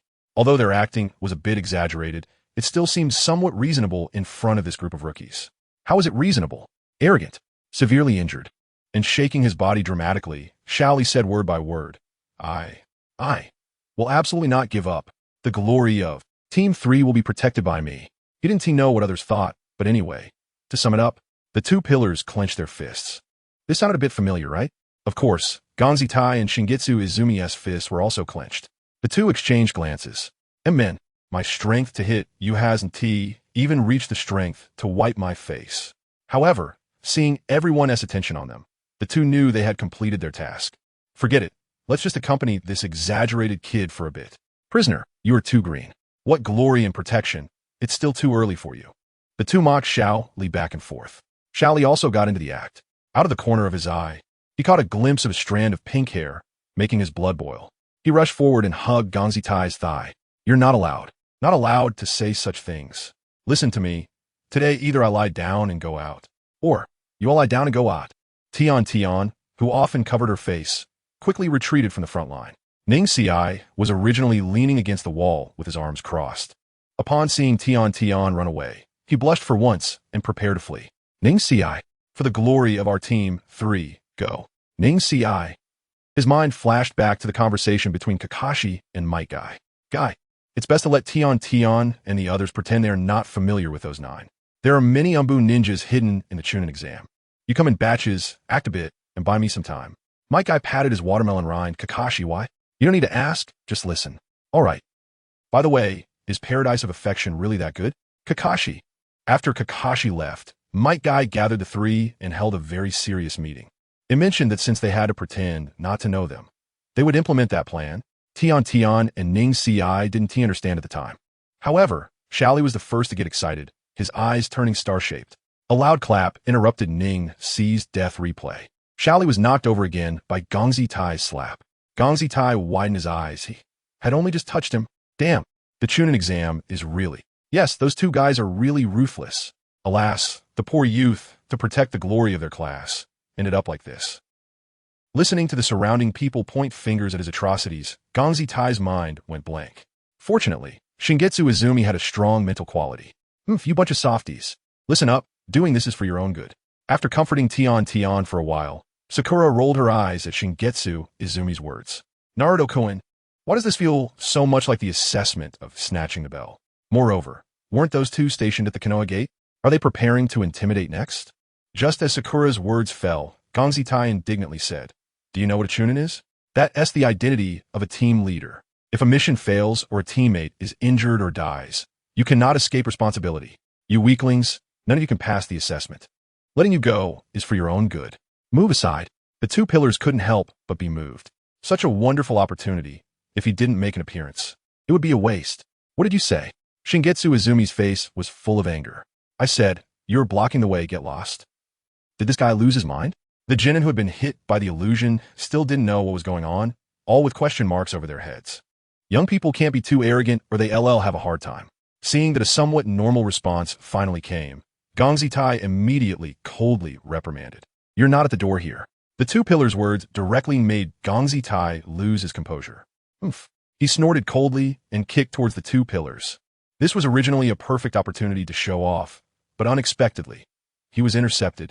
Whoosh! A green figure flashed by. When it reappeared, it was already standing between the two pillars and Gongzi Tai. Since both were holding back their strength, Shaoli caught it without any effort. Gentlemen, please don't get angry. Let us talk it out. Good kid. Gongzi Tai's eyelid twitched. He didn't expect that he would finish acting and even had his show stolen. The two pillars frowned and retracted their feet, snorting coldly. We are all Konoha ninjas.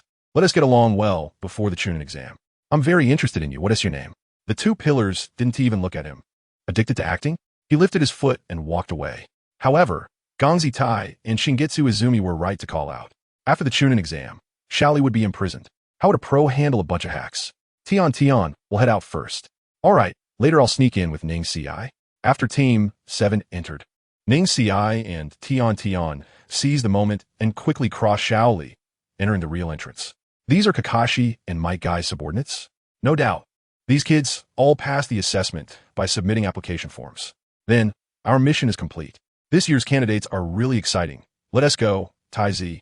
Shaoli hesitated for a moment, then decided to chase after Team 7. Shaoli, where are you going? I can only meet one in the Chunin exam. I'm going to challenge him. Bang, want to fight? Boring. Seeing that the two misunderstood him, Shaoli quickly explained. Just now, my strength successfully attracted Sasuke. I believe you will accept my challenge. No, not to challenge Naruto. Tian face-bombed helplessly and said, Stop messing around. We train together often. There will be plenty of opportunities later. Don't forget we still have a mission. Well, all right, I'll challenge Sasuke next time. Let us go. Don't delay. The registration deadline is approaching. Ning Ci's face darkened. Tian patted his shoulder. Naruto said, If you want everyone to see Konoha, making fun of Hinata isn't impossible. The premise is that you can defeat her. Ning Ci paused. Is Orochimaru really as twisted as Naruto says? Not only Orochimaru, but the old man himself can manipulate the subsequent drawing of lots for the matches. Very well. You can officially apply to participate in the Chunin exam now. Kakashi had been waiting at the registration point for a long time. Without the paradise of affection, Kakashi indeed looked much more spirited. Next, leave it to me. With my Sharingan, the Umbu ninjas 1T make the mission too difficult. Kakashi glanced faintly at the distance, where the Genjutsu-stricken Umbu ninja dully nodded, then continued to act as if nothing had happened. Those sent here for hard labor were among the top tier of the Umbu ninjas. Kakashi's words were not just self-praise. All right, Kakashi-sensei, just don't get distracted by peeping paradise and delay the mission. Sakura teased, quickly pulling Naruto inside. Sasuke glanced at Kakashi's waist, let out a mocking snicker, and then caught up with the two. Kakashi was frozen in place, unable to move, truly unable to move. Yo, Kakashi. Might Guy suddenly appeared next to Kakashi. Kakashi frowned, sensing that Might Guy's tone seemed a bit off. He turned to look at Might Guy, who still had that hot-blooded idiot state. Could it be that I'm too sensitive? Perhaps this is what they call withdrawal symptoms. Kai-sensei. Lee. Kai-sensei. Jo. Lee.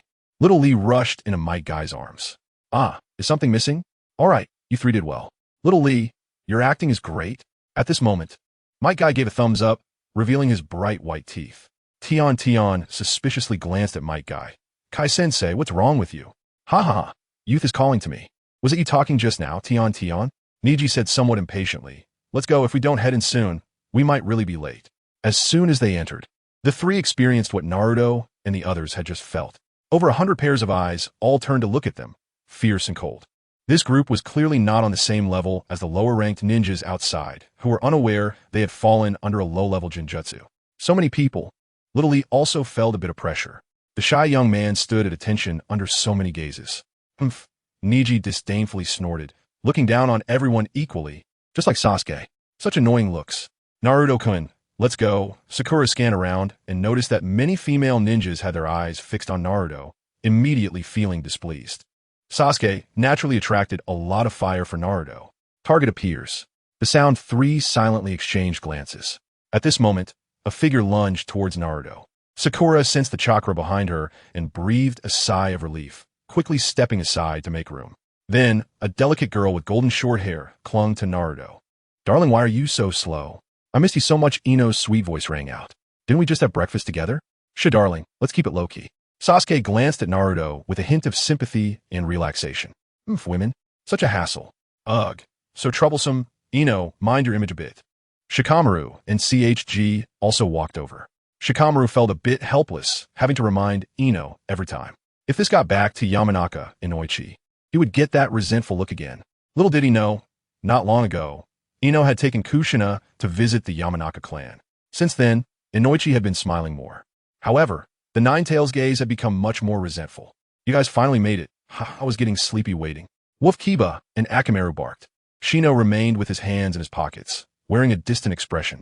Naruto-kun Hinata said, You get shy when there are too many people. Tion held Hinata's hand as they walked over. Sticky brother, when is that person you mentioned coming? Seeing Tion bringing Hinata over, Ino stopped clinging to Naruto and smiled as she hugged Tion's arm. I sensed a gaze locking onto us from right behind. Speak of the devil, and he shall appear. The top-tier old six of the ninja world has arrived. It's top tier, not number one, you know. Hey, you guys, it's better to keep it quiet. Everyone turned to see a young man with blue and white hair approaching. He had a knowing look in his eyes, his face filled with arrogance. You just graduated from a ninja school, right? Do you know your voices are a bit loud? Kabuto, with the demeanor of someone who has been through it all, made Kiba very unhappy. Recently, he had been getting punched for no reason. And now, someone had come to deliver a punch. Who do you think you are? I'm not a green onion. I'm Kabuto. Kiba. Fine, you're impressive. You can endure. The point isn't these things, but why don't you all take a look behind you? Upon hearing this, everyone turned around. They saw all the lower-ranked ninjas from various ninja villages staring at them. Their gazes were filled with resentment and malice, their killing intent almost palpable. Ha! Sasuke lowered his head and let out a cold laugh. Zizi, Chidori, a powerful lightning chakra, erupted. Countless lower-ranked ninjas looked shocked, their eyes towards Sasuke now filled with a hint of caution. Calm down, Sasuke. Sasuke's fists clenched. Again, it's you. This was the first time Sasuke wanted to punch Little Lee. Clearly, this wasn't the right time, so Sasuke had to suppress his anger and retract Chidori. As a result, many lower-ranked ninjas began to look at Little Lee with a bit more caution. Little Lee was unaware of this, but he knew that Sasuke and Niji's personalities were quite similar. So, as long as he did something that could usually irritate Niji, Sasuke would definitely accept his youth challenge invitation next time. There are several Rain Village lower-ranked ninjas behind you. They don't have that much patience. If you provoke them, you'll be in big trouble. Kabuto interjected, once again drawing the attention of the little strong ones. Naruto looked back and saw that one of the lower-ranked ninjas from the Rain Village who was supposed to show up was missing. However, there was one unexpected character. One-eyed Hanzo, Dreamfire, two-eyed Hanzo, Oboro. Missing was the eyeless Hanzo, Kagutsuchi, replaced by a cute little Loli. No wonder they call it Loli Path. She has probably just become Conan's disciple. It's a pity that the card Loli was sent on an S-rank mission right after showing closeness to Konoha during the second CHNing exam. And then it was Loli Path. The Hydrangea's space-time ninjutsu talent isn't bad. She might even learn Flying Thunder God. Naruto shook his head, realizing that under the narrative of war, many unfortunate classes had emerged. The Akatsuki organization represented that class. When Yahiko was around, things weren't so bad. They wouldn't make people carry rice so easily. Then came the stinky old six, who only needed to use a little trick. All right, Nagato claimed to represent this unfortunate class and wanted to end the oppression of the 5 great ninja villages. However, he still didn't treat the unfortunate class as human. He constantly made people carry rice. It made you want to tell him no. You go to hell. The hydrangea naturally noticed Naruto looking at her. So handsome. That gaze. Is it pity? Just as she wanted to look a bit longer, Naruto had already averted his gaze. Don't think I'm exaggerating. I participated in the CHNIN exams 6 times. This is the 7th. Kabuto intended to continue, but Sakura sneered. No wonder you have never passed the assessment. This time will be no exception. Do frowned, wondering why things weren't going according to the script. Haha. Actually, I don't have much confidence myself. A qualified spy, of course, wouldn't easily get into conflicts while carrying out a mission. You said we were speaking loudly, but your voice was even louder. Especially when you mentioned that we just graduated from ninja school. Your tone was deliberately emphasized. It seemed like a kind reminder to us, but in reality, it was also a reminder to everyone present that we were newcomers. I think the scales should tip in your favor. The girl silently gave Sakura a thumbs up. However, Do's reaction was beyond their expectations. They didn't expect to be seen through. Truly impressive. Well, as compensation, I have a lot of information about the ninja villages. You can choose one. Do, without a change in expression, apologized and took out several ninja identification cards. At that moment, the way the little ones looked at him changed. Hiss, such a character is truly terrifying. At times like this, we need to see how Juzi performs. I said, everyone here is trash. Using something like this as compensation?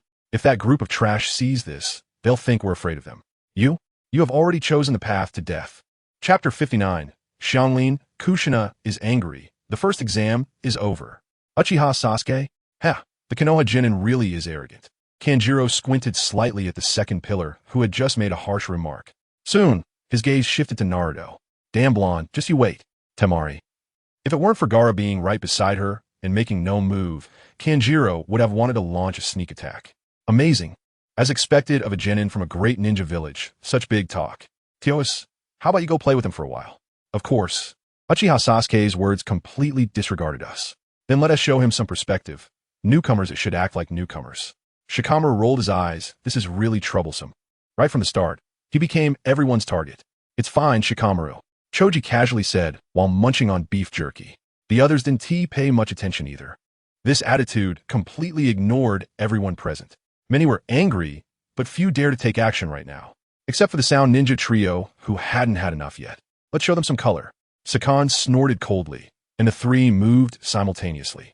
Whoosh! In the next moment, the 3 rushed towards the second pillar at incredible speed. These so-called Doldtemers didn't even notice the actions of the Sound Ninja trio. They passed right behind them without any awareness. Kabuto slightly lowered his head, his glasses reflecting light, making it hard to see his eyes. Unfortunately for the 12 young strong, the movements of the Sound Ninja trio were completely within their perception.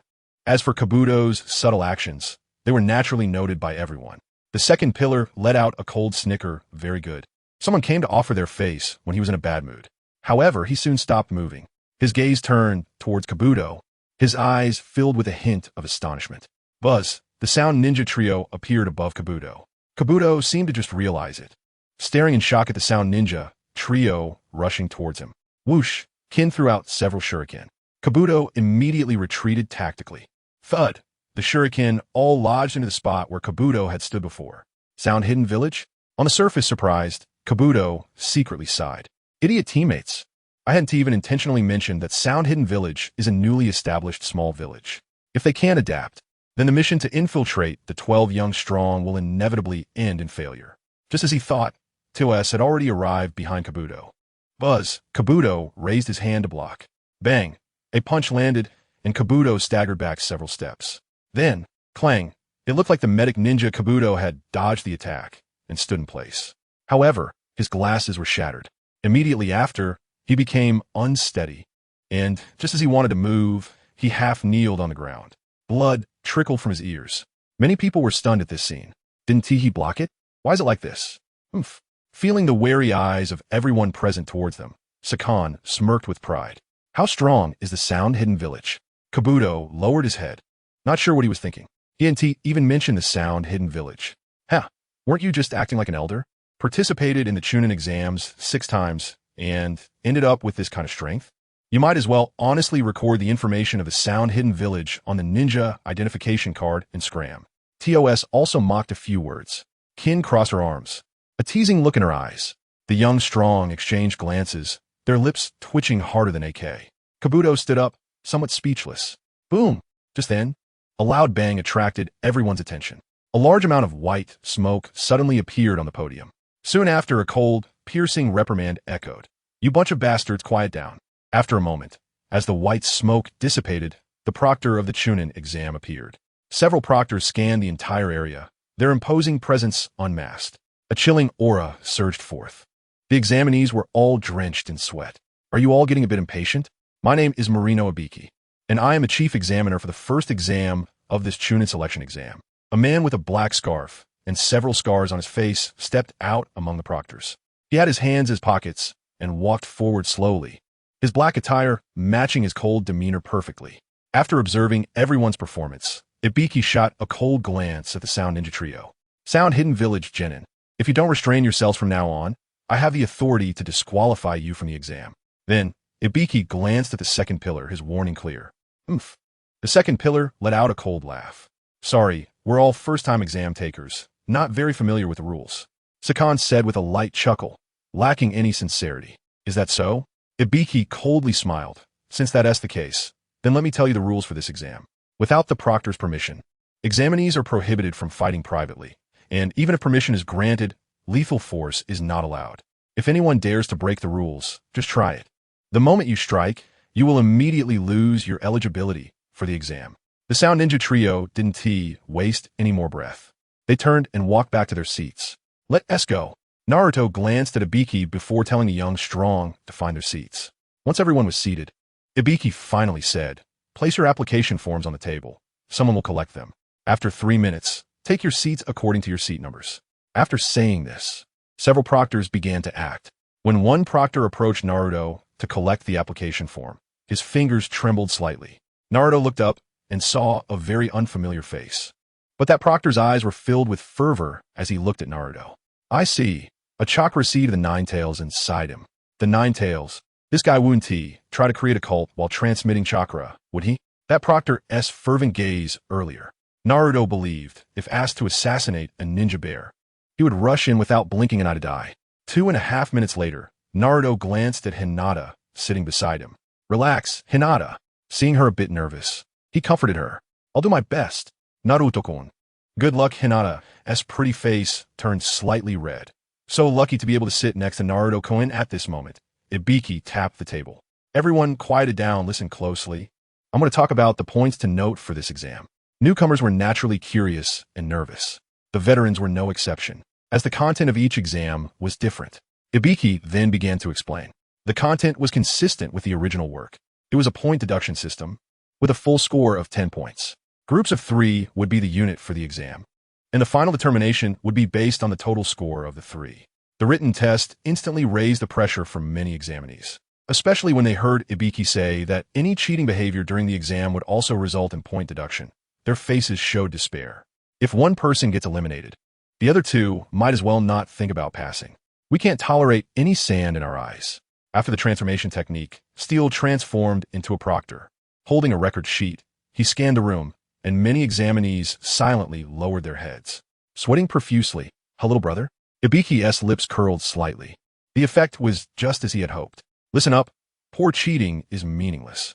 If you want to become a nin, then be honest, like a true ninja, a real ninja. Many people have picked up on another layer of meaning, but most are candidates who have participated in the nin exams once or twice. Ibiki felt that these candidates already had enough psychological pressure, so he waved his hand. Don't have any delusions of luck. If one person gets their points deducted, the whole team of 3 will be disqualified. Instantly, those candidates who thought they could let their 2 teammates score full points while they themselves had their points deducted were stunned. Now, the exam duration is 1 hour. The exam begins. As Ibiki's words fell, the candidates hurriedly lowered their heads to look at the written test content. Naruto looked down and saw the big question about calculating the trajectory of Shuriken at first glance. Although it was okay not to answer the questions, after all, this round tested the candidate's ability to cheat, that is, the ability of a ninja to gather information. In the end, with a bit of psychological warfare, even submitting a blank paper could lead to passing. Naruto originally planned to work on the questions to kill some time. Who would have thought that messages from the plants started coming in one by one? Lord Naruto, I could see the answers by the window. Me too. Well, it seems I don't need to think anymore. Suddenly, he felt a familiar yet strange chakra. Heightening his senses, he immediately discovered a gaze fixed on him in an inconspicuous corner of the exam room. At the same time, it felt like Kagura's sensing ability was being applied to him. I forgot this time in the CH Nin exam, Xianglin would be sent out by the Grass Hidden Village. Grass Ninja? Huh, forget it. I'll let my mom handle this. Let a shadow clone guard first. Then Naruto closed his eyes. Moments later, his shadow clone in Sage mode received a message from the original body and immediately changed direction to head towards the Grass Hidden Village. What? Kurama, are you serious? The Uzumaki clan really has members scattered outside? Kushina's eyes widened. In excitement and surprise, she flung away the Death God mask. Fortunately, Nagato's sister was quick to react and caught the Death God mask with a body flicker technique. I don't know. Naruto mentioned it in the ceiling space. If you have time now, you should check out the Grass Hidden Village. Perhaps that child's mother is still alive. However, I took a glance at that girl in the exam room. With red long hair, it shouldn't be mistaken. The Ninetales also stood up. It seemed like she thought of something, and her attitude changed immediately. Their situation is dire. Damn, the Grass Hidden Village. I want to go there personally. Kushina and Nagato's sister exchanged glances, both filled with disbelief. Kurama, let us handle the Grass Hidden Village. Your actions would attract too much attention. Fine, then I'll help you keep watch. One person half. No way. Last time we spent so much in the Mountain Clan. We must make up for the gap. It's just the two of us, while you are alone. One person half, that's settled. You, make a valid point. Soon after, the three appeared in front of the Grass Hidden Village. No doubt about it. I can feel the chakra of the Uzumaki clan. Damn, I never expected my clansmen would fall to this level. Damn, the Grass Hidden Village. Kushina was furious. After infiltrating the Grass Hidden Village, following her senses, they arrived in front of a small, dilapidated house. Upon entering, a faint smell of decay greeted them. Her arms were covered in bite marks. Nagato's sister frowned tightly and approached the bed. Looking at a woman with red hair, just like Kushina, lying quietly on the bed, her breath was very weak. If it got any later, she might be gone. Kurama, I need your help.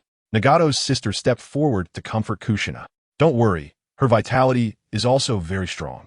As long as she has a breath left with chakra infused, she will be fine.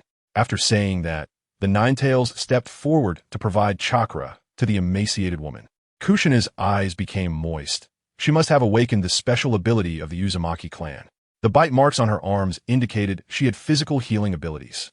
This damned Grass Hidden Village actually treated her as a tool to replenish physical strength and chakra at any time. Damn it, the Grass Hidden Village. After today, it need not exist, Nagato's sister quickly said. Not a single snowflake is innocent beneath an avalanche. But Kushina, if we do this, wouldn't we be no different from those brutal higher-ups? Kushina turned back. So you mean to forgive these beasts? Nagato's sister shook her head, pulling Kushina into her embrace. Softly explaining, this Grass Hidden Village may have many others who have suffered like this woman.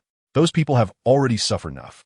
The ninjas of the Grass Hidden Village can all be eliminated, but we can leave some civilians. Take some time to investigate thoroughly to filter out the best. Once the plan is complete, they will be the best propaganda.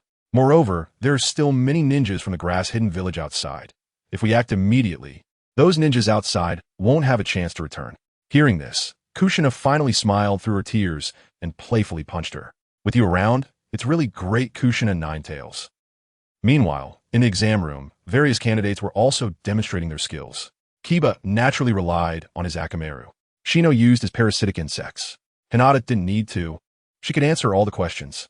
As for the pink-haired girl, who was first in the written exam, it went without saying. After finishing writing, she lightly tapped the table with her fingers.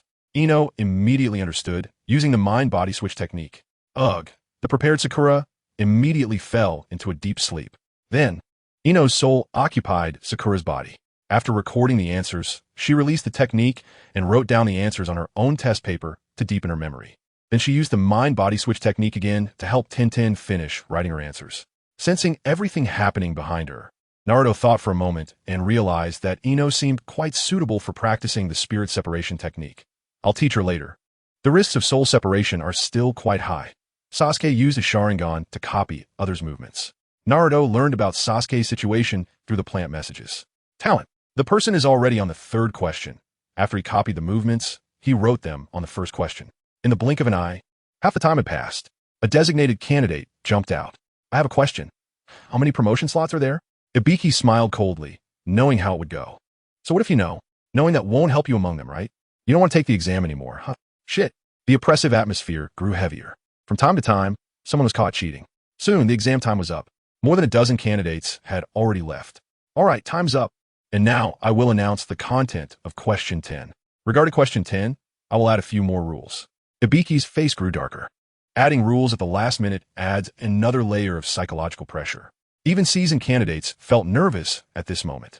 Without Naruto's powerful voice, this time, many might not be able to withstand the psychological pressure and give up on the exam.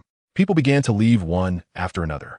In the end, it was Sasuke's shout, "Hurry up," that brought this long mental torment to an end. Someone spoke up, and immediately someone else boldly shouted, "If we die, we die." Who was afraid? Yeah, let's do it. Ibiki had a blank expression, but secretly nodded in agreement. The number of participants was about right. Even if Juzi didn't speak, he was ready to let the one sent in to write the answer shout out. So, everyone present, I announce that you have all passed the first exam. The remaining candidates were all confused. Ibiki then began to explain in a pretentious manner. Seeing that he was getting into it, someone couldn't wait any longer. Ha ha ha! The atmosphere in the exam room, filled with almost tangible resentment, was suddenly broken by a burst of laughter. Bang! Immediately after, the classroom window was smashed open, and a banner appeared on the blackboard. A figure stood in front of the banner that read Chief Examiner for the second round. It was still too early to celebrate. I am the Chief Examiner for the second round, Mitarashi Anko. The next exam is waiting for you. Follow me. Anko waved her hand, but the entire room fell into an eerie silence, with no one paying attention to her. Naruto helplessly closed his eyes. This woman had clearly promised not to be strange anymore. Yet here she was, pulling this stunt. The three girls also silently lowered their heads, praying that Anko wouldn't notice them. Only Tian remained unfazed. It's just a small scene. Chapter 60. The Forest of Death. Ant Snake smells the scent. No one pays attention to you. You came too early. I haven't finished talking about the qualifications for CH Nin yet. Ibiki walked out from behind a banner. Red Bean also rarely blushed. A bit socially dead. If I had known, I would have listened properly. At this moment, Naruto stood up. Hinata beside him hurriedly stood up as well. The 12 little strong ones gradually stood up one by one. With them leading, even Gaara and his two companions stood up. Red Bean immediately took it to heart, see? Ibiki shook his head and slightly sped up his speech. After passing my first exam, you all have the qualifications to become CH Nin. But there is still another assessment to come. You have the qualifications, but the next part will test whether you have the strength to become CH Nin. The next exam will be up to you. Don't worry. At least half of these people will be eliminated. After giving Naruto a mischievous glance, Red Bean proudly raised her white neck and replied. Although the candidates unanimously felt that the main examiner for this second round was a bit off, they still followed the 12 little strong ones and set off. Naruto turned back to take a glance, just in time to meet the gaze of Hydrangea. Hydrangea lowered her head, afraid to make eye contact. Not the target, just passing by. Handaro. Well, I didn't expect her to be so far behind. Turning back, Naruto planned to wait until the second round started before looking for them. The Grass Village sent 6 people to participate in the CH Nin exam held by Konoha. Just paying a little attention would reveal this. At the back of the crowd, a red figure flashed by, quietly following behind the 5 Grass Village genin. One of the tall, long-haired grass shinobi kept his gaze on Sasuke. Red Bean led the way at the front. It wasn't convenient to communicate with Naruto at this time. Otherwise, she would have already dashed over. At least she could slide on her knees at lightning speed.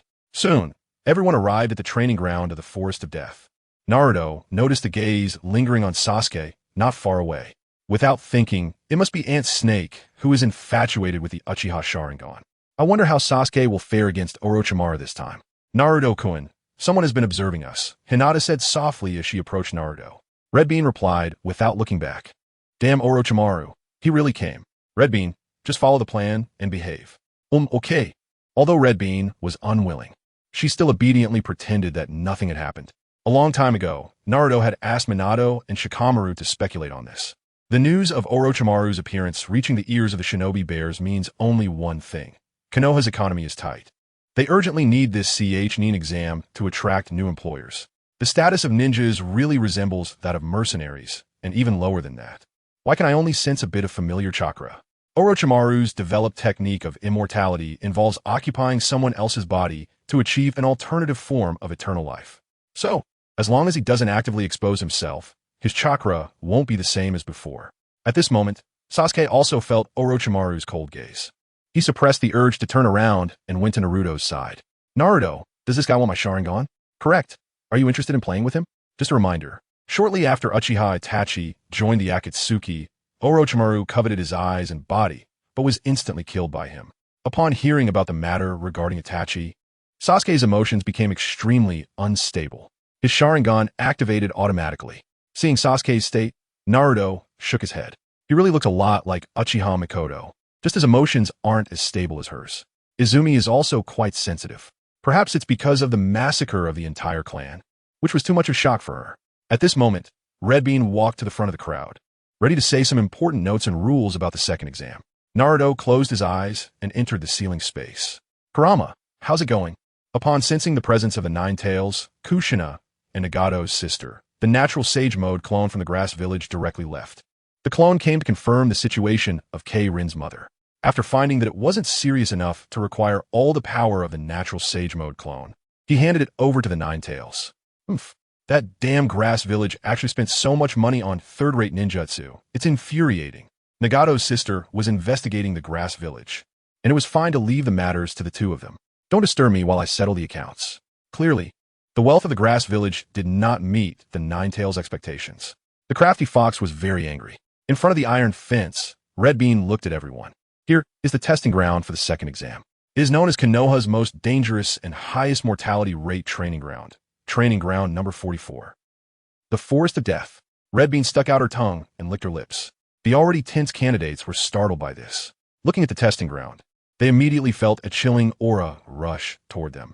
The dense trees blocked out the sunlight, making it look eerie. Sister Red Bean said it's terrifying. Sakura trembled slightly and moved closer to Naruto. Not too far away, Hendaro's ears twitched, and she immediately rolled her eyes. Damn green tea. Pink-haired's ears also twitched, hugging Naruto's arm and turning back to give a middle finger. You will soon find out why this place is called the Forest of Death. Enough chit-chat. Come over to sign the death waiver. Red Bean felt she didn't need to scare them anymore. Many candidates' legs were already starting to tremble. After signing the death consent form, you should understand the dangers of this assessment. It's still possible to withdraw now. You could be the first to sign. Red Bean casually pointed, and it happened to land on Orochimaru. Orochimaru extended his long, crimson tongue to lick his lips, letting out a strange laugh. He stepped forward to write down his name. Watching the crowd lining up to sign, Red Bean began to explain the rules. This second exam is a survival challenge. After signing the death consent form, you can form teams of 3 to receive scrolls. The scrolls are divided into 2 types, the Heaven Scroll and the Earth Scroll. Collecting both scrolls counts as passing the assessment. The time limit is 5 days. Furthermore, the condition for passing this time is still based on the team. If one person is missing, you cannot pass. The scrolls are obtained from the entrance with the examiners, and the entrance to training ground number 44 has 44 entrances. This means that these people will be dispersed to each entrance. There won't be a situation where 2 teams enter at the same time. Lastly, let me remind you, after gathering the scrolls, you must bring them to the central high tower in the center of the training ground. After saying this, Red Bean revealed a charming smile. This means that if you don't want to look for others, you can lie in wait for other teams at the central high tower. So, what about food? CHG was a bit afraid of Red Bean, but surviving inside for 5 days. 5 days. Do you know how I'm going to get through these 5 days without Naruto's cooking? There are many animals inside, so you don't have to worry about food. Also, the scrolls are not allowed to be opened. Otherwise, whatever happens is not our responsibility. After saying this, Red Bean pointed to the first entrance. The second exam starts in 30 minutes. Hopefully not all of you will die. After Hondo glanced at Naruto, she retreated to the back to discuss with several proctors the areas they needed to be responsible for. The candidates, led by one of the examiners, were assigned to their respective entry points. Once all the candidates knew their entrances, they exchanged glances with their companions. Shortly after, Hondo's voice rang out. The second exam begins. Whoosh! In an instant, all the candidates disappeared from their spots. In less than half a minute, all the candidates entered the Forest of Death through their respective entrances. Naruto and Hanabi's mother is still alive. The situation has improved. Hanabi, I'm counting on you. Just as they entered the Forest of Death, Naruto heard Kushina's voice in his mind. It was clear that Kushina was very excited. After all, since arriving in Konoha, She had always thought that the Uzumaki clan was left with only herself and the first Hokage's wife, Uzumaki Mido. Now that she found surviving clan members, she was naturally overjoyed. Don't worry, Naruto. We will return to Konoha before the plan. Be careful of Orochimaru during the Chunin exam. Yuna's voice remained gentle. Leave Hanabi to me. There's no need to rush. We still have plenty of time. As soon as she finished speaking, a scream echoed from deep within the Forest of Death. The sound was incredibly tragic, reverberating through most of the Forest of Death. The ninjas from Sunagakure. How unfortunate. They ran into Hinata's class. Hanabi is not among them. Found them. They're in that direction, thanks. Naruto patted the big tree in front of him. The power of nature emanated, and the tree began to sway without wind. Watching this slightly trembling tree, Sakura and Sasuke unconsciously took a step back. This feeling, it was as if the tree might leap out of the ground and kneel before Naruto at any moment. That scream was eerie coming from that direction. It seemed to be from the group of Sunagakure. Sakura approached Naruto. The 8th squad is also in that direction. Should we go? Sasuke squinted his eyes. He had noticed the 3 from Sunagakure as soon as he entered the first exam venue. The guy carrying the gourd looks quite strong. Sakura immediately said, that scream is likely from Shino. The 8th squad's reconnaissance ability is very strong, and Shino is from the Aburame clan, so it's normal for them to fall into their traps. Plus, with Hinata's Byakugan, we don't need to worry about being deceived. Although the 3 from Sunagakure are strong. With Hinata around, there won't be any danger. Naruto patted her little head. Well reasoned. So what about us? Sakura, who had just received a compliment, was extremely excited. However, upon hearing Naruto's next words, she immediately frowned. Sasuke immediately took a defensive posture. As expected, this group of trash has set their sights on us. The 8th squad was ambushed as soon as they came in. It seems that group of trash planned to take us out first. With no exception, we've also been targeted by the trash. Sakura took a deep breath. Her emotions were affecting her again. Damn it, Naruto, stop tempting me. Found it, that position. Sasuke sneered. Fire release. Great fire annihilation. He quickly formed hand seals with both hands, maintaining one seal, and took a deep breath. Boom! In an instant, a large-scale fire release ninjutsu was unleashed. The sea of flames surged toward the dense forest. Indeed, where Konoha flies, fire also burns endlessly. Summoning technique, rainwater gate. Boom! With a delicate shout, a massive gate rose in the Forest of Death, engulfed by the sea of flames. A clear space was created amidst the raging fire. Damn it, is that guy really just a rookie who just graduated from the Ninja Academy? The lurking Oboro and Mugen quickly approached the rainwater gate of Zeonhua. If they continued to lurk, they would probably be burned to death soon. Bastard! Such a terrifying fire release, actually mixed with the transformation of fire chakra nature. Just touching a little flame would set them ablaze. Immediately, Oboro and Mugen said, retreat. These 3 are not something we can deal with, let alone them. Far outside the Forest of Death, Hondo had originally planned to enjoy a sweet and sticky skewer. As a result, a wave of heat surged from behind her. Sasuke really can't wait. With Naruto around, nothing will happen. Suddenly, Hondo squinted her eyes. She looked at the skewer in her hand and hesitated for a moment. It's fine, I'm exercising a lot, I won't gain weight. Meanwhile, Sasuke also stopped the fire release. Didn't expect there to be such a defensive summoning technique. Really impressive. Mastering the transformation of fire chakra at such a young age. No wonder they are from the Uchiha clan. Just then, a tall, long-haired man stepped out. Looking at the now-stopped ninjutsu Sasuke, his eyes were filled with excitement. The more excellent Sasuke was, the more thrilled he became. This is simply the perfect vessel. The appearance of Orochimaru did not surprise the 3. Sasuke sneered and glanced at Orochimaru, who had been taken out by the filial son in an instant. One of the legendary Sannin? Just a rat that can only hide. Only coming out when the fire is burning there. But the Forest of Death in front of them was already barren. The originally dark environment was exposed to sunlight. Oh, did you guess my identity as soon as we met? That is really unexpected. Orochimaru, who had originally still had a playful mindset, immediately squinted his eyes. His eyes transformed into snake-like pupils. Exposed? It shouldn't be. It shouldn't happen so quickly. It must be that some of my habits were noticed by Sasuke. Hey.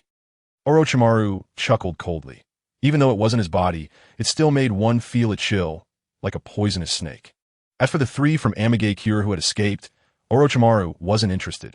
He was only interested in Sasuke. After all, Ant Snake knows how to cherish and love talented individuals. Sasuke stepped forward, Naruto, Sakura.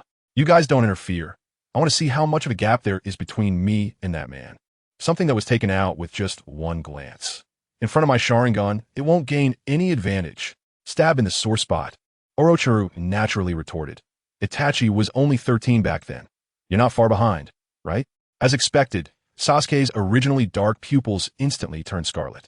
3 Tomo, Sharingan. Such good talent, Orochimaru couldn't help but extend his long tongue and lick the corner of his mouth.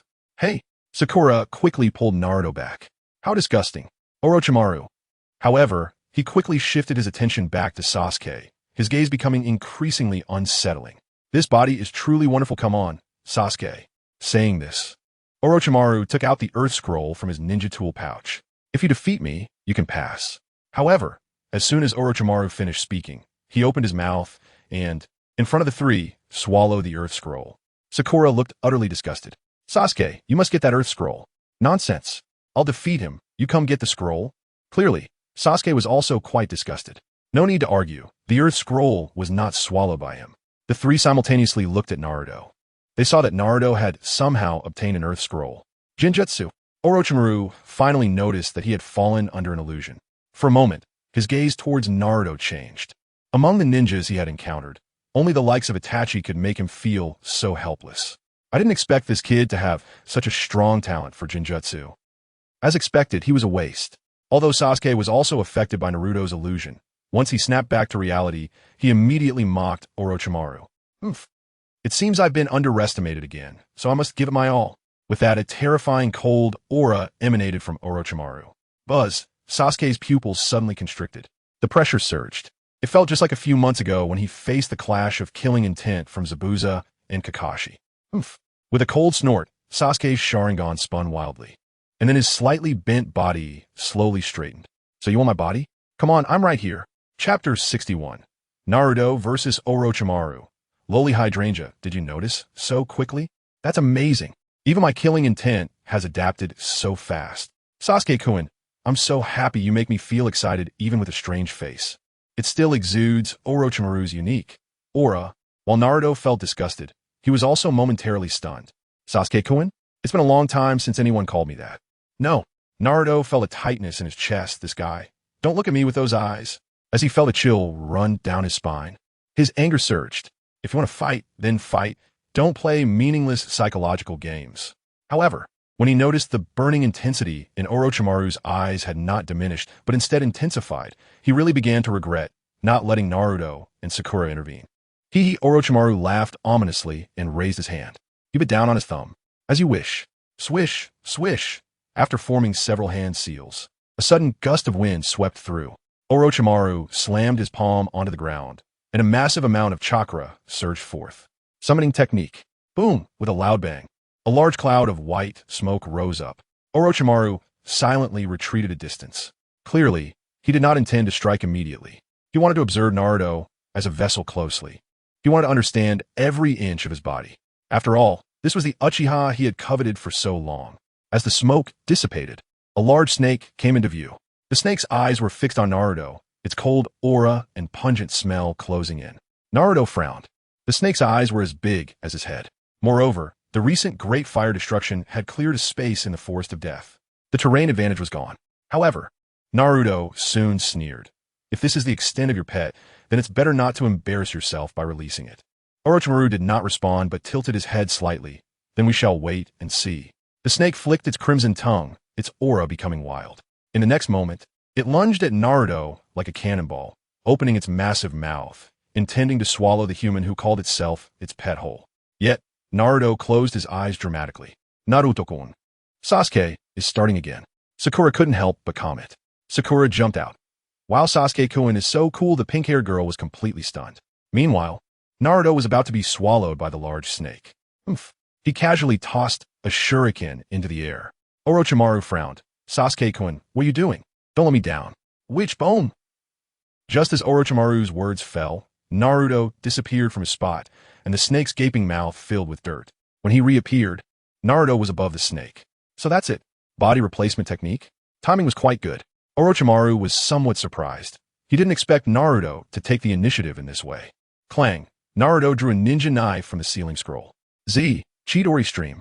The unique cry of Chidori resonated from the ninja knife. Puchi, as Naruto descended, he slashed down, the lightning arc extending like a sharp spear. The lightning blade met no resistance. After retracting the extended lightning blade, the snake's head was severed from its body. Show me your true abilities. Orochimaru was stunned for a few seconds, then smiled ominously. That's Kakashi's Chidori, right? Hee. I didn't expect you not only to learn it, but also to develop a new ninjutsu based on Chidori. Truly impressive. Swish. Naruto didn't want to hear any more of his nonsense. In a flash, he appeared behind Orochimaru. Puchi, to his surprise, Orochimaru stood still, allowing Chidori's sharp spear to pierce his heart. Looks like I really overestimated you. A simple illusion made you stand there like a fool. The naive Naruto felt disappointment. Are you so sure that I will die? Next comes Orochimaru's most classic scene. I spit myself out. Crack, an odd sound echoed. Naruto suddenly turned his head. He saw Orochimaru facing away from him, tilting his head back, his mouth opening wide in an exaggerated arc poo. Suddenly, a hand reached out from his mouth. In an instant, goosebumps covered Naruto's entire body. He quickly retreated. Sakura's eyes widened. She watched as a second hand emerged from Orochimaru's mouth, forcefully pushing down. Orochimaru crawled out from Orochimaru's mouth. The disheveled Orochimaru slowly stood up, covered in a viscous liquid. Ah! The pink-haired girl screamed and hid in Naruto's arms. Naruto-kun, I'm so scared. Naruto retreated to a distance, watching Orochimaru, who was shaking with laughter. Unable to hold back, he said, Are you even human? Am I not human? Orochimaru lifted his head, brushing back his long hair, and chuckled. Sasuke-kun, to show you my ninjutsu, I wasted a vessel. Pudu Abajo. Naruto's eyes instantly turned cold to the extreme. This guy, he actually wants to do that with my body? Go to hell. Naruto raised his ninja knife, Chidori's sharp spear. Unfortunately, this time, Orochimaru did not let him land the blow easily. With a twist of his soft body, he dodged the Chidori's sharp spear. Meanwhile, Anko stood in front of the 3 grass ninja corpses that Orochimaru had secretly slaughtered. She kicked one of the corpses. They had been dead for some time. Orochimaru really is disgusting. After saying that, she disappeared from the spot. Not long after, the 2 gatekeepers, Steel and Kamizuki Izumo, arrived. They were shocked for a while. They had seen these 3 grass ninjas more than once today. We messed up. Iron Juice, we failed our duty. This, the opponent, is Orochimaru sneaking into Konoha. It's not something we could stop. Let's take action.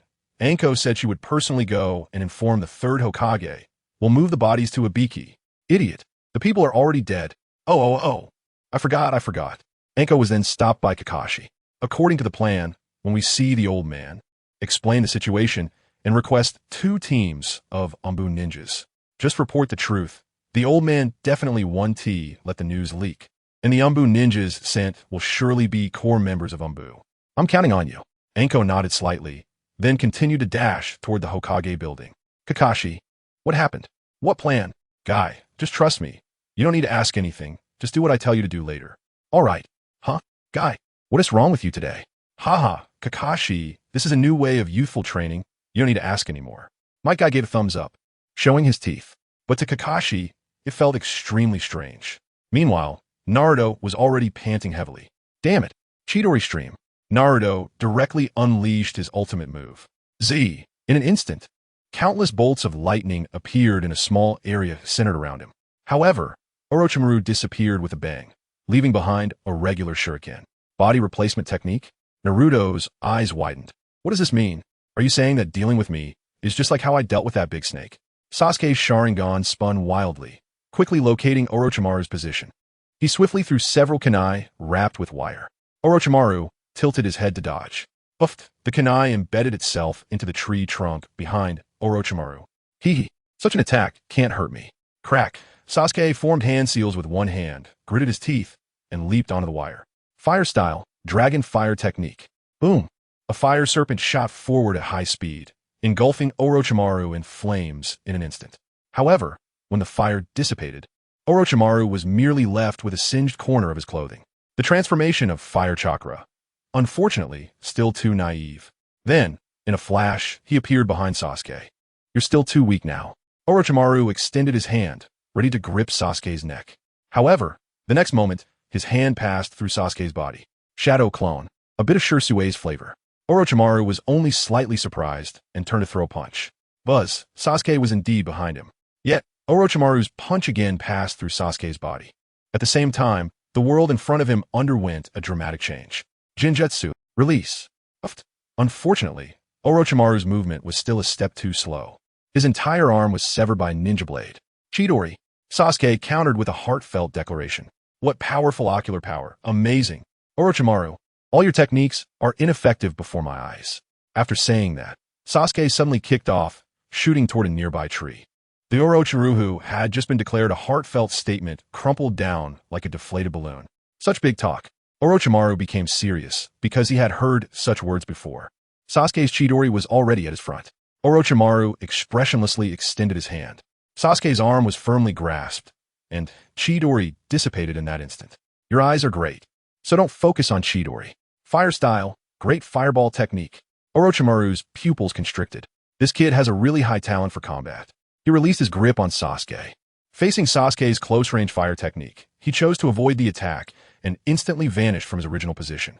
Although Sasuke promptly withdrew his ninjutsu to cancel the recovery motion, he was still kicked away by Orochimaru. Zulfust. In midair, Sasuke furrowed his brows. Just now, Orochimaru's movement speed exceeded what his Sharingan could currently capture. Next, he could only increase his control over the Sharingan to catch the movements. But at that moment, Orochimaru did not attack again. Instead, he appreciated Sasuke's caution. Seeing that Sasuke was about to make a move, his snake-like eyes narrowed. Binding technique. To bind the opponent, one must overwhelm them with absolute strength. Sasuke's eyes widened, and his body became rigid. His expression darkened instantly. It seems that relying solely on my own strength to defeat you will take a long time. Hearing this, a trace of barely noticeable disappointment flashed in Orochimaru's eyes. However, the next moment he widened his eyes, because an immense chakra suddenly erupted from within Sasuke. In an instant, the binding technique was completely broken. You actually broke free from my full-strength binding technique? Sasuke-kun, you truly surprised me. This power, I didn't expect you had been hiding it all along. Your talent is not inferior to Itachi Uchiha. I really want to have you right now. Sasuke's gaze turned cold as he felt Orochimaru's binding technique coming again. This time, he did not dodge. Instead, he silently raised his hand and slowly formed seals. Open the first gate, open. Open the second gate, open. Open the third gate, open. Sasuke's body visibly flushed red with blood. He also began to emit green energy. The third gate. Sasuke was still preparing to open the fourth gate to further enhance his attack and speed.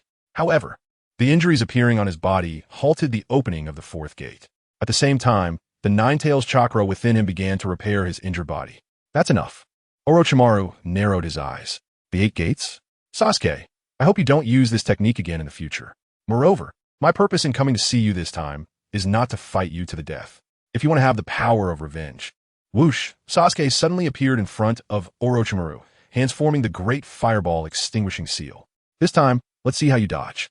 Orochimaru's pupils constricted. Quickly crouching down while forming hand seals, he performed the summoning technique. Bang! A large amount of white smoke erupted, sending Sasuke flying.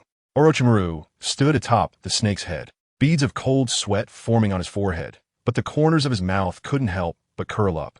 Sasuke-kun, I really want to have you right now. I will leave a token in the Uchiha clan's territory. If you want the power of revenge, just put the token around your neck, and I will grant you the power. I look forward to seeing if the empowered you will come to find me. After saying that, Orochimaru formed hand seals again. But at this moment, Sasuke had already reached behind him. He threw a punch, intending to knock Orochimaru away and then release the fire technique. Bang! The snake that had been summoned beneath him vanished at this moment, creating another gust of wind. Sasuke's punch missed, and Orochimaru disappeared. Moments later, Sasuke closed the 8 gates. Thud! He collapsed to the ground. A wave of weakness washed over him, causing his vision to darken. A great opportunity. The returning Orochimaru and Dreamfire both struck at the same time. Unfortunately, just as they were about to succeed, Bastard Sakura appeared, throwing a punch that landed on Dreamfire's body. Naturally, the two of them did not take Sakura's little fist seriously. Even if they were injured, Dreamfire chose to kill Sasuke first. At the very least, they wanted him to lose his combat ability. Crack, it's broken. My rib is broken. Dreamfire's eyes widened. Little did he know, it wasn't just his rib that was broken. A tremendous force hit him, sending Dreamfire flying and crashing into Orochimaru. Bang! Their breathing apparatus exploded instantly. They flew out, crashing heavily against a tree trunk. By the time they hit the ground, they had already lost their breath. Sasuke slowly stood up. The feeling of weakness had been suppressed. I lost. Sasuke lowered his head. He knew that he was still far from Orochimaru. Orochimaru became serious. He no longer had the strength to fight back. Even with the Nine Tails chakra and the 8 gates, the outcome would not change. Naruto patted Sasuke's shoulder. Right now, you're much stronger than in the original story. However, it's still a bit early to face Ant Snake. Besides, Ant Snake isn't that easy to kill.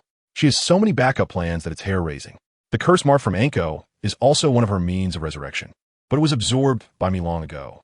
Come out. Hidden in the shadows, the wisteria flower knew it could not escape.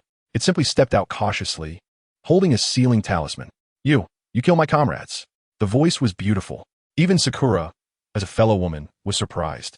I won't give in so easily. Even Sasuke couldn't help but glance over. Unfortunately, Naruto did not let her continue. His azure blue eyes turned crimson. Face reality.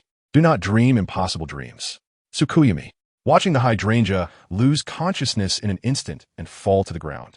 Sakura frowned slightly. Naruto-kun, you don't intend to. Have her deliver a message for me. I don't want any changes to the plan. We'll talk about carrying rice later. Don't all crowd together. Chapter 62. Saving Xianglin. Vortex version of Hinata?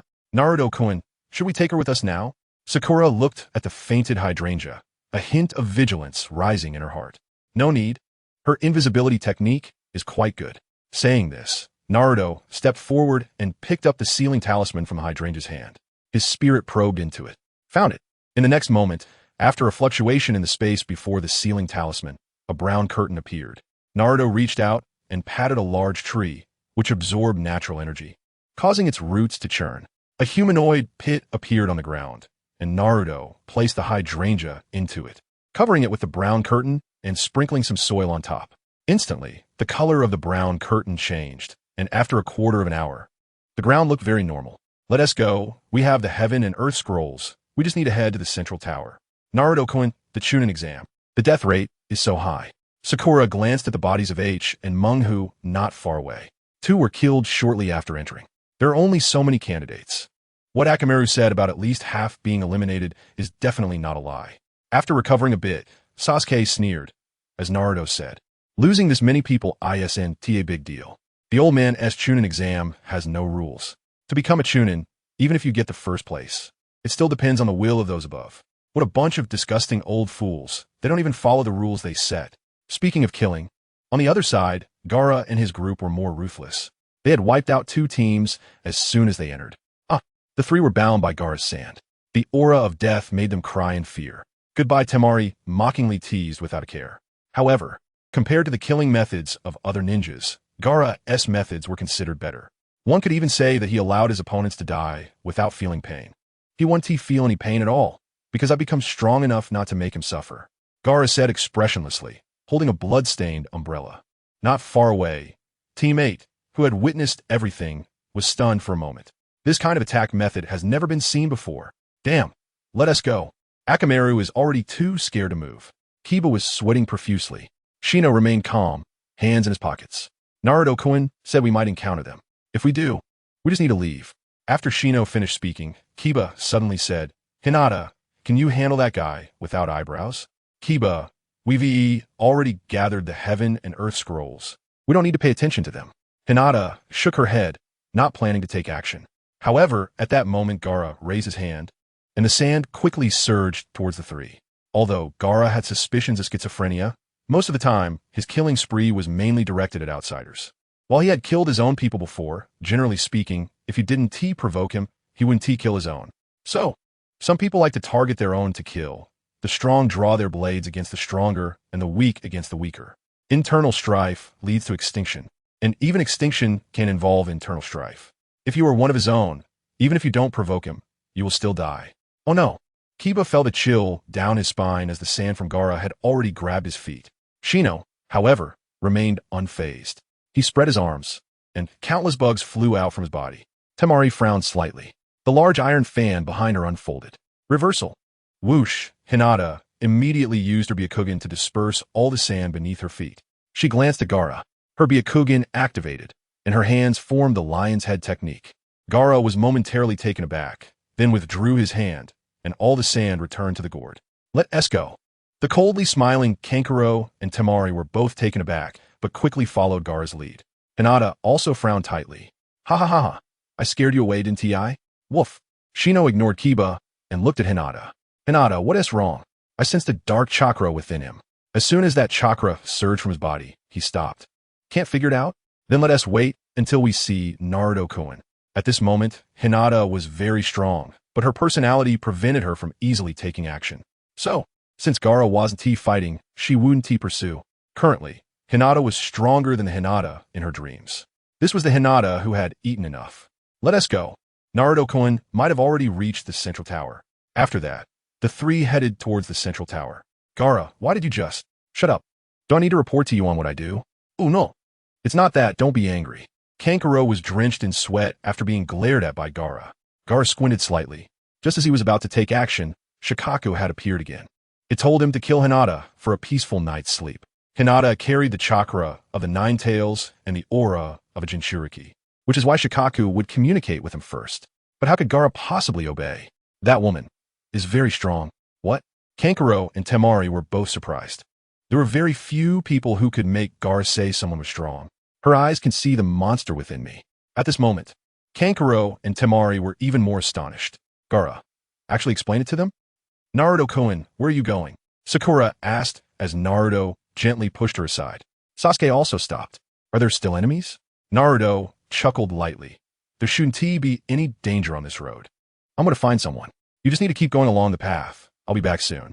Then we'll wait for you here. Naruto-kun Sasuke nodded slightly, then created several shadow clones. I'll go find some food and come back. Sakura skillfully took out a spatula from her storage scroll.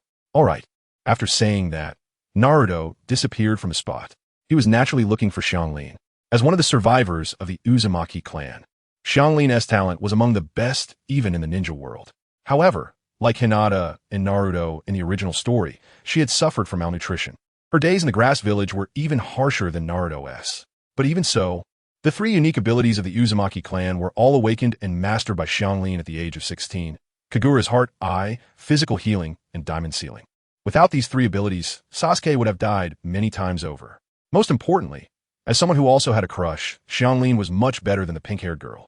Her affection for Sasuke wasn't simply because he was handsome, but because he had saved her.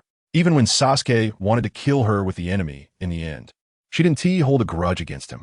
Good job, Snake Lady. In fact, Snake Lady was constrained by the illusion because this guy had split his soul too many times. At this moment, Xianglin had gotten separated from her teammates. If she hadn't, she might have fallen into Team 8's trap. At just 12 years old, Xianglin had only awakened the physical healing ability.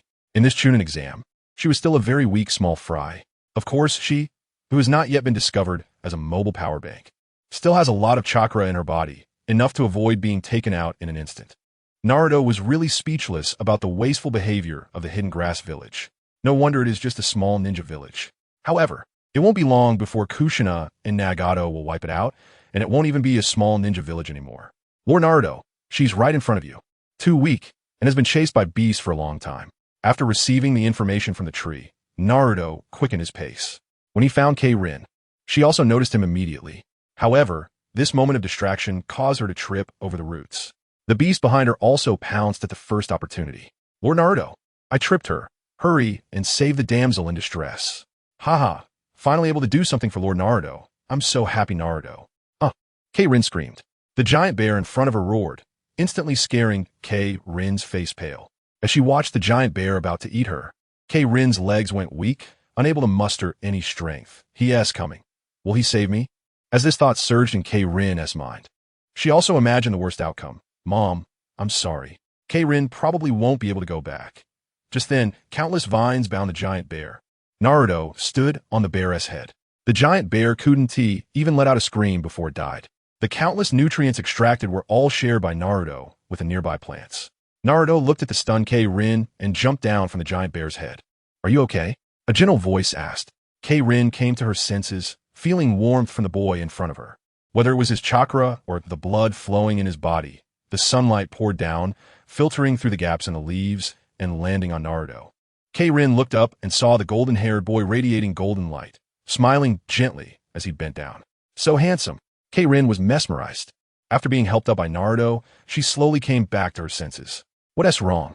Were you scared, silly? I'm fine. Kei-Rin stammered, a bit shy, lowering her head and not daring to look at Naruto. Thank you for saving me. Naruto smiled and said, No need to thank me. Why didn't you run away just now? You have a lot of chakra in you, even if you were too scared to fight. Escaping should have been easy. Kei-Rin's little face turned even redder. I forgot. After meeting and having close contact, Naruto also felt a hint of familiarity from the bloodline in Kei-Rin. He raised his hand and gently patted her little head. It's okay, come home with me. Did you forget? It's obvious that Kei-Rin doesn't know any body flicker techniques. Maybe she only masters the basic transformation technique. In fact, it would be quite normal if she didn't even know the transformation technique. How could the hidden grass village make a mobile power bank strong? I got separated from my companions. Kei-Rin thought she misheard. No one had ever been this gentle with her except for her mother. For a moment, she also babbled a few words. Looking at Kei-Rin with slightly red eyes, Naruto smiled and said, I say after this exam, come home with me. Your mother will be coming soon. Huh? Kei-Rin stared blankly at Naruto, her mind going completely blank, not knowing what to say. You must be hungry. After we eat, we'll go to the central tower together. And Kei-Rin's head felt foggy. Naruto wasn't in a hurry, holding her hand as they walked in the direction they came from. With so much information, Kei-Rin, who had been oppressed for many years, needed some time to digest it. Along the way, Naruto briefly explained everything again. Kei-Rin still felt dazed. If it weren't for Naruto holding her little hand, she might still be standing there in a daze. I'm Kei-Rin, the genin from the Hidden Grass Village. After finishing her sentence, Kei-Rin transformed into a steam princess after Hinata. This was the third time she had unconsciously said the same thing. Naruto turned around, showing a gentle smile. I understand now. My name is Uzumaki Naruto. You are Uzumaki Kei-Rin. Kei-Rin didn't refute, just lowered her head and moved a little closer to Naruto. This shy appearance was comparable to Hinata. Of course, Naruto knew that Kei-Rin's true personality wasn't like this. She was very much like his mother, a hot-tempered and incredibly stubborn member of the Uzumaki clan. Right now, she hadn't fully unleashed her true nature. Moreover, given her position in the Hidden Grass Village, she really had no way to express herself. Life was so oppressive that it made her feel hopeless. Do you remember your surname? We are among the few remaining survivors of the Uzumaki clan. My mother was also rescued from the land of whirlpools back then. Perhaps my mother knows your mother.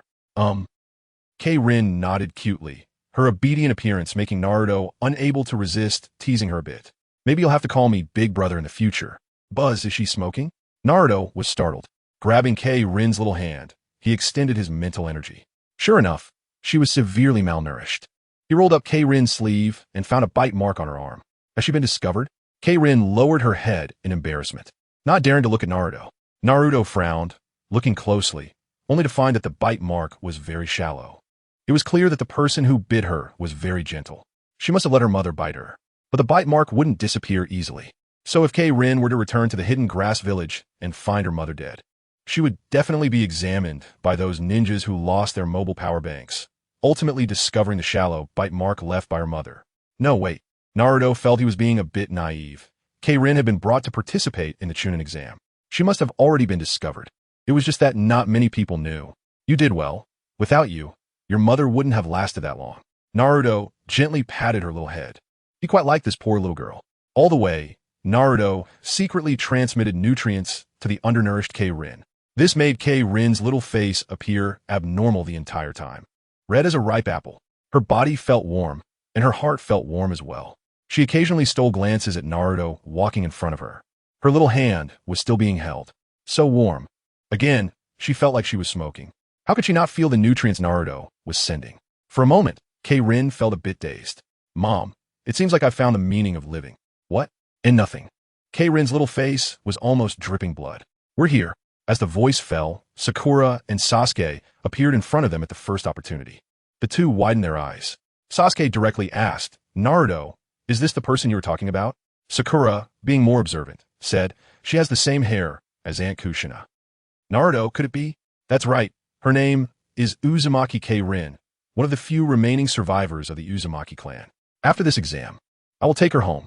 Naruto gently smiled and introduced Kei-Rin to the two. Why you? Hello. Sakura's eyes lit up. So cute, just like Hinata. Aunt Kushina will definitely like her. Ino and Hinata. I see. No wonder Ino liked teasing Hinata so much when they were kids. So cute this was said out loud, and Xianglin performed Hinata's special skill for everyone, causing the steam princess to puff out steam. Thank you. Xianglin lowered her head, too shy to look up. Sakura took her little hand and said, don't be so shy. Come sit down with us. After taking a glance, Tsunade said to Naruto, Naruto, I'm hungry.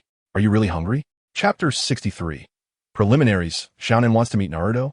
The opponent is Temari from the Land of Rain, a small country sandwiched between great nations. Constant wars, both civil and those with foreign countries setting battlefields in the Land of Rain, have persisted for years. In the Land of Rain, the rain never stops. The common people lack robust physiques and courage. When war comes, they can only hide at home. After the war ends, they struggle to find food. After the battle between Hanzo the Salamander and the legendary Sannin, Konoha withdrew from the battlefield in the Land of Rain. Yet, the country remains impoverished. Pain appeared, internal strife unfolded, and Pain emerged victorious. The Land of Rain was reborn. But the Land of Rain is still poor, and the rain has not ceased. Angels, peace. No, it's not like this. You young people, full of vigor in your prime, like the sun at 8 or 9 in the morning. Hope is placed upon you. The hydrangea lifted the earth-colored curtain. Looking up, the sun in the sky had already set, but the high-hanging moon still felt somewhat dazzling. She gently touched her cheek. At some point, her cheek had become moist. Vortex. Naruto, the hydrangea murmured. Her gaze became increasingly resolute. The central tower in the Death Forest was very conspicuous. This area had been cleared by the Uchiha's great fire extinguishing technique, making the tower easily visible. Night. Naruto sat on a vine-made bench. Sakura and Hinata snuggled beside him, one on each side. The campfire illuminated the faces of the four. Sasuke occasionally added dry twigs to the fire, watching the flickering flames. He quietly said, Naruto, do you think I can really catch up to that man in my lifetime? Naruto closed his eyes and softly replied, you will. What you lack now is time. But he could defeat Orochimaru at 13, while I don't even have the strength to make him take me seriously. Sasuke lowered his head. Naruto opened his eyes and looked at the dejected Sasuke. Why are you training so hard? What is it for? Sasuke raised his head and said without hesitation, no matter who it is, if they destroy my clan, I will make them pay in blood. Naruto smiled. I believe that day will come. So, do you have a plan for when that day arrives? Upon hearing this, Sasuke stood up, looking in the direction of Konoha, then gazing at the sky, so that this ninja world will never see someone like me again. At that moment, Hinata, leaning on Naruto's shoulder, shivered slightly. She then slid into Naruto's embrace, finding a comfortable position, curling up like a little cat. She must have been dreaming of something, as the corners of her mouth curled up slightly. Sasuke glanced at her, fell silent for a moment, then slowly said, Naruto, I will definitely achieve it. That man was said to have the thinking of a Hokage at 7 years old. Yet he pointed his blade at his own family, whether right or wrong. It shouldn't have been his decision. At this moment, Sasuke's dark eyes turned crimson, and his Sharingan spun wildly. The next morning, Naruto-kun, the four arrived at the central tower, and saw a teammate who had completed their assessment the previous afternoon. Hinata, come here. Sakura immediately smiled and waved at Hinata. Hinata also noticed the striking red-haired girl hiding behind Naruto. It was hard not to notice that vibrant red hair. Hinata jogged over to Sakura's side. Look, she is from the same clan as Aunt Kushina.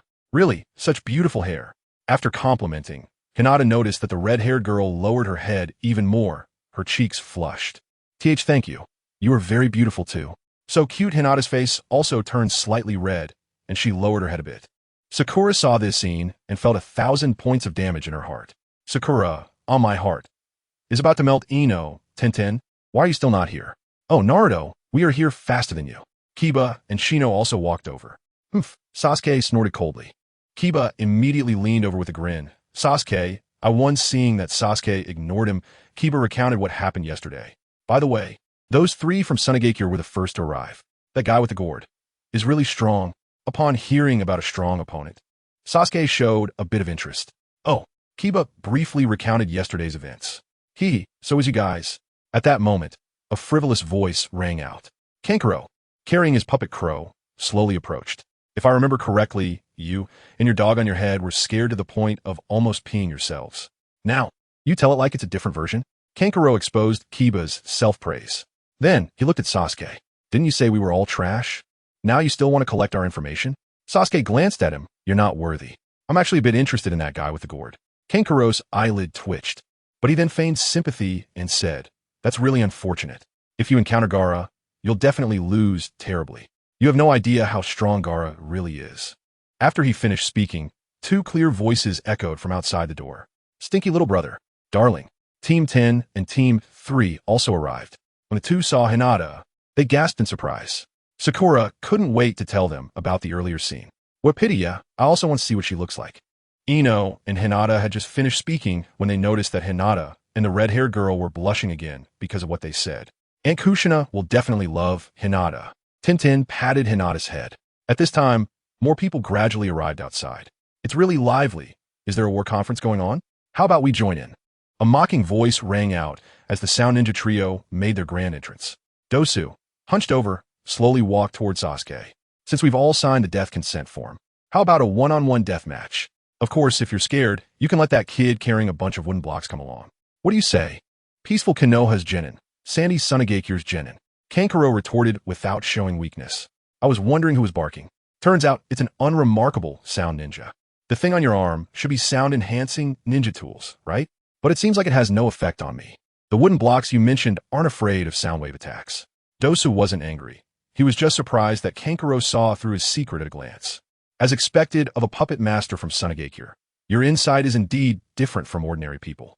However, someone got angry. What do you mean, you bastard? Woof. I advise you to take your pet and stay obediently behind.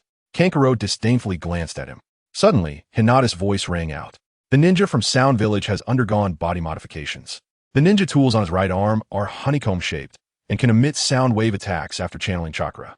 The puppet master from Sunagakure carries a puppet with 4 hands on his back, and the wrist can open. In a single encounter, they uncovered the secrets of the Sound Ninja trio and Kankuro. The 4 of them looked at Hinata, their eyes reflecting a hint of wariness. You burst into laughter. I see. Since you know, that makes things easier. Kankuro, come back. Gaara's voice came through. Kankuro shot a glare at you, and had no choice but to put away his crow and return to the lounge. The Sound Ninja trio still wanted to continue bothering the 2 pillars, but the 2 pillars no longer glanced at them. The exam time had not yet arrived, so everyone could only wait in the central tower. Xianglin quickly became the group's pet, just like Hinata. Gradually, she opened her heart as well. The waiting time was not too long. The facilities in the central tower were relatively complete. There was no need to camp anymore. The time had come to the last day. Naruto turned to look outside the door. The last person had arrived. Hydrangea. She looked a bit disheveled. Upon entering, she immediately spotted Naruto and froze for a few seconds. Then, a burst of intense light shone in her beautiful eyes. Just as she was about to approach and speak, the proctor appeared. Congratulations, you have passed the second assessment. Now, I will take you up. As he spoke, the proctor glanced at Xianglin and Hydrangea. You can come up as well. The second exam has ended, and you don't need to stay here any longer. Hydrangea had to temporarily retract her strong intentions and followed the group to the battle arena inside the central tower. Once they reached the gathering place, they saw all the leading jonin present. They each returned to their respective jonin. At this point, only 7 teams had arrived at the gathering point. With 21 people, it meant that 1 person would be left out. Naruto looked up and saw a woman standing in the second floor stands. She had beautiful, short blue hair, wore a paper flower on her head, and was draped in an Akatsuki robe made of black fabric with red clouds. She didn't even try to hide her identity. However, Conan was indeed very attractive. After glancing at Naruto, Hydrangea quickly walked over to Conan. The two spoke for a while before falling silent on the stands. Conan noticed that Hydrangea would occasionally steal glances at Naruto. She subtly turned her gaze, following Hydrangea's line of sight, and their eyes met. 9 tails? She then emotionlessly withdrew her gaze. Clearly, she was a cool goddess with stable emotions. Is this the Conan from the Akatsuki you mentioned? The 9 tails voice echoed in the ceiling space. Naruto, that's too timely, right? Naruto, take her down. It doesn't matter if there's 1 or 2 less. The land of rain needs you. The 9 tails excitedly urged Naruto. Are you interested in her 600 billion explosive tags? Nonsense. What do you mean her? She's coming over. Doesn't she have to bring a dowry? The 9 tails replied, somewhat incoherently and excitedly. Listening to Naruto, this Conan indeed has 600 billion explosive tags. Its eyes turned, and the light on its head lit up. You're busy. I have something to do. After saying that, it hurriedly logged off. It was probably going to find Kushina and Nagato's sister. At this moment, Akkad appeared. First, he congratulated everyone on passing the exam, then said, "Next, I would like to invite the third Hokage to explain the relevant matters regarding the third exam." "Old man," Akkad muttered inwardly before looking at Kakashi not far away. Kakashi nodded slightly. Clearly, the three Umbu teams have been dealt with. Those who returned were no longer the original Umbu ninjas. Before I start explaining the third exam, there is something I need to clarify first. The ninja bear stepped forward a few steps and began to talk about the intention behind holding the Chunin exam. After that, it went on and on about a lot of things. In summary, it was to highlight the rationality and correctness of this Chunin exam. Most people present were basically letting it go in one ear and out the other. The 12 Young Strong were not the same 12 Young Strong from the original story. They weren't so easily fooled. As for the remaining 9, they were even less concerned about Sarutobi's words. Kankuro listened to the ninja bear's words and couldn't help but show a sarcastic smile. Less chatter. Let's quickly start the third round of battles. The two pillars finally couldn't hold back and directly shot back a remark. Ahem, since that's the case, then I, Moonlight Gale, will take over the judgment work for the third exam. Ninja Bear. Sasuke doesn't know better, but do you also not know better? Several proctors looked at Moonlight Gale in surprise. Akkad was also quite surprised and thought secretly, how does this guy not understand the look in their eyes? Later, tell Shien that this guy has offended the old man, and before the Chunin exam is over, it's best to stay away from him. Moonlight Gale, still unaware, just kept covering his mouth and coughing lightly. His pale face made many people think he might cough himself to death next time. The ninja bear looked deeply at Moonlight Gale, then awkwardly smiled. Well then, I will hand the next third exam over to you. Moonlight Gale nodded slightly, then looked at everyone. I am Moonlight Gale. Before the third exam, you still need to go through a preliminary round. TCH, why is there still a preliminary round? Kankuro said, somewhat displeased. Dragging this out, is a Chunin exam really that complicated? There will be many distinguished guests attending the official competition, and with many people. There will be more battles, and time does not permit. Upon hearing this, Niji, who had been resting with his eyes closed, suddenly opened his eyes. There will be many people watching, as expected, just like what Naruto said. Gale continued. If you feel unwell, you can raise your hand to indicate. The preliminary round will be conducted in a one-on-one personal format. Before he could finish, Du raised his hand first. I forfeit. All right, I understand. You can leave now. Someone will take you back to the village. Gale marked Du's name off the list. Du's forfeit immediately caught the attention of the ninja bear. After learning about Du's situation, he quickly had someone investigate him. Ahem. Next, we will begin random matching. Those whose names appear on the big screen will stay. The others will wait in the stands on the second floor. Gale coughed twice. The large screen above began to change rapidly. Finally, the names on the left and right froze at Uchiha Sasuke versus CHJ Giga. Uchiha Sasuke and CHJ Giga stay. The others please proceed to the stands to wait. Soon, only the two pillars and CHJ Giga were left on the field. Unlike in the original story, where the two pillars were bound by Orochimaru's curse mark, this CHJ Giga couldn't last even one round. The two pillars activated their Sharingan as soon as they came up. A single Sharingan Jinjutsu left CHJ Giga frozen in place. In an instant, they appeared behind CHJ Giga, with a ninja blade against his neck. After defeating such a weak opponent, the two pillars expressionlessly walked back to the stands. Once the Jinjutsu was lifted, CHJ Giga couldn't help but look up at Orochimaru. He had lost, and if it weren't for the two pillars lifting the Jinjutsu, he would have remained trapped in it. Orochimaru was not surprised at all. His gaze toward the two pillars grew increasingly fervent. Next, it was Shino and Saku's turn. Shino also crushed Saku with overwhelming force. You laughed heartily in the stands. Just a few days ago, the Sound Ninja Trio was so arrogant. Laugh. Why aren't you laughing anymore? Vortex. Naruto. Sakura was talking to Xianglin beside her, and a space opened up next to Naruto. The hydrangea ran over to his side. Angel, Master Xiaonin wants to see you. Naruto looked down and saw the little face of the hydrangea, flushed with excitement. It's a pity that such a voice is wasted on a lowly. Then, he turned to look at Xiaonin. Sure enough, she had not left, but was quietly standing there, like a rose with thorns. Wait a moment. Because after the battle between Shino and Sak, it would be Naruto's turn. Naruto Uzumaki versus Temari, Chapter 64. Shikamaru presents flowers. Tsunade has arrived at the village gate. Go! Naruto! The girls cheered for Naruto. Shikamaru was momentarily stunned when he saw his name. It's that Uzumaki Naruto, Shikamaru. Let's show him our strength. After Shikamaru's words, Gaara flatly said, Shikamaru, you won't win. Just give up. However, when Shikamaru saw Naruto already positioned in the arena, he mustered his courage and said, I want to give it a try. Shikamaru's heart skipped a beat, rejecting Gaara. Shikamaru, what are you doing? He quickly forced a smile, intending to apologize to Gaara. To his surprise, Gaara, after a moment of hesitation, said flatly, do as you wish. Phew. Shikamaru finally breathed a sigh of relief, picked up the large iron fan, and jumped down. What someone said was right, the purple really has a charm to it. Naruto withdrew his gaze. The first glance is instinctual, the second is quality. Of course, it was just a jump down. Even if he didn't look, there wouldn't be a second glance. At this moment, Conan was also paying attention to Naruto's every move, collecting information on the Nine Tails in advance. What a pity, the flower can't understand peace. Let's wait a bit longer. Her body still needs to grow a little. At this time, the azalea on the stand still didn't know that her performance in front of Naruto had already sparked Conan's desire to make her a loli. Lord Naruto will definitely win. On the other side, Shino frowned.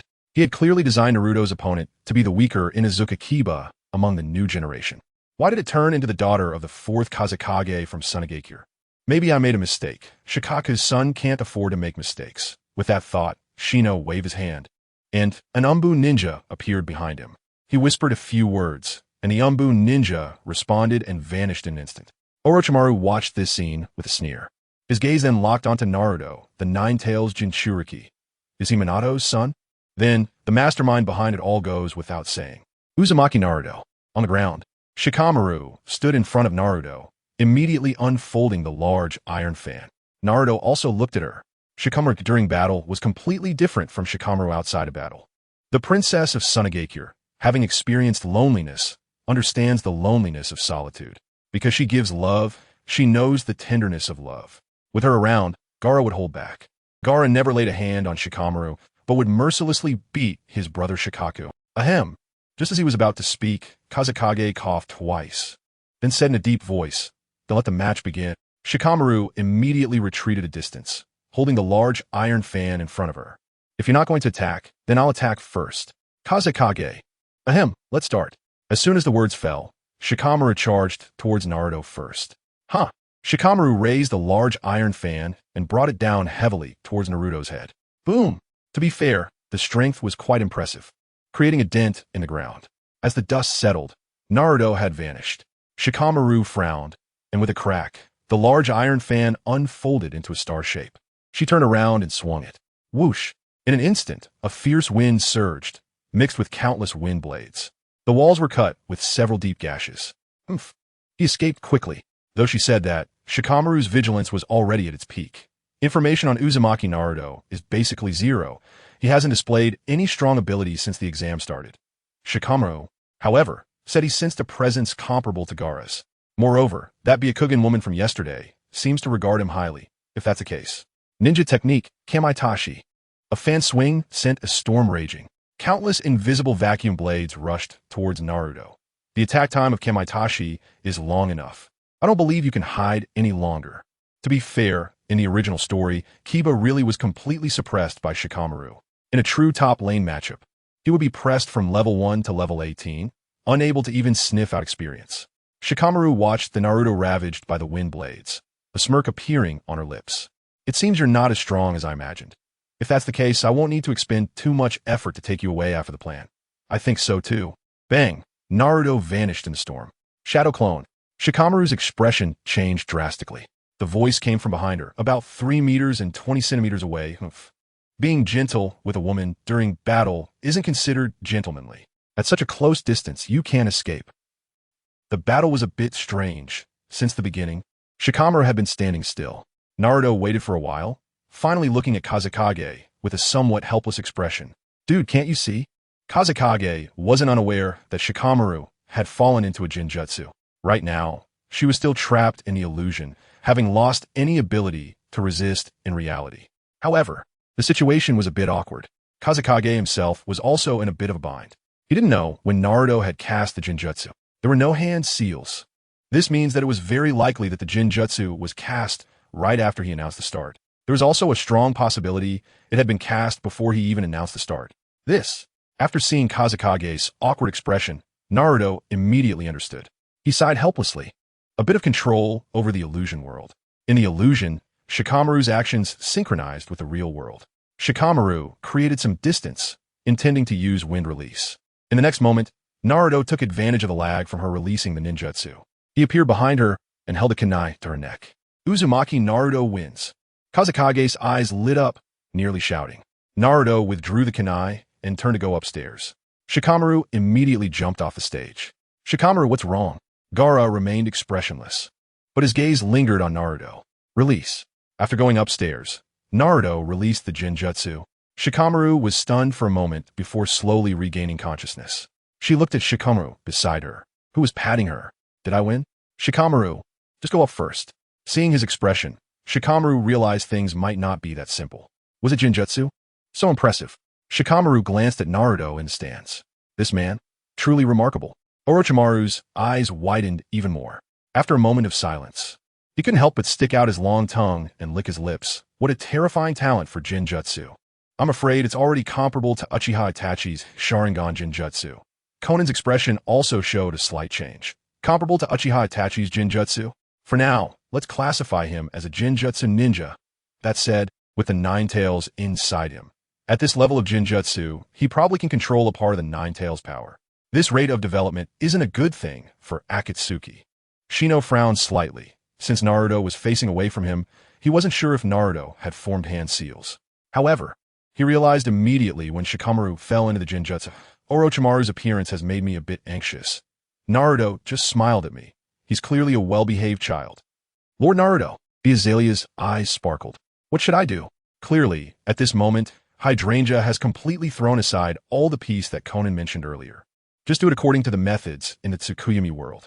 The heat in Hydrangea's eyes was almost materializing. Yes. After getting the answer, the excited Hydrangea realized that Ino and the others were looking at her with a hint of hostility. Misunderstanding.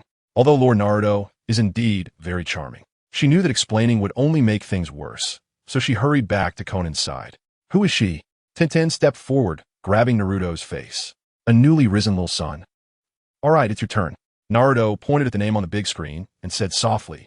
Tenten turned to look and saw the big screen displaying. Tenten versus Inuzuka Kiba Yoshi. It's our turn to perform, Akamaru. Woof. But Akamaru jumped down. Extremely unwilling. Kiba noticed Tenten waiting in the arena and twitched his eye. Although his personality was similar to Naruto in the original story, he was not brainless. There's a saying that those who know how to read the situation are wise. Akamaru, go down and pretend. Tenten won't knock us out with one punch. She'll pretend to throw some ninja tools, and we'll act. Anyway, it won't be too embarrassing. Admitting defeat directly would be too humiliating. But Akamaru shook his head resolutely. Kiba went over, thinking that if Tenten couldn't hold back and threw a punch, he would definitely be out for several days.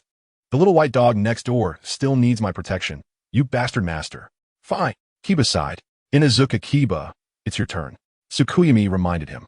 Kiba lowered his head and suddenly burst into laughter after a few seconds. Forget it.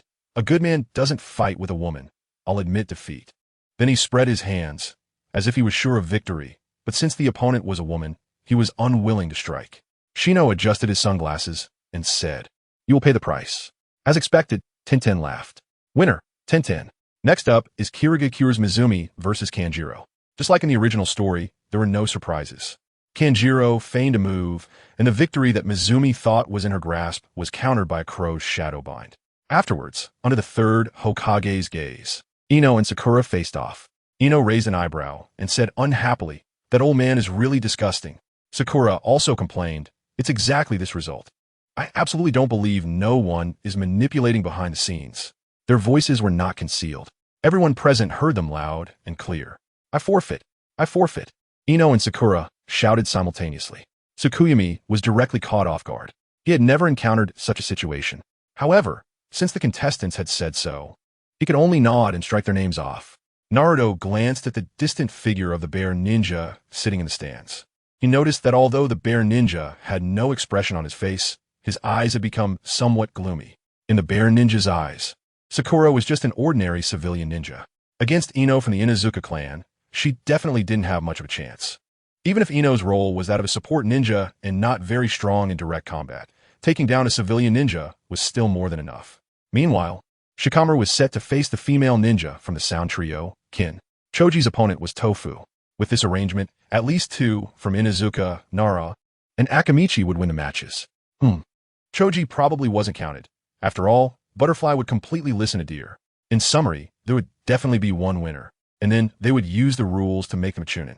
Inuzuka, Nara, and Akamichi would not fail to notice his behind-the-scenes manipulation.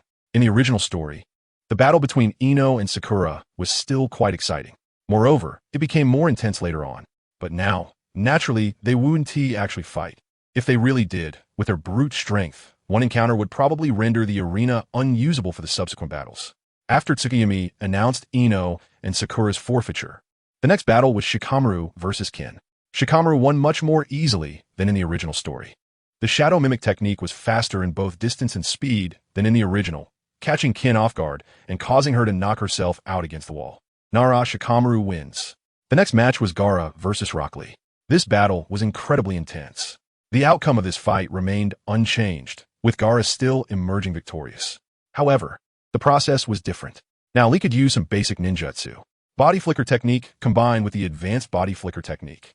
Gaara's sand was struggling to keep up. Finally, when Lee removed his even more exaggerated weighted gear than in the original, Kanjiro and Temari were left dumbfounded. But it didn't end there. Lee directly opened the 8 gates. Reaching the 4th gate, he removed the side effects of the Lotus technique while kicking Gaara around like a ball in the air. Gaara, covered in wounds, almost couldn't hold back Shikaka's emergence. As Lee opened the 5th gate, he heard Naruto's voice in his ear. "Alright, if you keep fighting, he'll go into tailed beast mode. I'll intentionally lose. Tonight, I'll get you an extra chicken leg." Lee then remembered, smacking his head, almost forgetting the plan. So, just as he executed the hidden lotus, he intentionally exposed a flaw, pausing for a moment to give Gaara time to resolve the technique. When Lee saw the sand armor on Gaara's face fall off, and he still had a bit of strength left, he exaggeratedly spat out a mouthful of old blood. He clutched his chest, half kneeling on the ground, then cried out in agony, sticking his butt in the air. From a front, it looked fine, but from behind. I forfeit. Winner, Sandstorm Gaara. Tsukuyomi announced the result of the match directly. But Gaara was unwilling to let it end, and attempted to use Sand Coffin to finish off Lee. "Gaara," Temari shouted. Lee had already admitted defeat at this point. If he attacked again, he risked disqualification. The sand stopped in front of Lee. Temari quickly jumped down to help Gaara back to the stands. This match was finally over. "Well done, Lee. Gai-sensei." Lee. Naruto, Angel, Hydrangea looked at Naruto and Konan, unsure of what to do for a moment. Since Konan had said she wanted to meet, Naruto naturally came before her. However, when they met, neither spoke. They just stood there staring at each other. At that moment, Hydrangea realized that Lord Naruto's thoughts were different from those of her master, Konan. Neither of them spoke, just looking at each other, waiting for the other to initiate. Finally, after the venue was repaired, Tsukuyomi's voice sounded again, breaking the subtle atmosphere between Naruto and Konan. Next match, Hinata Hyuga versus Niji Hyuga. Konan suddenly reached out her hand. Her expression remained cold. With a rustle, countless sheets of paper gathered into a bouquet. "Here you go. Next time we meet, it will be your turn to speak first." Naruto took the paper flower, nodded slightly, and then turned to leave. The meeting with Konan ended just like that.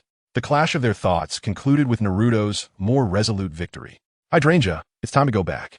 Konan watched Naruto's departing figure, her mouth slightly open. "Yes." Then the two left through the exit. On the road, Hydrangea asked, "Master Konan, why did you give Naruto a paper flower?" Konan didn't pay attention to Hydrangea's way of addressing Naruto and replied with a hint of helplessness in her tone. His thoughts are at odds with this ninja world. "I don't know how to deal with it." "Perhaps. Pain knows." Upon hearing this, Hydrangea lowered her head, not knowing what to think, a slight curve appearing at the corner of her mouth. At that moment, Konan suddenly stopped. Looking towards Konoha village, a red figure flashed in a corner. Konan furrowed her brows slightly, a sense of unease rising in her heart. She then quickened her pace to leave Konoha village. Meanwhile, two people appeared outside the Konoha gates. A woman with high heels and long golden hair, driving with high beams in broad daylight, walked in front. Behind her was a young woman holding a pink piglet in her arms. On the other side, Naruto approached Hinata. "Naruto-kun, I really have to fight Niji and II. The third, I really hate it. Look, she can't even curse." Naruto patted her small head and chuckled. "It's okay. Just follow your heart." Yugao also walked over, placing her small hand on Hinata's shoulder. Niji won't hold back. He wants to speak for the branch family of Hyuga and is eager to win the match. In a grand competition with so many outsiders present, he aims to expose the darkness of the Hyuga clan. I don't want you to lose, but similarly, I don't want you to win either.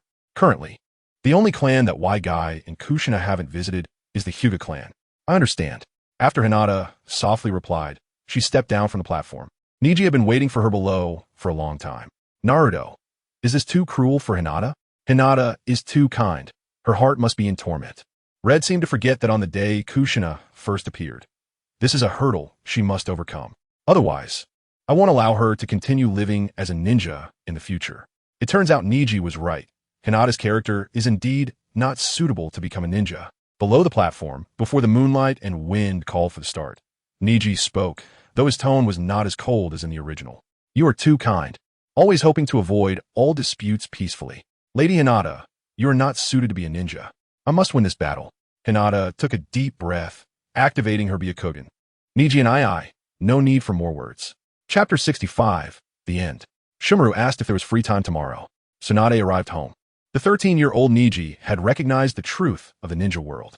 Unfortunately, his proud personality led to no one paying attention to him or understanding him. The genius of the Hyuga clan, this genius not only referred to ninjutsu skills, but also to cognitive ability. Niji's comprehension could definitely rank in the top 5. A genius whose cognition exceeds strength. However, in this ninja world, it's all about whose fist is bigger. If Niji had the strength of certain individuals, he would truly force the Hyuga clan to change, willingly or unwillingly. In any case, he would never commit an act of exterminating the entire clan. Lady Hinata, I admit, I underestimated you before. I didn't expect your talent to have been limited by not being well fed. Your talent exceeds my understanding. In terms of strength, there is no one left in the Hyuga clan who can compete with you. But you are too kind. When fighting Miss Sakura, you always hold back. If it weren't for Naruto's chakra, perhaps you would be injured every time. Niji wanted to continue speaking, but Hinata interrupted him this time. When the topic of her appetite came up, Hinata did not feel shy. Niji, brother, you don't have to say anymore. Naruto-kun has told me many things. Perhaps I'm really not suited to be a ninja, but I will keep working hard. Niji was stunned for a while, looking at Hinata's determined eyes. He couldn't help but smile, like an older brother watching his younger sister finally grow up. Now you don't even need to form hand seals to activate your Byakugan. Niji whispered, then activated his Byakugan as well. Since that's the case, Niji's gaze uncontrollably turned to Naruto in the audience. Naruto can't possibly know this. It turns out he had already talked to Lady Hinata about it. I have already bet all my hopes on the future. Losing this match is the same. The Hyuga clan will definitely be changed in the future, so I don't need to expose the darkness of Hyuga in front of everyone. Come on, Lady Hinata, let me be the last stepping stone on your path as a ninja. Niji took a fighting stance, and Hinata did the same across from him. But at that moment, Naruto's voice suddenly echoed in his mind. Niji, recognizing reality is a good thing, but you are too pessimistic. It is inevitable that Hinata will win against you, but the outcome will be likely yes. After that, when dealing with the Hyuga clan, I cannot be as rough as I am with Konoha in the competition. I need you to open the door that has been locked for many years in the Hyuga clan. Just like you said, your eyes can see through everything. When everyone is born, everything is predetermined. Since you have said that, why be pessimistic? Niji was stunned for a moment. Finally, after taking a deep breath, the icy facade on his face gradually melted away. Yes, it's all predetermined. The fate of the Hyuga clan is also predetermined. In this era, no, in Naruto's era, it will be completely reborn. The strongest taijutsu styles of Konoha faced off. The match began. As the competition started, the rare moonlight and swift wind brought a hint of sharpness. Only after the two stopped talking did the match officially begin. Whoosh, in an instant, Hinata and Niji struck simultaneously. Azure chakra gathered in their palms. Their moves were identical. The speed of their clash was so fast that even their hands were invisible. In just a breath's time, they completed a clash, resulting in Niji's defeat. It's worth noting that Hinata hadn't even used her monstrous strength yet. The two distanced themselves. A trickle of blood escaped from the corner of Niji's mouth, and several red spots appeared on his body, indicating chakra control issues, making him look somewhat disheveled. In contrast, Hinata hadn't even allowed Niji to touch the hem of her clothes.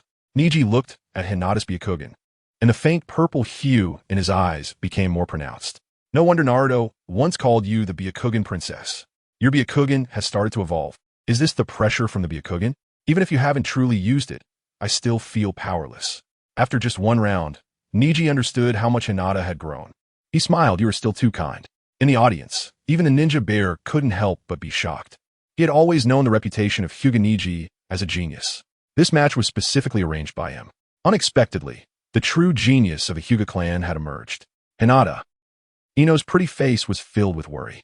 Don't worry, Hinata is definitely at an absolute advantage. Facing Sakura's comfort, Ino shook her head. Hinata can't possibly lose. But she must be feeling very distressed right now, that foolish girl.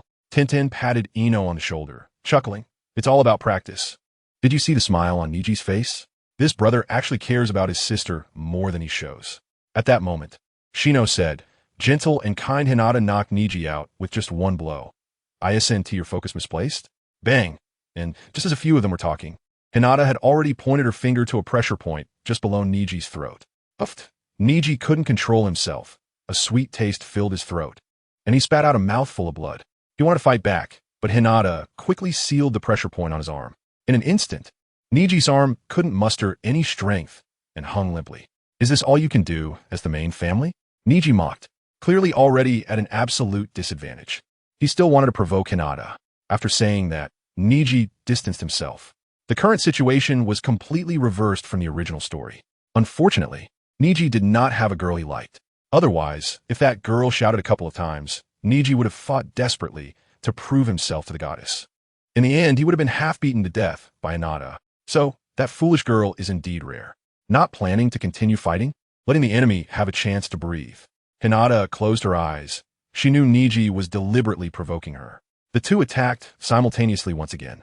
The outcome was the same as the last time. This time, Neji's other arm was also sealed. This, Hinata is indeed ridiculously strong. Lee's eyes widened. Even Neji couldn't hurt her, and she hadn't even used her monstrous strength yet. Watching Hinata effortlessly dismantle all of his moves. Neji lowered his head. This time, the main family didn't need to be protected by the branch family. Show your true skills, Lady Hinata. With that, a powerful chakra erupted from Neji's body. In an instant, all the pressure points Hinata had sealed burst open. This gentle power broke through with a rush. All your efforts were in vain. The second pillar frowned. He looked at Neji below, activated his Sharingan, and then widened his eyes. This is the power given by Naruto. Damn. The second pillar suddenly felt a little shaken. I will definitely kill you. At this moment, he had a comparison. Other people's brothers say they don't love, but their actions are full of love. His own brother says he loves, but his actions. It was clear that Hinata also saw the red chakra seed within Neji releasing chakra. And the ninja bear and Asuma in the audience felt a wave of heartbeat. So that's it. Neji has been hiding his strength all along. Orochimaru showed a slight interest. This Neji might also be a good candidate. Gentle fist, 8 trigrams, 64 palms. Neji launched another attack. Hinata responded with the same gentle fist technique. Gentle fist, 8 trigrams, 64 palms. Immediately, the two of them unleashed their palm techniques in succession. The numerous palm shadows collided with each other. Blood began to seep more from the corner of Neji's mouth. As Neji's palm strikes grew weaker, Hinata suddenly restrained her power. No one noticed.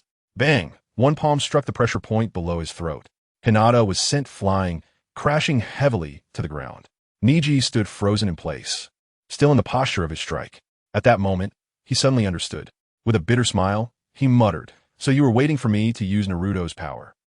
You proved yourself and completed me." At that moment, the entire arena fell silent. No one expected this result. It ended too quickly and too suddenly. Hinata had never been attacked by Neji, but with just one strike, she was defeated. Lying on the ground, Hinata struggled to get up, but her movements were stiff and difficult due to the inability of chakra to flow. Lee was almost wide-eyed. "My chicken leg, it's going to be gone." At this moment, Guy rushed to Hinata's side. "Can you still fight?" I lost." Hinata lowered her head. No one noticed the small wounds on her lips and tongue, stained with blood. Hinata. Ino and the other girls rushed down to help Hinata up. They then assisted the limping Hinata upstairs. Neji, if it weren't for the overwhelming strength of the gatekeeper, he would definitely say, "Neji, you understand me." Then he would glare fiercely at Lee. Hinata Hyuga concedes. Neji Hyuga wins. After clearing his throat twice, Guy announced. At this moment, The small fry realized that Hinata was the true star of the show. Niji stood in a daze for quite a while until Guy reminded him to leave the stage before he regained his senses. Looking up, he saw Hinata nestled in Naruto's arms, receiving treatment from Sakura. Back in the stands, he noticed Hinata secretly opening one eye and giving him a smile. Niji chuckled in disbelief. He didn't expect to be taught a lesson in return, did he? You tease. Niji nodded slightly, indeed not expecting that. It seems that Hinata's growth is not just in strength. Sasuke was watching from the side, his fists clenched. At that moment, Naruto's voice echoed in his mind. Feeling unwilling? Don't worry. Once you unlock the Manjiki Sharingan, your strength will undergo a qualitative change. Sasuke rarely responded. He wasn't thinking about strength right now. So, next is the final battle. Akimichi Choji, TS, it's down to you too. Please come down. Guy's voice rang out. Choji set down his chips and jerky, patting his belly. Shikamaru, what do you think? Shikamaru glanced at Naruto and then said softly, what a hassle. Let him win. Just don't make it too obvious. This guy's going to die tonight. If he doesn't, there won't be any chain reactions. All right. Choji then looked at Hinata and Lee. The chicken leg is mine. With that, he jumped down. It turned out that this chubby guy was a potential stock. You see, for the chicken leg, Choji performed almost exactly as in the original work. After transforming into a meat tank, he ultimately crashed into the wall. Then he was knocked down by TS's soundwave attack. Winner, TS. The preliminaries are over. After announcing the final results, Guy's face turned pale. Phew. It's finally over if it drags on. There's one last thing to conclude. Guy took a deep breath. The preliminaries for the third exam are over. Please have the winners come down to draw lots to determine their opponents for the official matches.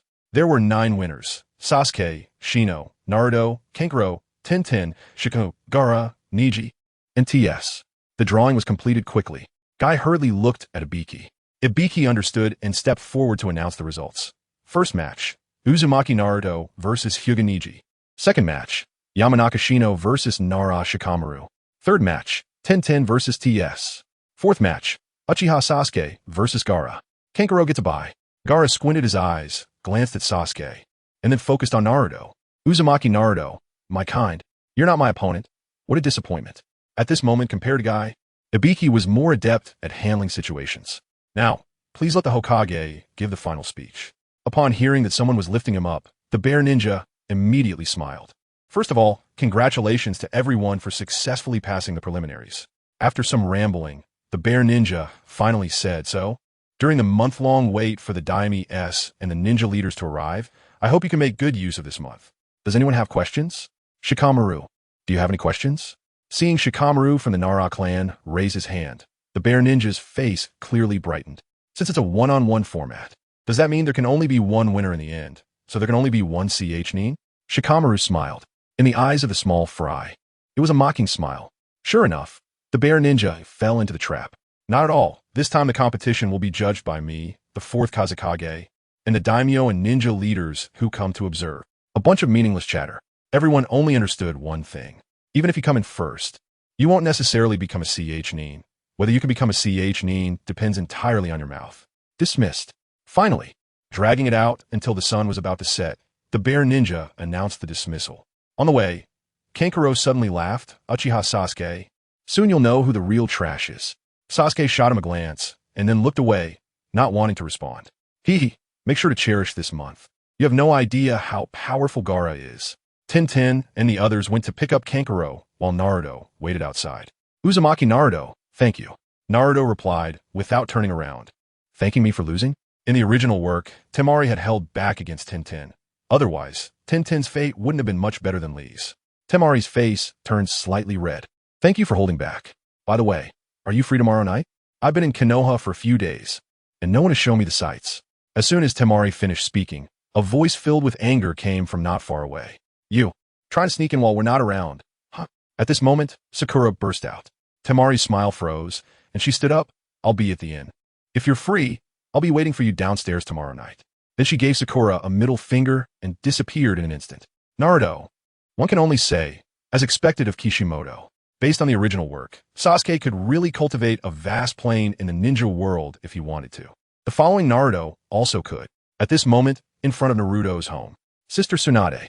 Upon seeing that familiar red hair, Tsunade froze in place, her lips quivering slightly. The Senju and Uzumaki clans are distant relatives, and the two clans had a great relationship. Back then, Kushina was brought back by her personally. Before Uzumaki Mito passed away, Kushina had always lived in the Senju clan's territory, which was still there at that time.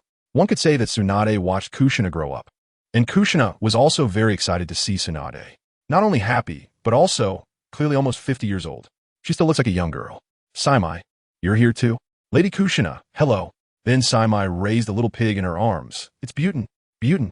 The little pig also cooperatively squealed a couple of times. You really came back to life? This is clearly beyond understanding. Lady Tsunade, Yondaime, they all came back to life. Then, this ability, a glimmer of hope ignited in Tsunade's eyes. Come in and talk. Kushina pulled Tsunade back into the house. Saimai, you come in too. Yondaime smiled gently. Yes. Buten, what is wrong? Buten. Lord Minato, what did you have for lunch? Yondaime chuckled. Braised pork.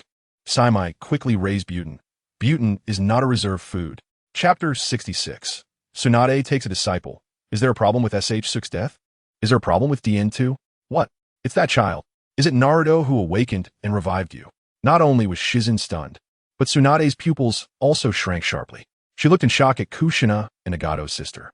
They were sitting there alive and well. Unbelievable. This is no ordinary ninjutsu. This is a means to revive someone. Not to mention the difficulty, it's practically unheard of. That's true, but we're not very clear on the specifics and didn't he ask.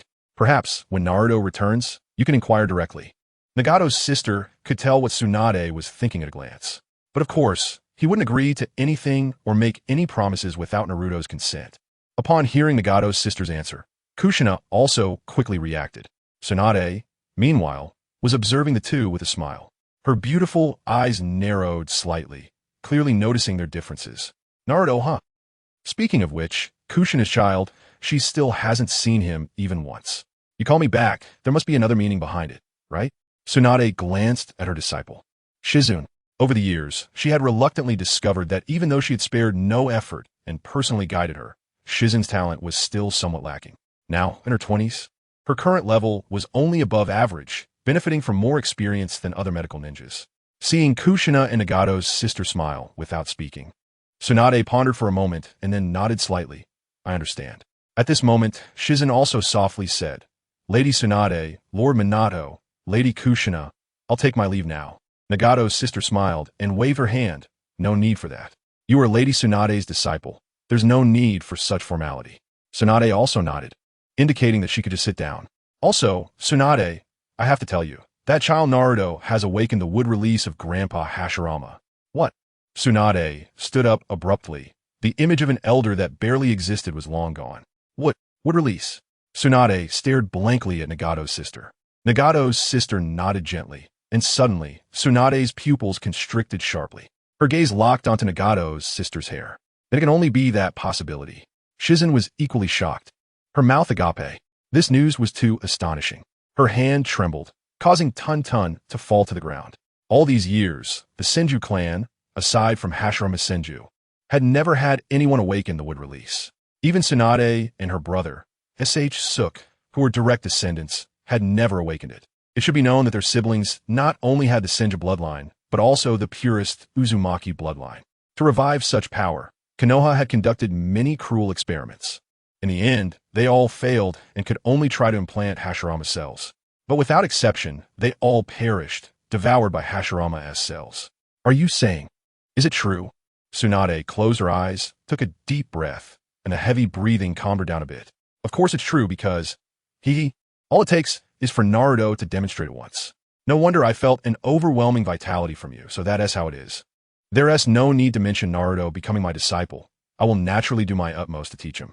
As for my identity, feel free to make use of it if needed. After saying that, Tsunade slumped over the table, feeling relieved. The Senju, it seems she is not the last of her clan. At that moment, the door was pushed open. Tsunade and Shizun instinctively looked over. Upon seeing the face, Shizun exclaimed, "What a handsome boy!" Looking at Naruto, whose face was slightly youthful and bore a resemblance to Minato, Shizun was momentarily stunned. Tsunade also sized up Naruto, noticing that his handsome face faintly reflected Kushina's features. This is Senju, Uzumaki Naruto. Naruto, has the exam ended? Kushina stood up and pulled Nagato's sister out with her. Sure enough, they saw Karui, who seemed a bit shy. outside the door. Really? Kushina bent down to look at the downcast Karui, noticing her shoulders trembling with nervousness. Don't be afraid. We've been waiting for you for a long time. Nagato's sister patted Kushina's shoulder, and Kushina understood. Naruto, you and Tsunade should have a chat, while your dad and I take Karui to the grass village for a bit. It's only right to pay back debts. Karui and her mother are the creditors. We're going to get justice for them. Kushina's fiery personality was as usual. After saying that, she slammed the door shut with a bang. Before Karui could speak, she was enveloped in Kushina's embrace. You've worked hard all these years, good child. Karui stiffened all over until she felt her cheeks warm. The soft spot in her heart erupted all at once. Years of suppressed tears could no longer be controlled. After waiting for a moment, Nagato's sister placed her hand on Kushina's shoulder. Then, let us head to the grass village. Aren't we waiting for Kurama? Only now did Kushina remember that she hadn't seen Kurama all day. Nagato's sister chuckled helplessly. Kurama, there's nothing valuable left in the grass village, so it's been sulking for days. Today it said there's a big business waiting for it, and then it vanished.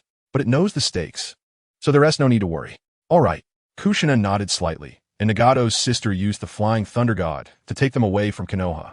Meanwhile, inside the room, Naruto stood at the door, looking at Tsunade and Shizen. His gaze uncontrollably drifted downward. There was no helping it. The first glance was instinctive. He gazed at the figure clad in a loose green coat, with long golden hair and a proud stature. Naruto secretly nodded, saying that the anime portrayed it a bit conservatively. The other was Shizen, dressed somewhat plainly, with short black hair. No, there's more to her than meets the eye beneath the robe. Princess Senju, Tsunade Senju, Naruto said with a light smile. He then walked into the room and sat across from the two. I sensed you when you got close to Konoha. I originally thought you would arrive quickly, but I didn't expect it to take so long. So many casinos. The creditors want come after my family, right? Inside the ceiling space, the Ninetales fox ears twitched. Shizen was immensely shaken inside. How? How did he know? If I run fast, I would indeed have been pursued by those creditors. Humph. Tsunade let out a cold laugh. This future disciple seems quite good. At least, his first impression is not bad. It's just that starting off by revealing his future master's secrets seems a bit inappropriate. However, she was equally surprised by Naruto's sensing ability. Such an outstanding sensing ability. It seems you've awakened the Shinjutsu that Kushina hasn't fully awakened yet. Moreover, you can recognize my identity through chakra, which is quite unexpected. No, there are hardly any female ninjas with such massive chakra other than you, the Senju princess. It's been a long time since anyone has called me that. Saying this, Tsunade squinted her eyes slightly and chuckled. But speaking of which, have you looked enough? Naruto shook his head with a smile. You misunderstood. I was thinking that the pendant around your neck should be the one left by the first Hokage, Hashirama Senju, right? There is quite a bit of chakra contained within it. Tsunade frowned slightly. You don't resemble your father. Little brat. No, Watergate and Kushina seem to. Forget it. That's not the point. However, Tsunade really misunderstood Naruto, because he was indeed looking at the pendant. That pendant should be worth several mountains, right? What? As soon as Naruto finished speaking, the Ninetales, who had been eavesdropping in the sealed space, immediately exclaimed. Tsunade smiled but said nothing. If Naruto really awakened would release, then, theoretically, he could also create that pendant. Naruto, hurry, beat up this granddaughter of Senju Hashirama. You know, I was bullied by Senju Hashirama when I was little. Ugh, I'm really angry about that. In the end, as compensation, snatch her pendant. Naruto sighed helplessly. This Ninetales, when did it become so serious? Scarcity makes things valuable. However, it's not good for the Ninetales to always be like this. After thinking for a moment, Naruto decided to give it a tip. Kai-bai, when your yin half comes back and your chakra increases dramatically, you can activate the chakra charging mode. Huh? In the sealed space, the Ninetales suddenly slapped its thigh. Right? I'm a giant treasure trove myself. Oh no. Almost lost track. I have things to do, you keep busy. The Ninetales hurriedly logged off again. Meanwhile, Tsunade's eyelids twitched slightly. Naruto suddenly fell silent, his gaze lingering on her heavy pendant. Before she could speak, Naruto smiled apologetically and said, sorry.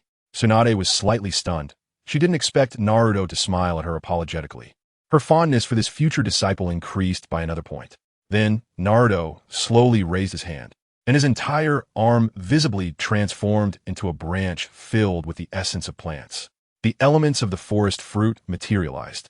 Then with a thought, Naruto extended the trunk to the windowsill. That little tree received the nourishment and immediately let out a joyful cheer. A few tender leaves wrapped around Naruto's elemental branch like human arms.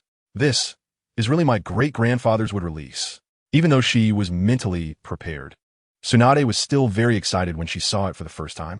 Whoosh! She came to Naruto's side, lowered her head, and carefully observed Naruto's elemental arm. Such strong vitality. I never felt it from my great-grandfather. Then please move your powerful vitality away. It really is would release. Shizune's hand trembled again, dropping the piglet to the ground. Piglet! Tsunade's delicate face flushed with excitement. Being so close, Naruto could even see the pores on her face. Ine's ceiling is really impressive. This skin is full of vitality, but the internal organs are somewhat exhausted. With chakra nourishment, it's temporarily fine, but if the chakra is overconsumed, perhaps my nutrients can restore vitality. Mikoto has been nourished by nutrients for many years and have been in deep sleep for a long time. Both inside and out have returned to their original appearance. After a while, Tsunade calmed down and noticed the warm breath blowing on her face. She casually sat back down and asked in a deep voice over the years. Forget it, I have no right to say anything. What do you plan to do? My disciple. Naruto did not deny it, only smiling faintly as he said, I will help you sit in the position of the 5th Hokage. I will explain the subsequent plans to you in detail. Huh? Shizune's eyes widened. The 5th Hokage. Naruto, actually you or Lord Minato could completely take on the role. Lady Tsunade. Shizune hesitated to finish her sentence. Oh, I didn't expect you didn't want to become Hokage yourself. Using my identity, that is also fine. As your teacher, this request is completely reasonable. However, you shouldn't just let me, your teacher, bear the costs, right? Seeing through her little thoughts, Naruto said, revival? Tsunade's pupils constricted slightly, and Shizune immediately stood up at that moment. I'll step out for a moment, Lord Naruto, Lady Tsunade. No need, Shizune. You can listen to the next part as well. There's no need to be so tense. Shizune. Sister? Piglet. Such heavy love. I can hardly breathe. Speak. You've kept us in suspense for so long. Naruto glanced at Tsunade, who appeared calm, but whose breathing had become rapid and heavy, and chuckled lightly. If I'm not mistaken, teacher is planning to revive 2 people, right? Tsunade was not surprised by Naruto's words. She nodded, but then immediately shook her head. Yes, but not entirely. First of all, if we want to revive someone, we must find their soul. Currently, I still have an experiment to do, but it's almost ready. So for now, I can only use your great-grandfather's ninjutsu to summon the deceased soul back to the real world through impure world reincarnation. Finally, I will create a body that can accommodate that soul. This can be considered as living in the real world in another form, which is also a form of revival. As for impure world reincarnation, the deceased physical body is a necessary requirement. If I remember correctly, before Naruto could finish, Tsunade spoke first. It can't be found. Her eyes turned visibly red. She stubbornly prevented tears from falling. Looking at her pitiful appearance, Naruto said softly, Don't worry, there will be a way. I will definitely enter the Pure Land, and at that time, finding the soul of Hashirama will be the same. Additionally, I won't force you to become the 5th Hokage. After you hear what I have to say, if you still don't want to, then I will choose someone else for the 5th Hokage. Upon hearing this, Tsunade, whose eyes were slightly red, gently nodded. The facade she had maintained for many years fell away, and her gaze towards Naruto became increasingly gentle. You have no doubts about Hashirama's death? Upon hearing this, Tsunade's slightly reddened eyes narrowed. I have had doubts. Shizune held her breath, not daring to make a sound. These rhythms. It seems she shouldn't be listening to the next things, right? In fact, the first Hokage's thoughts had both good and bad sides. Allowing the Senju clan to integrate into Konoha was also a decision that prevented the emergence of a second Uchiha. Tsunade was shocked. She had never thought of that. After Konoha was established, the Senju clan did show signs of becoming as proud as the Uchiha. The Uchiha were exterminated, and she didn't feel much at the time. It was mostly influenced by the second Hokage, Tobirama Senju. She naturally had a slight aversion to the Uchiha. However, the extermination of the Uchiha made her even more disgusted with Konoha's higher-ups. What you said seems to make sense, but it's not entirely correct. Tsunade hesitated for a moment, neither refuting nor agreeing. But upon careful consideration, there were indeed many complexities involved. Of course, none of this was the main point. Tsunade frowned and pinched Naruto's soft flesh at his waist. Hurry up and say it. Naruto rubbed his nose and then said, the second Hokage also left a hand, leaving behind some direct bloodlines. but he didn't let them use the Senju surname. Tsunade slightly nodded, because she herself didn't use it, and indeed, there was a branch that had been left behind back then. So, after your good teacher took office, in the context of continuous wars, there was a reasonable justification for their elimination. Although I don't want to think too badly of him, it seems that besides him, the only other suspect left is that old guy Danzo. That lineage has been completely wiped out. Especially with Shinjuro's death, there are many questions.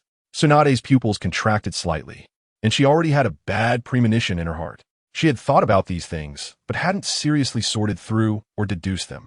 Just bite the bullet and get it over with. Naruto, feeling helpless, could only continue. You have to give yourself some time to digest this. I mean, I'll say it right away. He knew that Tsunade's mood was heavy at this moment. She was using him to distract her attention and suppress the raging anger in her heart.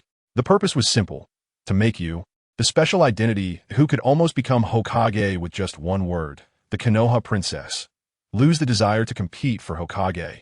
Shinjuro's death has shifted your focus entirely to the medical field. The model of having a medical ninja in a team has continued to this day. But Master, you can still threaten the position of Hokage because your identity is too special. Thus, at this moment, someone was arranged to appear. Master, don't you think it's too coincidental that a certain person showed up?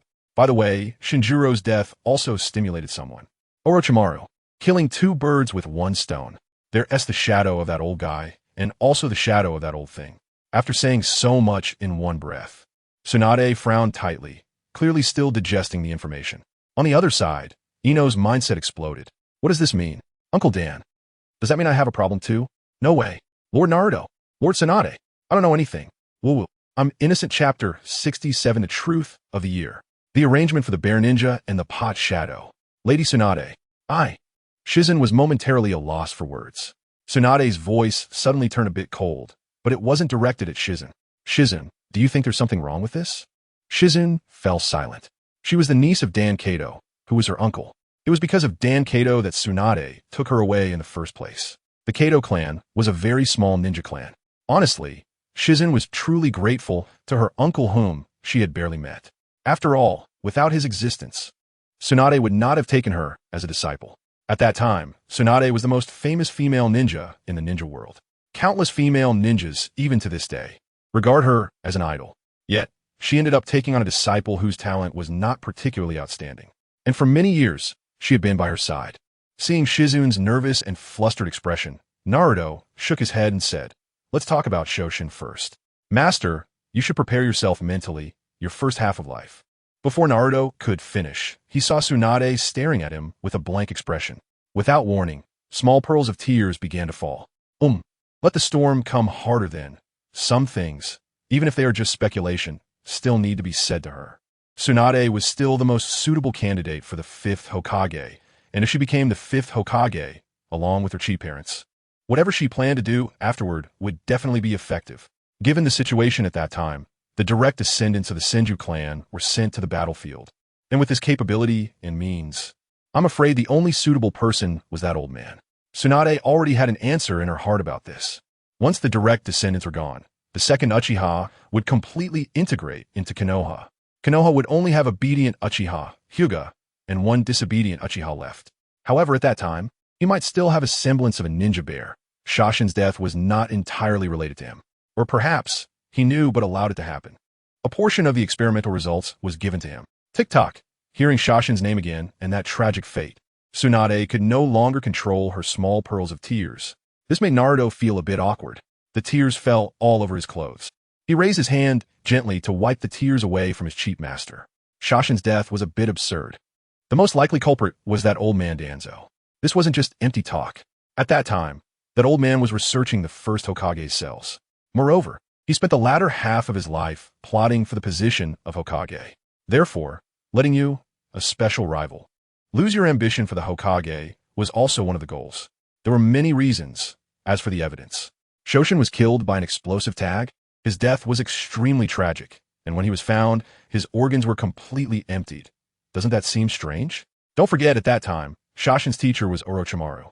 To be able to do this right under Orochimaru's nose. Tsunade's pupils suddenly constricted. When she saw Shoshin's death, her mind went blank. Or rather, when she heard the news of his death, she had already lost her rationality. Moreover, Orochimaru afterward also became very strange. This news sent chills down Shizin's spine. It was truly chilling. Danzo, Tsunade clenched her fists, her chakra erupted, and her hair stood on end. Naruto gently patted her shoulder, with gentle chakra flowing into her body. Tsunade's chaotic chakra gradually calmed down. She looked at Naruto with a mix of grievance and anger. She had also doubted what happened back then. But every time she thought about it, her heart ached, filled with anger and despair, unable to think of so much. I will definitely kill you. Tsunade's eyes glimmered with tears, her killing intent almost materializing. Great. Now there was one more person who wanted to take down Danzo. The third could remain to suffer endless torment, but Danzo had to die. Dying wasn't enough. He had to be resurrected with impure reincarnation. His flesh and spirit must bear the punishment they deserve. In fact, the methods used by the bear ninja were quite good. The darkness of this ninja world indeed needs an outlet. However, the person serving as the outlet this time should be changed. Izanagi, enough. Let him die several times, leaving just one last life to be resolved in front of everyone after Konoha collapses. No, there is still some value. After all, he is the pot shadow, and he can still draw the ninja world's attention to Konoha. His death can also contribute. As for those ninja clans like the Sarutobi that thrive on the blood of others, that is easy to handle. Hee. Ines, how does this temporary setting sound? After comforting Tsunade, Naruto continued. Maybe you still have hope, but the matter of White Fang has nothing to do with you. Master, think carefully. Is it possible for them to do this? Openly opposing the will of fire, no matter how high their position, they have touched their cake. Naruto didn't finish, but Tsunade had already thought of it. Shizen, listening from the side, also felt a chill run down her spine. She shivered, and her toy fell to the ground again. The Uchiha massacre could be said to be an issue left by the second Hokage. Naruto's tone shifted, and Tsunade was pulled into thought again, along with Shizun and the toy. The toy dared not approach Shizen anymore and ran to the more emotionally stable Naruto. I think I can understand this. Tsunade narrowed her eyes. Evidently, she was not the naive Kushina type. The second Hokage would still control a degree, but they wouldn't, and they might even secretly create conflicts. Fortunately, a filial son appeared. Tsunade had never heard of a filial son, but from the context, she understood that Naruto was talking about Itachi Uchiha. Also Master, in fact. Danzo was aware of many things he did, but he allowed them to happen. I think you might not know what kind of life I lived when I was a child, right? Tsunade lifted her gaze, looking at Naruto's calm face. Suddenly, she hugged him tightly. I'm sorry, if I had come back to take you away back then. No, I couldn't take you away. I don't want to return to this filthy Konoha. Tsunade was somewhat incoherent. Naruto, on the other hand, felt a suffocating sense of heaviness. He quickly struggled to poke his head out. His movements were a bit too large, causing the toy to fly out and land at Shizen's feet. Master, you don't need to blame yourself. Dad and Mom both know about your situation. They don't blame you. I know more, so how could I blame you? The pendant left by Hashirama Senju swayed up and down as Naruto spoke. War Naruto, what do you plan to do? Shizun, having heard some news about Konoha, couldn't help but ask, using their own methods against them. They want to use me as an outlet? Then I will turn him into one of the outlets for the future ninja world. Shizun's eyes widened and the toy fainted. Both Tsunade and Shizen were not fools and could vaguely guess what Naruto was planning to do. When, 1 month later, the third exam of the Chunin exams will begin. After Orochimaru launches the Konoha collapse plan. Orochimaru, Tsunade, and Shizen exclaimed. Naruto smiled lightly and replied, I'll explain these things to you in detail later. Continue to talk about what Master cares about the most. Tsunade hesitated for a moment, looking at Naruto in her arms, feeling an overwhelming emotion in her heart. Naruto, you shouldn't call me Master anymore. I don't seem to deserve it. How can you not deserve it? You're the princess of Konoha, and the Senju princess, with your identity plus the Hokage position in the future, and then removing the so-called daimyo and giving you a title as a daimyo. How about that? At that time, you will be the highest-ranked woman in the ninja world. As your disciple, it will be much easier for me to act and innovate. Tsunade felt dizzy from the long list of titles Naruto mentioned. Seeing his confident appearance, she felt a bit more at ease. She knew there was a great chance that S.H. Sui would be revived. Mwah, such a lovely disciple. Naruto rolled his eyes. Still calling me a little pervert. You old perv. The matter of S.H. Sui is actually quite similar to the situation of the Senju clan. So, what I want to talk about next is your private feelings, Master. Upon hearing this, Shizen became nervous. Don't worry. The things you said earlier reminded me of many details I hadn't noticed before. So many years have passed, I don't care about it anymore. Perhaps I would have cared before today, but now I don't. Tsunade turned her head, and Shizune immediately sat up straight, her small face filled with innocence and tension. Shizune, after all these years, I have never doubted you. I didn't before, I won't now, and I won't in the future. Upon hearing this, Shizune's tense nerves finally relaxed a bit. The third, old, monkey. For a moment, Shizune didn't know how to address him. Ultimately, after receiving Tsunade's encouraging gaze, Shizune took a deep breath and said solemnly, "The old monkey shouldn't do such a thing." The old monkey was once Master Tsunade's teacher. So, he must understand that Master Tsunade is not interested in the Hokage position. Even if he is wary, all your contributions to Konoha's medical care have been given to the village. Therefore, Uncle Dan's matter, as Naruto said, shouldn't have anything to do with the old monkey.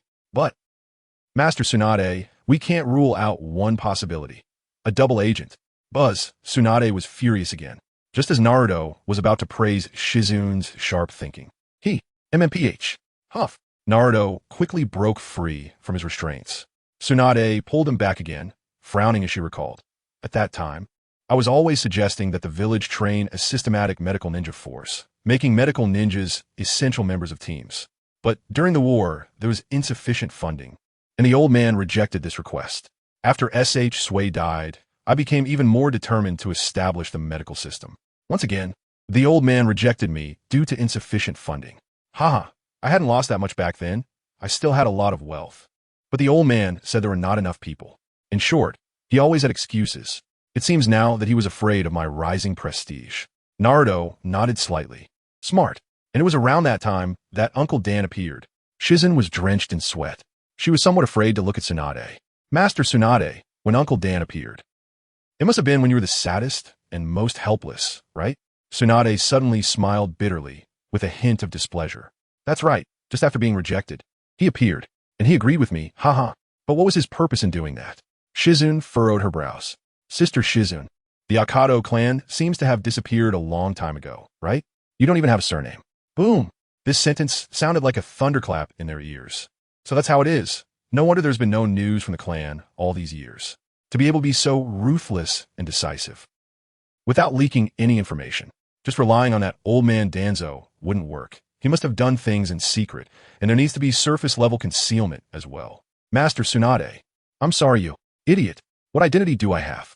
At that time, my mind was filled with S.H. Sui's tragic situation. I didn't have the energy or time to do those meaningless things. Shizune awkwardly smiled, then furrowed her brows again and said, then, everything makes sense. The Akatsuki clan couldn't have been destroyed for no reason. So the starting point must be related to Akatsuki. Uncle Dan's starting point is very likely to be for the Akatsuki clan. The possibility of a double agent's identity has increased. In this way, getting close to Master Tsunade, but ultimately using the spirit transformation technique, was attacked by the enemy and suffered internal injuries. Even Master Tsunade wouldn't be able to save him. In the end, he developed hemophobia and was forced to leave Konoha. After Shizune finished speaking, she slapped her thigh, smack. The fainted Tun-Tun wanted to cry without tears.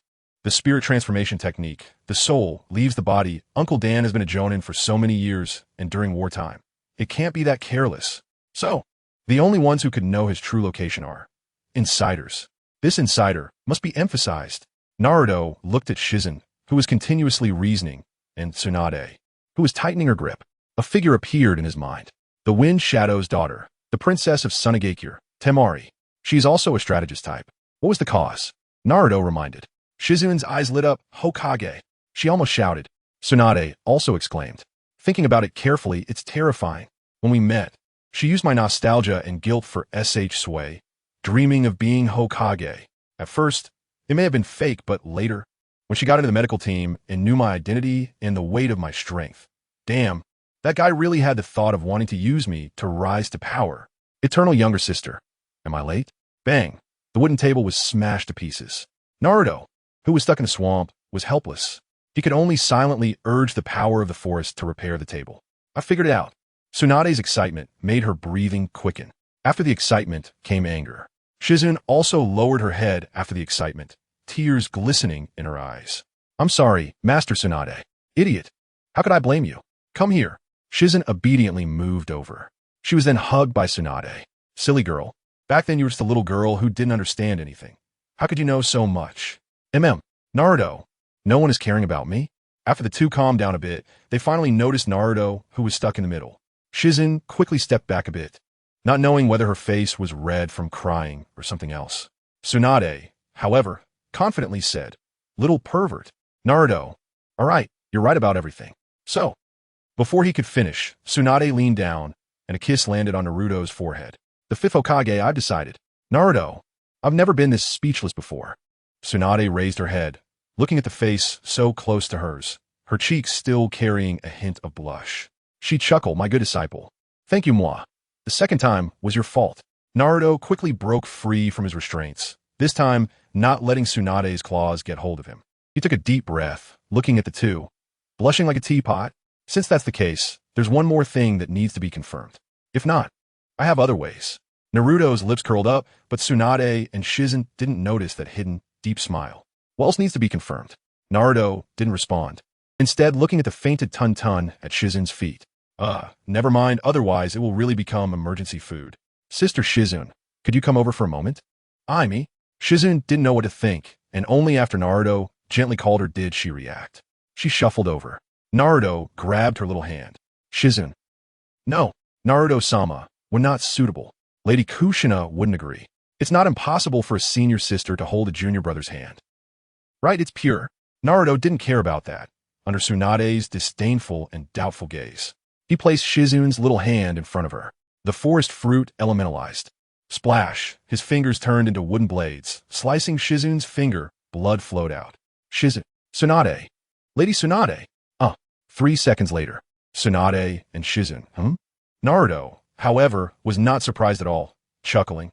"The knot in the heart is untied. The heart demon is broken. Master, your hemophobia." Chapter 68. Gale of Death. Jiraiya returns to the village? "I told you not to come looking for me again. You smell like smoke. It's really unpleasant.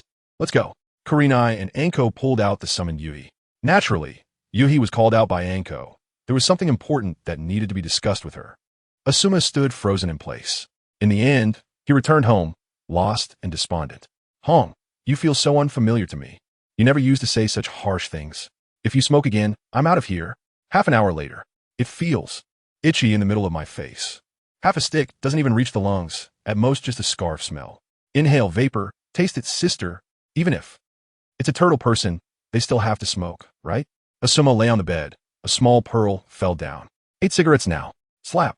He slapped himself. At least he's resisting. Just then, a green figure surged through the night. It had a basket of books on its back. Whoosh, so fast the wind howled. The pages flipped open, and a glimmer of light appeared in the darkness. While golden legend it quickly passed over Asuma's house. Whoosh, oh no. Forget it. I can't go pick it up. It would be bad if someone saw. Asuma looked at the paradise of intimacy that fell onto his balcony.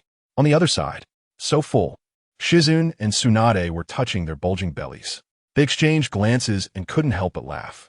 Looking at Naruto nearby, his mournful little eyes were almost piercing through them. "I'm full. Let's go for a walk. It's been a long time since I've returned to Konoha. It's just right to see how the village is doing now." Tsunade narrowed her beautiful eyes slightly. Clearly, she was going to recognize some people. The plan cannot fail. Her position as the 5th Hokage is secure. The grievances of her obedient disciple over the years will definitely not be left unresolved. Additionally, she needed to secretly contact a few major ninja clans. Both Tsunade and Kushina had gone once. At that time, they discussed the candidates for the 5th Hokage. Even without Tsunade contacting them, as long as she appeared on the street, those major ninja clans would surely know. After the two left, Naruto closed the door. "Don't lock it. We have nowhere to sleep." Tsunade's voice reached Naruto's ears, and he rolled his eyes. He disappeared from the spot in an instant. Not long after, at the storage point, "Lord Naruto! Naruto!" Two pleasant voices rang out simultaneously. "Naruto, you must have had a tough time at the Chunin exams, right? Let me massage your shoulders recently. Your eyes seem a bit tired. You really should absorb some Uchiha nutrients." After leaving Naruto's house, Tsunade touched her little belly, a look of satisfaction deepening on her pretty face. Her obedient disciple's cooking is truly exceptional. "Yes, Lord Tsunade, we won't have to." Cough, cough. Tsunade shot a glare to stop Shizun from continuing. How could the future Hokage owe money? All right, let's go for a walk. I've never eaten such delicious food. Let's digest it. On the street, Tsunade's appearance did not attract much attention. Only a few older villagers noticed her. But in the blink of an eye, Tsunade had disappeared. In the tavern, Tsunade and Shizun sat facing each other. Their gazes had become incredibly cold. Shizun didn't dare to speak. Seeing Tsunade down another cup of alcohol, Shizun could only advise, Lord Tsunade, you can't drink anymore. Didn't we already prepare mentally for the journey? Shizun, I really didn't expect those old fools could go this far. These villagers. Bang. Tsunade slammed her palm on the table. The table didn't break, indicating she could still control her temper and wasn't too drunk. You really have guts. Shizun sighed helplessly. Many of these villagers are no longer the original villagers. In other words, after the Nine Tails and the Uchiha massacre, the villagers of Konoha have changed a lot. Those who agreed with the higher-ups stayed, and those who disagreed were all eliminated or expelled. Moreover, what made Tsunade find it amusing was that the Konoha guard had been replaced by ninjas from the Shimura and Sarutobi clans. They were even well-loved by these so-called villagers. There were many details that made Tsunade's initially good mood turn sour. Lord Tsunade, please stop drinking.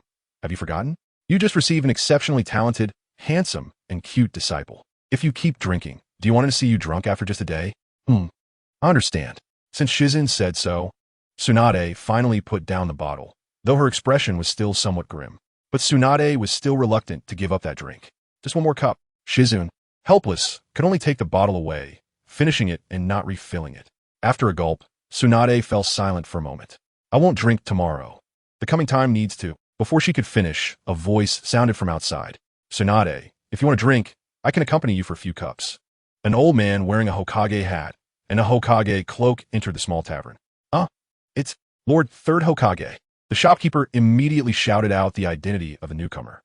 Shizun's eyes instantly turned cold, but thinking it wasn't the right time to confront him, she stood up and turned around, feigning surprise, saying, Hokage-sama. Ninkuma waved his hand with a smile, telling the shopkeeper to ignore them. This scene made Shizun feel disgusted.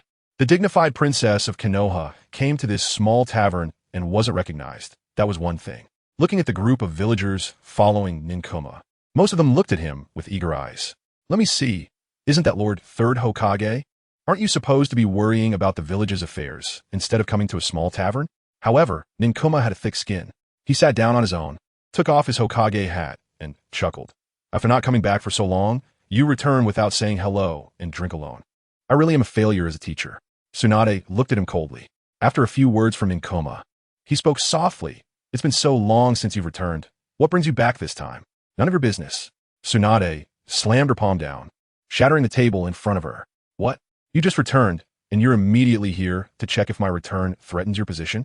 Shizun lowered her head. Normally, she would have advised Tsunade by now, but right now, she was barely able to restrain herself from acting. But as Naruto said, dying now would be too easy for them. So Shizun held back. A flicker of barely perceptible doubt crossed Ninkuma's eyes. But he quickly laughed and replied, How could I think that way? If you want to be Hokage, I would naturally support you wholeheartedly. The shopkeeper brought out the drinks and didn't dare to come any closer. Sorry, someone will come to assess the damage here shortly. Tsunade glanced at him and sneered. No wonder he's been in a high position for so many years. Having seen great winds and waves, this little scene didn't faze his composure at all. Stop pretending here. Old man, if you love that position so much, then sit there until you die. After saying that, Tsunade picked up her coat. At such an old age, his temper is still the same as back then. Ninkuma sighed, seemingly lost in memories. Kakashi swiftly snatched the wine bottle from the shop owner's hand and splashed its contents all over the old face of the ninja bear. How could I dare to lose my temper with Lord Hokage? Please take your time drinking. After saying this, Kakashi left with Tsunade. The ninja bear, with a darkened face, remained silent for a while before breaking into a gentle smile. Haha, I really can't speak well, can I? Lord Hokage, are you alright? It's fine. After Tsunade and the others returned home and opened the door, Tsunade, who intended to turn on the lights, was stunned. Tsunade was also taken aback. Opposite them, Hinata and Shizun, who were sipping some drinks and munching on skewers, were equally surprised. Oh, and there was also Yuzuki Yugao, who had been dragged over for a lesson. The five of them and a pig exchanged glances for a moment. Tsunade-sama. Tsunade waved her hand, extending it, needing no further words. With Tsunade, Shizun joined the battlefield. Shizun patted her little belly, still not fully digested, and, feeling bloated again, thought, well, maybe just a little drink then. After Tsunade finished recounting the earlier events, Hinata slammed her palm on the table, her pretty face filled with anger. All right, it looks like we'll be drinking a few more bottles.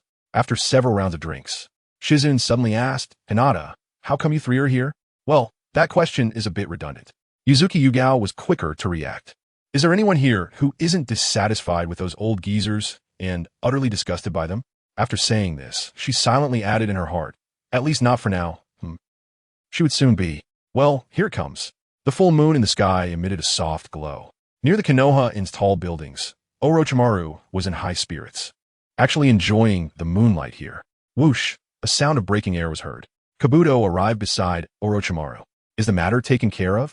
Yes, Lord Orochimaru. This is the layout of the Konoha guards for the official competition starting in a month. Orochimaru took the scroll handed over by Kabuto. After glancing at it, he let out a chilling smile. Danzo is really impatient, isn't he? By the way, how is the investigation going? Kabuto slightly nodded, his glasses reflecting the moonlight. I've already sent people to the Land of Waves to investigate. In a few days, we should be able to bring back information on Uchiha Sasuke and Uzumaki.Naruto. Upon hearing this, Orochimaru chuckled. Also, we can look into Hinata Niji's information. However, Kabuto suddenly said, Lord Orochimaru, actually once you kill the third Hokage, Konoha will be in your hands. You can have all the information you want, so why waste time and effort before the plan? Orochimaru laughed, indeed. Sarutobi-sensei's head must be very old and heavy by now. Seeing that Orochimaru was not answering the question, Kabuto, with his memories sealed, could only smile bitterly. It seems. Lord Orochimaru, you still don't trust me. As my right-hand man, you have no need to think this way. If I didn't trust you, I wouldn't let you hear these words. After a moment of silence, Kabuto quietly left. Today's battle left Gaara in a bad mood. He sat alone on the rooftop of another inn, gazing at the full moon, lost in thought. Tap, tap, tap. At this moment, a figure appeared on the rooftop, walking towards Gaara. Gaara heard the sound, but did not want to pay attention. The visitor was, of course, Tosu from the Sound Village. Really? Don't you sleep at night? Buzz. This remark struck a nerve with the Jinchuriki, who had never had a good night's sleep. The night breeze rustled Tosu's clothes and his hair, resembling a tuft of fur. Once I defeat you, my chances against Sasuke will increase significantly. Besides, I really want to see whose sound is faster. Yours or my sand? After saying this, Tosu rolled up his sleeves, revealing the honeycomb-shaped sound wave ninja tool. Gaara glanced at Tosu, narrowing his eyes slightly. On this dark and windy night, Gaara's shadow under the moonlight became strange. Soon after, Gaara's inner rage could no longer be controlled. A scream echoed through the air. Simultaneously, a large amount of blood splattered from a certain spot on the rooftop. Gaara's mutated body slowly returned to normal after killing Tosu. He had taken him down in one move. Not far away, Kabuto appeared slowly. He walked up to the sand ninja who had witnessed the whole battle. Maki, with a scarf covering half his face, turned his head slowly. Why are you here? Why isn't Orochimaru coming personally? Kabuto smiled. For something like this, it's unnecessary for Lord Orochimaru to appear personally. I'm more than enough.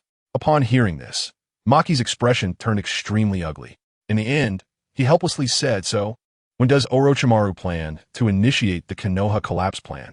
Gaara was finding it increasingly difficult to control the monster inside him. Behind the stone pillar, a figure slowly emerged. It was naturally Tsunade, sent by the third Hokage to investigate Kabuto, who had been following this way all along. At this moment, he perked up his ears, eavesdropping on the conversation of the two. Meanwhile, Kabuto was still discussing capturing Sasuke and destroying Konoha with Maki. Moonlight Hurricane, who was eavesdropping, widened his eyes, his pupils suddenly shrinking. He even forgot the timing of his own stealth technique.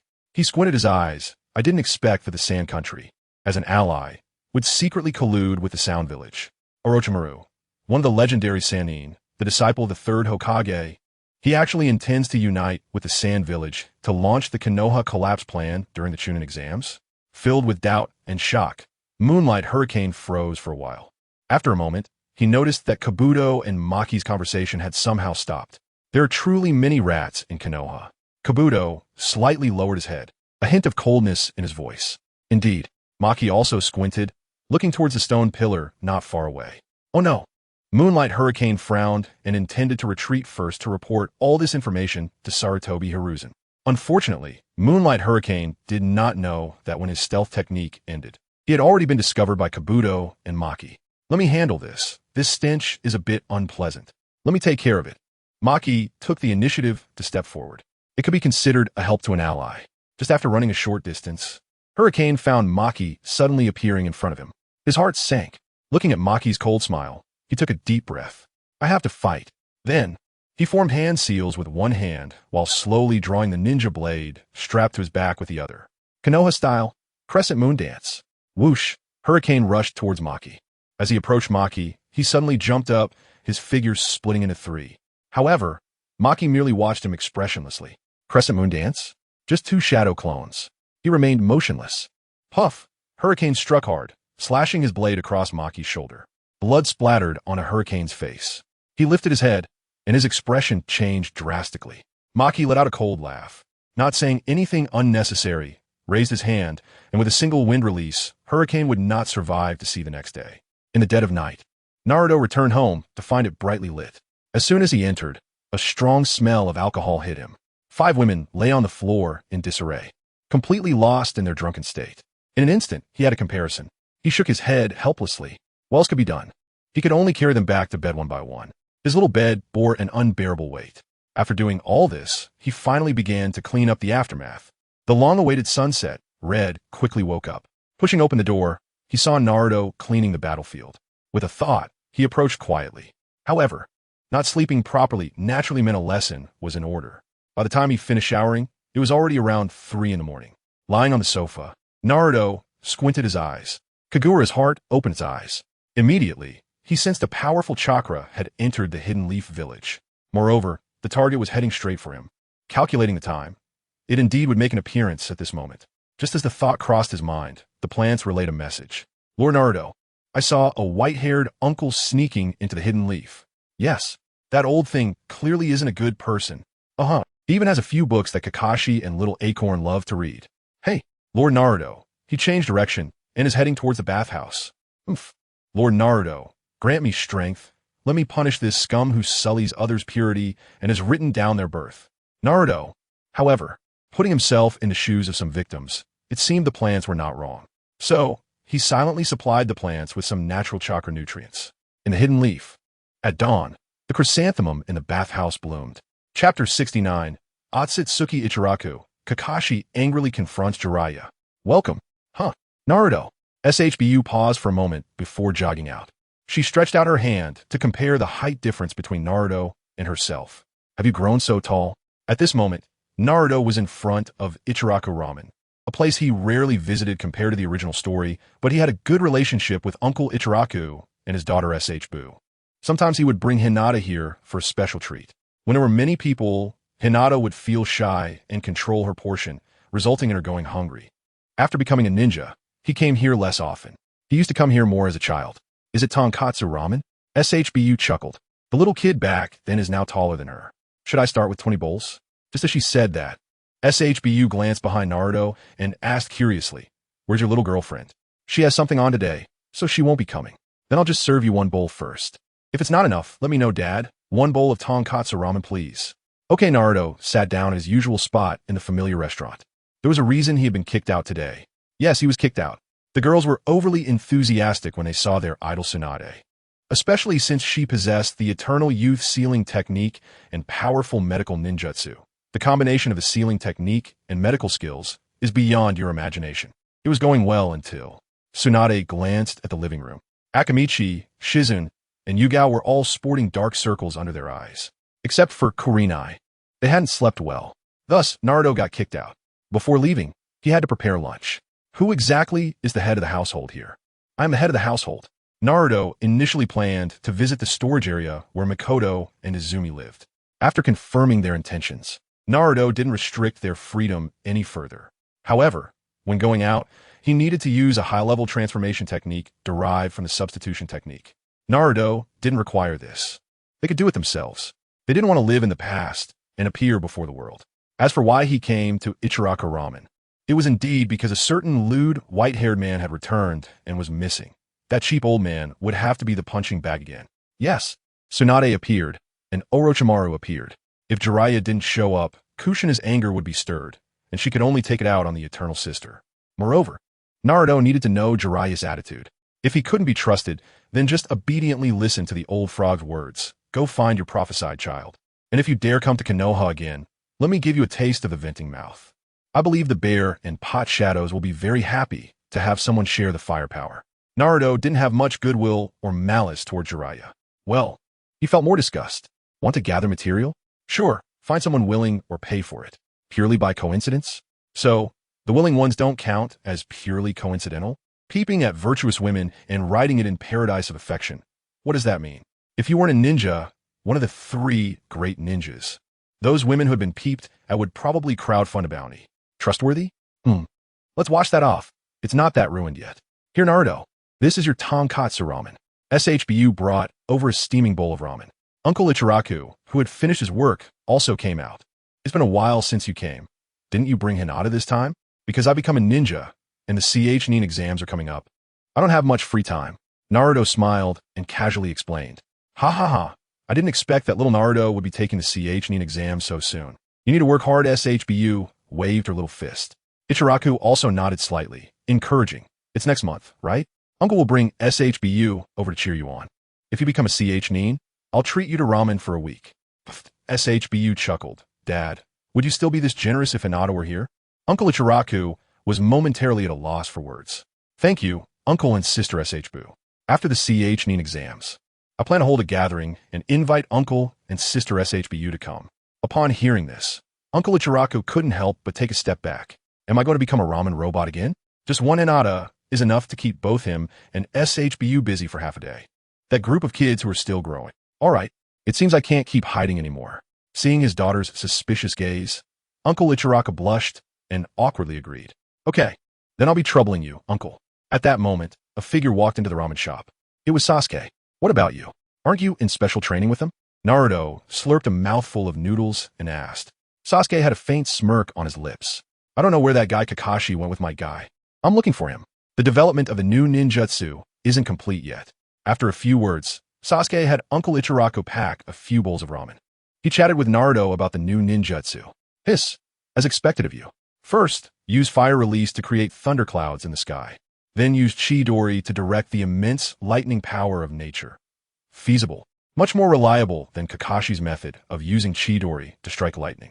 After getting the tonkatsu ramen, Sasuke bid farewell to Naruto. He still needed to help Choji get some meat.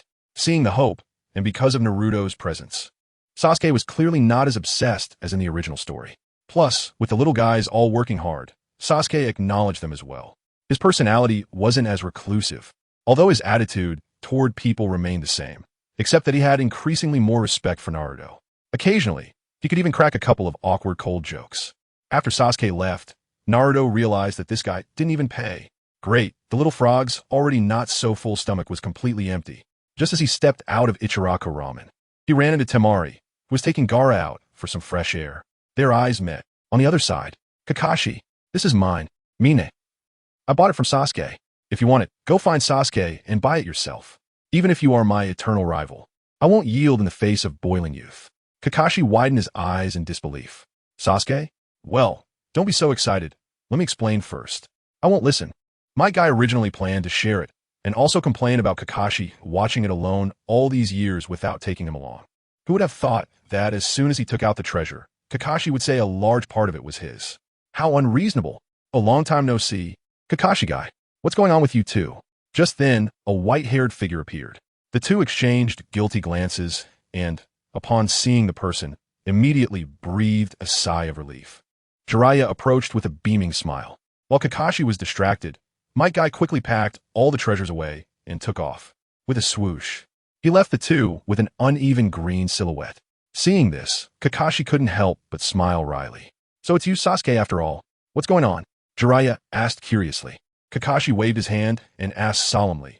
Long time no see, Jiraiya-sama. You're back this time because of Orochimaru, right? Also about Naruto, right? Jiraiya's pupils constricted. He didn't expect Kakashi to understand his intentions so quickly. He put away his playful smile and shook his head, saying, This is not a place for conversation. Let's find somewhere else to talk. Upon hearing this, Kakashi nodded slightly, and then left with Jiraiya in an instant. Regarding Jiraiya's return, even if Naruto hadn't mentioned it, Tsunade had long since informed Kakashi. It was also the first time Kakashi noticed that Tsunade seemed different after being reborn. When talking about Jiraiya, he lacked respect and displayed a hint of casualness. Kakashi knew the plan, and it was fine if he advised against it or wanted to meet with him.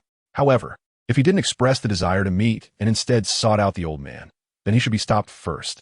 Activate the Flying Thunder God technique, and I will arrive with Kushina immediately. Before long, Kakashi and Jiraiya arrived at a sparsely populated residential area. On the rooftop, sit down. Lord Jiraiya, it seems you haven't returned to the village in many years, right? If not for everything that had happened, Kakashi might have felt happy about Jiraiya's return. Now, influenced by Tsunade and having seen many things clearly, he spoke with little respect. Yes, it's been many years. Konoha hasn't changed. It's still so peaceful and tranquil. Jiraiya said, looking at the Hokage rock with some emotion. After shaking his head, Jiraiya took the initiative to enter the topic. It was a good decision for the teacher to assign you to take care of Naruto. However, I'm back this time because the situation has changed. Kakashi noticed Jiraiya's expression had become extremely serious. What's wrong? He asked knowingly. After Orochimaru escaped from the village, I've been monitoring him, waiting in places he has been. Later, I discovered Orochimaru has joined an organization. What organization? Akatsuki. After a brief conversation, Jiraiya's expression became extremely grave.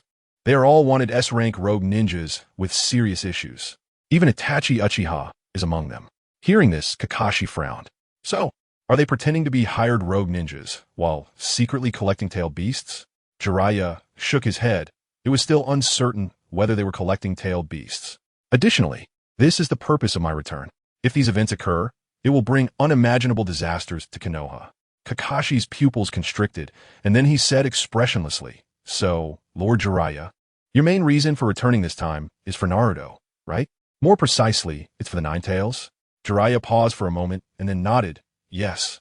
I'm not sure if their target will be Naruto, or if their target is the Nine Tails. No wonder he came looking for himself first. Kakashi looked at him, waiting for more. Jiraiya hesitated but still said, so, Kakashi, you understand the seriousness of the situation, right? Please hand Naruto over to me.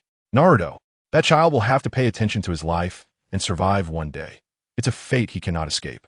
Kakashi replied without hesitation, no. Then, Jiraiya was momentarily choked by Kakashi's refusal. Kakashi, are you doubting me? No, I don't doubt this information. I just don't want to hand Naruto over to you. Besides, I don't have the right to make decisions for Naruto. Jiraiya frowned and said solemnly, Kakashi, this matter has developed to an unimaginable extent. If we don't take action in time, the consequences will be unimaginable. Kakashi suddenly smiled. He stood up and looked at the Hokage rock with the image of the bear. Jiraiya, do you think Naruto's crisis comes from within the village or from outside? Jiraiya did not notice that Kakashi's way of addressing him had changed. What do you mean? Jiraiya followed Kakashi's gaze. Avoiding it doesn't mean you don't know. How many years has it been? On the night of the Nine Tails incident, you should have known soon, right? If I remember correctly, Teacher Minato said that Naruto's name was even chosen by you while eating ramen. It shows Teacher Minato's respect for you. So, do you know what kind of life Naruto has lived these years? Saying this, Kakashi suddenly smiled bitterly. Actually, I don't have much qualification to say this to you. However, I think there are some things you should understand first. Then, Kakashi recounted Naruto's childhood in its entirety. Jiraiya fell silent. He opened his mouth but found he couldn't make a sound. He could only follow Kakashi's gaze and look at the carved face of the third Hokage at the top of Konoha. After a long while, Jiraiya closed his eyes and spoke with a trembling voice, I'm sorry. I was outside back then. Is that all? Kakashi sneered. Jiraiya shook his head. It's all my fault. I owe it to Minato and Kushina. If I had come back and insisted, I could have taken Naruto away. So, you don't understand what kind of treatment Naruto would face if he stayed in Konoha? Jiraiya had no retort. Ultimately, he could only sigh. Even so, Naruto has to face his fate. This is a fact that neither you nor I can change. Kakashi shook his head and sneered, in fact. Even if Naruto knows all of this, he won't blame you or blame me. To be honest, that kid is really outstanding. He doesn't blame us because he doesn't take us seriously at all. So, Jiraiya, let's not talk about anything else. Do you think Naruto will go with you? Even so, I must teach him how to control the Nine Tails power. Kakashi said coldly, what if Naruto plans to use the Nine Tails power to destroy Konoha? Buzz, Jiraiya's pupils suddenly shrank, and for a moment, he couldn't speak again. I will talk to those few. Are you deceiving yourself? Jiraiya lowered his head even more, but at the same time, he finally noticed something was off with Kakashi. Kakashi, what are you planning to do? Konoha. I don't want Konoha to have war again. Then what about the Uchiha clan? Kakashi shot him a glance. Jiraiya was choked again. Kakashi, don't be impulsive. Violence cannot solve these problems. Without the premise of violence, other methods won't work either, and there is no credibility. Kakashi, trust me, I will make those few agree and hand Naruto over to me. After that, I will find a more suitable Hokage. Heh, Kakashi couldn't hold back anymore. He looked up at the sky at a 45-degree angle. Maybe it's because of teacher Minato's influence. I didn't expect someone I admired for so many years to be so pathetic. Are you planning to find Lady Tsunade? Let's not talk about whether Lady Tsunade will agree. And then what? Let Lady Tsunade come back to be a frustrated Hokage? Restricted everywhere. She might not even control a fraction of the Hokage's power. And there's an old man pulling the strings behind everything. Seeing that Jiraiya still wanted to refute, Kakashi added, "Want to talk about Lady Tsunade's identity? Look at Konoha. How many people still talk about the Senju clan? Those who speak ill of the Uchiha have all been left behind, while those who say that the Uchiha's crimes are not that serious are all gone. Besides, you absolutely cannot take Naruto away. If you want to be strong, then soon you will join those clans that have grown by feasting on human blood in the Pure Land." Jiraiya suddenly stood up. "What are you trying to do?" Kakashi, I don't want to reach that point. All of Naruto's experiences have been deliberately arranged, and that old man wants to be the only light in Naruto's heart, then brainwash him with the will of fire. Jiraiya, can you really change all of this with just a few words? Jiraiya fell silent. Then he sighed. "I will give Naruto an explanation." Saying that, he was about to leave, but at that moment Kakashi stopped him. "What if you fail? Just dust yourself off and leave. Going to find the prophesied child that the old toad speaks of, right? What about Naruto? You can't take him away, not even with strength. The best outcome is to imprison him. Then you leave, and the powerless Naruto will have to let those old men manipulate him. If the hidden power he has harbored for years is gone, will they still trust him? Are you going to say that you will make them agree not to harm Naruto, or something like that? Jiraiya, I know you want to do that. Are you going to say that you will stay in Konoha? Well, Konoha has a bathhouse for you to peek at anyway." Kakashi paused and then mocked, "No. Once there is news of the prophesied child, you will definitely leave, putting all your hopes on the prophesied child that the old toad speaks of. Take Naruto with you? And then what? Do you have the confidence to resolve the hatred in Naruto's heart? Don't advise others to do good unless you have endured their suffering.